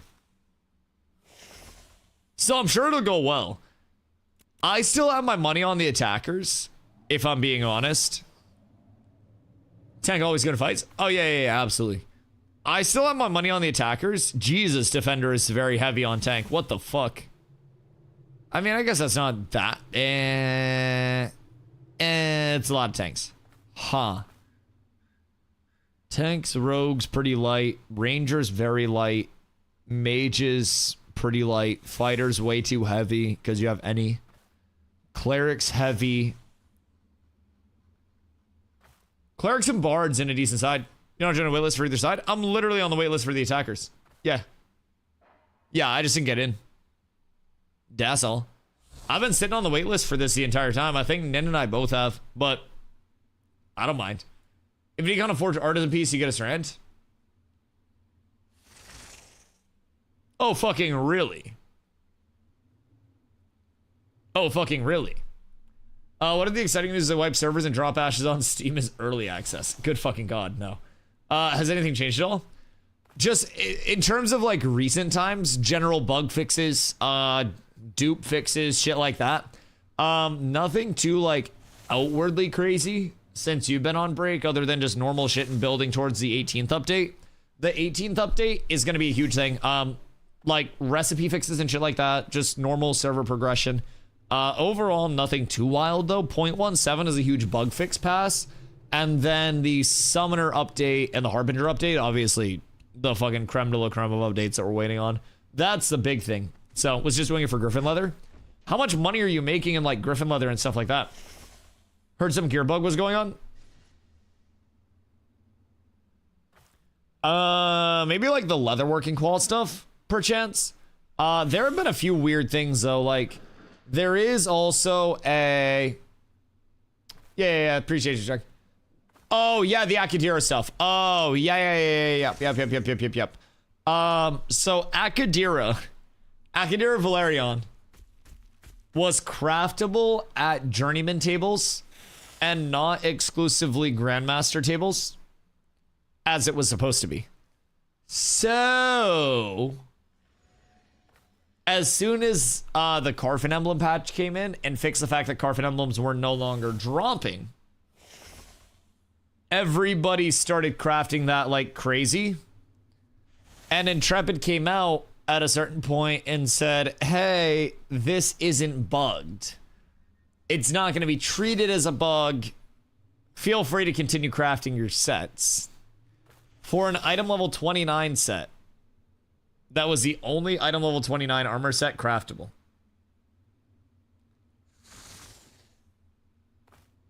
They did not take out the sets. They did not discipline players for it. And the sets still exist. So...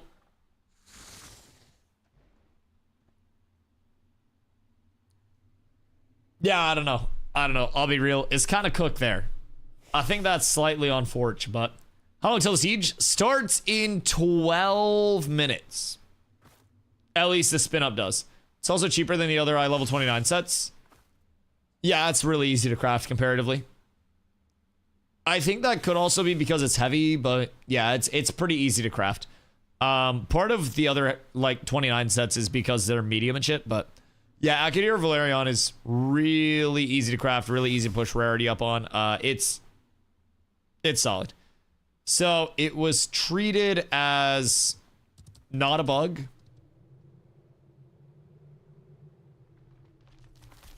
And they publicly came out and said not a bug. Any others that's craftable yet? I think we just got GM tailoring. I want to say. I think we got GM tailoring. We don't have Blood Runner set craftable yet. But that is soon TM. People were saying it was going to be this week, but I don't think it's this week at this point. I think it's probably going to be next week. So I've been trying to save up for that. I've been doing a whole shitload of hunting, if I'm being real. Something to think about in that regard. Winston tried to upgrade armor smithing 3 times and failed due to bug before Akadiri became available.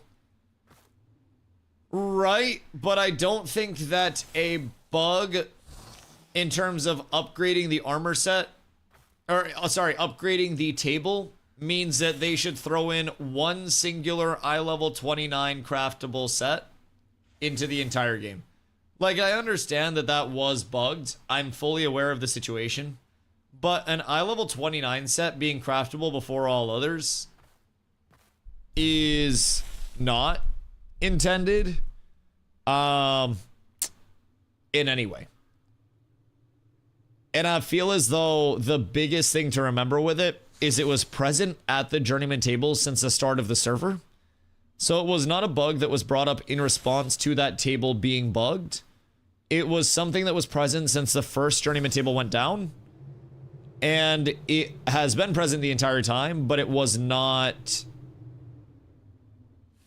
it was not craftable because the Carven emblems were not there yet. So, yo, Timeless, what up, my friend? Do you think it's worth playing in this current state after New World shut down, needing a new MMO? A lot of newer players are coming over here, if I'm being real. The reason why I'm playing is because I think it's worth playing. So, I was streaming New World full time. I gave up on New World back in December and came over here because I knew New World was going to get absolutely cooked. Ashes takes every system that New World wanted to have and puts it way deeper. Much more of a social-based MMO instead of a linearized ARPG-esque abomination of a hybrid. So, personally, I left New World for Ashes because I believe in Ashes a lot more than New World. And thankfully, I was right. So, personally, in terms of is it worth, there's a dev stream coming up on Friday. I would check that out. There's a huge update coming on November 18th. They're going to preview that on Friday. You get a 90-day refund period when you do pick up your pack. So in terms of, like, is it worth? You get 3 months to decide if it's worth, for sure. And then you're going to go. My worry is that they'll wipe my character at launch. Oh, yeah, they absolutely will. And being completely transparent, there is a very good chance that you are also going to have your character wiped before launch at least once. For just frame of reference, I made my first character for phase 2 in December, and then I remade a character in May, and then I remade a character for this server in August, was it? But yeah, so I'm on my third roll around at this point. Yo, Texas, what up, my boy? Together. Thank you for the 5 months. Much love, my dude. So yeah, like, wipes should definitely, from a standpoint of somebody that's hopping in, or potentially hopping in, time, let's think of the fall. Wipes are something that should be planned on. Not necessarily, like, frequently. Intrepid has said, the developers have said that their goal for phase 3, the phase that we're currently in, is minimal wipes and more of that, like, long-term concurrent data. So if they're just wiping the servers like crazy, then they're not going to get that. But coming to fight in the siege? Motherfucker, I need a slot. The fuck do you mean coming to fight in the siege? Motherfuckers have to put me in the siege if you want me to fight in the siege. There's no DustyWhy in the siege. Yeah, I'm watching the siege. But tell fucking Toner. I don't know, man. They got a level 24 tank in that bitch. Just flag up. I know.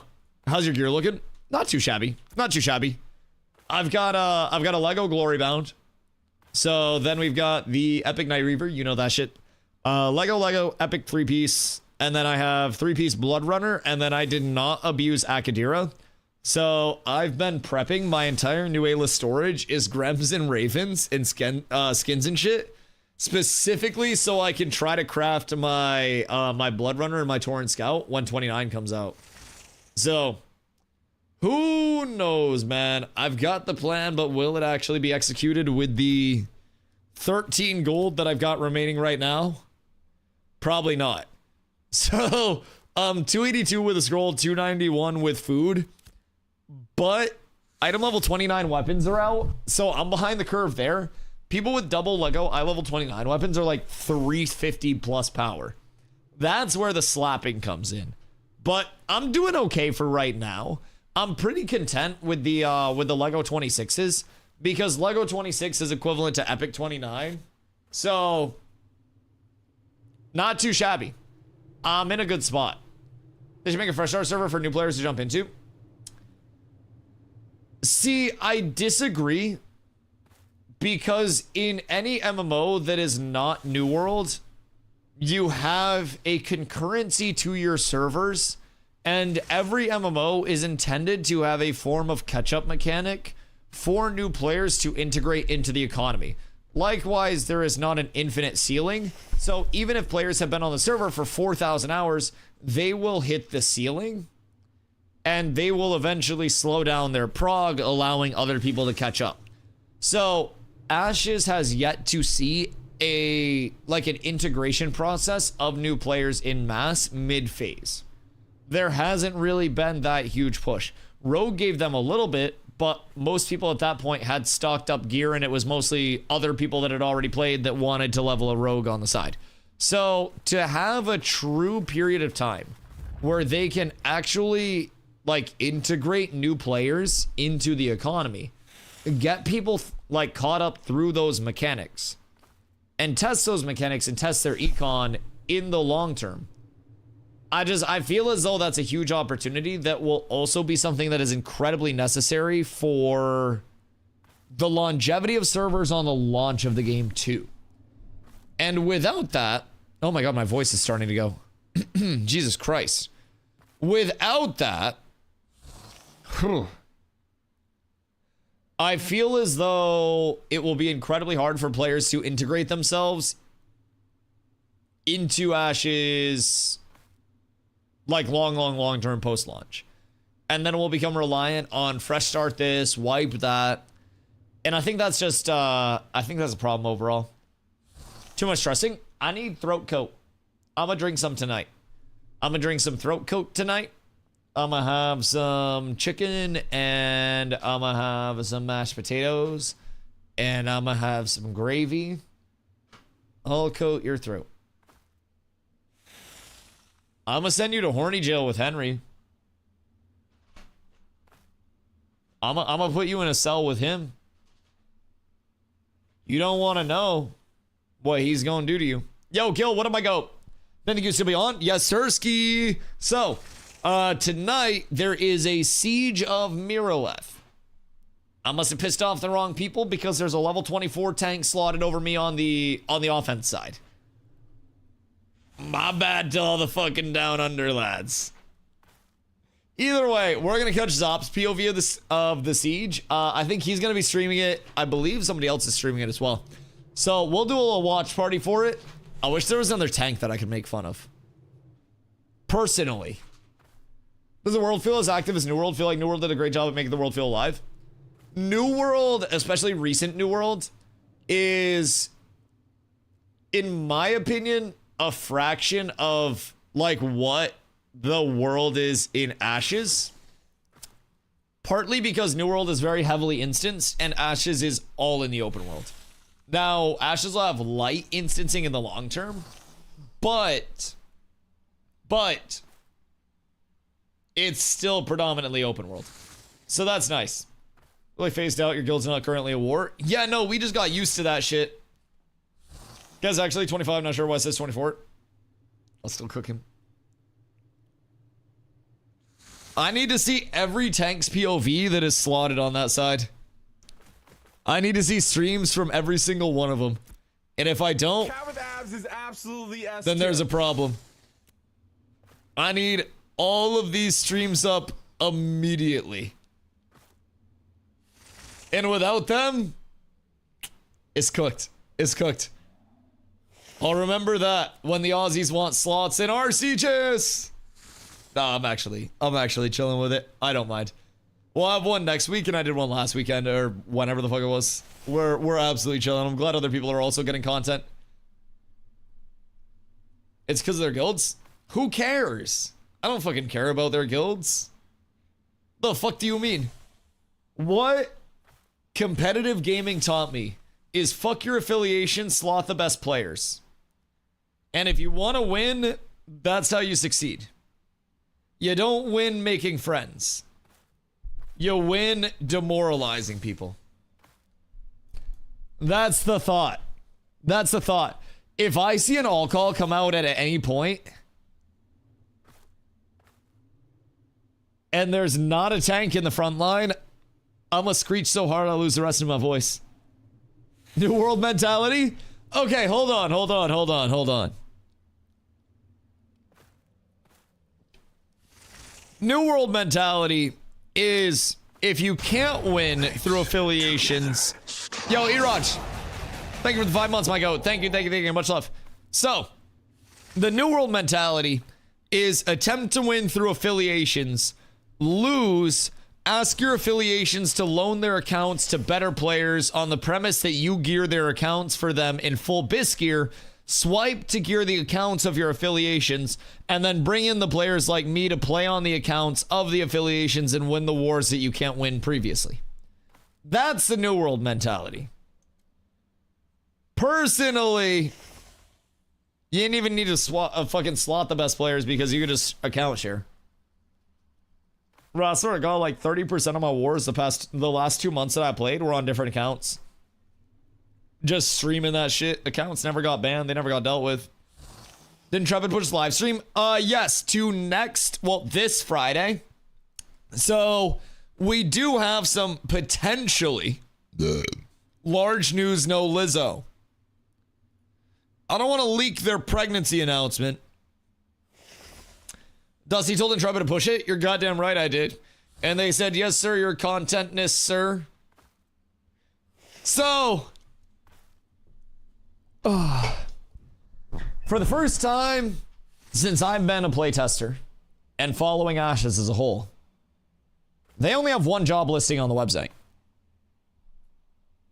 Now, is it any coincidence that Irvine and San Diego AGS branches were cooked and then all of these jobs were filled? I don't know. A lot of layoffs recently. Hopefully they filled up. Yes. A lot of layoffs recently. I very much hope they filled up with some very good talent that has a chip on their shoulder and wants to make a very fucking banger MMO and wants to, I don't know, maybe show a very large corporate entity that Western MMOs aren't dead. I feel as though there's a very good opportunity to find some very motivated developers due to the layoffs. I'm willing to put my money on that. I think that if they are able to get a few very pissed off New World devs that want to come in and want to work hard to show that everything is set, we're good. I was one of them from Amazon. I'm all good though. Wait, New World dev? No shot. Wait, New World dev lurker? You heard my rants? Wait a minute. Wait a minute.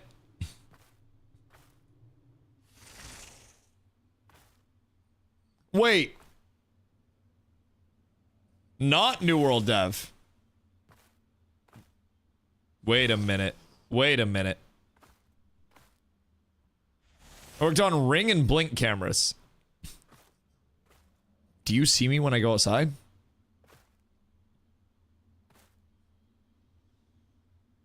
What do you do on the cameras? I have a ring. Do you know which ring is mine? He sees you right now, but the ring's facing the other way. Does the ring is... Oh my god.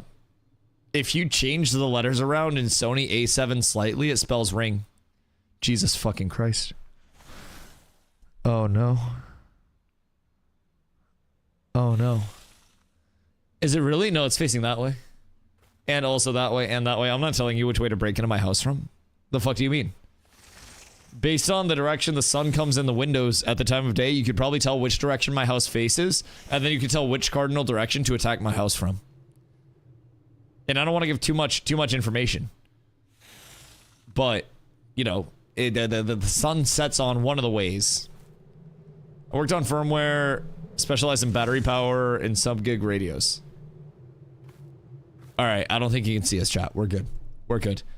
No, I'm glad that you had a new job lined up. And one thing that I thought about was that a severance package from Amazon must absolutely fuck.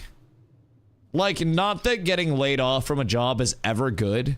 Like, I got fired from Mattress Firm because I got really sick and couldn't work for a while. And that's actually when I went full-time on stream, was after they fired me and I was applying for new jobs. I didn't get a severance package at all. So I'm assuming, at least if you get laid off with a banger severance package, it's way fucking better than getting fired without a severance package. So that's cool. It's fire. Dude, good.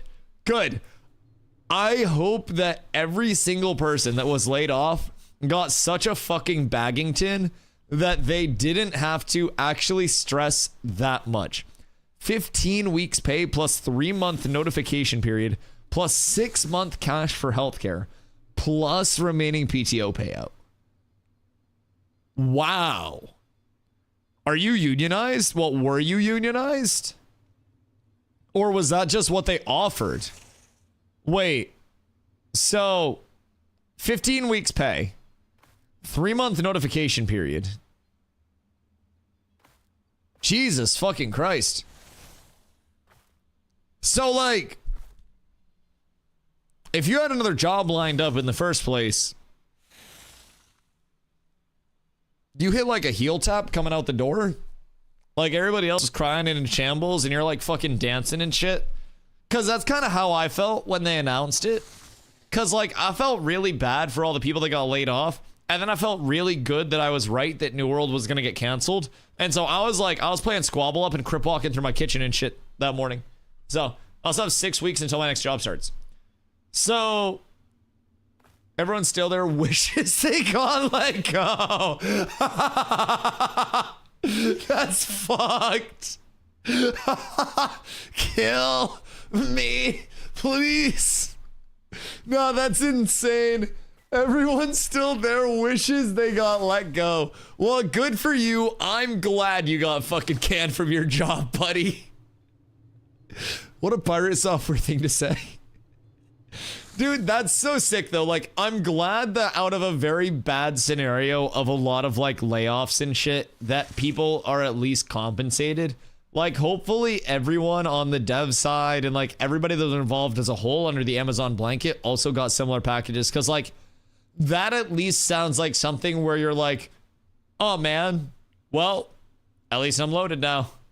Started for 7.5 years, got ready for something new. Gonna work for Shark. Wait. Are you gonna be able to see me when I cook now? Oh shit. Wait, I cook way more than I go outside. Dude, you'll get so much like better vision of me through working at Shark and Ninja. Yeah. No, that's sick. I have a Shark vacuum. I have a Ninja like air fryer. I have the Foodie. It's the one with the tray and stuff. So that's fire. Wait, so are you gonna do like batteries for vacuums and stuff? Cause I have a Shark cordless vacuum right now. Well, like one of the stick ones. And that shit kind of goes sicko mode. Can't wait to get prototype coffee makers and robot vacuums. Yo, wait, prototype coffee makers? Yo, X payouts. Hold on. Hold on. I'm gonna set up a P.O. box so you can send me the old prototype coffee makers. And then I'll do like a coffee making on stream. Oh, wait, no, that'd get you in trouble because that's probably NDA'd. Yeah, maybe we don't show prototypes on stream. Maybe I don't get shark assassinated. You see that robot that does all your chores for you? Yeah, but it's a debate. So everything that they showed in the demo, except for like 2 things, was actually like a human controlling the robot and not the actual robot autonomously doing it. So I feel like that's kind of a scam, just inherently. If I'm being real. I feel like that's cooked in and of itself. Is that what they said? I don't know if they said that. I think it was a Marquise Brownlee video. And then Moist Critical reacted to the Marquise Brownlee video, I think. And then from there, it was set. So, I mean, I feel like I just do my chores myself instead of paying people. It's lame as fuck. Yeah, I mean, I think they were trying to say that it would be able to do everything autonomously in the long term as well. Kicks down. I'm pretty sure. Before the time runs out. So I think they're just like falsely advertising it. 20K to not do your chores? Yeah. Bro, some people got way too much money, if I'm being honest. Like, some people genuinely have fucking clams. And they will spend that shit like crazy. Gotta pay for lawn care and cleaners every 2 weeks? How big's your lawn? The fuck? How much did you get paid for fucking batteries? Although, batteries are really important actually, so I'd assume a lot. Because batteries, if they go right, nobody bats an eye. But if batteries go wrong, then everything explodes. You know what? I hope you got paid really well for that shit. Batteries could go really, really south really, really fucking quickly. Look at Samsung. Just 2 acres, but it's cheaper to pay someone than buy the equipment and waste my time. That's fair, although you get 2 acres up in Maine and you get yourself a 0 turn, bro, I'll come up and mow that shit for you. I like mowing lawns. It's relaxing as fuck. You throw on some music, you get yourself a 0 turn, and then you just whip around for a little bit. You have a fucking beer. I don't even drink beer, but you have a Bolski or something. It's nice. I like mowing the lawn, but I pay cleaners. If it's a big run on mower, if it's small, then chill. Yeah, that's fair. You don't have to be rich to have someone come clean every month, once a month. Carla. Eraj is rich. Eraj got let go from Amazon and got like a fucking $1 zillion severance package.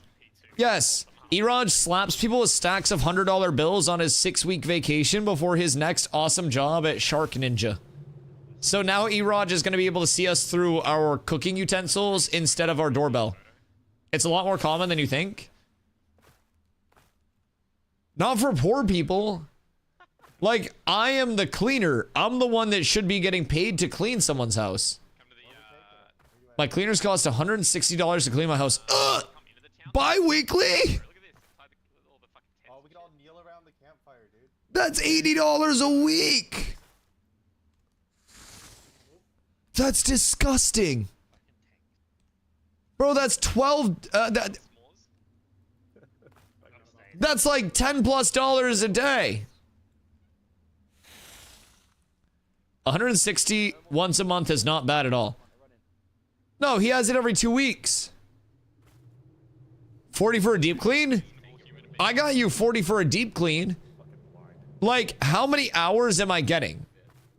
Because if I'm paying $160 for a cleaning, you better put in a 12-hour day and my ass better be wiped when you leave. Like, everything in that house better be clean. If I'm standing there spread eagle, I want my balls squeaking when I walk. It's usually 3 people for 2 to 3 hours.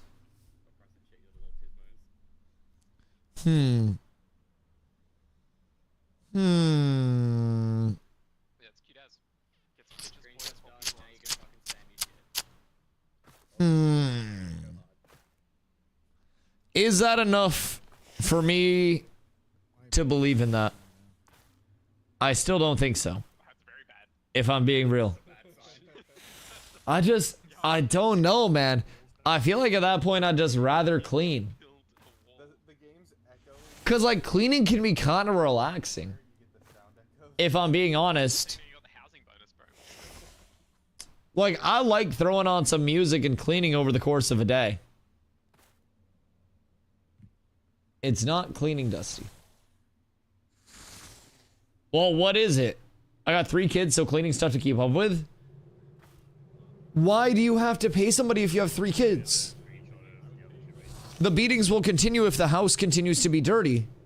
Brother, you have 3 cleaners right there. How old are they? The kids are 3, 4, and 6? Okay, I was old enough to get smacked with a sandal at 3 if I didn't fucking wipe the floors down. The hell do you mean? More susceptible. You have less stick to the arm resistance at that point. The fuck do you mean? Like, nets on the windows, bars on the doors, the beatings will continue. If they haven't been in fights, then their skin is still susceptible to the whackings, and it will hurt more. It will register with the pain sensors earlier in life, and by the time they're 9, 10, and 12, they will then know that stick time means it's time to clean. And then you won't even have to break a good stick. Or multiple of them in one trench coat. Also an option. Yo, what's the update on Protect? Where are we at with Protect? Is Protect still like fucked or what? Anything could work. You turned out perfect. The beatings continued until the house was clean. Yes. At midnight, it was beatings. At noon, it was punishments. And I feel as though that taught me respect in this goddamn world. I feel as though that taught me the value of $1 and a knuckle sandwich. And let me tell you, knuckle sandwiches are 2 for $1. I know the value of both of those things very well. Very interchangeably. There are 2 dogs and a cat here. Pet hair an issue. You should get one of those vacuums that specializes in pet hair. I have one of those like Dyson bitches that's made for pet hair. But I don't have pets. So, you know, it is what it is. It is what it is. I have a shark. I have a shark cordless. I do not have a shark like Big Boy though. I have a big Dyson and then I have like a cordless Sharkington. So, you know, the balance is there. The balance is there. Wait. Is Zoppin Akadira Valerion gear? Oh no. The siphon abuse is so cooked. Dude, it's so down bad. The siphon abuse is so cooked.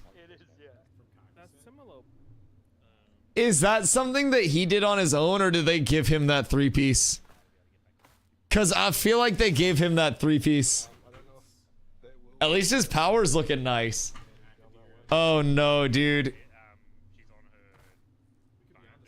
Siphon is so busted. That's so fucking cooked. That's so fucking cooked. I hope they fix that. Bro, that's so cooked. It's because of the AoE application of it.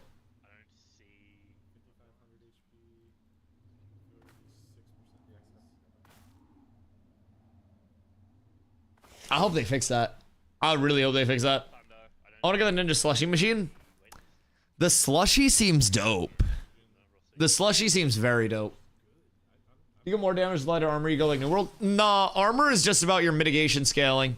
I mean, it's like 340 or above. Bro, they're talking about their power scaling. How are so many people that are 340 or above, by the way, dying to people that are like 270 to 300? Oh, wait. Because once you go above a certain power scaling, you have logical diminishing returns. You just want heavy armor? Nah, so heavy armor is all physical defense. Medium armor is a split between phys and magic. And then light is all magic. So they're all roughly the same amount of mitigation. It's just how that mitigation is spread up. So kind of cool there. It's almost like... I also love, by the way, that people are already overvaluing just raw power whoring. And you can always tell when people are not actually accustomed to MMOs or anything on a high level when they are just power whore scaling. That's the big thing. Anytime there's an entire guild that's just freaking out about like minimum power requirement, this, that, the other, especially across all builds evenly, they frequently don't know much about what actually matters in terms of army-wide scaling. And people will be sitting at like a high power with no speed, no crit damage.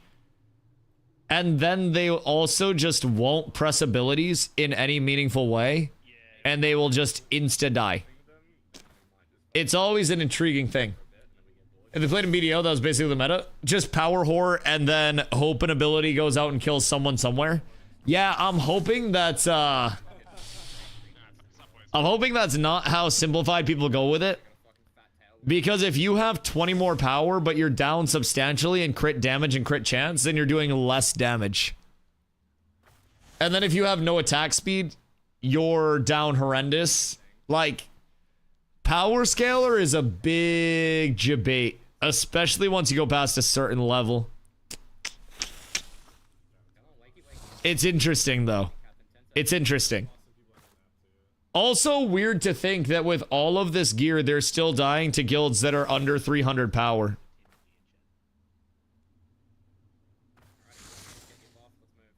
I don't know how that works.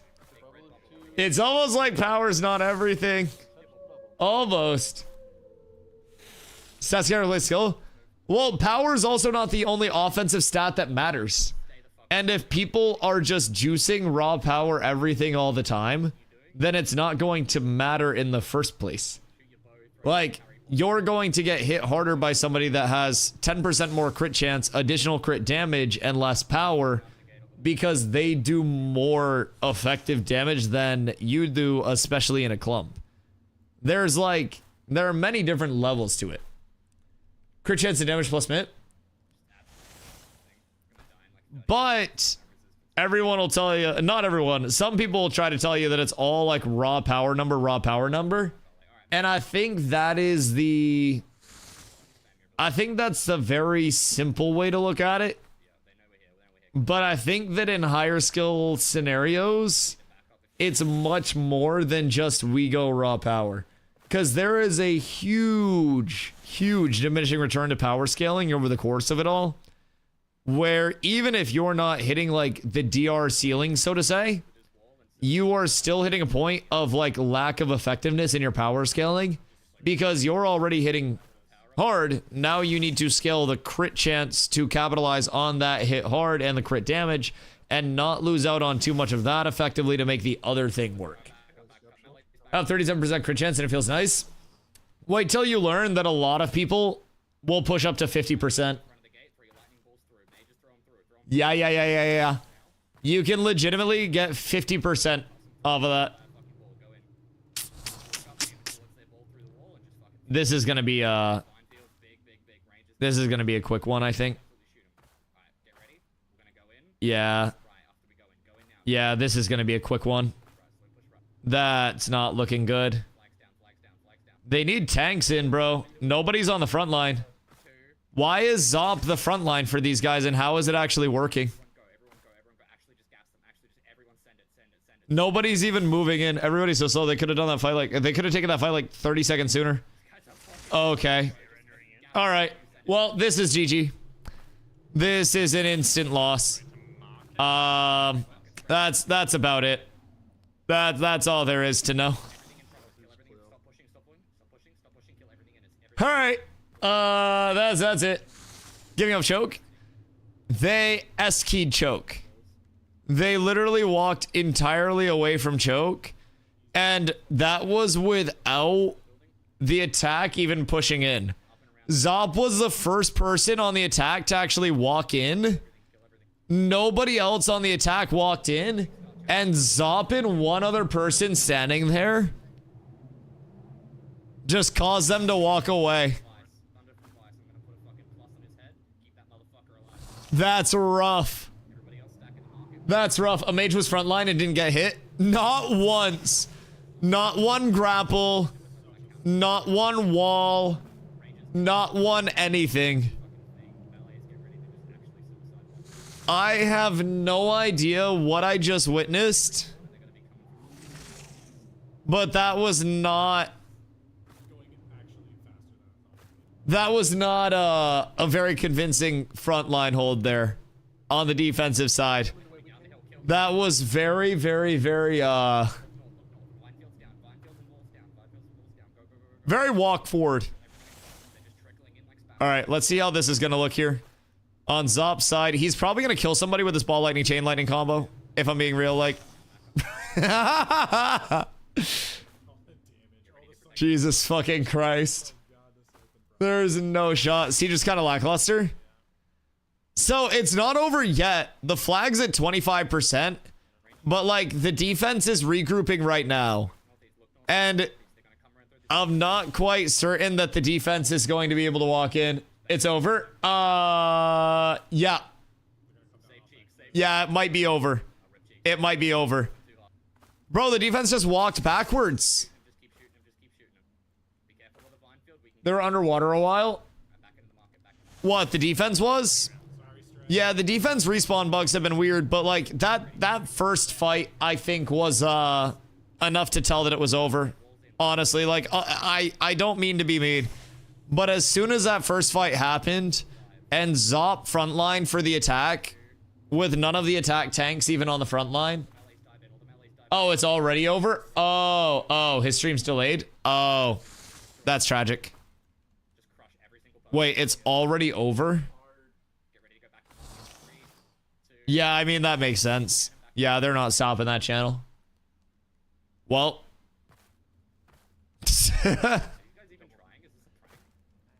Yep, that's tragic. That's tragic. He restreamed without delay? Oh, word. Yeah, I don't think a delay is gonna matter. If I'm being real. When that first fight happened, and then it was just a walk forward, that was bad. That was real bad. Jesus Christ. People are just dying to this, man. They're literally like, they can't even walk around a corner. Zop's ball scaring him. Zop got a kill off that chain lightning. Legitimately got a kill off the chain. Running smooth this time? Well, that's because it's not 100 versus 100. It's 100 with 100 corpses on the ground. But yeah, it's running quite smooth overall, so that's good.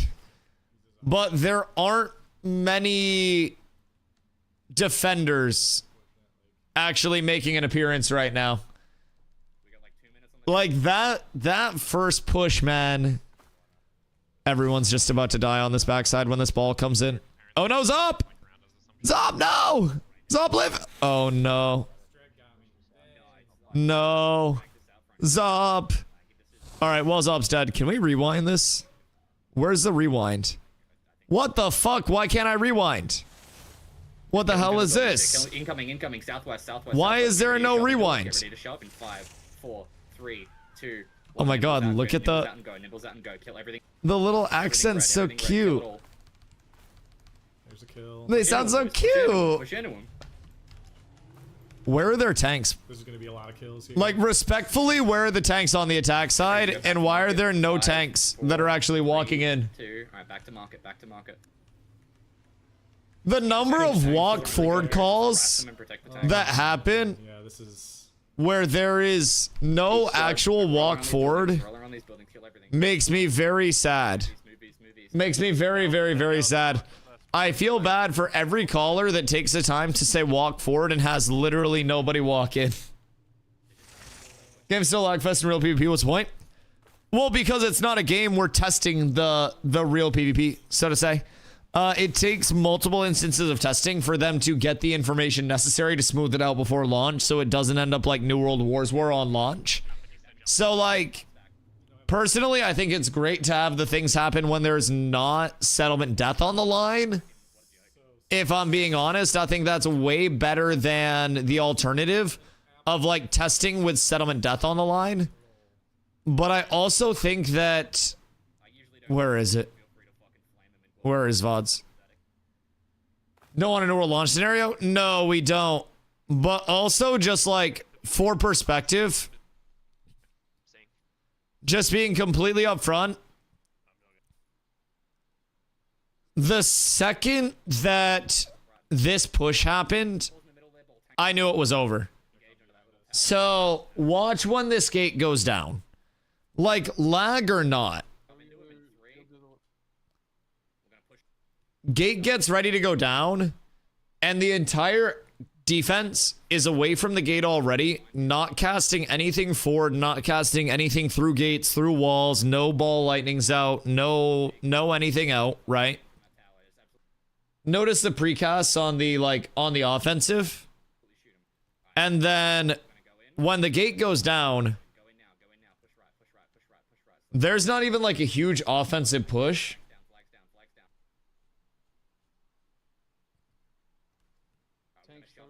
And then everybody just like walked forward.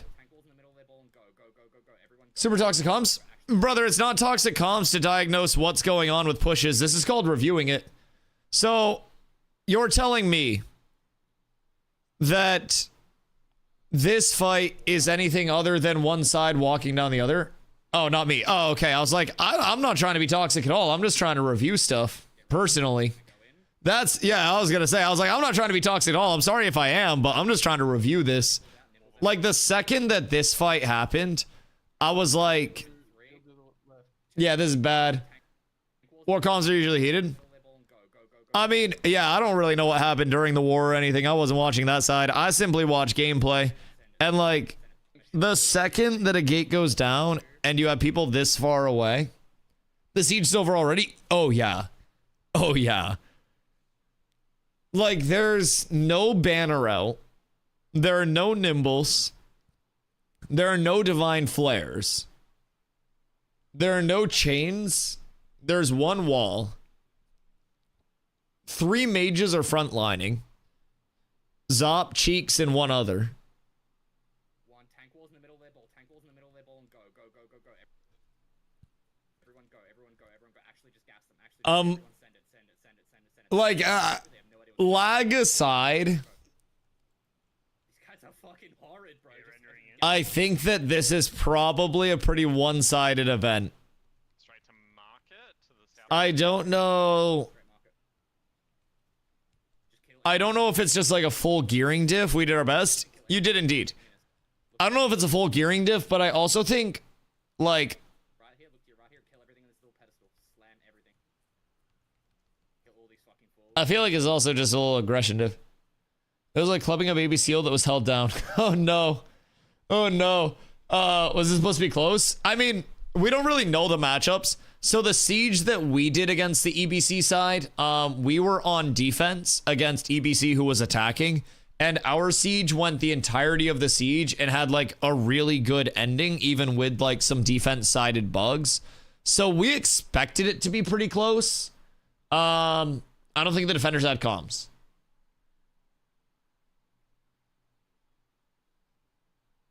Oh. They did? Oh, okay. Good. Good. Yeah, I mean, I expected it to be close. I thought the attacker side was probably going to win. I don't know what the average, like, gear is of the attack, but I think the defenders were half missing from the fight. Must have had lag issues. Right. No, that makes sense. I mean, that's the thing with sieges. It's a lot to manage, honestly. And with something as simple as that, like, that first push in, it's kind of tough. KT guards and wizards didn't work in that siege. Half of our respawns also not being able to play the game 5 minutes at a time probably negated the guards, I'll be honest. But yeah, the infamous alacrity buff on Guard Wizard was, I think, fucking phenomenal. But yeah, I mean, you're welcome to go look at my VOD. One of the last pushes, I got caught for legitimately 3 minutes in purgatory, not being able to do shit. So unfortunately, no siege is really like clean right now. But the guards were not doing work when we held y'all outside of the town for like 20 minutes as well. In the market, maybe, but that siege was far from entirely in the market. That was a really good fight back and forth. So I personally, I would run the EBC versus Cat Siege back 1,000,000 times. I think that was incredibly even. Incredibly even. 3 things I noticed: Gates need more HP and resist. Siphon needs a nerf and needs siege defense buildings in game. I don't think Gates need more HP. I think a repair mechanic on Gates would be cool, but Gates also have a substantial defender advantage where you don't even need to interact with them to go in and out. Like, the defenders letting you hit the gate for free like that should not be a thing. And defenders, while gates are up, should be walking out of gates, dumping combos with precast things like cast ball lightnings through gates. When ball lightnings are going through, defense goes out, drops walls, drops combos, tries to get picks on the bridge. So, like, the entire time that they are on this bridge, they should be on the defense, casting ball lightnings out, magma fields, whatever. 3, 2, 1, push out, wall, kill, pull back in.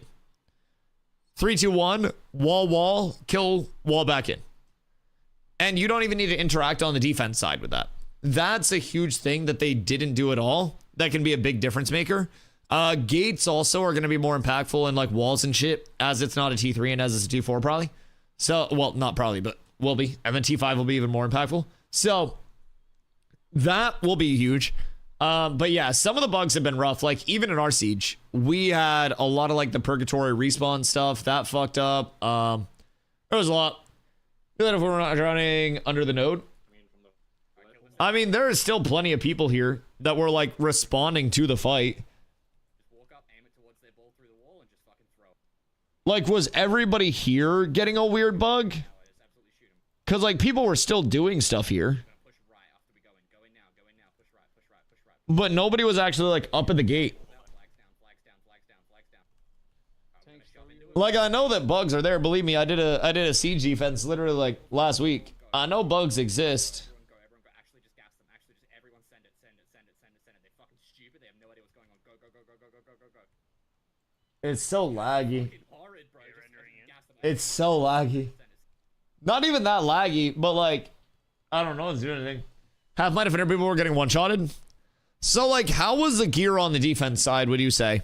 Because they were talking about some power stuff before the siege started. And right here, Shads was saying, I don't know where Shads is from, but Shads was saying wherever he's from, that their main is 340 power or above, and that minimum war requirement for them is like 280 or above. So if the defender was not anywhere near that, then there's probably a pretty substantial gearing diff in the first place that came into play, which might be a thing. But defender spawned onto the world, and they got put onto the world right here. The ones that were actually here didn't do anything with their time above it. I know that there were issues. Get ready. We're gonna go in. We're gonna push.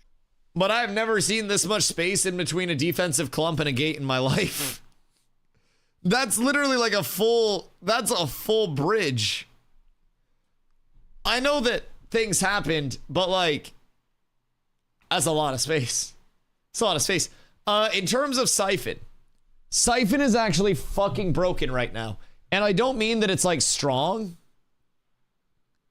I mean that Siphon is actually fundamentally broken.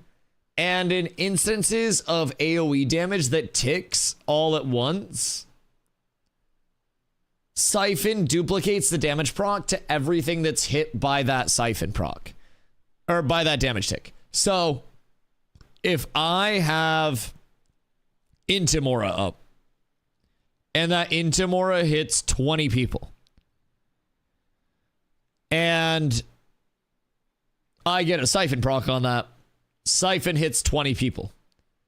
So everybody is trying to force Siphon, Strike is going to function the same way, but Strike's not as available as Siphon.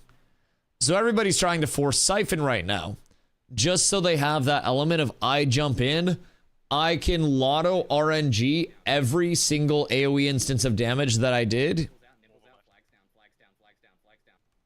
and then just duplicate that. So it's really good for things like tank, really good for things like ranger.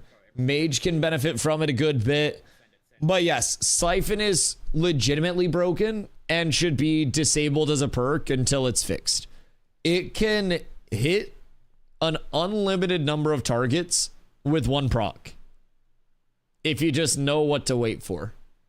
It's really fucking busted. So I agree with that. Siphon definitely need nerf. That shit is busted. Need more siege defense buildings in game. There's going to be a lot more to sieges past just what they are. I think this is tested. Oh God, excuse me.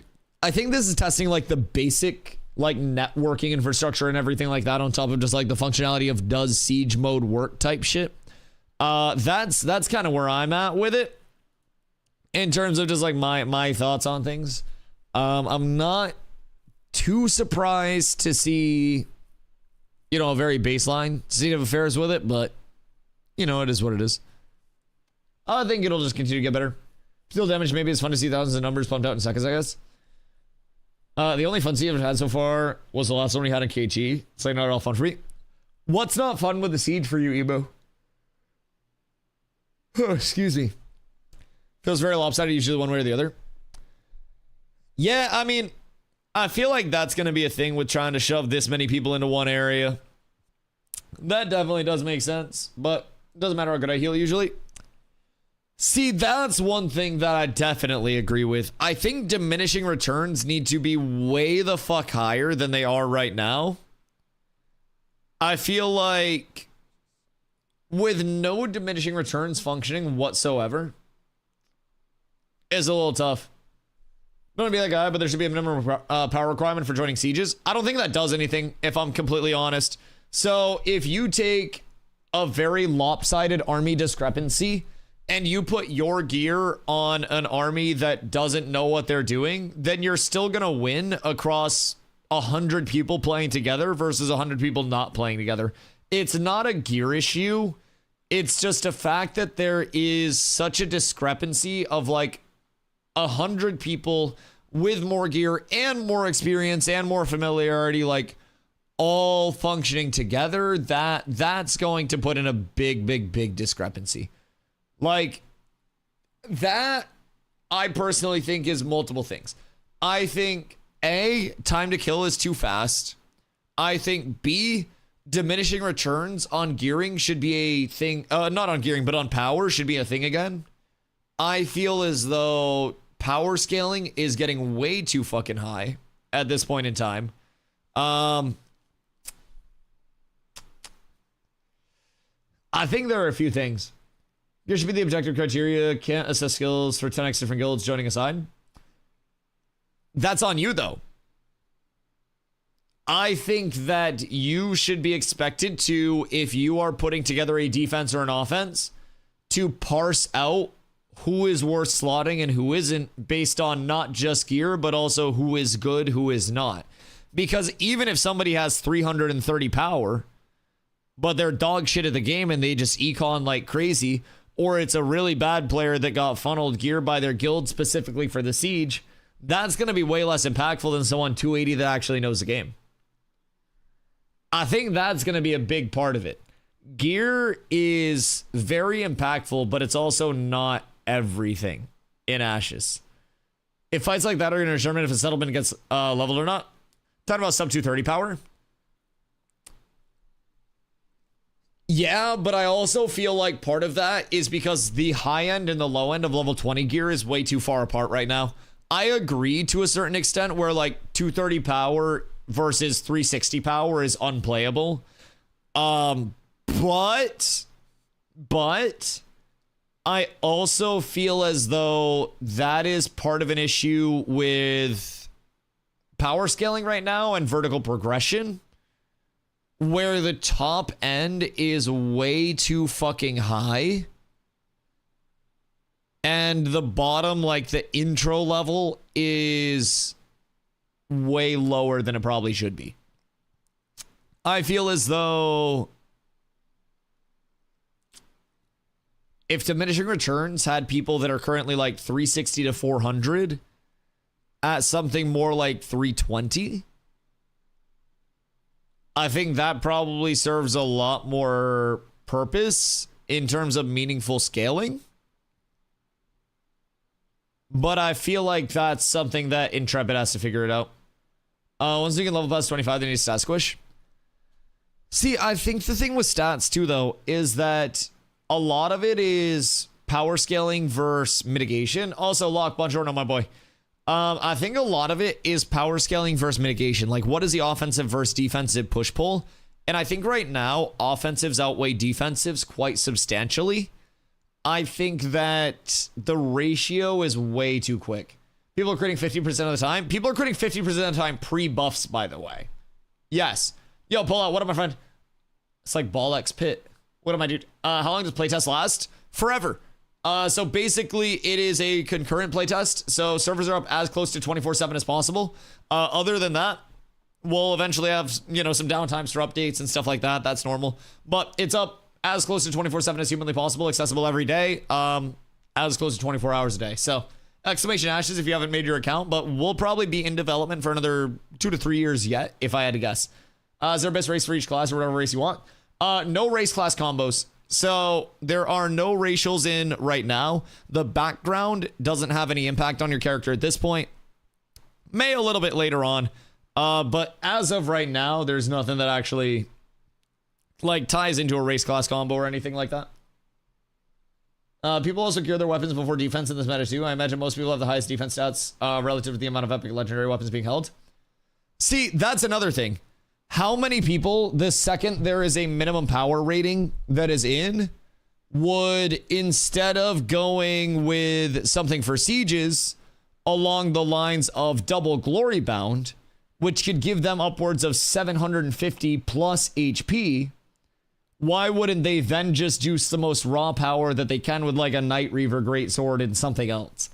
That's the tricky part about gearing around raw power requirements. You can have 340 power, but if you have 3.5k HP, your 340 power isn't going to matter because I kill you in 2 abilities at 290 power. I don't need 360 to kill somebody. Now, I could be 310 if I didn't care about HP scaling at all, but I'm also sitting 290 and with proper buffs, like fucking 7,500 HP almost. I'm fat. And that scaling is why it'll feel different, even if you have 360 power fighting me versus somebody that is another 360 power that is scaling 0 HP. And personally, I feel as though people that power hoard too much will immediately feel the impact of that. And they will very much, they'll very much get nuked from that. So, yo, Pilus, Naviana, hope you guys are having beautiful days. What you getting up to? Which cloak do you go with? I am wearing the Nuela cloak right now. Long term, I really like Stone Glen Cape.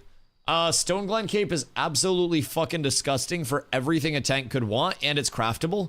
At Lego, it has 650 to 740 max HP. Heroic, it has 500 plus max HP. And it's really not that hard to craft. Snowdrops, grave threads, bear hides, and emeralds. This is a disgustingly good cape. And if you get Lego snowdrops, you get, we'll say with bear carcasses, you'll be able to push up to rare easy. And then emeralds, you're into mid heroic. If you get epic, you're still in heroic. It's not bad at all. It's not bad at all. So for now, I am using Cloak of Nuela. Long term, this will be what we're looking for. Strength, Fizz Power, Fizz Crit Chance, and a shitload of max HP. It is disgusting. Realistically, uncommon hide. So the thing with refining, oh yeah, because it's only a single refine. Yeah, no, that makes sense. No, I'm coping. I was gonna hit you with the double refine tech with the fucking wood chips, then I'm like, nope, yeah, you're right. This is only a single refine. Wood chip tech is going to be huge once it's all fixed as well, because right now you can refine crems with wood chips and be fine. But yeah, with it only being a hide, probably uncommon there. So either way, if you go, what are we looking at for like, for grave lily availability? Grave lilies are actually pretty acquirable, yeah? Should be. So if you have Lego grave lily, just go common. Should be pretty fucking simple. Also, this is with no qual. This is 0 quality. So if you have grave thread and then you have food up,